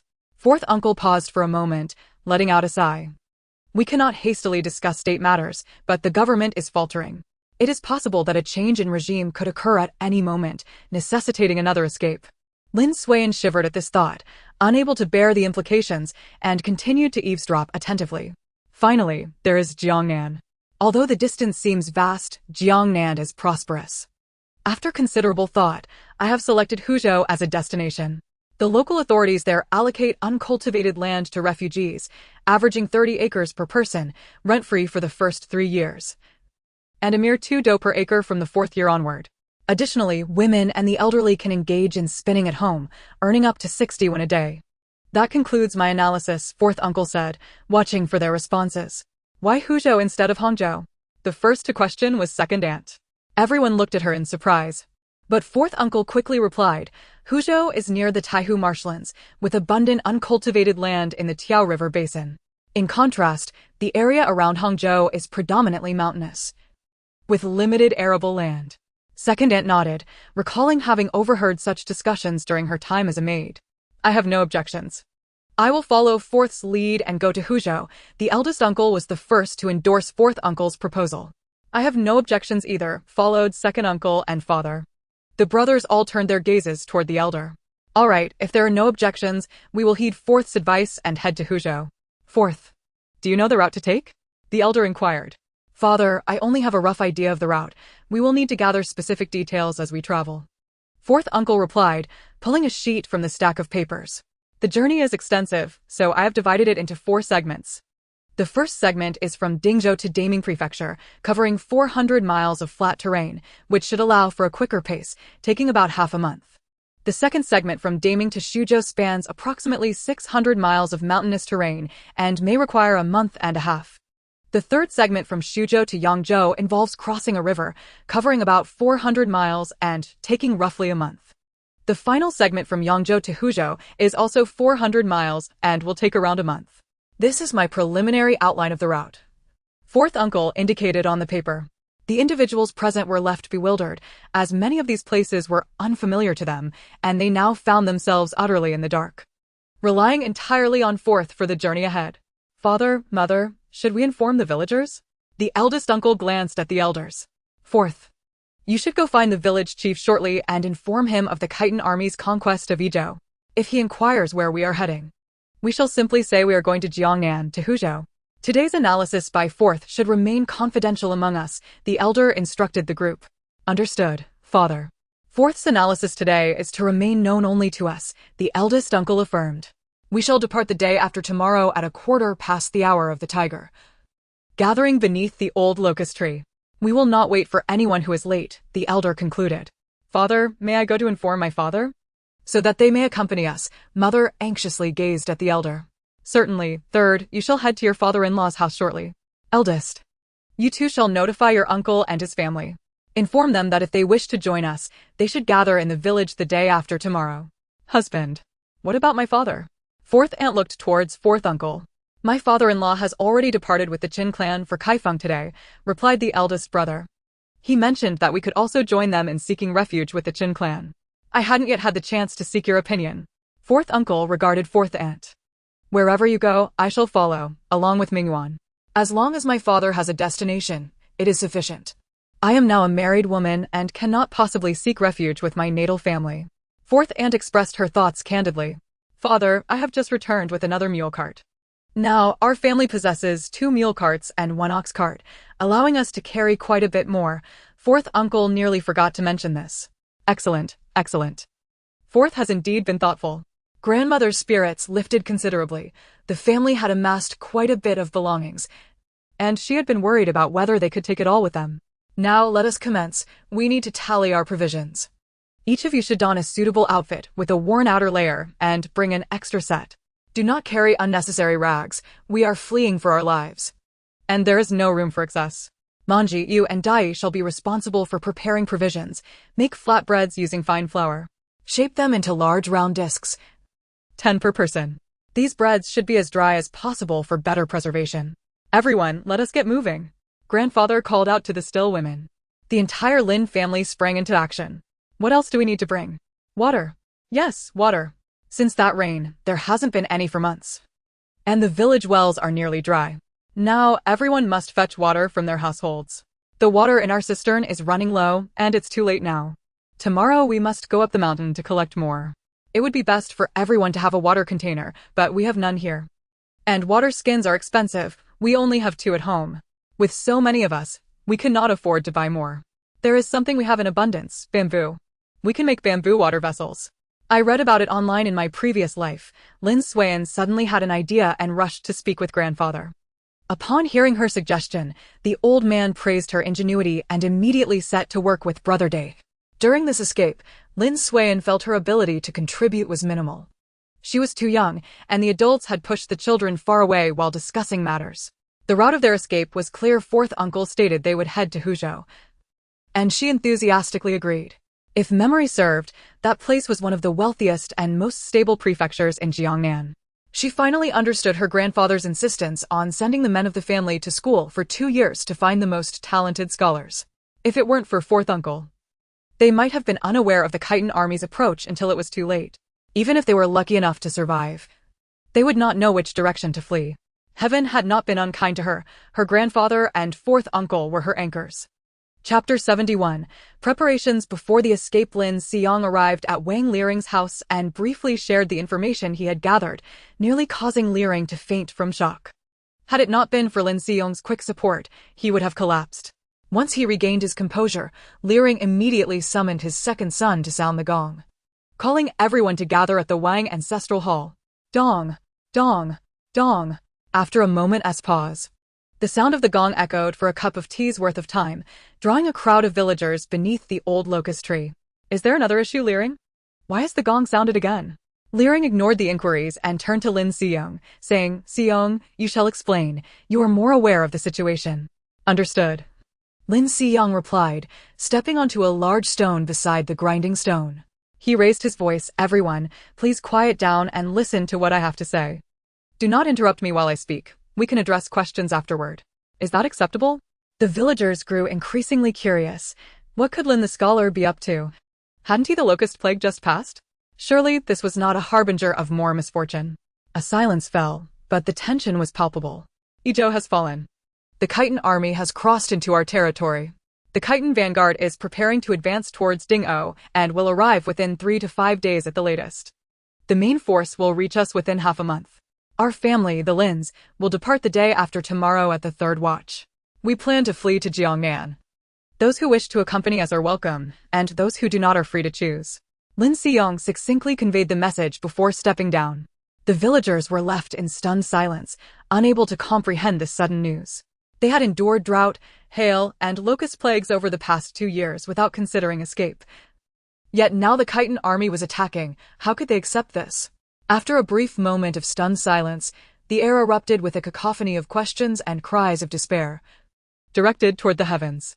Li Yotian's wife suddenly let out a heart-wrenching wail. Her husband perished in the hailstorm, and now they faced yet another calamity. Her cracked lips trembled as she managed to utter, "Where can we flee, and with what?" Lu Erling kicked over a nearby broken basket in frustration. Flee? After last year's drought, hail, and this year's locusts, we're still burdened with taxes for selling our children. Now you want us to run? I refuse to flee. All I have left is this body, and I will wait for the chitin to come for me. Several elders slumped against the tree roots, tears coursing down their wrinkled cheeks. The women whispered among themselves, exchanging anxious words. At that moment, a mule cart appeared, hastening down the village path. The canopy was made of pristine indigo fabric, adorned with protective sachets of mugwort at each corner. Seated upon the cart was a lean driver clad in short attire, with 6 camphor wood boxes neatly stacked at the rear. As the cart's curtain lifted, Wang Bojun assisted his wife in alighting. Mrs. Wang revealed half of her face, powdered with cosmetics, while the golden-hued floral pattern on her sleeves exposed a glimpse of a jade bracelet.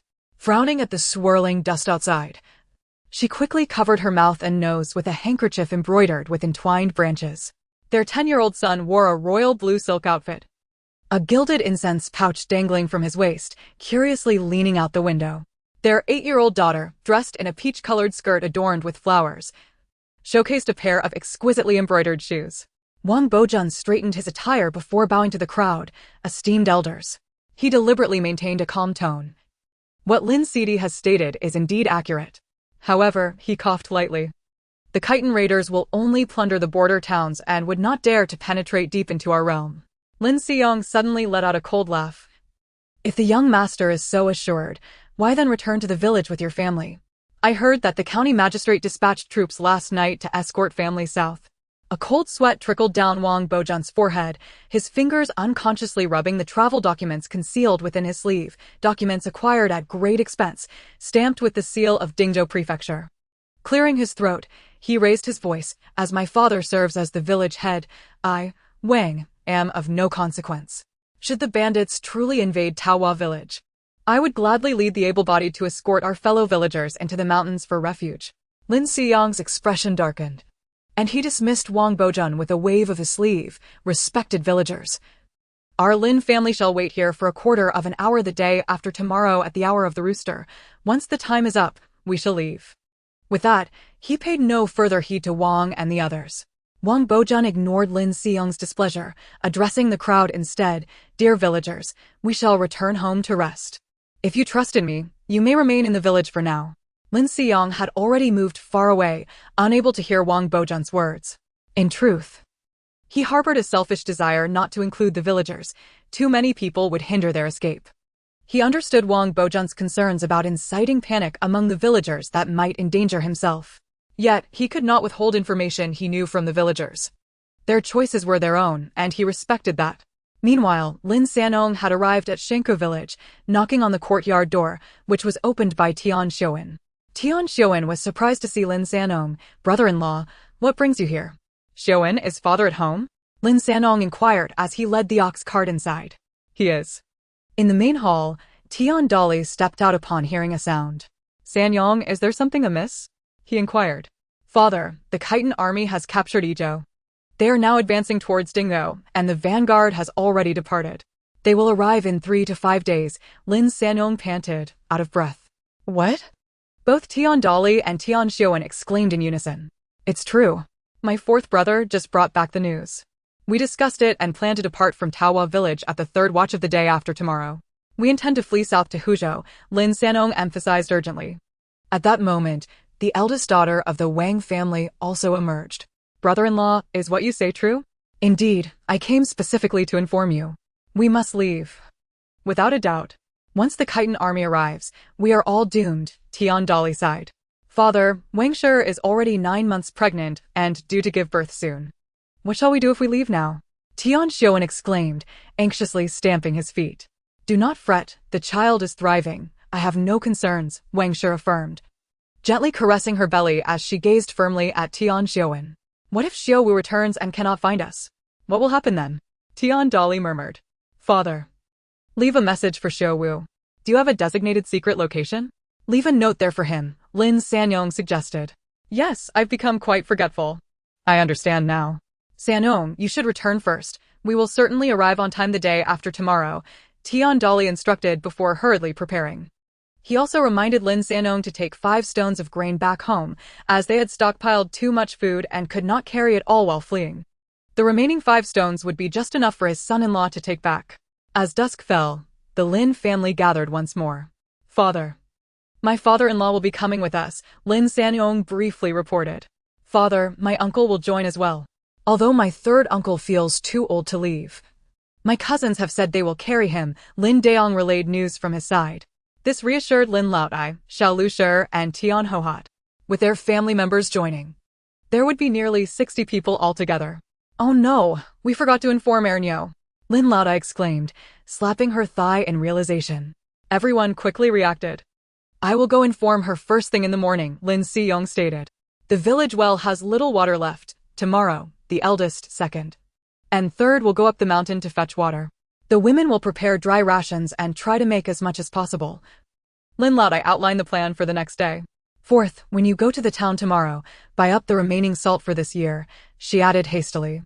"There are still nearly 40 pounds of salt left. We cannot travel without it." Chapter 72, Lan Jia has run away. Note, this should be the last instance of writing about Lan Jia. At the break of dawn, Lan Jia opened her eyes. The moonlight streaming through the paper window, casting a distorted glow upon the floor. She gently shifted her daughter's small hand from her waist and slowly descended from the king. At that moment, the entire Li Zhang family was as silent as a grave. Lan Jia, a pride, opened the door and stealthily entered the main room. In the moonlight, Wang Yukai lay with his mouth agape on the king, while his wife, Li Shi, lay on her side at the other end. Holding her breath, she removed the keyring from the wall. The soft clinking of the copper keys sent a cold sweat trickling down her back. The grain storage door creaked ominously as it opened. There were at least 30 stones of grain stored, and Lan Jia felt around until she found the wheat. Taking a handful to chew. It's not spoiled, this will do." The green mule in the stable snorted, as if sensing the urgency of the situation, obediently allowing her to harness it. Lan Jia tirelessly loaded grain bags onto the mule cart, stopping after filling nearly 10 bags. She also fetched 2 buckets of water from the kitchen to place on the cart. By the time she finished, she was panting heavily. Wiping her face, she turned towards Wang Bushuan's study. Today, she had seen her brother-in-law instructing someone to carry a few boxes into the study. The lock on the study was intricate, yet it could not thwart someone who knew the key was hidden beneath the flower pot on the windowsill. When the boxes were opened, the cold gleam of silver coins stung her eyes. 200 taels of silver, along with several pieces of gold jewelry. At the bottom lay a land deed, and astonishingly, a travel permit bearing the seal of Dingzhou. Wang Boshun was indeed planning to flee. "I must take these." The other boxes contained clothes belonging to Wang Bushuan's family, some fabric, and a collection of books. Lan Jia removed the fabric. During the loading process, an accident occurred. A bag of wheat slipped and shattered the pickled vegetable jar in the corridor. The sour brine mingled with shattered pottery, flowing like dark blood in the moonlight. Lan Jia froze in place until she confirmed that no one had awakened early, then resumed placing items onto the cart. As the last moments of dawn approached, she finally climbed onto the cart with her daughter, who stirred awake and sleepily called, "Mother." Lan Jia quickly stuffed a piece of candy into her mouth, and the little one promptly fell back asleep. Lan Jia felt a pang of conflict regarding this child, but she resolved that she could not leave her behind with the Wang family. Lan Jia led the mule out of Wang Lizhang's courtyard, making her way towards the old locust tree at the village entrance. Beneath the tree, a figure awaited in the shadows, observing the surroundings. As the mule cart drew closer, he discerned the slight smile on the lips of the person guiding the mule. He approached, taking the reins while also handing over his own bundle to the individual already on the cart. He then mounted the cart's yoke, cracking the whip in hand, and the mule cart sped away. This person was Zhang Xusheng. Ever since Lan Jia had revealed her intentions to flee before him, she had no longer concealed her desire to escape. Seizing this opportunity, they planned to leave together. Zhang Xusheng was willing to accompany Lan Jia because he wished to protect her until the real Lan Jia returned. He had been alone for a decade, and now the only person he cared for was Lan Jia. Lan Jia had contemplated poisoning Wang Lizhang's family several times, but ultimately, she had only chosen to drug them. The indoctrination she received from a young age prevented her from taking such drastic measures. As dawn broke, the piercing scream of the Wu family shattered the morning mist. "Thieves! The granary is empty." Wang Yukai jolted awake, tumbling from the kang and rushing barefoot into the yard. The muddy ground, damp with morning dew, bore deep cart tracks winding from the granary to the front gate. My silver. My land deed. Suddenly, a more anguished wail erupted from the eastern wing. Wang Daxiu, his hair disheveled, burst out, his belt unfastened, exposing his wrinkled white undergarment. He frantically clawed at the empty boxes. Wang Er, brandishing a hatchet, stormed into the western wing, nearly kicking the door off its hinges, revealing a neatly organized empty room. With the bedding on the king perfectly stacked and not a single hair left on the dressing table. That little wretch. The hatchet struck the edge of the king with a splintering crack, sending wood shavings flying. I warned you she was an ungrateful wretch. That day, many villagers flocked to witness the commotion, hearing that Wang Lizhang had fainted from anger. However, no one knew the specifics of what followed, amidst the chaos. Even reporting to the authorities seemed futile. Lin Suian, upon waking today, had her eldest cousin help her sew a backpack from old clothes. Surprisingly, it fit perfectly. Accommodating a change of clothes, a bamboo water bottle, and a pack of baked cakes wrapped in oil paper. Bound with cloth strings, it rested comfortably on her back, freeing both hands. Seeing this, her brothers and sisters were equally impressed, immediately rummaging for their own old clothes to make their own bags. A few sisters, nimble with their hands and skilled in sewing, quickly got to work. The entire Lin family, from grandfather to Mingwan, each bore a backpack. That night, the members of the Lin family, both young and old, retired early to rest. At the break of dawn on the following day, the women arose to boil water and prepare meals, ensuring that they would start their journey on a full stomach. The men busily transferred their belongings onto the carts. The Lin family possessed 2 mule carts and 1 ox cart. One mule cart was laden with the bulk of their grain, while the other carried a smaller quantity of grain along with bedding and other essentials, leaving enough space for the elderly and young children to sit. The ox cart was burdened with a large water barrel, 2 sizable buckets, and provisions for the livestock, as well as a water basin. Lin Sanyong's vendor cart was also retained, filled to the brim with pots, bowls, cooking ingredients, and dried wild vegetables. The Lin family enjoyed their final hearty breakfast in Taohua village before gathering their party and making their way to the old locust tree. The 3 carts were driven by the men of the family, with the 2 elders, along with Chengning and Mingwan, seated in the mule cart, while the others proceeded on foot.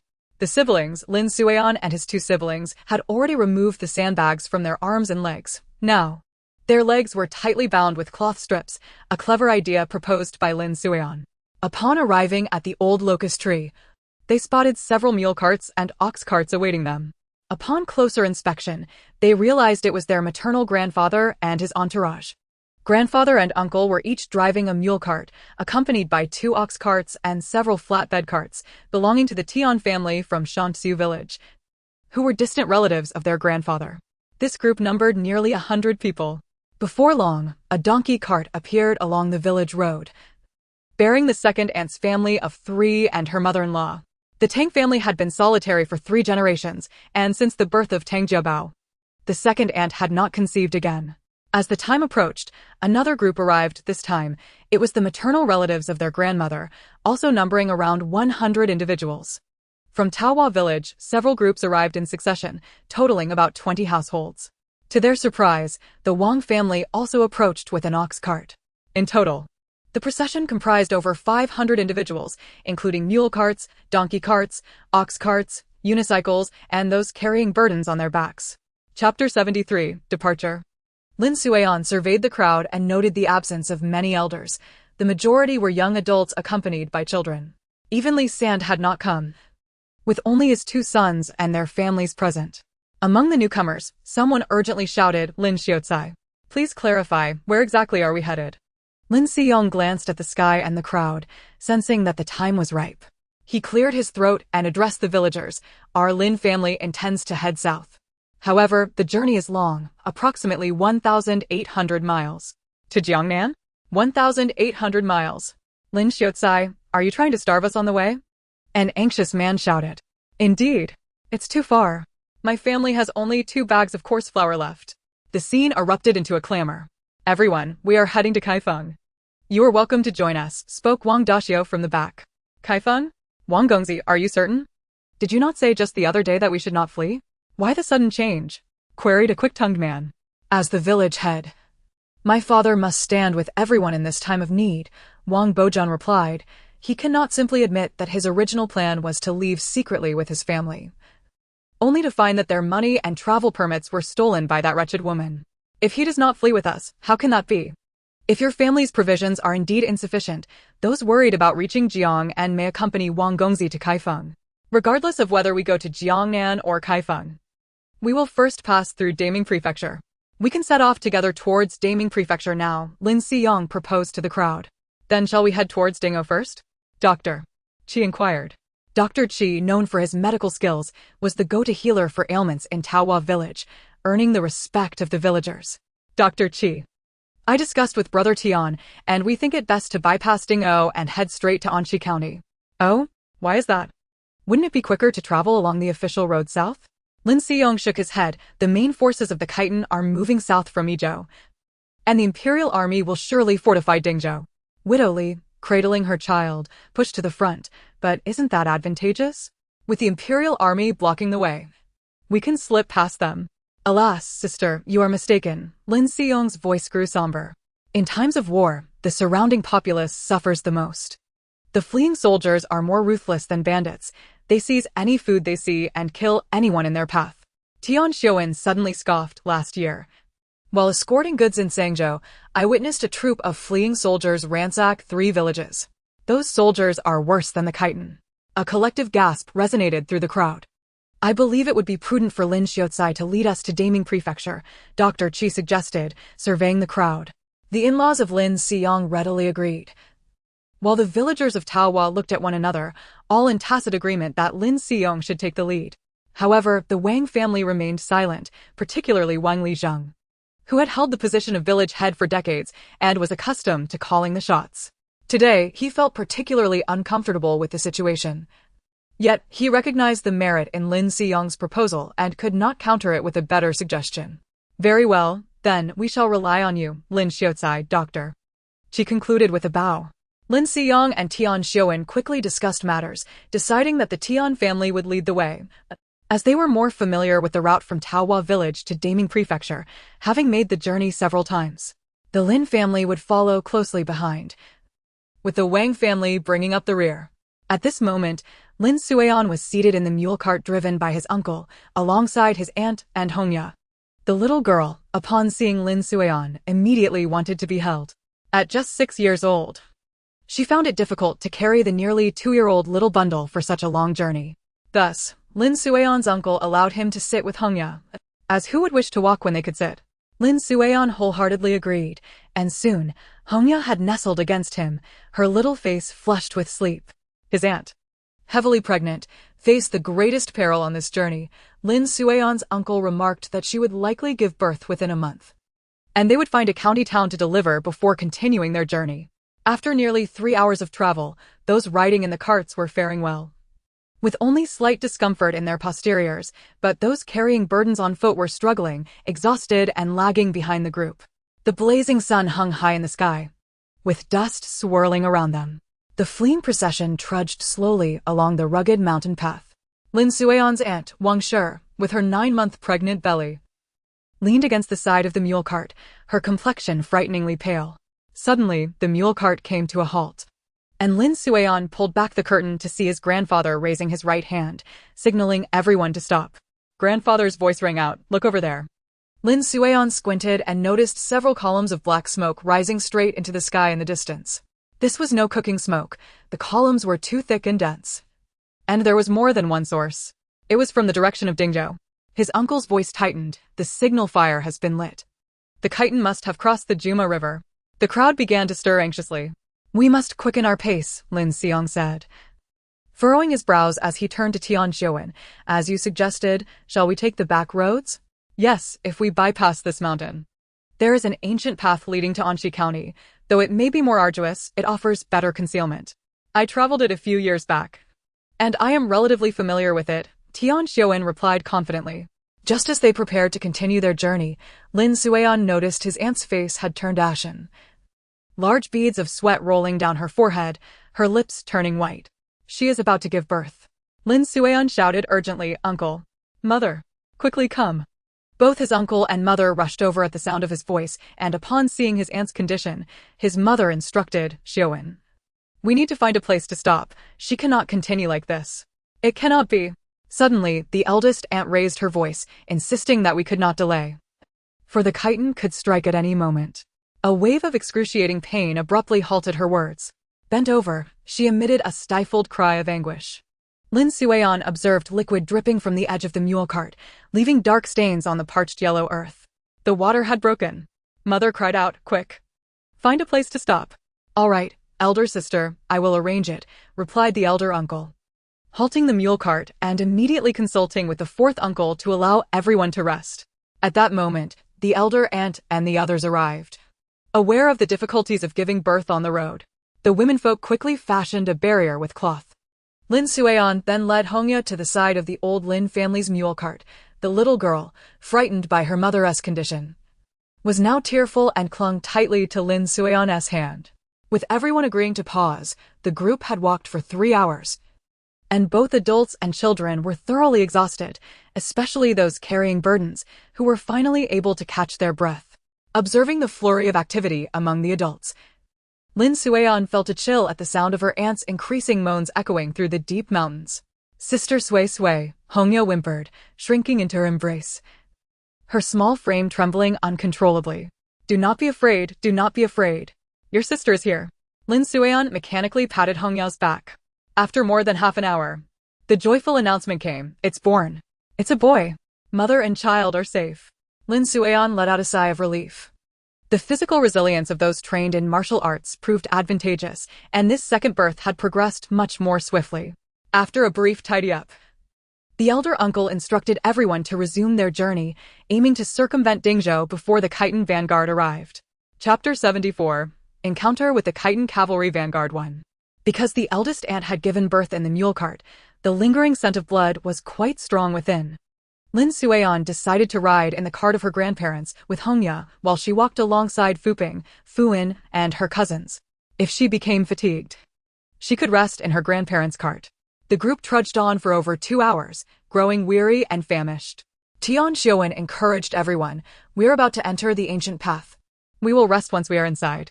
"I can't go on," came a hoarse shout from behind, causing the line to come to an abrupt halt. Lin Sueon tiptoed to see a man from the village seated on the ground, drenched in sweat and panting heavily. A few other villagers also paused, some even collapsing by the roadside. "We cannot stop. We may encounter the chitin vanguard at any moment." Fourth Uncle Lin Seong shouted hoarsely. "Lin Xiuzai, you were driving the mule cart. How would you know we have been walking since the early hours? We only had a bit of bean flour cake at midday, and now we have been on the road for nearly 3 hours again. We are starving and thirsty. If we continue like this, we will perish before the chitin even have the chance to strike." Thus, a group of villagers came to a standstill, some lying down or sitting by the roadside. After nearly an hour of resting, some attempted to start a fire to cook, but Fourth Uncle sternly forbade them. Realizing the situation was untenable, he advised that they enter the ancient path soon, as they were still on the official road, and encountering scouting cavalry would spell trouble. After consulting with the elder uncle, they decided to ignore the villagers and set off to catch up to the mule cart, with those unable to continue reluctantly trailing behind. "Sister, are you tired?" Fuping, wiping sweat from his brow with a machete in hand, panted.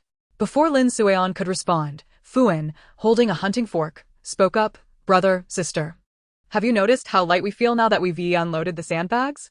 "I'm not hungry," she was about to say when suddenly a sharp command from the elder uncle rang out, "Enemy attack. Chitin cavalry. 7, no, 10 riders." The entire group erupted into chaos, the buzzing in Lin Sueon's ears intensifying. "Everyone, leave the official road. Run into the woods," boomed the elder uncle's voice, thunderous and commanding. In an instant, the crowd erupted like a disturbed beehive. Cries and screams filled the air as people shoved and scrambled to escape the road. A few villagers hesitated, unwilling to part with their burden of grain, attempting to flee while carrying it. Lin Seong shouted desperately, "Leave everything behind, run." Lin Sueon had never heard such terrifying sounds. The thundering hooves drew closer, interspersed with sharp whistles and incomprehensible shouts.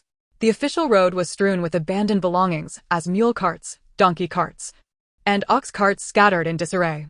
Lin Sueon grasped Hongya's hand, along with Fuping and Fuin, as they dashed alongside the old Lin family into the thick woods to the right of the road. The eldest aunt cradled the newborn cousin, supported by the elder uncle, while the grandfather wielded a knife, bringing up the rear. Just as they were about to enter the dense forest, the first rider charged towards them. The grandfather turned back, swinging his blade to parry the incoming curved sword. The clash of steel sparked, sending tremors through the chitin soldier's arm, yet the adversary, unwilling to linger, charged into the fleeing crowd. Then came the second and the third riders, closing in rapidly. The elder uncle pushed the eldest aunt towards mother, shouting, "You all run swiftly." He then turned to join the grandfather. Lin Sueon pushed Hongya towards Tian Hohat, pleading, "Mother, you all find a place to hide. I will assist grandfather. Otherwise, we will all be caught." Fu Ping and Fuan halted their flight, positioning themselves near grandfather, weapons in hand. Tian Hohat shouted, "No, I am an adult. Do not hinder the children." Lin Sueon and the others could not discern what their parents were saying, but she noticed the third rider circling behind grandfather and swiftly retrieved stones from her space. With a flick of her wrist, she sent a stone the size of a child's fist flying, striking the rider's right eye with a dull thud. The man cried out, clutching his face in agony. "No!" Taking advantage of the moment, grandfather pivoted and slashed, bringing the chitin soldier crashing to the ground. He then kicked the curved sword away and knelt upon the fallen warrior, thrusting his dagger into the gap in the armor at the chest. Yet, more hoofbeats thundered from the side. Lin Sueon saw 4 chitin riders approaching in a semi-encirclement, the leader brandishing a spear adorned with wolf tails. The elder uncle had already dispatched 2 riders, but a broken arrow was lodged in his shoulder. "Father, watch your right," the elder uncle bellowed. Grandfather, engaged with 1 rider, hurriedly retreated, only to see another rider launching a surprise attack from behind, the spear aimed at his waist. The old man, wielding his knife with 1 arm, managed to block the spear, but in that instant, the third rider's curved sword slashed across grandfather's back, leaving a deep wound. "Grandfather!" Lin Sueon screamed as she hurled a second stone, but this time it merely glanced off the rider's shoulder armor, ricocheting away. Seizing the opportunity, Fuan darted from the side, thrusting the hunting fork into the belly of the horse. The wounded steed reared up, throwing its rider to the ground. Fuan yanked the fork free, spinning to pin the rider's sword hand to the earth. The soldier howled in agony. "No!" Fu Ping lunged forward, dropping to his knees atop the enemy, the force of his impact causing the rider to spit blood. Fu Ping drew the machete and aimed for the rider's throat. Blood sprayed forth, splattering across Fu Ping's face. "Well done!" Grandfather praised as he picked up a curved sword from the ground. But before the words left his mouth, a wolf-toothed arrow pierced the old man's chest. Lin Sueon watched helplessly as grandfather staggered back 2 steps, yet with his last ounce of strength, he hurled the curved sword, striking down a chitin archer 20 paces away. "Father!" The elder uncle's eyes widened with fury as he swung his dagger in a shimmering arc, slaying a rider. Yet, in this moment of distraction, another chitin soldier took the opportunity to slash across the elder uncle's chest. "Father! Elder uncle!" In an instant, Lin Sueon summoned every ounce of strength within her, retrieving a stone larger than a child's fist from the depths of space and hurled it directly at the face of the cavalryman. The soldier collapsed, blood gushing from his shattered head. Lin Sueon cried out as she rushed towards her fallen uncle. "Run!" he shouted hoarsely. "Elder brother, second brother, help carry uncle." "No, sister. You and Fuan must assist uncle. I am the elder brother." Fu Ping protested, tears streaming down his face. "Elder brother, second brother, cease your quarrel. We have no chance of winning this fight. I shall engage in long-range attacks while you throw stones. You cannot aim as accurately as I can. Do not waste time. Hurry." As Lin Sueon spoke, she dashed towards the direction where she had previously spotted 2 other cavalrymen. Fu Ping and Fuan, seeing their sister depart, swiftly aided their uncle in fleeing into the woods. There were still 3 adversaries. Lin Sueon had caught a fleeting glimpse of the chitin soldiers on the ground. 3 remained hidden within the forest. If they did not identify these 3, everyone would be in peril. Fu Ping and the others found it difficult to assist her with the electric baton. In that moment, Lin Sueon was consumed by rage. Her sorrow and fear forgotten, she was determined to find them and eliminate them all. Unbeknownst to Lin Sueon, the first cavalryman who had abandoned the fight with her grandfather had already caught up with the Lin family. Chapter 75, Encounter with the Vanguard of the Chitin Cavalry 2. The mountain winds wailed as the fleeing Lin family, numbering around 40 to 50, stumbled along the rugged mountain path. Behind them, the thunderous sound of hooves and the howls of Khitan soldiers grew increasingly ominous. "Split up and run," Lin Daong bellowed, pushing his sister-in-law aside. "The fourth brother. Take the women and children east." Lin Seong took over carrying the elder Lin, his voice hoarse as he shouted to the women and children, "Keep up. We are running east. You all must flee. Do not worry about me. I have lived enough." The elder Lin struggled to free himself. He had fallen during the escape and now could not walk due to the swelling in his foot. Xiao Lu and Li supported the elder Lin, while the young boys, Dashin and Day, armed with sharp wooden sticks, brought up the rear to protect the group. Lin Daong, along with 10 or so men, lay in wait silently among the dense foliage. "Everyone, remain quiet," Lin Daong whispered, straining to hear the approaching hoofbeats. "They are coming. Brother Daong, do you think we can succeed?" A young man behind him queried, his wooden stick trembling in his grip. "If we do not, the women and children will perish." As the sound of hoofs grew closer, Lin Daong signaled. The villagers huddled low like frightened rabbits. As the cavalry neared, they discerned the features of a soldier in his 30s, a shallow scar marking his jaw.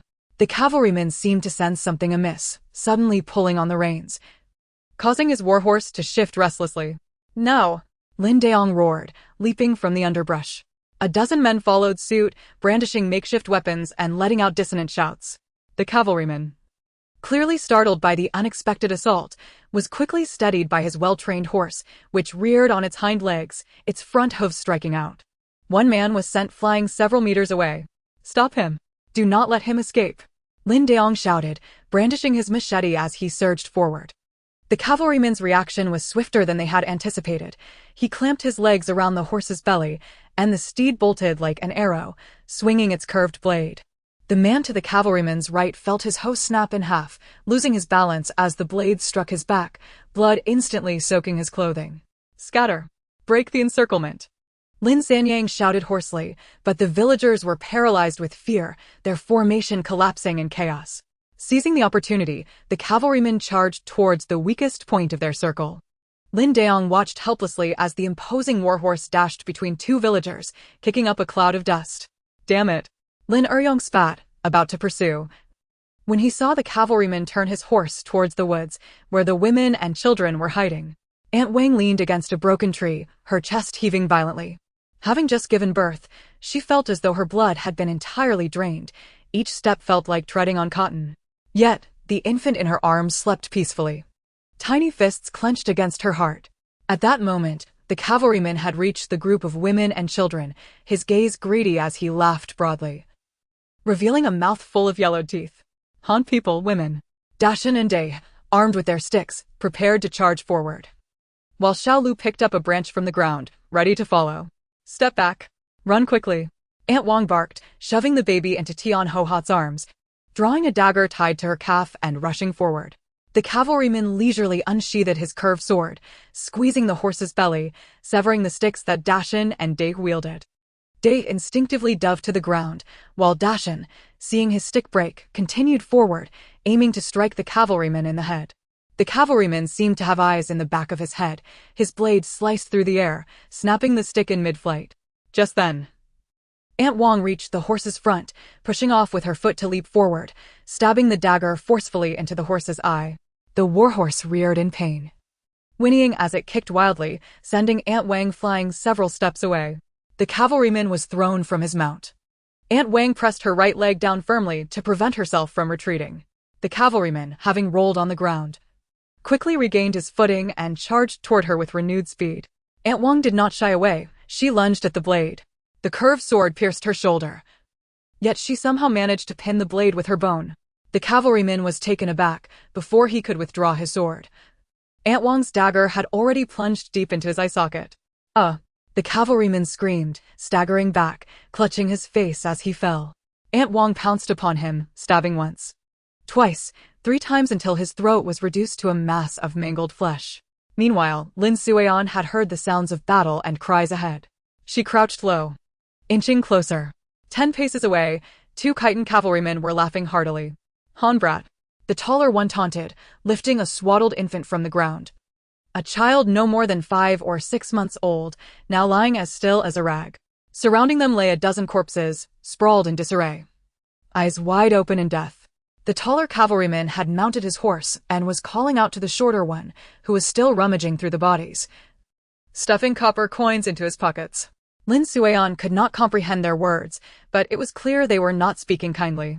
She stealthily moved to a position upwind, a stone appearing in her hand.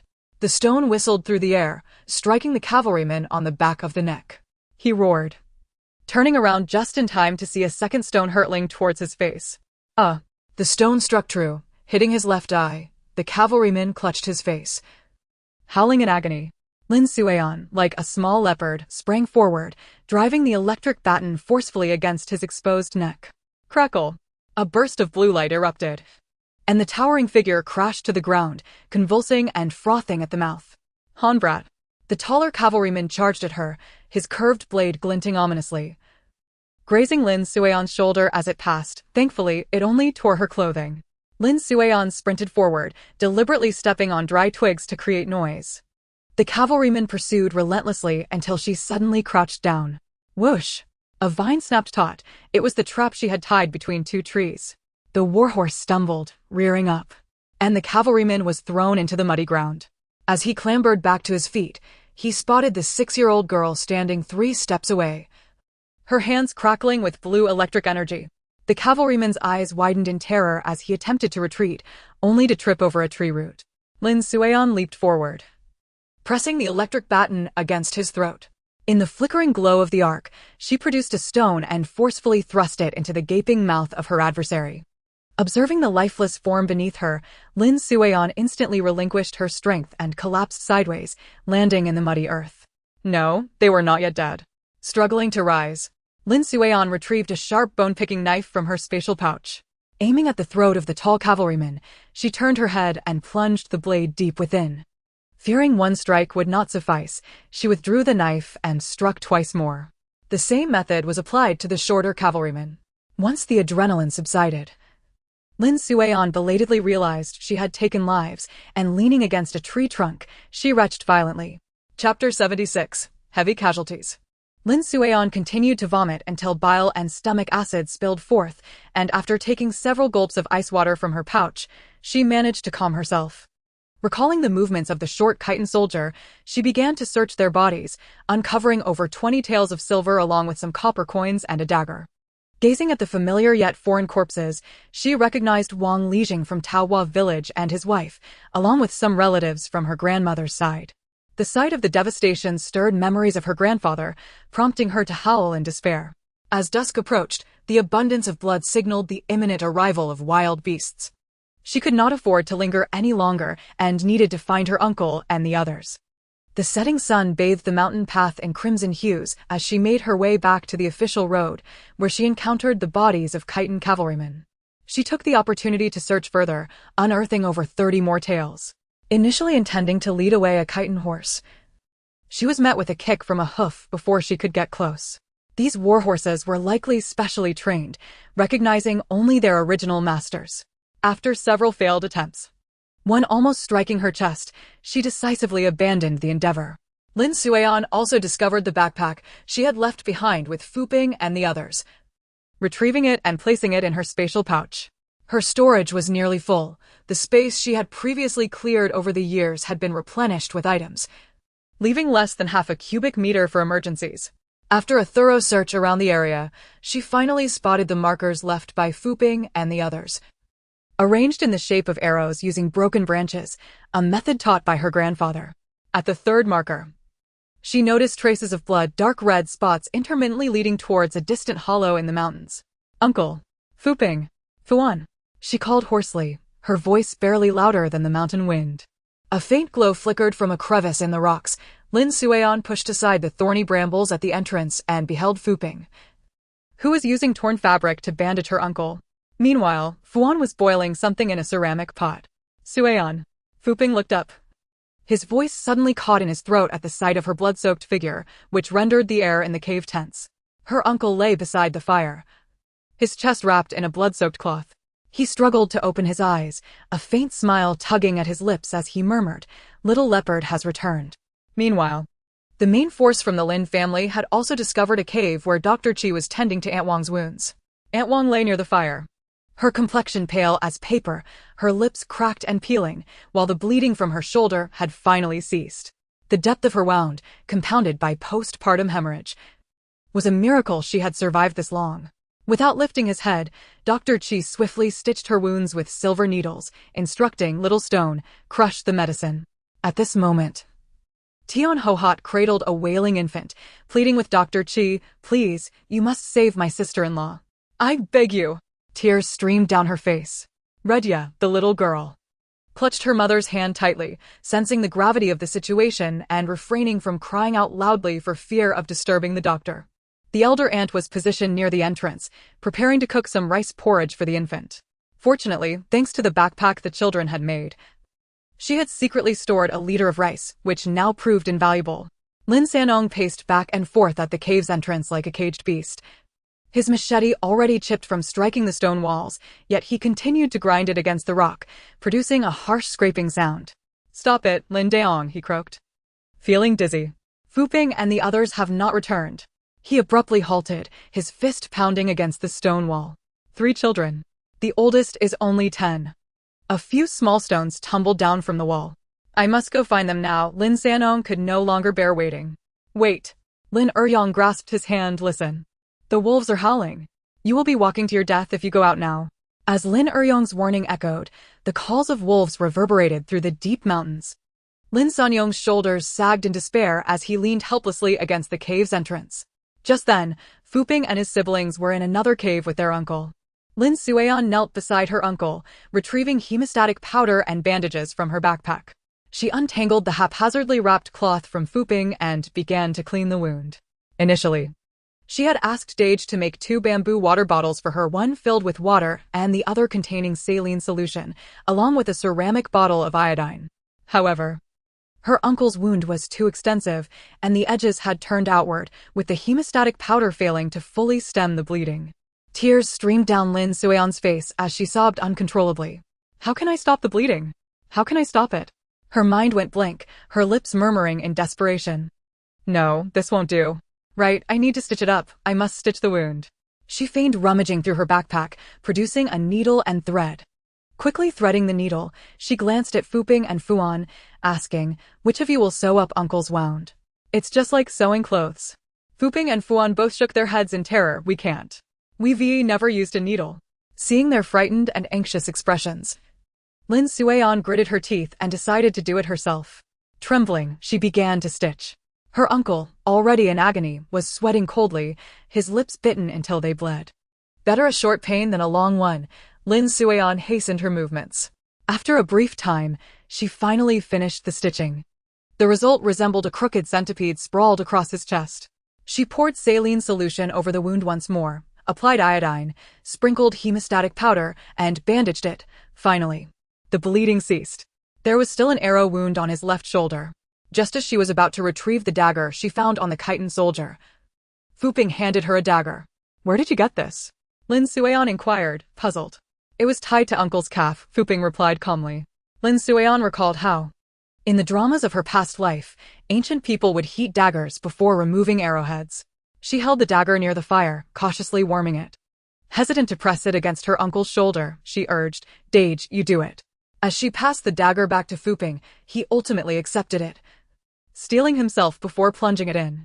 The blow caused her uncle, already on the brink of unconsciousness, to let out a muffled groan, nearly causing Fu Ping to drop the dagger in fright. After a flurry of activity, they finally managed to tend to all of her uncle's wounds. Exhausted, the 3 of them collapsed onto the ground. Sister, are all the cavalrymen dead? Fuan asked. I killed 2, but there should still be 1 left. However, it got too late, and I didn't continue searching. I'll find the last one tomorrow. I cannot rest easy until he is dead, if he goes for reinforcements. We are all doomed, Lin Suian replied through gritted teeth. Brother, what about grandfather? She choked out. I didn't see him, she said, tears streaming down her face once more. We found a place to bury grandfather's body, Fu Ping added, his voice catching in his throat. Concerned that her uncle might develop a fever during the night, Lin Suian administered some medicine to him. She only managed to doze off briefly. too anxious to fall into a deep sleep. In the middle of the night, her uncle's temperature rose sharply again, prompting her to give him more antipyretics. It was only after his temperature gradually subsided that she felt completely at ease and succumbed to a drowsy slumber. Chapter 77. Erasing Evidence. When Lin Sueon awoke, only her uncle remained by her side, and it took her a moment to recollect the events of the previous day. She hurriedly crept over to touch his forehead. Thankfully, it was not too hot. Her uncle had survived. However, to be on the safe side, Lin Sueon retrieved more medicine from her space and administered it to him again. Fu Ping and Fuan were not inside the cave and had seemingly wandered off. She pushed aside the thorns and made her way outside. Upon emerging from the cave, she spotted Fu Ping and Fuan in the distance, each leading a mule cart. The cart seemed familiar, belonging to her uncle's household. Lin Sueon's expression immediately turned serious. "Brother, how could you both wander off like this? What if you encountered those cavalrymen? Where did you find these?" "I didn't see any mule or donkey carts on my way to look for you yesterday. We just searched the vicinity and didn't go far." Fuan replied promptly. "Yes, we were lucky enough to come across these 2 mule carts," Fu Ping added quickly. "Now that we have the carts, we can take our uncle to find grandfather, grandmother, and our parents," Fuan exclaimed joyfully. "No, our uncle cannot endure the jostling. We still don't know where grandfather and grandmother are. Moving him in the cart will certainly aggravate his wounds," Lin Sueon disagreed. "What should we do then?" Fuan looked at her older brother and younger sister, seeking their guidance. "Fuan, you and your sister stay here with our uncle while I go look for help," Fu Ping suggested. "I'll stay in the cave." "I'll go with my brother to search," Fuan quickly countered. "No. We still don't know where that cavalryman is lurking. If you two run into him, what will happen?" Lin Sueon expressed her concern, unwilling to let an 8-year-old and a 10-year-old roam the mountains alone. She possessed weapons in her space and was a mature adult, far more capable than either of them. "Let Fuan stay behind. I'll go with my sister." "Sister, you mustn't go out alone. I can't bear to worry," Fu Ping insisted firmly. Yesterday, he had been confused and allowed Sueon to pursue the cavalryman alone. Today, he could not let her act on her own again. Reluctantly, Lin Sueon agreed. 2 against 1 should suffice to handle a cavalryman, provided they coordinated well. Once the 3 reached an agreement, they hurriedly unloaded the mule cart, allowing the mules to rest. Fortunately, none of the supplies had been lost. In addition to food, there were also 4 wooden barrels of water, and her uncle's pots and pans were intact. The 3 of them hastily consumed some dry cakes with cool water in the cave. "Brother, those Khitan soldiers from yesterday, their bodies are still on the official road." Lin Sueon's hand, holding the bamboo flask, suddenly froze. Fu Ping's expression became grave. "Damn it," he cursed under his breath, instinctively slapping his thigh with his right hand. "We completely forgot about that." Fuan's face turned ashen. "If other Khitan cavalrymen discover the bodies, they will know that there are resisting Han people nearby," Fu Ping continued somberly. "They will begin searching the mountains and might even set the woods ablaze." The 3 fell into a brief silence. "We must dispose of them," Lin Sueon finally made the decision. "Now? The other Khitan vanguards could be nearby." "I'll go with you," Fuan immediately stated. "No, someone must stay with our uncle here. What if wild beasts come in while he is still unconscious?" Fu Ping was the first to object. Lin Sueon quickly wiped her mouth. Their uncle was still in a stupor and would be fine for a short while. "We'll find some stones to block the cave entrance soon. But if the Khitan discover the bodies and begin searching, none of us will survive." "Sister makes a valid point," Fuan nodded repeatedly. After a brief discussion, the 3 decided to proceed along the ridgeline, where the view was clear, allowing them to spot dangers more readily. Fu Ping led the way, Lin Sueon followed closely, and Fuan brought up the rear. They traveled light, carrying only essential weapons, a hatchet for Lin Sueon and Fu Ping, and a hunting spear for Fuan. As they approached the official road, the trees ahead grew sparse. Fu Ping gestured for them to wait, stealthily moving forward and disappearing into the underbrush. The waiting seemed to stretch into eternity, with Lin Sueon acutely aware of her rapid breathing. Finally, Fu Ping returned, reporting that the path was clear, but the bodies remained. "We must hurry," Fuan said, springing to his feet. The 3 approached the official road cautiously, and as their view expanded, the gruesome scene from yesterday unfolded before them. 7 Khitan cavalrymen lay sprawled across the road, their bodies already stiffening, and the blood had congealed into a deep brown stain on the yellow dirt. Lin Sueon and Fuan moved towards the 2 closest Khitan corpses. The dead bodies were heavier than they had anticipated. She grasped one by the ankle and dragged it, leaving a dark red trail in the mud. Toward the woods, Fuan gritted his teeth, lifting the upper half of another corpse, attempting to conceal it deeper. The three expended the better part of an hour dragging all the bodies into the woods. They did not rest immediately but instead gathered the scattered belongings around and transported them to the woods, salvaging what they could. They left the bodies to be consumed by wild beasts, but stripped the Khitan soldiers of their armor, helmets, and outer garments, burying them in a pit. They then found some branches and fashioned a makeshift broom to sweep the road, clearing away the bloodstains as best as they could. "Brother, where is our grandfather buried?" Lin Suian looked around, unable to spot any suspicious locations. "I'll take you there," Fu Ping replied, leading the way. They soon arrived at a small mound, kneeling in unison. No words were spoken, only silent tears flowed. After what felt like the time it takes to brew a pot of tea, Lin Suian stood first. "Brother. Shu. There's a sound." Fu Ping raised a finger, flattening himself against the ground, pressing his ear to the earth. After a moment, he stood abruptly. "Someone is coming. It's the sound of hooves, and it sounds like several horses." "Sister, we must quickly find grandfather and grandmother," Fu Ping said. Worry etched on his face. "But we don't know which direction they ran," Fuan echoed his brother-esque concern. "When we fled, there were dozens of us." "There must be traces left along the way," Lin Suian recalled. "Brother, didn't we head into the thicket to the right of the official road?" "Indeed. We went to the right," Fu Ping affirmed. "Let us return to the cave, gather our uncle, and search for them," Lin Suian urged, striding forward.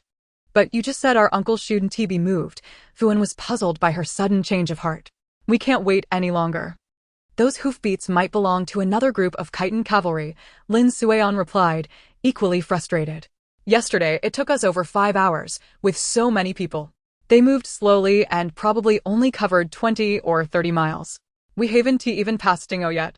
If we don't hurry, we might run into other cavalrymen at any moment." Chapter 78, Reunion. Meanwhile, at the Lin family's side, as dawn broke, Lin Sanong could no longer sit still. He had not slept a wink all night. Yesterday, the three children had accompanied their grandfather and uncle to confront the Khitan cavalry, and their fate was unknown. He simply could not calm his mind. Tion Hohat was even more anxious, yet she could not follow them to search, as there was still her sister-in-law hanging by a thread and a newborn baby in her arms needing her care. The day and night had aged her at least 10 years. "Brother, we must go find them." Lin Sanyong gently roused his elder brother, who was dozing against the rocky wall, lowering his voice to avoid disturbing his wife, who had just begun to doze beside him, and the slumbering villagers. Lin Daong rubbed his bloodshot eyes, instantly grasping his brother's intent. He nodded and nudged Lin Eryong, who was also dozing beside him. Quietly rising, he took a hoe from the side and ventured forth, seizing the opportunity of dawn, when the Khitan were likely still inactive. The three of them stealthily departed from their temporary refuge in the cave. The morning mist enveloping the mountains resembled a delicate veil, obscuring their vision. Lin Sanong squinted, carefully discerning the direction they had fled in the chaos of the previous day. The tension of their escape had consumed them, and in this remote wilderness, it was all too easy to lose their bearings. They first scrutinized the vicinity of the cave, knowing that if they wandered too far, they might not find their way back.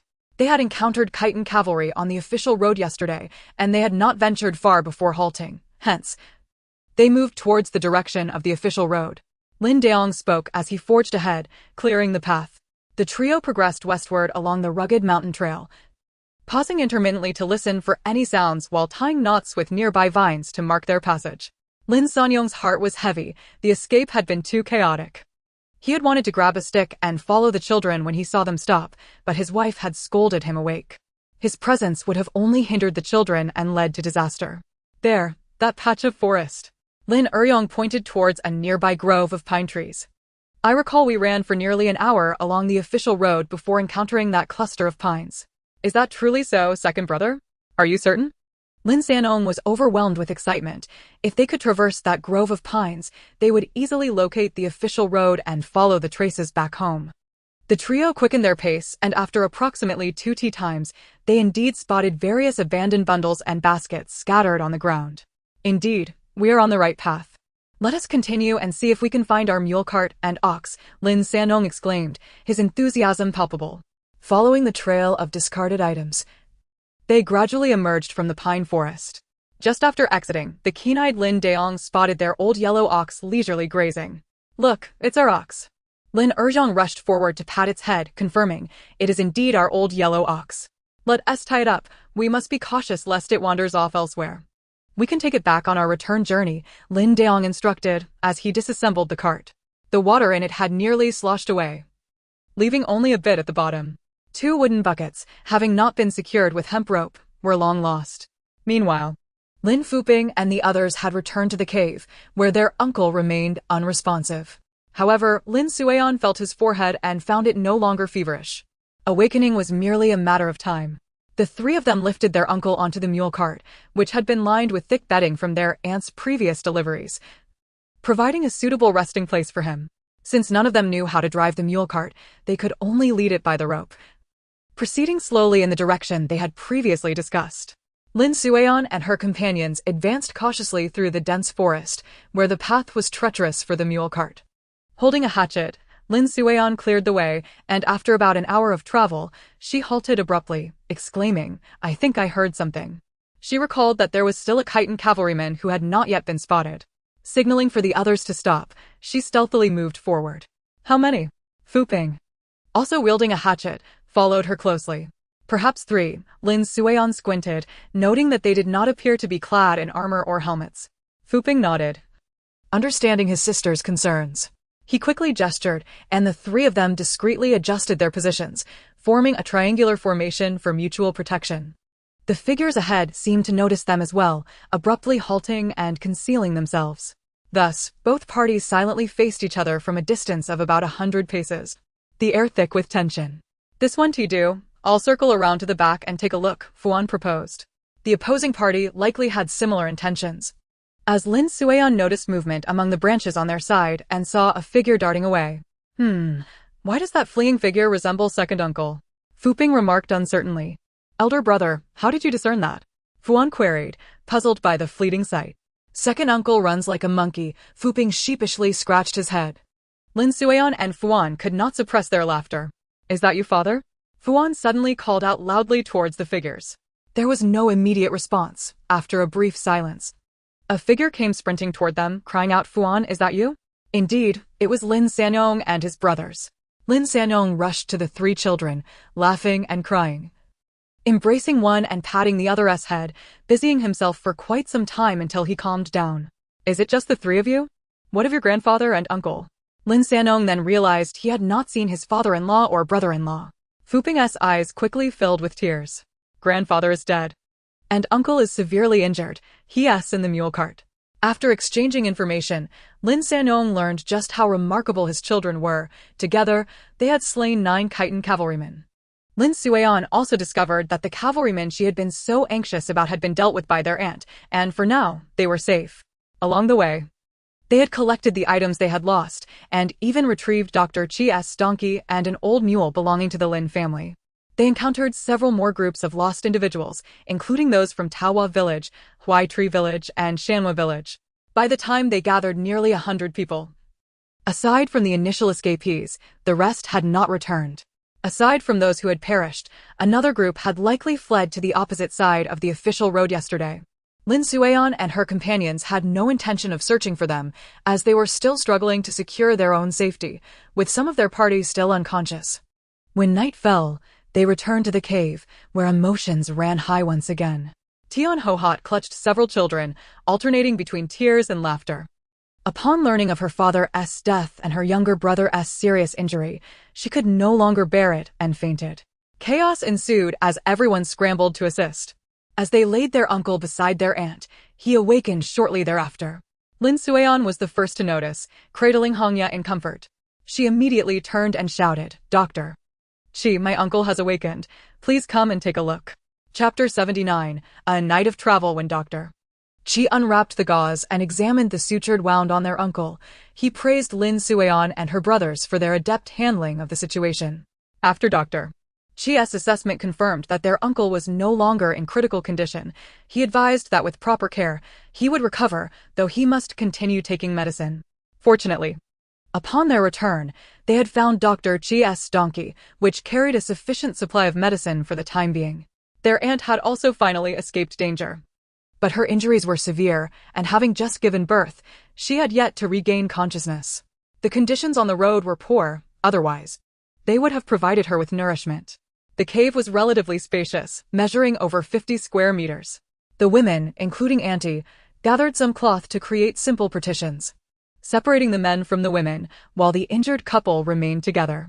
Uncle C counted the number of individuals present, noting that there were now 162. Aside from the injured couple, 2 other men were seriously hurt and unable to walk. Lin Suian sat alone on a stone outside the cave, gazing at the darkening sky in the distance, lost in thought. Fu Ping emerged from the cave, rubbing his hands together as he sat beside Lin Suian, offering her a piece of dry bread, whispering, "We can nibble on this for sustenance, but Uncle and the others need their medicine. We dare not light a fire outside," fearing the smoke might attract the Khitan soldiers. On this day, the group could only concoct their medicine within the confines of the cave, shrouded in swirling smoke.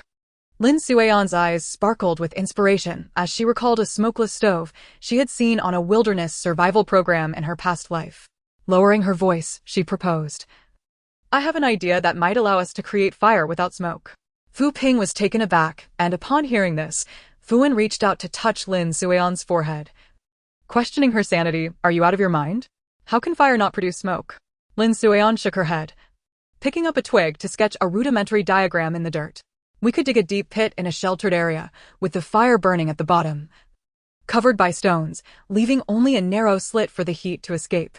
The smoke would be trapped within the pit, gradually cooling down and not rising high enough to be seen." Fu Ping crouched down to examine her drawing, and his frown gradually softened, realizing that her method might indeed be feasible. Brother Dashan, nearby, leaned in, his eyes gleaming with excitement. "Exactly. Smoke rises, but if it's contained by stones, the heat will disperse along the ground, preventing a visible plume." "What are we waiting for?" Fu Ping exclaimed, standing up decisively. "I'll find a suitable spot to dig the pit." The group swiftly sprang into action, selecting a low-lying area backed by the mountains. Lin Suian directed her elder brother and second brother to excavate a pit approximately 2 feet deep, its bottom lined with stones to prevent the flames from directly contacting the soil. A narrow ventilation shaft was dug at one side to ensure the fire would burn while keeping the smoke from shooting straight up. Once the cooking pit was ready, Lin Suian instructed Fuan to bring over several flat stones to cover the top, leaving only a narrow gap. "This way, the fire burns below, and the smoke is trapped inside, slowly escaping through the vent, thus avoiding the formation of a conspicuous smoke column," she explained. Soon, a fire blazed to life. Indeed, only the faintest wisp of white mist clung to the ground, gradually dispersed by the mountain breeze, making it utterly indistinguishable as cooking smoke. The group was finally able to boil water and brew medicine. The adults were delighted to learn that the children had devised a smokeless stove, and upon discovering that the idea originated from Lin Suian, they praised her ingenuity. As night descended like ink, the only sound in the mountain woods was the whispering wind. Lin Suian rested against her uncle and the others, holding onto Hongya.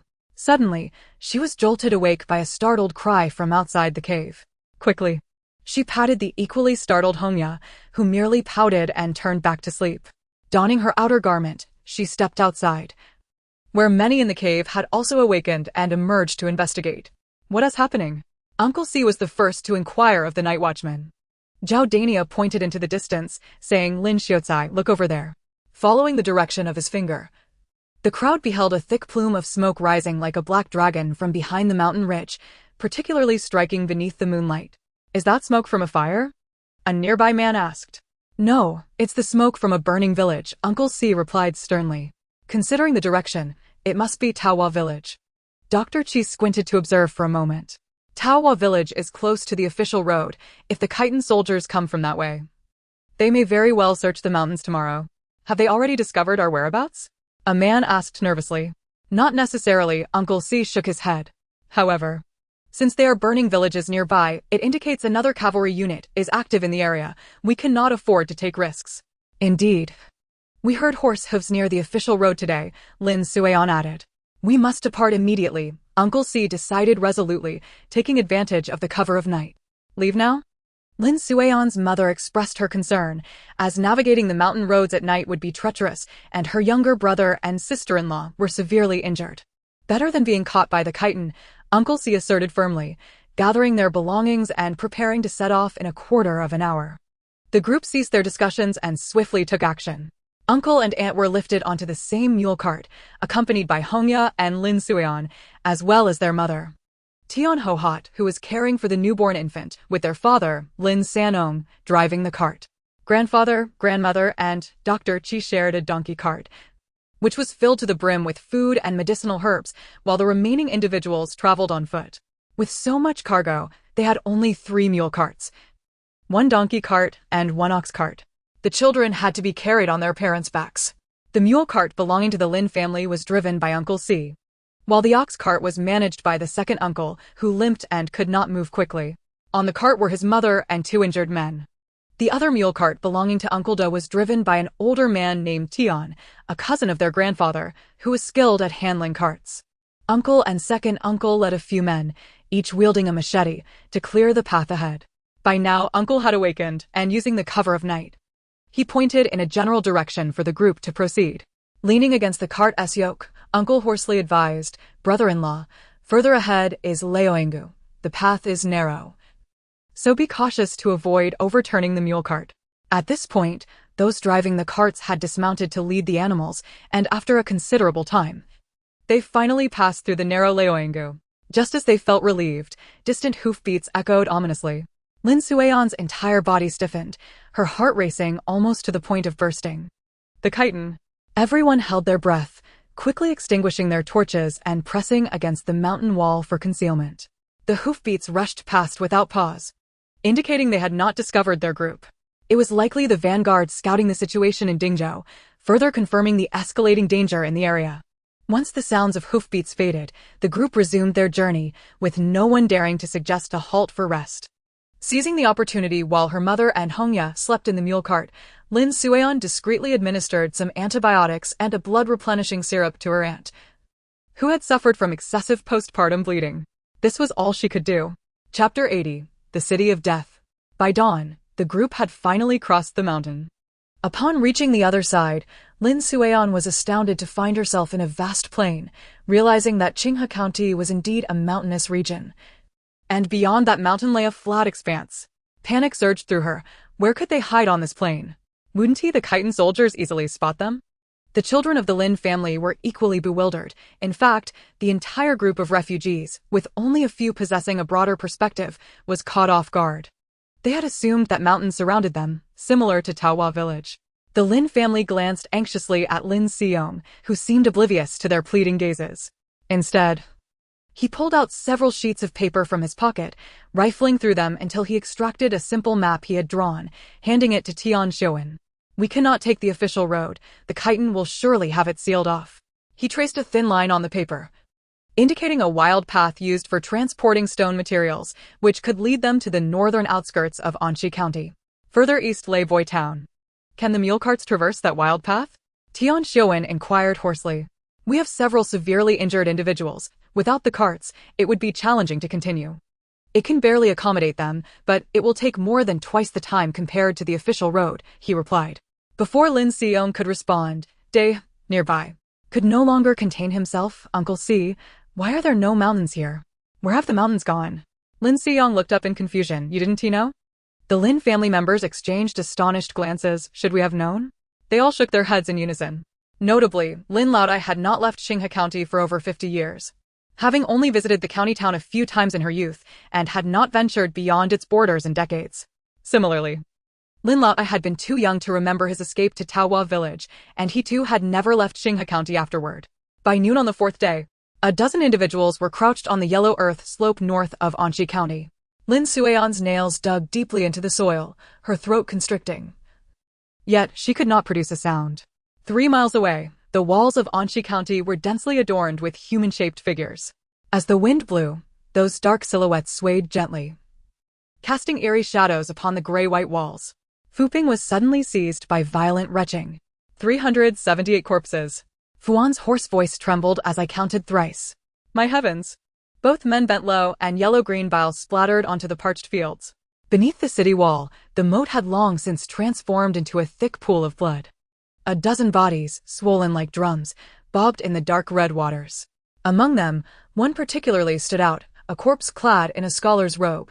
It was Wang Bojun, the talented scholar of Teotihuacan. A foul stench wafted on the wind.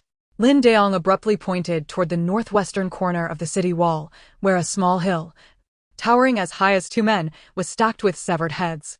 Atop it sat a small head adorned with a brown horn, with a faded red ribbon tied in its hair. Lin Suiyan's vision began to blur. She noticed a figure writhing beneath the city gate. A legless old woman was crawling on her hands, dragging behind her a long trail of blood. Suddenly, an arrow flew from the battlements, striking precisely into her nape. The old woman convulsed a few times before finally falling still. Despite Lin Sanong mechanically repeating words to his siblings beside him, his gaze was fixed intently on a certain spot on the city wall. There, a woman with a protruding belly had a spear thrust through her midsection. The most suffocating aspect was the cacophony of sounds, though 3 miles away. The eerie cries of wild dogs fighting over scraps and the flapping wings of crows echoed clearly in the desolate wilderness. "We must descend quickly, lest we be discovered by the Khitan soldiers," Lin Daong urged, slowly retreating down the dirt slope, followed by the group. Anxiously, Lin Seong sighed, realizing that the fall of Anxi County indicated that the Khitan soldiers were simultaneously assaulting Izhou, contrary to what the documents had stated about only the vanguard cavalry being involved. "Let us rest for now. We shall proceed when darkness falls," Lin Seong finally decided. As dusk settled, this band traversed the hilly terrain in northern Anxi County. From afar, the sound of the Khitan patrol's horns occasionally pierced the night air. 2 miles ahead lay a porcelain kiln. I had visited it last year while delivering military porcelain. But given the current state of Anxi County, it was certain that the kiln had ceased operations. "We could pass through that way," remarked my aunt, who was now nearly healed but still required further recuperation. The unfortunate young cousin finally had milk to drink, thanks to Dr. Chia's generous offering of his cherished medicinal pills for nourishment. "Let us take the irrigation channel," Lin Seong suggested, pointing to a dry earthen ditch to the west, skirting the sour jujube thicket. The mule cart had long been abandoned on the left slope. The group divided the grain from the cart among themselves, each carrying a share, while those with more severe injuries rode on the livestock. As they prepared to enter the kiln, they all walked on foot. The group moved like phantoms under the moonlight. Suddenly, Lin Daong grasped Lin Seong's sleeve, exclaiming, "There's a fire." On the northeastern slope, a dozen torches formed a serpentine line. The shouts in Khitan mingled with the sharp clinking of metal. At that moment, they had already entered the half-collapsed porcelain kiln.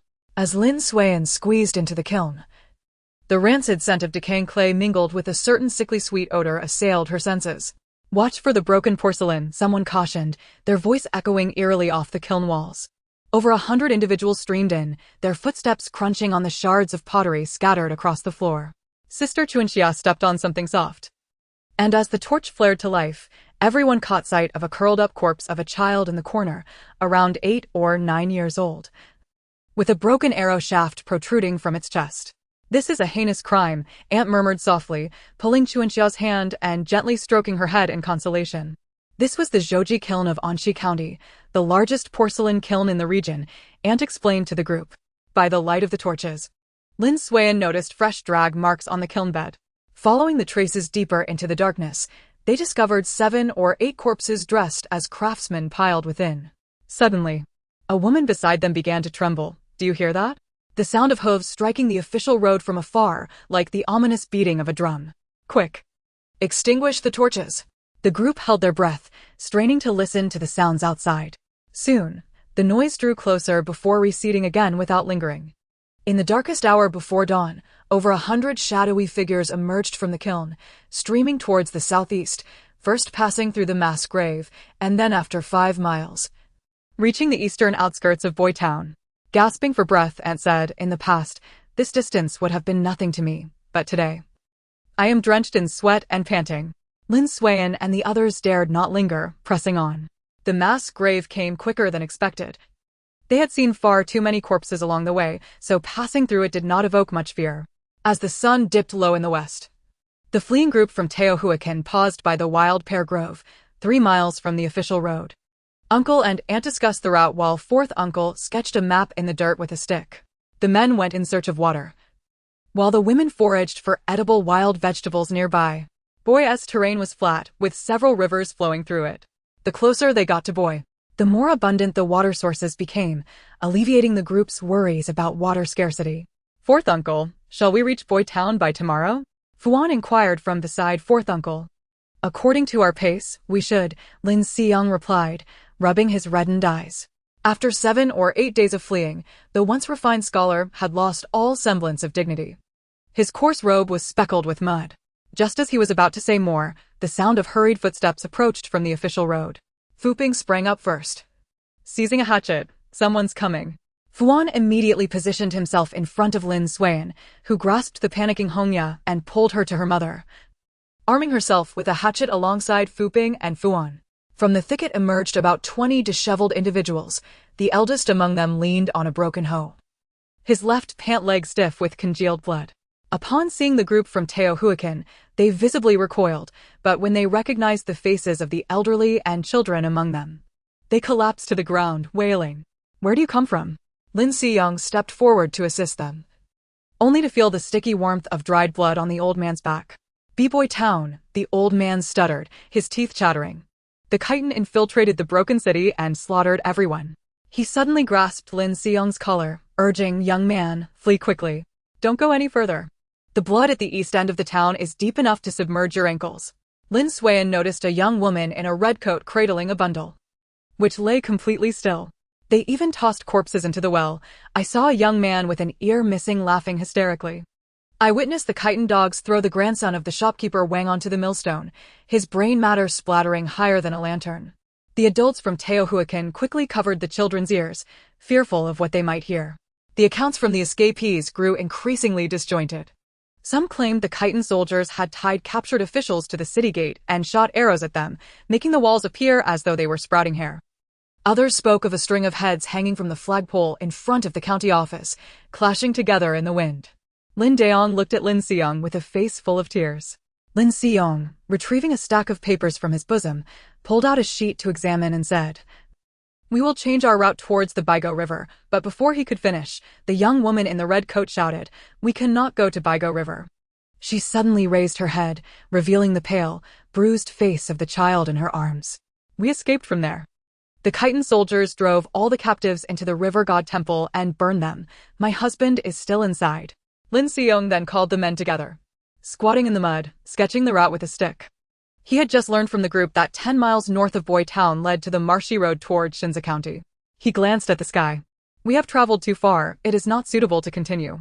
Tonight, we will rest here, and at dawn, we shall head towards the marshy road. When night falls, we will cross the marsh.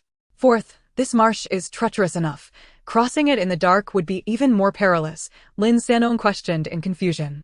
During the day, it was certain that the chitin soldiers would patrol the marshes. Lin Daong was quite convinced of this. At the break of dawn on the following day, the villagers of Teotihuacan packed their belongings and set off immediately. Accompanying them were the 20 or so individuals from the previous day, whose original plan was also to cross the marsh, fortuitously joining forces on the journey. The elderly man from yesterday was well acquainted with the marshy terrain. He mentioned a small fishing village nearby where they could rest before nightfall. Today, he would lead the group. According to Jin Bo, the guiding elder, the youth from the small fishing village had departed for Boy Town several years prior, leaving behind only a few elderly residents reluctant to leave. The weary procession trudged towards the fishing village, and Lin Suan gazed at the distant outline of Boy Town, which lay still and silent, devoid of smoke from cooking fires, save for a few crows circling above the city walls. The fishing village appeared even more dilapidated than anticipated. Several earthen huts with thatched roofs stood askew at the marsh's edge, half of them having already collapsed. The village now contained only 7 or 8 elderly individuals who, upon seeing the fleeing group, offered neither a welcome nor a rejection, silently yielding 4 relatively intact houses. The atmosphere was unsettling. Lin Laotu gazed towards the gathering dark clouds in the west, his brow furrowed with concern. Old Fourth, this weather is ominous. It may rain, he warned. The members of the group nodded in agreement. Jin Bo squinted at the sky and suddenly his expression changed drastically. Quick. Move everything into the houses. A heavy rain is coming. No sooner had he spoken than a bolt of lightning split the sky, followed by a deafening clap of thunder. Hongya, frightened, nestled into Lin Suion's embrace. Raindrops fell like beans, rapidly transforming into a torrential downpour. The crowd hurriedly transported their provisions and luggage indoors, but the rain was relentless. Before they could finish moving even half of their belongings, the water on the ground had already risen above their ankles.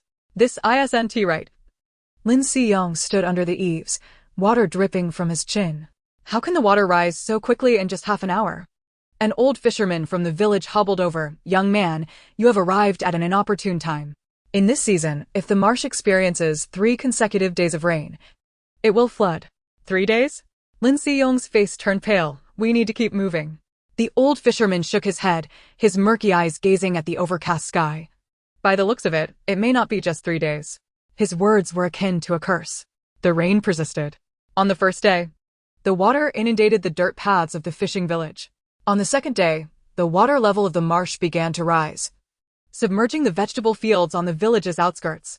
By the third day, the road to Boy Town was completely submerged, and as far as the eye could see, the surroundings had transformed into a vast expanse of water. Lin Suion lay by the bed, watching the rainwater plunge into the depths like countless silver needles. Nearby, her aunt sighed. If only this rain had fallen on Teotihuacan. Lin Suion felt uneasy, worrying that if the rain continued, it would drown the small fishing village. She recalled the scenes of the flood from her past life and could no longer remain still. She immediately went next door to find her 4th uncle. Here, only 4 houses remained habitable, each crammed with around 50 people. The men of the Lin family, along with boys and her uncle, occupied one room, while the women and girls were housed together. Lin Suion braved the rain and knocked on her uncle's door. As soon as it opened, a wave of sour odor assaulted her senses, an unpleasant mix of unwashed bodies and stinky feet from the 50 or so men crammed inside. Lin Suion had no intention of entering, but called for her uncle to step outside. When Lin Siyong emerged and saw Lin Suion, he curiously asked, Suion, what brings you to find your 4th uncle? Lin Suion glanced at the sky. 4th uncle, do you think this rain will flood the village? Are you worried that the village will be submerged, leaving us with nowhere to go? Lin Siyong also looked up at the heavens. Indeed, there are no mountains here. We have no high ground to escape to. What shall we do if it floods? Grandfather, grandmother, mother, aunts, and sisters cannot swim, Lin Suion continued. We must prepare early. Lin Siyong rubbed his stubbled chin and suddenly asked Lin Suion, if a great flood were to occur, what do you think we should do? At that moment, grandfather, uncle, 2nd uncle, father, and big uncle all turned to her. First, seek higher ground. The ancestral hall area is the highest.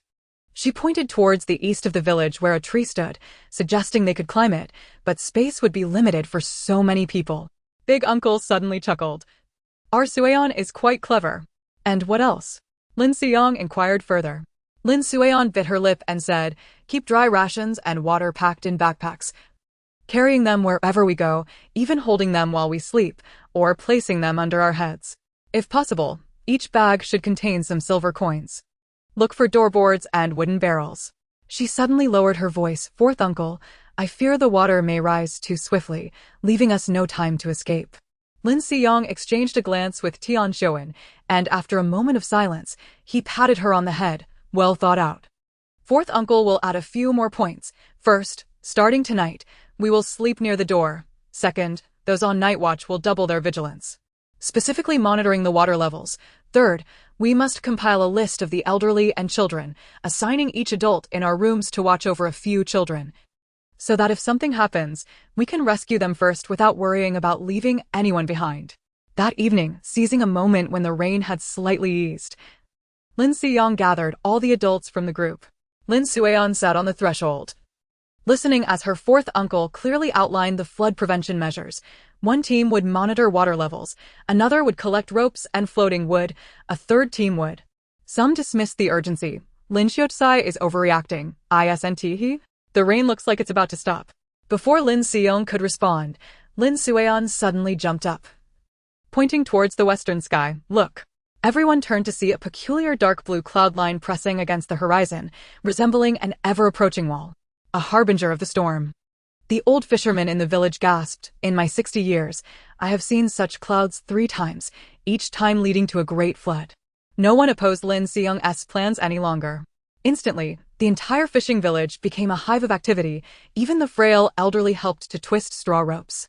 The rain had been relentless for a full 7 days.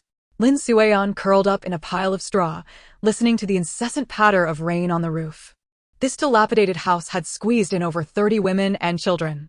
Big Aunt had just finished feeding her little cousin, who, at last, had been given a name by Big Uncle Lu Sheng for its simplicity and clarity.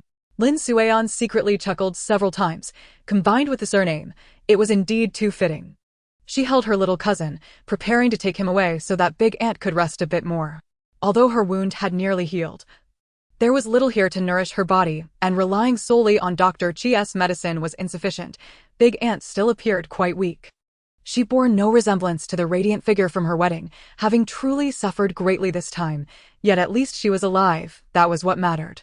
Typically, it was Mother who carried the little cousin while walking, but to help ease Mother's burden, Lin Sueon had taken it upon herself to entertain the little cousin alongside Hongya these past few days. Of course, while the little cousin lay down, Hongya played by herself and Lin Sueon could only offer companionship with a few words. At that moment, the three of them were as usual, when suddenly a heart-wrenching scream erupted from outside. "The water is coming. Get up." Lin Sueon had not yet comprehended the situation when the straw beneath her suddenly turned icy. Murky water surged in like a tide through the cracks of the door and walls, swiftly rising above their ankles. In the darkness, women's screams and the cries of infants erupted. The fourth uncle had instructed the women on how to respond if the water flooded the village. The screams of women always instinctively outpaced their fear. "Calm down," Big Aunt shouted loudly. Only then did the women manage to regain a semblance of calm. "We have already contemplated and prepared for this moment. There is no need for trepidation. Ensure that you carry your burdens with care. Adults, please look after your children. Now, let us make our way to the entrance. The floating logs await us there. Hurry." At the sound of Aunt's instructions, the women responded promptly. Lin Sueon swiftly lifted her little cousin into her arms, while Hongya grasped the hem of her garment. The three of them were ready to head outside, but they were unprepared for the sudden rush of water that surged up to Lin Sueon's waist in an instant.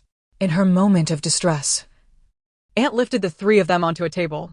Meanwhile, their mother had brought a bathing tub, into which they were all placed. "Sueon, hold on to the edge of the tub," Aunt commanded loudly. The water rose more swiftly than anticipated. As soon as Lin Sueon settled in, it reached the adults' waists. In the flash of lightning, she glimpsed Aunt and her mother, each grasping a floating log, pushing the tub toward the entrance. "Steady now," came her mother Tian Hohat's voice from outside the tub. The tub spun violently in the torrent, and Lin Sueon clutched her weeping little cousin with one arm while tightly holding onto the screaming Hongya with the other. Suddenly, a violent collision caused the tub to tilt sharply against the doorframe. "Mother! Grandmother!" Lin Sueon heard a piercing scream and turned to see her older cousins, Juanxia and Chanen, on a plank, both crying out.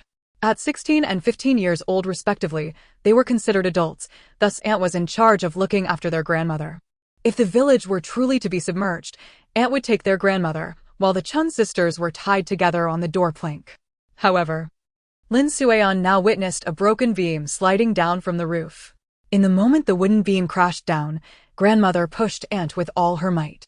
Aunt stumbled backward, and when she turned, Lin Sueon saw that half of grandmother's body was trapped beneath the beam, with only her silver hair visible above the water's surface. "Mother!" Aunt's wailing was heart-wrenching. "Grandmother!" Lin Sueon cried out in anguish. She noticed grandmother's hand move slightly amidst the murky water. That hand, speckled with age spots, gave one last push against the plank before slowly sinking beneath the surface. There were no life rings, no life jackets, no kayaks, only a set of diving gear. Lin Sueon was about to call for her mother to maneuver the tub closer to grandmother when she suddenly heard the urgent command, "Hold your breath." Her mother managed to shout those two words just in time. Darkness descended upon them. As the tub was swept into a whirlpool, Lin Sueon held her little cousin and Hongya tightly to her chest. Chapter 83, Drifting in the Flood. The tub spun wildly in the whirlpool, and Lin Sueon felt as though her very insides would be wrenched out. She clung desperately to her sobbing little cousin, her legs pinching Hongya, who was shrieking in terror. The murky floodwater continuously poured into the tub, rising to the children's chests. "Hold on tight." Lin Sueon gritted her teeth, and in another violent whirl, she suddenly felt the tub lighten as they were flung out of the vortex. The scene before her opened up, but the sight sent a chill through Lin Sueon's entire being. The fishing village had transformed into a vast ocean, with only a few rooftops and treetops peeking above the water's surface. Distant cries echoed, and the water was filled with struggling figures and floating debris. Father! Father!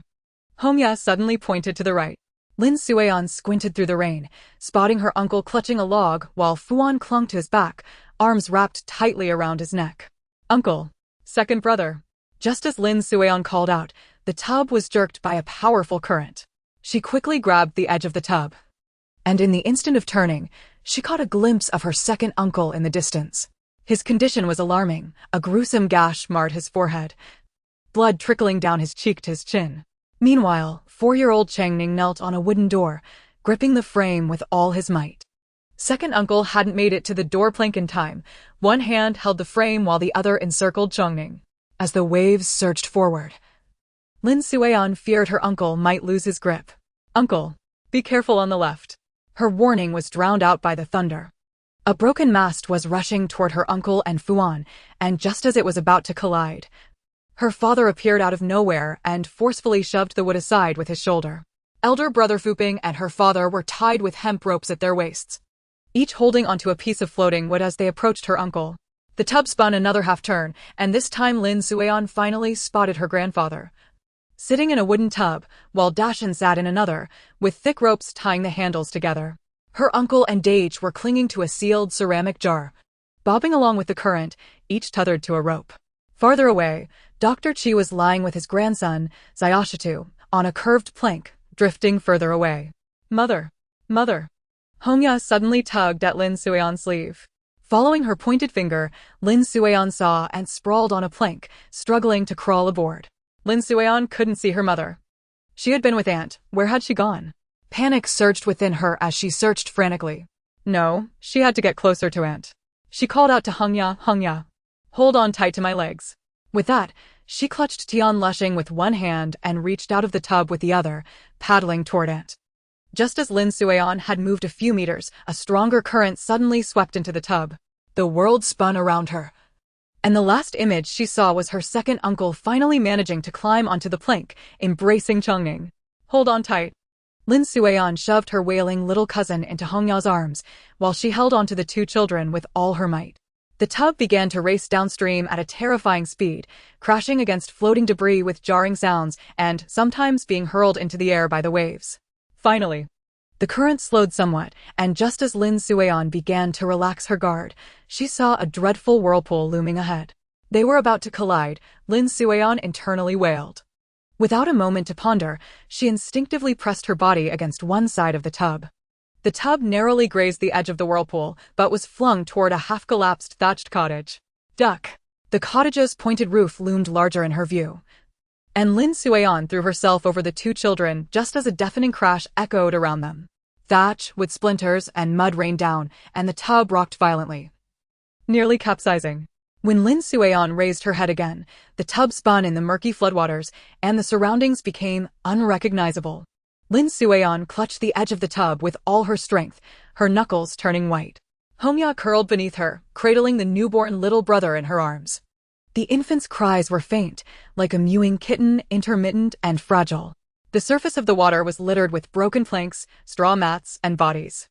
A corpse drifted past the edge of the tub, its pale face upward, eyes half open, as if still gazing at the sky. Hongya covered her mouth in terror, tears streaming down her cheeks. Lin Sueon reached out to shield her eyes, but she herself could not look away. There was more than one body in the water. There were the elderly, women, and even children, their clothes bloated from the water, resembling faded dolls, floating up and down with the current. Lin Sueon felt her stomach churn. Her throat tighten, yet she dared not vomit, fearing it would waste her energy. Where was her mother? Since that anguished shout, she had not heard her again. And she dared not think further. The tub was carried aimlessly by the current. Distant cries for help occasionally reached her ears, but were swiftly swallowed by the waves. As the sky darkened, the rain eased slightly, but the water remained turbulent. Lin Sueon was soaked to the bone, shivering with cold, yet she could not afford to relax. terrified that a wave would capsize the tub. Sister Sueon, Hongya sobbed, I'm scared. Lin Sueon reached out to pat her head. Don't be afraid, Hongya. Your sister is here to protect you. Suddenly, her little cousin began to cry weakly, his voice faint, as if he were on the brink of losing his breath. In a flurry of activity, Hongya tried to soothe the infant, but the baby was so small that his cries were barely audible. Lin Sueon reached out to touch his forehead, which felt alarmingly hot. They needed to find a place to dock, otherwise, her little cousin would not endure much longer. Yet, all around was an endless expanse of water, dotted with floating corpses. Now, her little cousin had developed a fever, and soon, Hongya might also succumb to the same fate. Lin Sueon glanced at a chubby toddler not yet 2 years old and a newborn bundle just days old. She recalled that in her previous life. She had no memories before the age of 5. Perhaps if she retrieved some items from her space, Hongya would forget after a few years, provided she did not perform any sudden magical feats in front of her. Lin Sueon reached into her backpack and pretended to pull out a collapsible umbrella. Fortunately, she had packed one, and it was black. As soon as she unveiled it, Hongya's eyes sparkled. Sister Sui. What is this? She reached out to touch it. It's an umbrella, sister. Let me show you how it works. This way, the rain won't drench us, Lin Sueon explained as she opened the umbrella. It was quite large, sufficient to cover the entire rim of the tub. The water inside the tub was about 5 to 6 inches deep. They needed to scoop it out first, or even dry clothes would soon become soaked. Lin Sueon found a bowl from her space, holding the umbrella with one hand while using the other to scoop out water. After considerable effort, she finally managed to empty the tub. Chapter 84. The first night of solitary drifting. Lin Sueon asked Hongya to help hold the umbrella and, using the cover of her backpack, retrieved some ancient children-esque clothing she had stashed away. She first changed the newborn, only to find the swaddling completely soaked. She hastened her movements, discarding the soiled diaper. The limited supply of baby wipes in her space should suffice. Lacking a proper swaddle, she improvised with a bath towel. Next, she changed Hongya and, finally, herself. She also produced a waterproof camping mat from her space, which was thick and folded perfectly to fit the bottom of the tub, ensuring comfort for prolonged sitting. Throughout this ordeal, Hongya did not question how Lin Sueon's bag could hold so many items. Perhaps she was too young to grasp the impossibility of such a feat. Lin Sueon hesitated between administering fever medicine or milk to the little one. In her previous life, she had always eaten something before taking medication when unwell. She wondered if such a young child needed to do the same, with no one to consult. She relied on her own experience.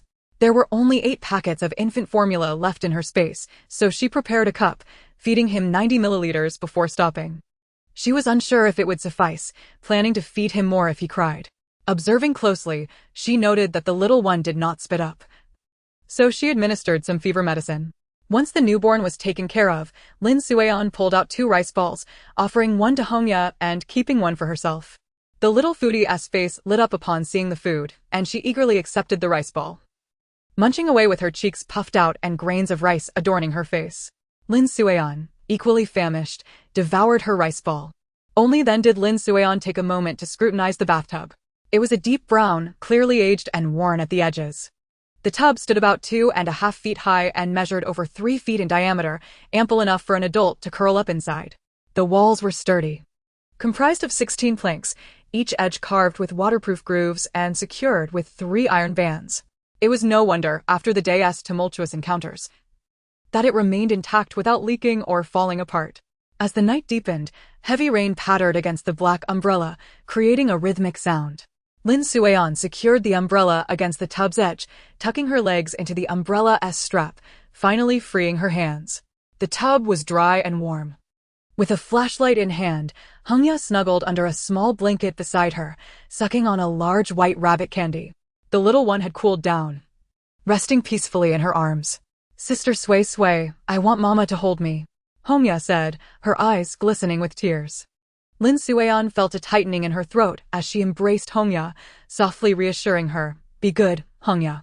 Mama will come to find us soon. She too missed her mother. Where had she gone? Was everyone in the Lin family safe? Grandma. Lin Sueon dared not dwell on these thoughts.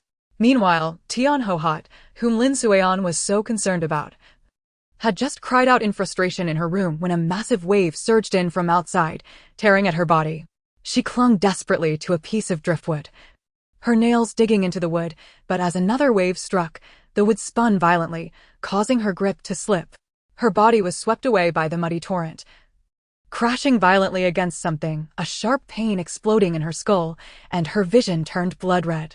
In her last fleeting moment, she thought she glimpsed the shadow of a bathtub spinning in the distance. Then darkness consumed everything. Lin Sueon drifted into a restless slumber in the bathtub. The day's series of shocks had rendered her body weary. Hongya nestled in her embrace, while the little one lay quietly in the corner, swaddled. The tub rocked gently with the water's movement, resembling a cradle, lulling one into a false sense of security.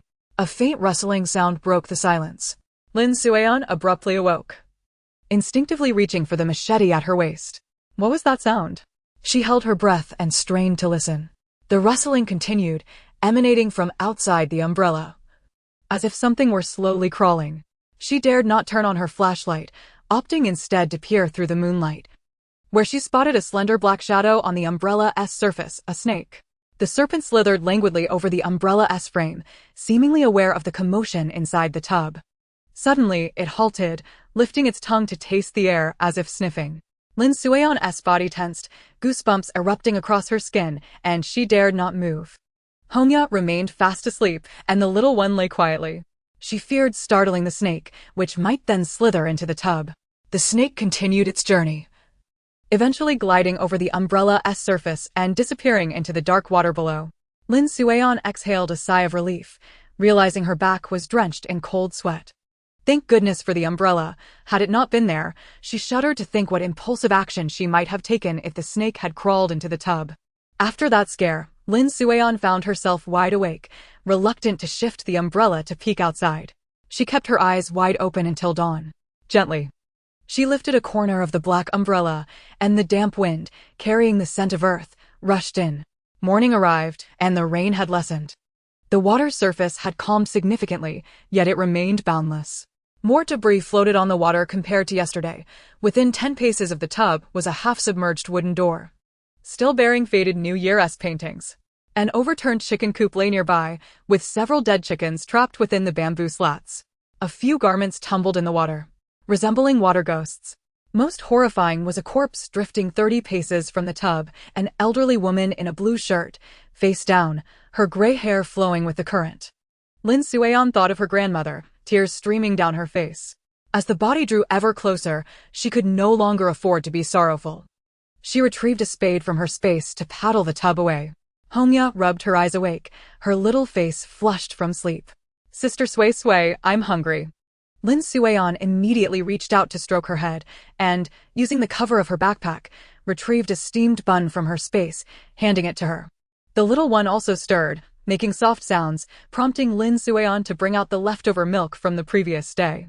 Thus began their day, with Lin Sueon taking a wet wipe to clean Hongya's face and hands.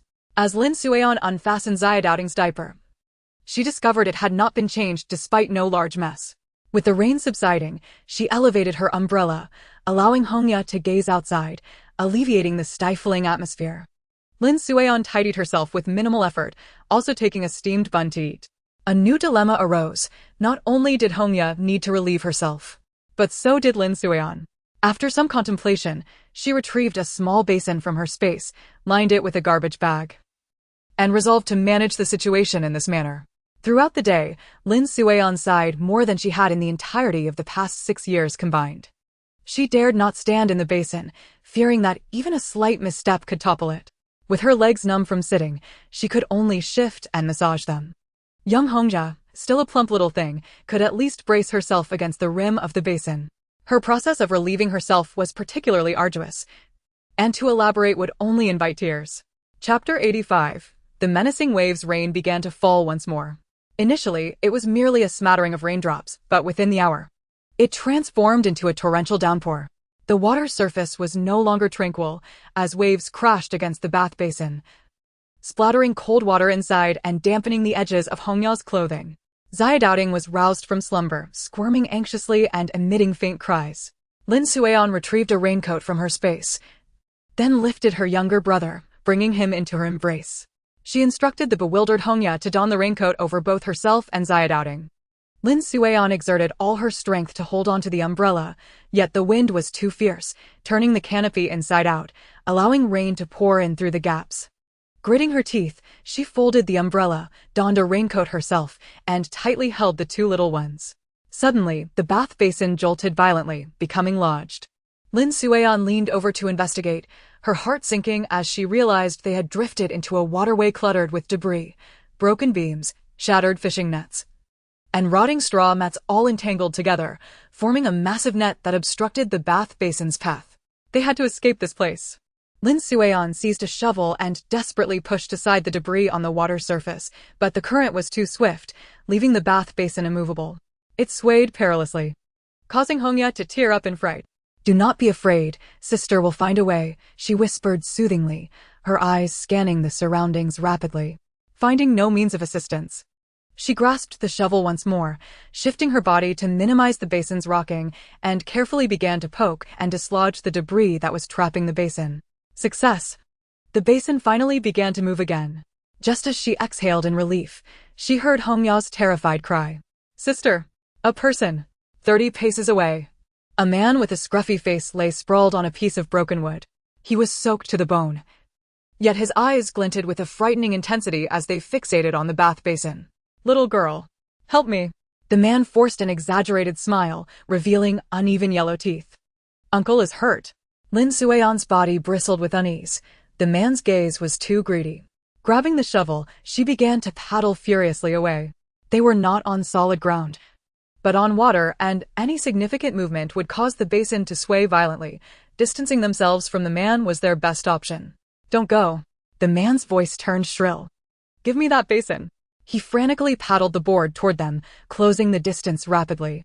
Lin Sueon noticed the black mud caked under his fingernails and a gruesome wound oozing blood on his right arm. "Little wretch, hand over the basin."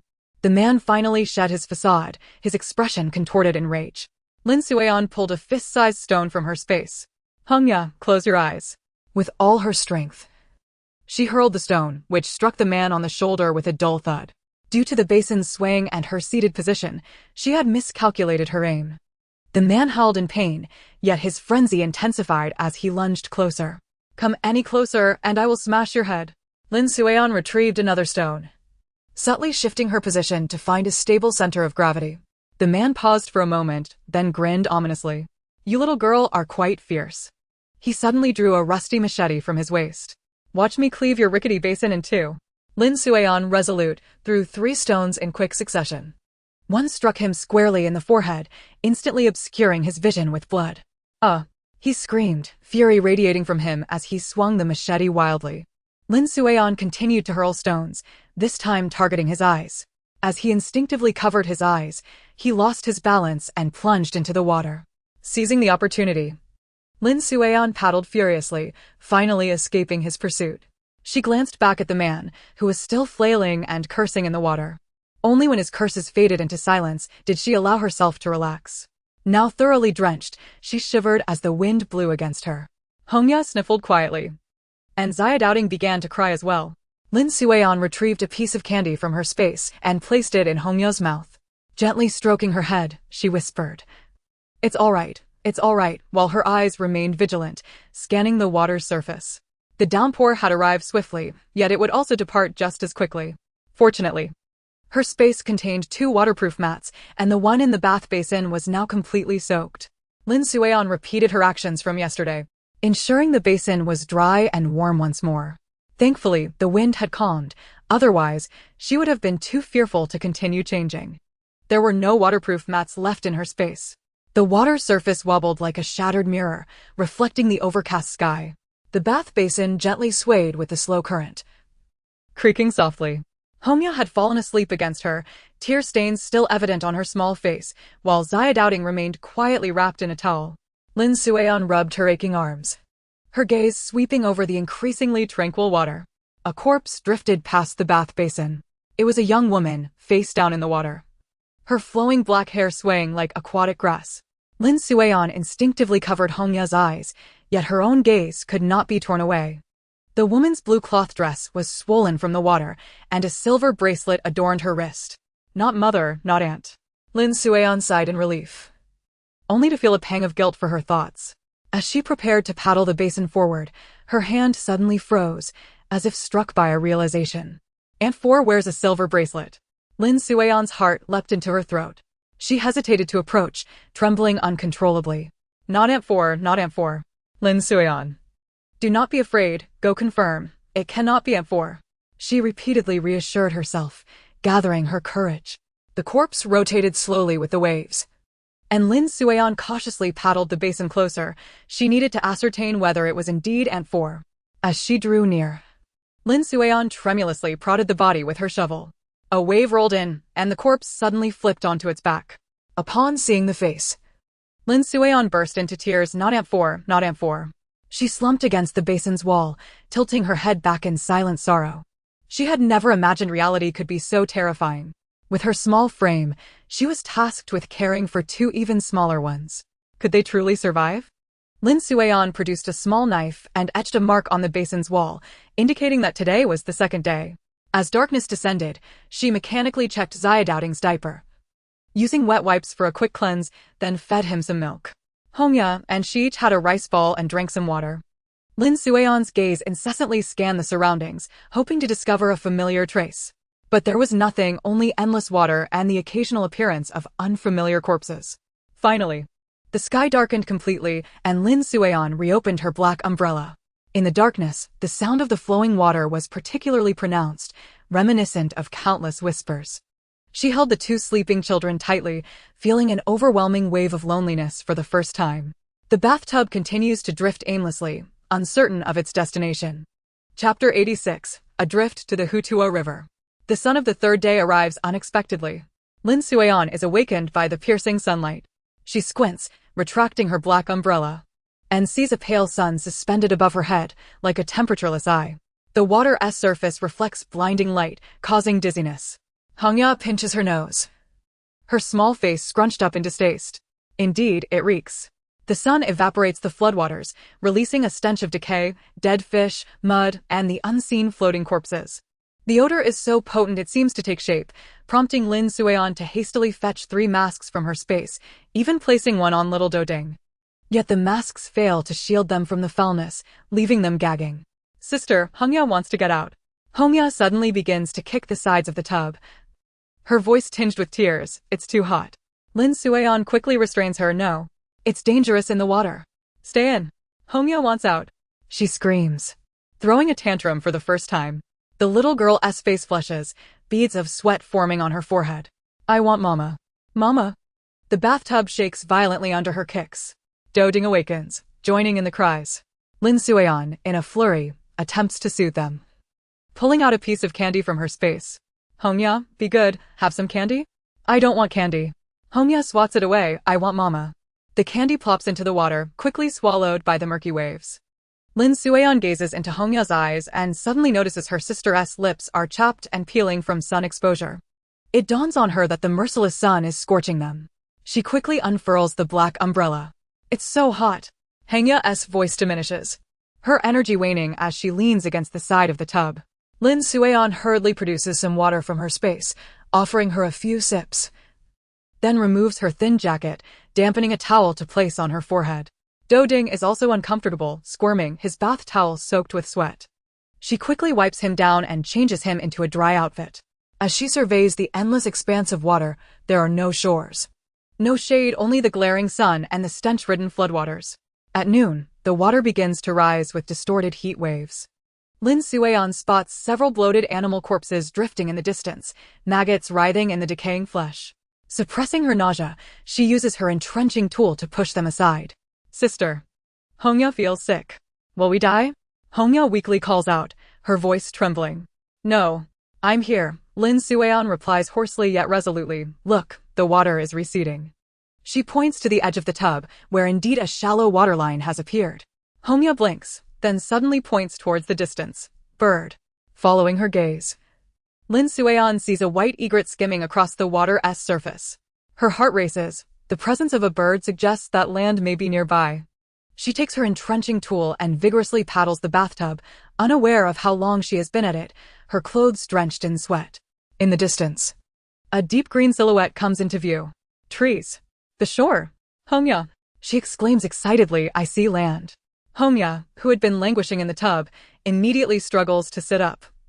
Her small hands clutching the edge to peer over. Where? Where? Lin Sueon steadies herself on the rim, kneeling to look up. Indeed, it is land. She can even make out several dilapidated thatched huts, precariously perched despite the flood's assault. At last, they can reach the shore. Lin Sueon grabs her entrenching tool, paddling with all her might to steer the bathtub. Hongya, thrilled, assists by splashing with her small hands, despite her meager strength. However, just as they are about to approach, the current suddenly grows fierce, and the bathtub tips violently, swept by an undercurrent. No, this isn't right. Lin Sueon panics, paddling frantically. But the bathtub spirals out of control, pushed further away by the rushing water. The bathtub spins wildly in the torrent. Lin Sueon clings desperately to the edge, her nails nearly embedding into the wood. Hongya, hold on, she shouts, her voice drowned out by the roar of the water. They are at the mercy of the flood. Sister, where has the shore gone? Hongya cries, her voice laced with fear. The bathtub continues to drift, the water surface widening, the scenery on both banks becoming increasingly unfamiliar. In the distance, a crumbling stone bridge spans the river, its piers etched with faded characters. Hutua River Boundary. Lin Sueon's heart sinks. She cannot decipher the words. Where is this place? She recalls her fourth uncle mentioning a journey to Shinza County, but where have they ended up now? As Lin Sueon paddles upstream, she faces a daunting choice: continue to steer the bathtub against the current or let it drift downstream. She does not deliberate for long. After all, they are fleeing, and escape leads downward. Returning upstream could take an eternity, and she is uncertain of the direction. Thus, she decides to gamble, allowing the bathtub to continue drifting, wherever it may lead, intending to disembark on solid ground and inquire for directions. Thus, Lin Sueon and her two companions drifted along the Hutua River for another 3 days. During this time, they encountered few dangers, yet Hongja grew increasingly irritable, perhaps wearied by their extended confinement.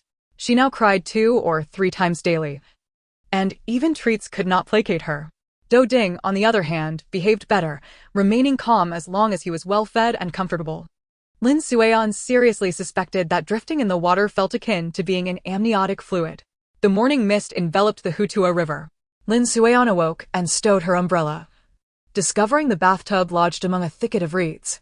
She hurriedly roused the still-sleeping Hongya, and as Hongya rubbed her bleary eyes and took in her surroundings, her eyes widened in delight. The child excitedly believed they had reached the shore. Unbeknownst to her, Lin Sueon broke several reed stalks, teaching Hongya how to suck the sweet sap within. It's so sweet. Hongya's eyes sparkled. By noon, Lin Sueon's bathtub remained ensnared in the reeds, and fatigue overcame her. She paused to paddle. They had been adrift for 7 days, and they were all still alive and well, except for Hongja, whose face had grown slightly gaunt, while Do Ding had become increasingly plump and pale. Since entering the Hutua River, they had not encountered any corpses. Today, Lin Sueon decided to prepare a feast for Hongya to nourish her. The little chubby girl would be better off with a bit more weight, resembling Zhang Fei. Lin Sueon retrieved a portion of stewed chicken, a serving of braised pork, and a steamed bun for each of them from her space. The moment Hongya laid eyes on the meat, she could no longer contain her saliva. Sister Sueon. Meat. My favorite meat. After giving the little girl a quick wash, they began to eat. Hongya held a chicken leg in one hand and a bun in the other, her face smeared with grease, frequently requesting Lin Sueon to feed her a bite of the braised pork. By the time they reached the end, Hongya had only half a bun left. She was utterly full, and Lin Sueon belatedly realized something was amiss. Perhaps such a small child shouldn't consume too much meat. Well, it was just one meal. Chapter 87, Shulu County. As twilight approached, a low rumble of thunder echoed, and Lin Sueon looked up at the sky, her heart sinking. The clouds in the northwest darkened to a deep purple, advancing at a visible speed. It's going to rain again, she murmured, prompting Hongya to hurry back into her embrace. The rain fell relentlessly throughout the night, and Lin Sueon lost track of when she drifted off to sleep. In the morning, Lin Sueon was jolted awake by an unusual shaking. The bathtub rocked violently, the water's surface churning with unusual waves. After last night's torrential rain, the water level of the Hutua River had surged, and now the bathtub was being swept away by a powerful current, rapidly drifting southeast. Lin Suian clutched the edge of the tub, watching as the scenery along the banks raced past. First, the familiar reeds vanished from sight, followed by the expansive willow groves being cast behind them. The water current became increasingly swift, and the bathtub began to spin uncontrollably. Sister Sui Sui, what is that? Hongya suddenly pointed to the right front. A gray-white stone water gate loomed across the river, the diversion dam regulating the water of the Huatuo River in Shilu County. At that moment, the dam's entrance had been breached, and the flood roared into the city. Lin Sui's heart raced as she gripped the edge of the tub tightly. She shouted, shielding Hongya and Xiao Ding beneath her. The bathtub surged into the dam's opening like an arrow released from its bowstring. Sister Sui Sui. A house. A house. Hongya exclaimed, pointing ahead. Indeed, in the distance, a cluster of gray-tiled rooftops appeared, some submerged to the point where only the ridges remained visible. More alarmingly, various debris floated on the water's surface, wooden basins, straw sandals, and even intact door panels. Where are we? Lin Suian murmured. She had never encountered such a dense cluster of buildings, even in the busiest market of Qinghe County. There was nothing of this scale. Suddenly, the bathtub jolted violently, the current at the bend forming a terrifying whirlpool that sucked in all manner of floating objects. Lin Suian paddled desperately, yet she watched helplessly as the bathtub was pushed toward the edge of the whirlpool. Hold on, she exclaimed, tightly embracing Hongya and Xiao Ding. Just at that critical moment, a peculiar backflow saved them, pushing the bathtub toward the opposite bank of the main river. Lin Suian then noticed a massive breach in the embankment on the right side, with floodwaters surging in from that direction. Upon passing through the breach, the sight before Lin Suian widened her eyes in astonishment. Streets had transformed into waterways, and two-story, wooden buildings stood like islands amidst the water. An ancient locust tree leaned into the water, its branches adorned with garments of various colors. In the distance, several figures wearing straw hats were paddling wooden basins, salvaging items. What is this place? She wondered. She was oblivious to the fact that the flood of the Huatuo River had carried them into Shilu County. Unbeknownst to her, this county, due to its low-lying terrain, became a flood retention area during the flood season. A floating sign brushed past the bathtub, the characters Shilu clearly discernible. Xiao Ding suddenly began to cry, his voice startling the nearby salvagers. A lean man straightened up, squinting in their direction. There are living people in that tub, he shouted. There are several children. Instinctively, Lin Suian reached for a shovel to defend herself, only to find that the bathtub had wedged itself beneath an eave. She held Hongya and Xiao Ding tightly, warily watching the approaching strangers. Don't be afraid, children. The lean man crouched in the wooden basin, his rough hands steadying the swaying bathtub. Lao Lu, come lend a hand, he called back. Another man, pockmarked and paddling closer, had a basin filled with salvaged pots and pans. The two men assisted in pushing the bathtub onto a makeshift wooden platform. Lin Suian cautiously surveyed her surroundings. I am Zhao Laoxi, the lean man introduced himself, pointing to himself. This is the front street of Shilu County. Where did you drift here from? Heavens! Such small children, how did they survive? A woman nearby gasped. Lin Suian held Xiao Ding, while Hongya clutched her clothing tightly. Lin Suian noticed that these people emanated a strong herbal scent. Child, don't be afraid. An elderly man with graying hair approached from behind, holding a steaming clay bowl. Here, have some ginger soup to warm yourself. The brown liquid in the bowl floated with slices of ginger. Lin Suian stared but did not reach for it. The elder seemed to see through her thoughts, taking a sip himself. Don't worry, I am the resident doctor of the Huimin Bureau, he said, gesturing towards a building adorned with blue banners in the distance. You are now on the front street of Shilu County. What a calamity, another woman wept. The water has been flooding for 5 days. When will it recede? Lin Suian accepted the elder's bowl with gratitude, taking a few sips before offering it to Hongya. The second floor of the Huimin pharmacy was far more spacious than Lin Suian had imagined. In the 3 interconnected rooms, straw mats were neatly laid on the floor, and a few bags of fragrant dried mugwort were piled in the corner. Zhao Laoxi led them to a window-side spot, where a low bed made of door panels had been hastily constructed. You girls can rest here. Zhao Laoxi wiped the rain from his face. This spot is well ventilated. It's good for the children. Thank you, uncle. She placed Hongya and Xiao Ding on the bed. Is Zhaozhou far from Shilu County? It takes 3 days of travel along the official road. Zhao Laoxi replied. Uncle, do you know where Shinzi County is? Where is it located? Lin Suiyan continued to inquire. Zhao Laosi thought for a moment. Child. Shinza County is on the north bank of the Huatua River, while Shulu County lies on the south bank. They are separated by the Huatua River. You must have drifted down from Boy Town along the Huatua River. Is it that you have relatives in Shinza County? Uncle. My mother told me that going to Shinza County would lead me to find my uncle in Daming Prefecture. Will I never see my uncle again? Lin Suiyan suddenly covered her eyes and sobbed softly. Seeing her so sorrowful, Zhao Laosi immediately comforted her. Child, do not be sad.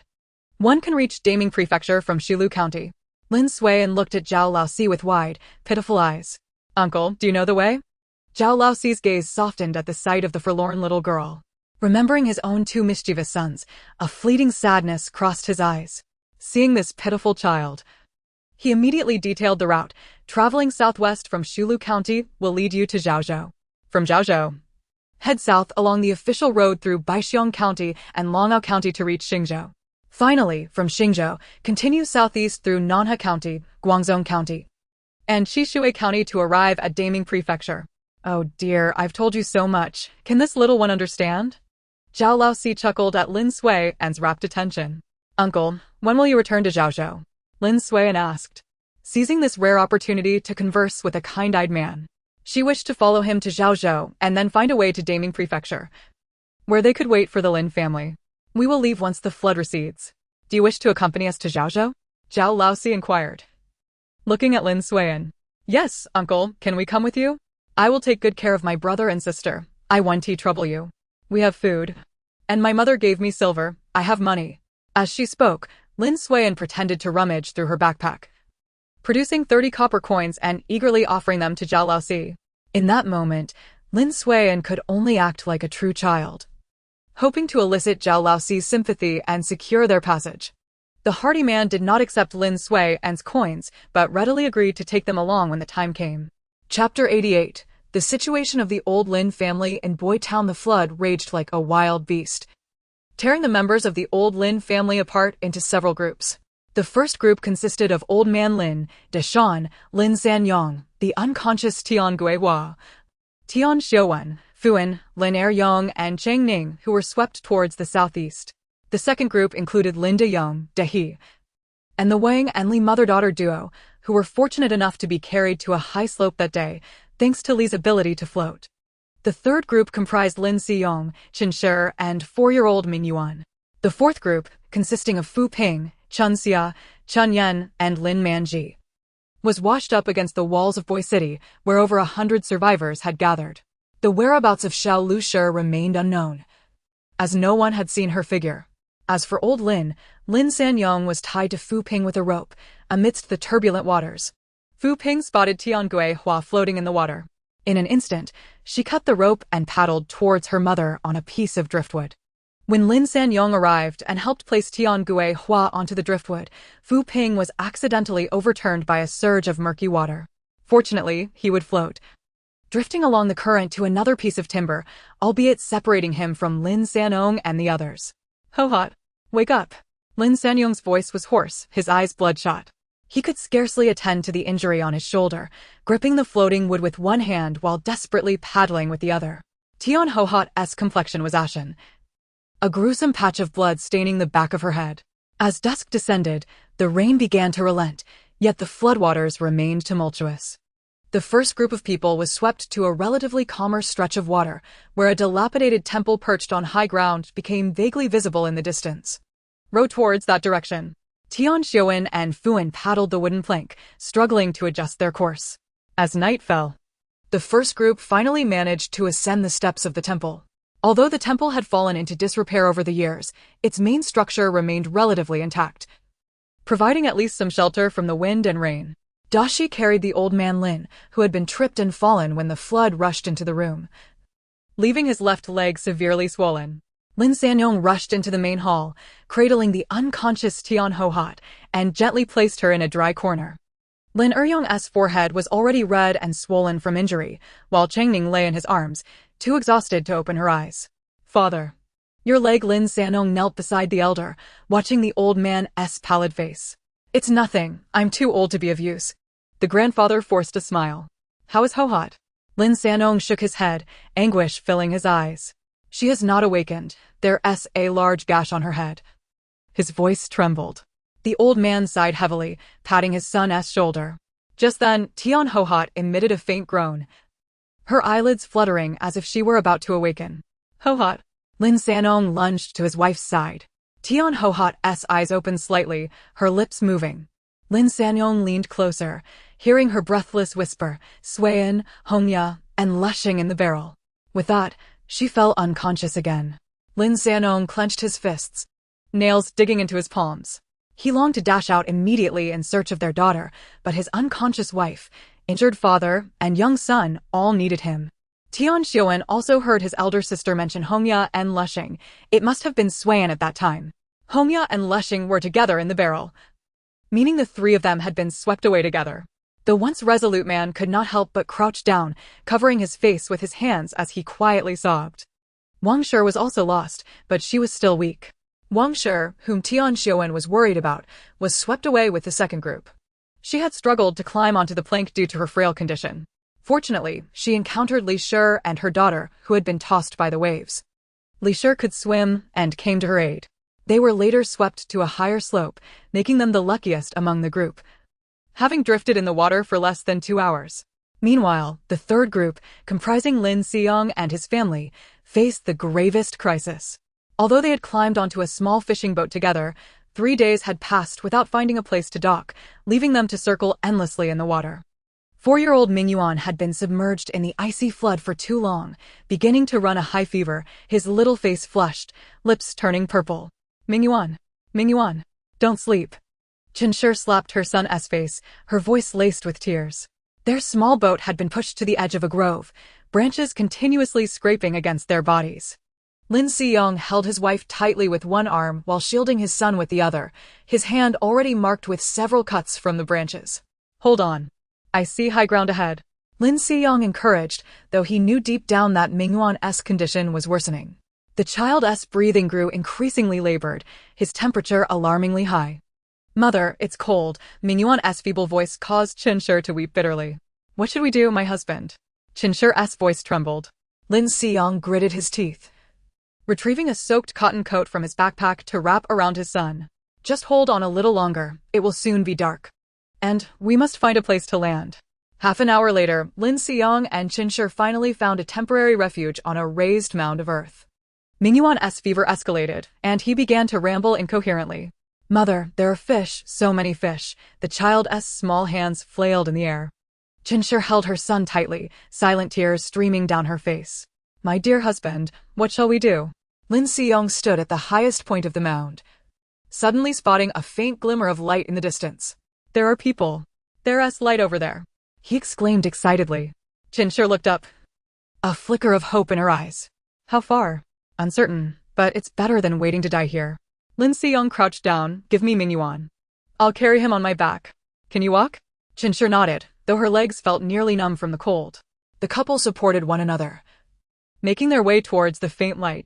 Mingyuan coughed weakly on Lin Xiyong's back, each breath laborious, as if pulling at a bellows. Xiao Lushi had drifted the farthest and longest, weakly lying alone on a beam. However, an elderly lady had pushed her, only to be struck by the beam herself. She watched in horror as her mother-in-law, who was also her aunt, was swept away by the flood. Overcome with sorrow, she desperately tried to grasp her aunt's hand but could not hold on, her heart aching like a knife. Xiao Lushi feared she would follow her aunt, but a fishing boat spotted her and adjusted its course towards her. As the boat approached, she saw 3 fishermen in raincoats, their faces etched with shock. Goodness! How long have you been drifting? The leading fisherman asked as he brought the boat closer. 5 days, Xiao Lushi weakly replied. The fisherman hurriedly pulled her aboard. Quick! Give her some hot soup. One fisherman called, carrying a bowl of fish soup from below deck. As the hot broth warmed her insides, Xiao Lushi felt as if she had been revived. Grasping the fisherman's hand tightly, she asked, Where is this? What about my family? You're at the outskirts of Xinzi County. The flood has submerged several villages upstream, the fisherman sighed. You're fortunate to be alive after drifting for 5 days. Xinzi County. Xiao Lushi repeated softly. Chapter 89, Plague and Iron Riders. In the days that followed, the number of people from the Huimin Bureau increased. There were fishermen fleeing from downstream, scattered merchants, and many disaster victims, like Lin Suan, who had inexplicably drifted into the city. The second floor quickly became crowded, the air thick with the smell of sweat, medicine, and faint decay. Lin Suan would secretly spray disinfectant on herself, donghua, and Xiaodao each day. The three wore masks, their faces entirely wrapped in burlap, though Xiaodao was spared from being fully covered to prevent suffocation. Lin Suan fashioned a simple sling from a piece of burlap retrieved from her space, carrying Xiaodao on her front. The following night, Lin Suan was startled awake by a stifled sobbing. By the moonlight, she saw the woman beside her, who had been coughing incessantly, covering her mouth with a handkerchief stained with dark red blood. "Sister," donghua whispered in her ear, "is that auntie dying?" Lin Suan hurriedly covered her mouth. At that moment, a commotion arose downstairs. "It must be burned," came the hoarse voice of Dr. Sunday. 6 have already died. The county magistrate has ordered to wait for the coroner's examination. The bailiff's voice boomed. At dawn, Lin Suan saw several figures draped in white cloth being carried out. Zhao Laosi squatted in the corridor, his face pallid. "Girl, keep your distance from those in the West Wing," he sighed, barely audible. "The shopkeeper Louis lost yesterday dined with us just the other day." Lin Suan nodded silently. Xiaodao hardly left her side except to sleep, and donghua kept her within a 10-step radius. On the third day, a group of officials arrived by boat at the pharmacy's entrance. The leader, holding a gong, announced, "From this day forth, all disaster victims must register. In times of crisis, kin gather while those without family are uniformly resettled by the authorities." As Lin Suan queued for registration, she overheard a conversation between two officials ahead of her. "Has Zhao Prefecture been flooded as well?" "Not just that. It is said that the breach at Ningjinbo has submerged the entire southern part of Zhao City." A heavy weight settled in Lin Suan's heart.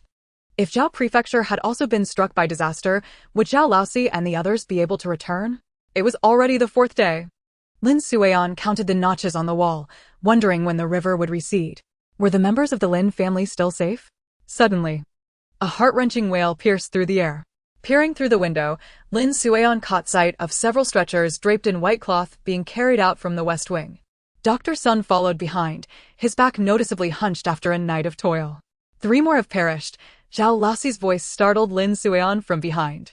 The robust man appeared pallid, with suspicious red rashes emerging on his neck. "Girl, once the waters recede, the caravan will depart. I reckon it will only be a matter of days. Prepare yourself." Before he could finish, he was seized by a violent coughing fit, blood seeping between his fingers. Lin Suan's pupils contracted. These were symptoms of the later stages of the plague. That night, Lin Suan quietly approached Zhao Laoxi's bedding. The man was delirious with fever, foam gathering at the corners of his mouth. Gritting her teeth, she advanced. "Uncle, open your mouth." She poured the medicine mixed with water down his throat, and Zhao Laoxi's breathing gradually steadied. On the 5th morning, Lin Suan was awakened by a beam of piercing sunlight. Squinting towards the window, she saw that the floodwaters had receded, revealing the battered visage of Shulu County. The streets were thick with mud, waterlogged debris clung to collapsed walls, and bloated animal carcasses were lodged in the alleyways. Yet, the most alarming sight was the billowing black smoke rising from the direction of the West City. "Girl, hurry and pack." Zhao Laosi kicked open the door, his face still bearing the pallor of illness, yet his eyes regained their sharpness. He had a jagged machete strapped to his waist. "The Khitan cavalry has reached Tenli-Pu. They burn, kill, and plunder upon sight." Lin Suan hurriedly shook awake donghua, fastening the cloth strap and securing little Do Ding inside. "The county magistrate has fled." Cries of despair erupted from downstairs. "The southern gate is still open." Peering out, she saw officials dismantling the porridge stall at the county office. "But doesn't Shulu County have a garrison?" someone shouted, only to be met with silence. The Huimin Bureau was in chaos, the sick dragging their feverish bodies toward the exit, someone knocking over a medicine jar, precious herbs mingling with mud on the ground. Dr. Sun's futile shouts to not push were swallowed by the disorder. A sharp whistle suddenly pierced the air. The crowd on the street froze before erupting into terrified screams. "Cavalry! Khitan cavalry! Run!"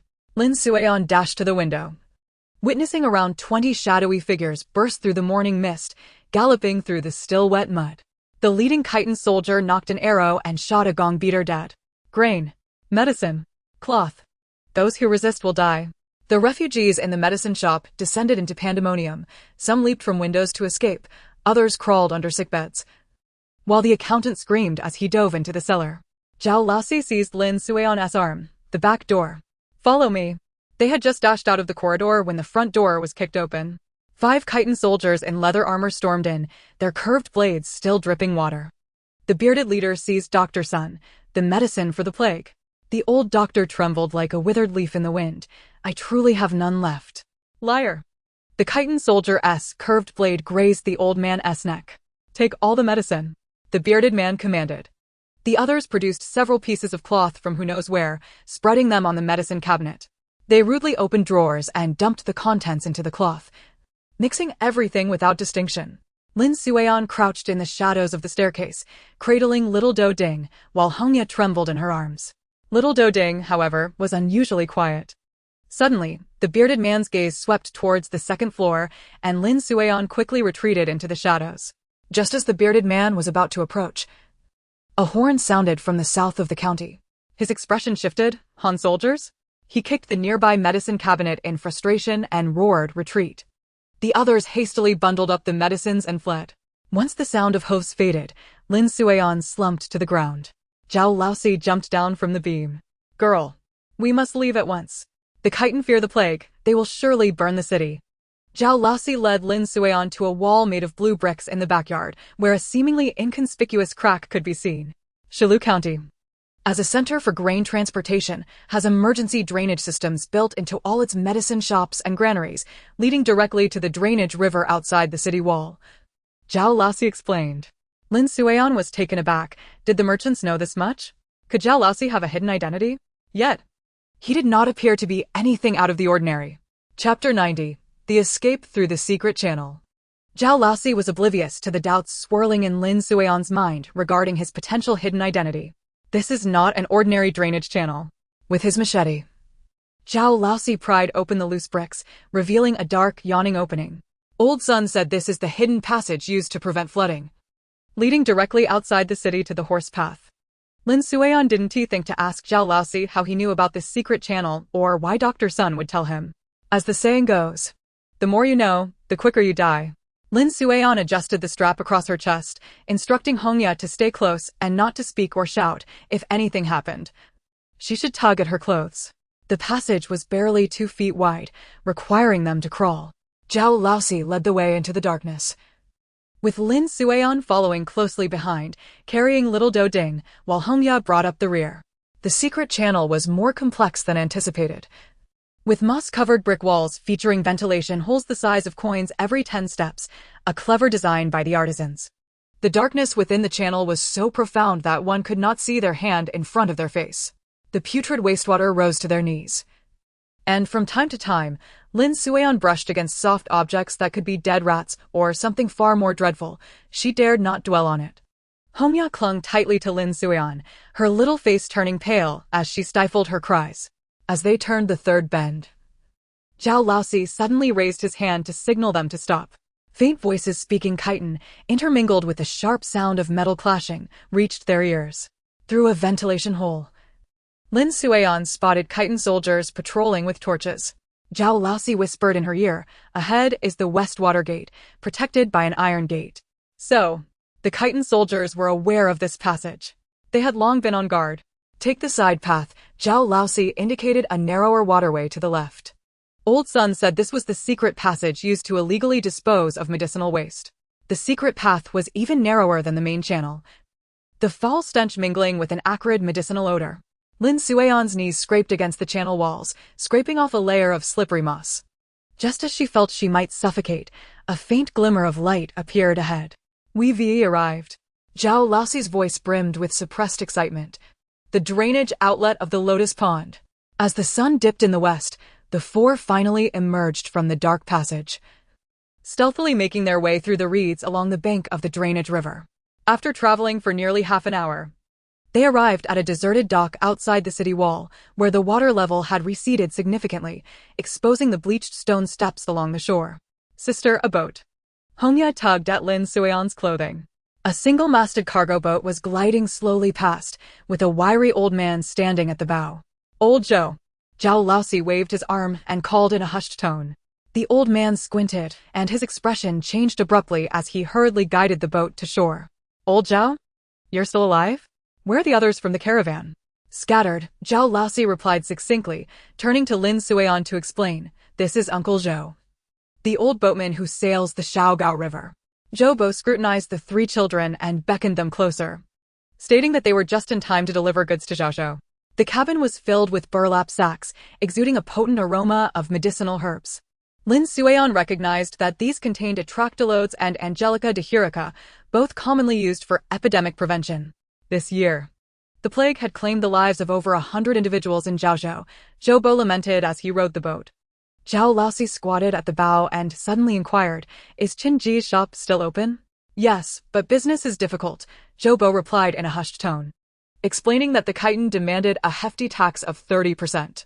The following day at noon, the cargo ship passed a bend in the river where several Khitan cavalrymen stood on the shore, instantly rising at the sight of the vessel. "Lower your heads," Zhou Bo urgently gestured. Lin Suian quickly pulled Hongya down, listening intently to the voices from the shore. "Have all the pharmacies in Zhaozhou been checked?" "Yes, they have been checked, and there's nothing." The voices gradually faded away. On the evening of the third day, the walls of Zhaozhou finally came into view. A long queue lined up at the north gate, with several guards inspecting pedestrians one by one. "Follow me," Zhou Bo instructed, handing each child a bamboo basket, pretending they were apprentices returning from gathering herbs.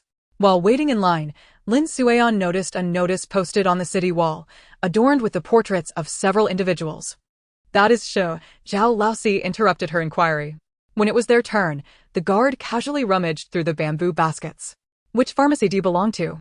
"Yonghe Tang's apprentice," Zhou Bo replied with a forced smile, discreetly slipping a few coins into the guard's hand. The guard weighed the coins and waved them through. Navigating through the bustling marketplace, Zhao Laosi spoke to Lin Suian. "You three are too young. It would be far too dangerous for you to travel alone to Daming Prefecture. I will find a place for you to stay, and when a merchant caravan heads to Daming, I will notify you to join them." "Does that sound feasible?"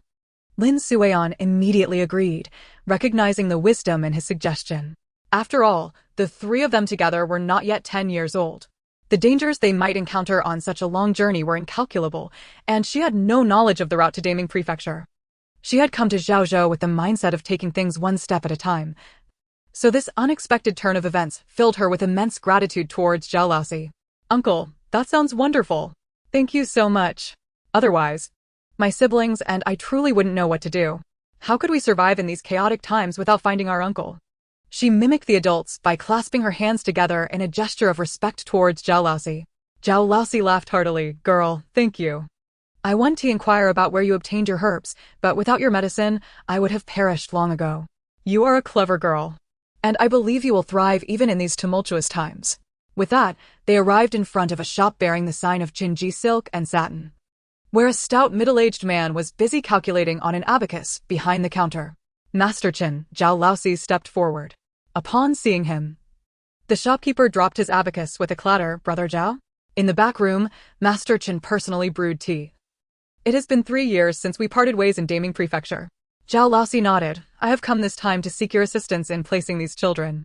Master Qin scrutinized Lin Suian and her companions, his gaze lingering on Lin Suian for a moment longer. "These three, they look quite pitiful." Having been rescued on the road, Zhao Laosi briefly explained. Master Qin pondered and nodded thoughtfully. "Just so happens, I have a distant cousin who runs a pharmacy in the southern part of the city and is in need of an apprentice." Chapter 91. Settling in Zhaozhou. The Jisher Tang in the southern part of the city was a modest pharmacy, yet it was kept impeccably clean. The proprietor was a kindly elderly man who, upon learning that Lin Suian possessed some medical knowledge, was quite pleased, as he had been overwhelmed with patients recently. "You may stay in the back courtyard," he declared. Thus, Lin Suian and her companions settled into the back courtyard of Jisher Tang. During the day, Lin Suian busied herself in the front, while Hongya took care of the little one in the back. If the baby cried, Hongya would call out to Lin Suian from the front. Hongya was indeed a sensible little girl, managing everything Lin Suian entrusted to her with great diligence. At the third watch, Lin Suian rolled up her sleeves in the pharmacy and used a medicinal knife to slice atractylodes into translucent, wafer-thin pieces. Masterly squinted his aged eyes to examine the slices. Your skills have improved, girl, but they still lack a touch of finesse. As dawn broke, Lin Sueon found a moment to return to the back courtyard, where she assisted Hongya and the little one with their morning routines. The pharmacy was small, with only 3 apprentices, including Lin Sueon, who all resided in the back courtyard and shared meals together. The pharmacy provided their meals, with the apprentices eating breakfast at the second watch. Lin Sueon made sure to save a portion for Hongya. The kind proprietor was very considerate towards the 3 siblings. Although Lin Sueon did not ask for wages, the proprietor insisted on paying her the same as the other apprentices and had yet to charge Hongya for her meals. As for the little one, Lin Sueon purchased some rice to prepare congee in a clay pot. Of course, this was just a ruse. As the little one was still too young and required milk, she secretly fed him cow's milk. After breakfast, Hongya played with the little one in the courtyard while Lin Sueon returned to her tasks in the front.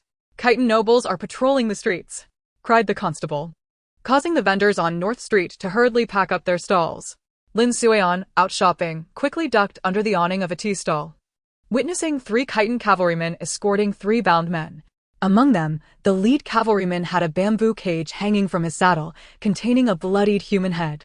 They say it's for tax resistance, muttered the tea stall owner, spitting into the ash of the stove. Actually, it was the Southern City's blacksmith who refused to hand over his daughter. By midday, the pharmacy was crowded with coughing patients. Lin Sueon was applying a fever-reducing plaster to a child when she suddenly heard a commotion outside, accompanied by cries for help. 4 men burst in, carrying a door plank upon which lay a man with a pale countenance, his calves marked by 2 gaping wounds oozing a strange purplish-black hue. Dr. Lee, save him. Brother Wang has been bitten by a Khitan's mastiff. The elderly proprietor trembled as he examined the wounds. How did you provoke those beasts? We merely picked up a piece of mutton they had discarded, the leading man stammered. Those brutes set their dogs on us. After cooking the meat, we discovered they had poisoned it. The elderly proprietor sighed heavily, continuing his work. As dusk approached, the pharmacy door was suddenly kicked open.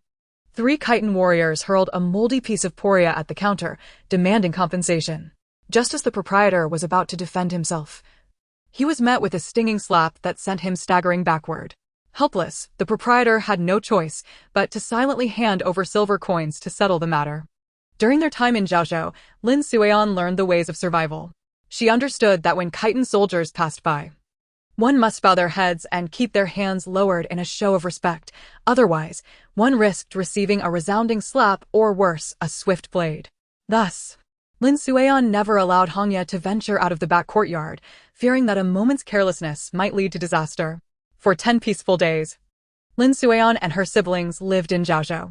On a bright morning, as the Zhaozhou medicine market opened, a clerk from Qinji Silk and Satin rushed to Jisher Tang. Miss Lin, the master asked me to convey a message. The clerk wiped the sweat from his brow, explaining that a merchant caravan would be heading to Daming Prefecture in 3 days, and they were in need of someone knowledgeable about herbs to accompany them. He handed Lin Sueon a Polonia wood box containing 1. A document stamped with the Zhaozhou government seal. 2. 3 gilded business cards, Lin Dia, Hongya, Shoudouting. 3. A letter of guarantee from the pharmacy. 4. A special travel permit for epidemic prevention. The master instructed me to say. The clerk lowered his voice. When the Khitan inquire, just say you are transporting epidemic prevention herbs to Daming Prefecture. Lin Sueon examined the travel permit, which clearly stated 20 stones of atractylodes, 15 bundles of mugwort, destined for Daming Prefecture for epidemic prevention, guaranteed by the Zhaozhou pharmacy. As she gazed into the contents of the box, Lin Sueon felt profoundly moved. Due to the benevolence of Zhao Laozi, Lin Sueon could not bear to watch him perish from the plague and thus saved his life. Little did she anticipate that this act would yield such substantial assistance, equivalent to preserving the lives of the 3 young ones. After stowing away the box, Lin Sueon diligently resumed her work at the Jisher Hall. On the eve of their departure, Zhao Laozi sent her a string of copper coins, the edges of which had been meticulously notched. The tax officials of Nangong County were familiar with this. He paused momentarily, instructing that if questioned, they should claim to be apprentices from the apothecary. Lin Sueon bowed in gratitude to Zhao Laozi, expressing her appreciation. Uncle, thank you for your concern and efforts on our behalf. Zhao Laozi affectionately ruffled Lin Sueon's hair and smiled. Our meeting is serendipitous. I too am indebted to your healing. As we part ways, who knows when we shall reunite again. Please take care of yourself. On the third day, before dawn, Lin Suan, carrying the little one, led Hongya to the dock. The cargo boat, Qinghe, rested quietly, its hull marred with scratches along the waterline. To her surprise, the boatman was none other than the familiar Zhoubo, which further eased Lin Suan's worries. Zhoubo assisted them in concealing themselves among the heaps of medicinal herbs in the cargo hold, advising them to feign sleep during inspections. He cautioned, the Khitan are particularly irritable with awakened children. Should you find yourselves discovered, refrain from crying out, for no one can save you then. After reiterating his warnings, Zhoubo departed. Lin Suan patiently repeated her instructions to Hongya until she received a nod of understanding. As Lin Suan waited aboard the ship for approximately an hour, just as they were about to set sail, a commotion erupted at the dock. A troop of armored Khitan soldiers, armed and vigilant, began to inspect the vessels. When it was finally their turn, nearly half an hour had elapsed. Lin Suan and Hongya tightly closed their eyes, while the little one had already been lulled to sleep by Lin Suan with milk. True to Zhoubo's words, the Khitan soldiers did not awaken the 3 sleeping children. They merely rummaged through the surrounding herbs before swiftly exiting. During this interval, Lin Suan felt a cold sweat form on her back, relieved to have passed this hurdle. Zhoubo, a kind-hearted elder, noticed Lin Suan bearing the weight of the little one and, perceiving her youth, took pity. He managed to craft a makeshift cradle from bamboo strips, allowing the little one to rest within it as the boat swayed gently. As the cargo ship navigated into the main channel of the river, Hongya suddenly pointed at the water, exclaiming, "A person!" It was a female corpse drifting downstream. Her long hair fanned out like aquatic weeds. Zhoubo sighed. This marks the 7th we've seen today. Chapter 92. Departure from Daming Prefecture. The cargo boat slowly approached the temporary dock in Nangong County, the hull grinding against floating timber with a dull thud. The banks were piled with mud, and several overturned fishing boats lay half-submerged in the mire, their sides draped with tattered nets. Zhoubo tied the mooring rope to a slanted willow tree, its trunk marked by the flood's erosion, towering above Lin Suan's head. "Only half an hour," he murmured, cautioning them not to stray too far from the vessel, for it was a chaotic scene. Perhaps due to lingering trauma from her long stay in the tub, Hongya began to fuss for disembarkation after the boat had been underway for some time. Lin Suan soothed her repeatedly, and upon learning they would make a brief stop in Nangong County for supplies, she implored Zhoubo to allow them to step ashore. As Lin Suan held Hongya's hand, they stepped onto the bank, only for their shoes to sink into the wet, sticky mud. Looking around, what once were vast fertile fields had transformed into a lifeless swamp. The rice stalks lay rotten and blackened, the surface of the muck cloaked in a sickly dark green hue.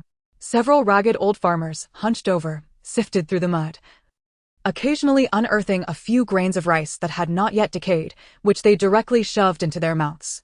Initially believing they were consuming raw grains, Lin Suan focused her gaze and soon realized that the old men were not only extracting rice, but also foraged roots, insect carcasses, and even tree bark.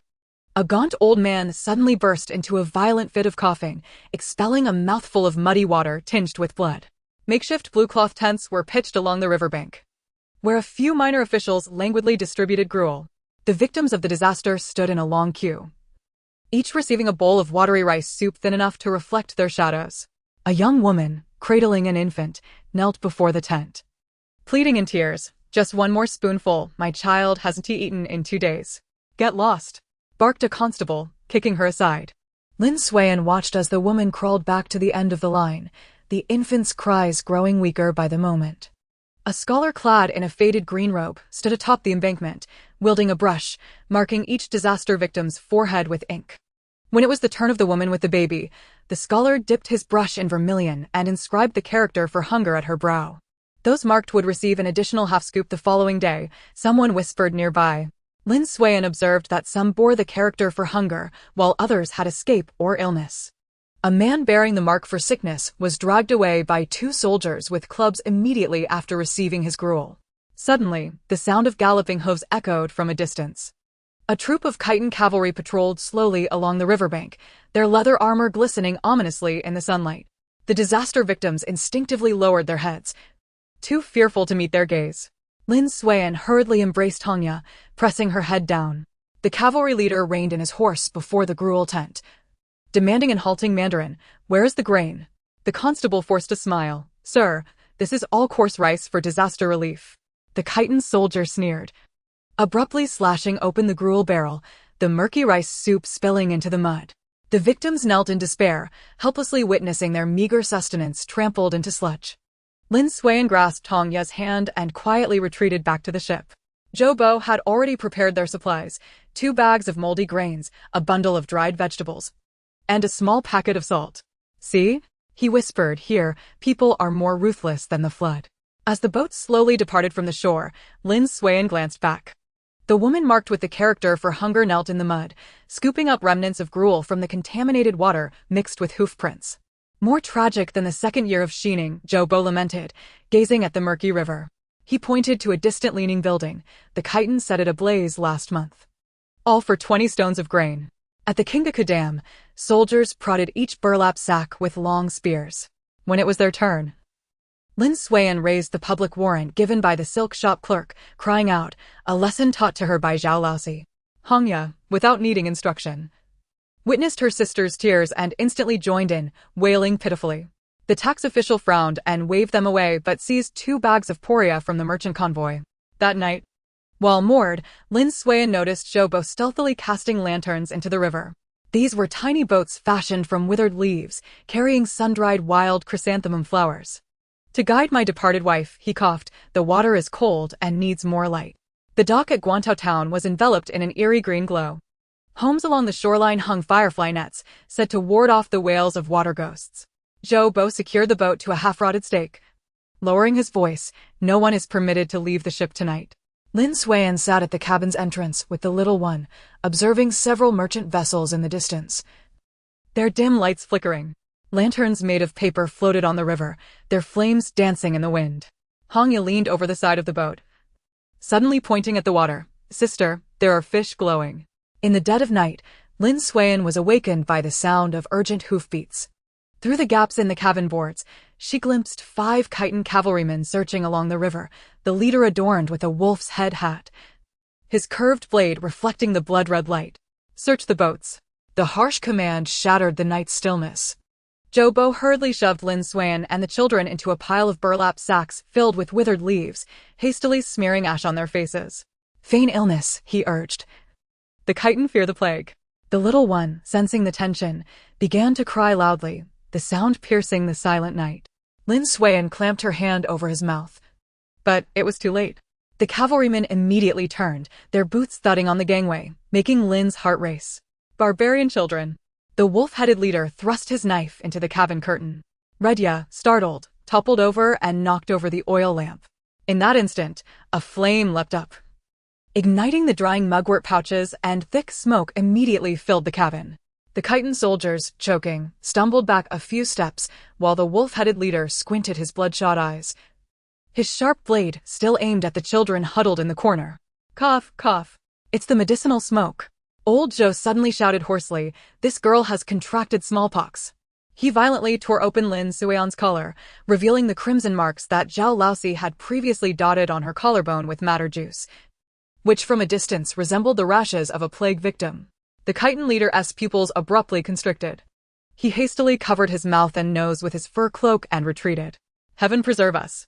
Another cavalryman exclaimed in terror, glancing at his hands that had come into contact with the medicinal powder, and suddenly, in a frenzy, he dashed off the deck. The chitin men, cursing, snatched 2 jars of yellow wine before hastily withdrawing. Before long, a cacophony erupted from the neighboring ship, where they heard the chitin soldiers stabbing through the rice sacks in the adjacent cabin with their spears, knocking over several jars of vinegar.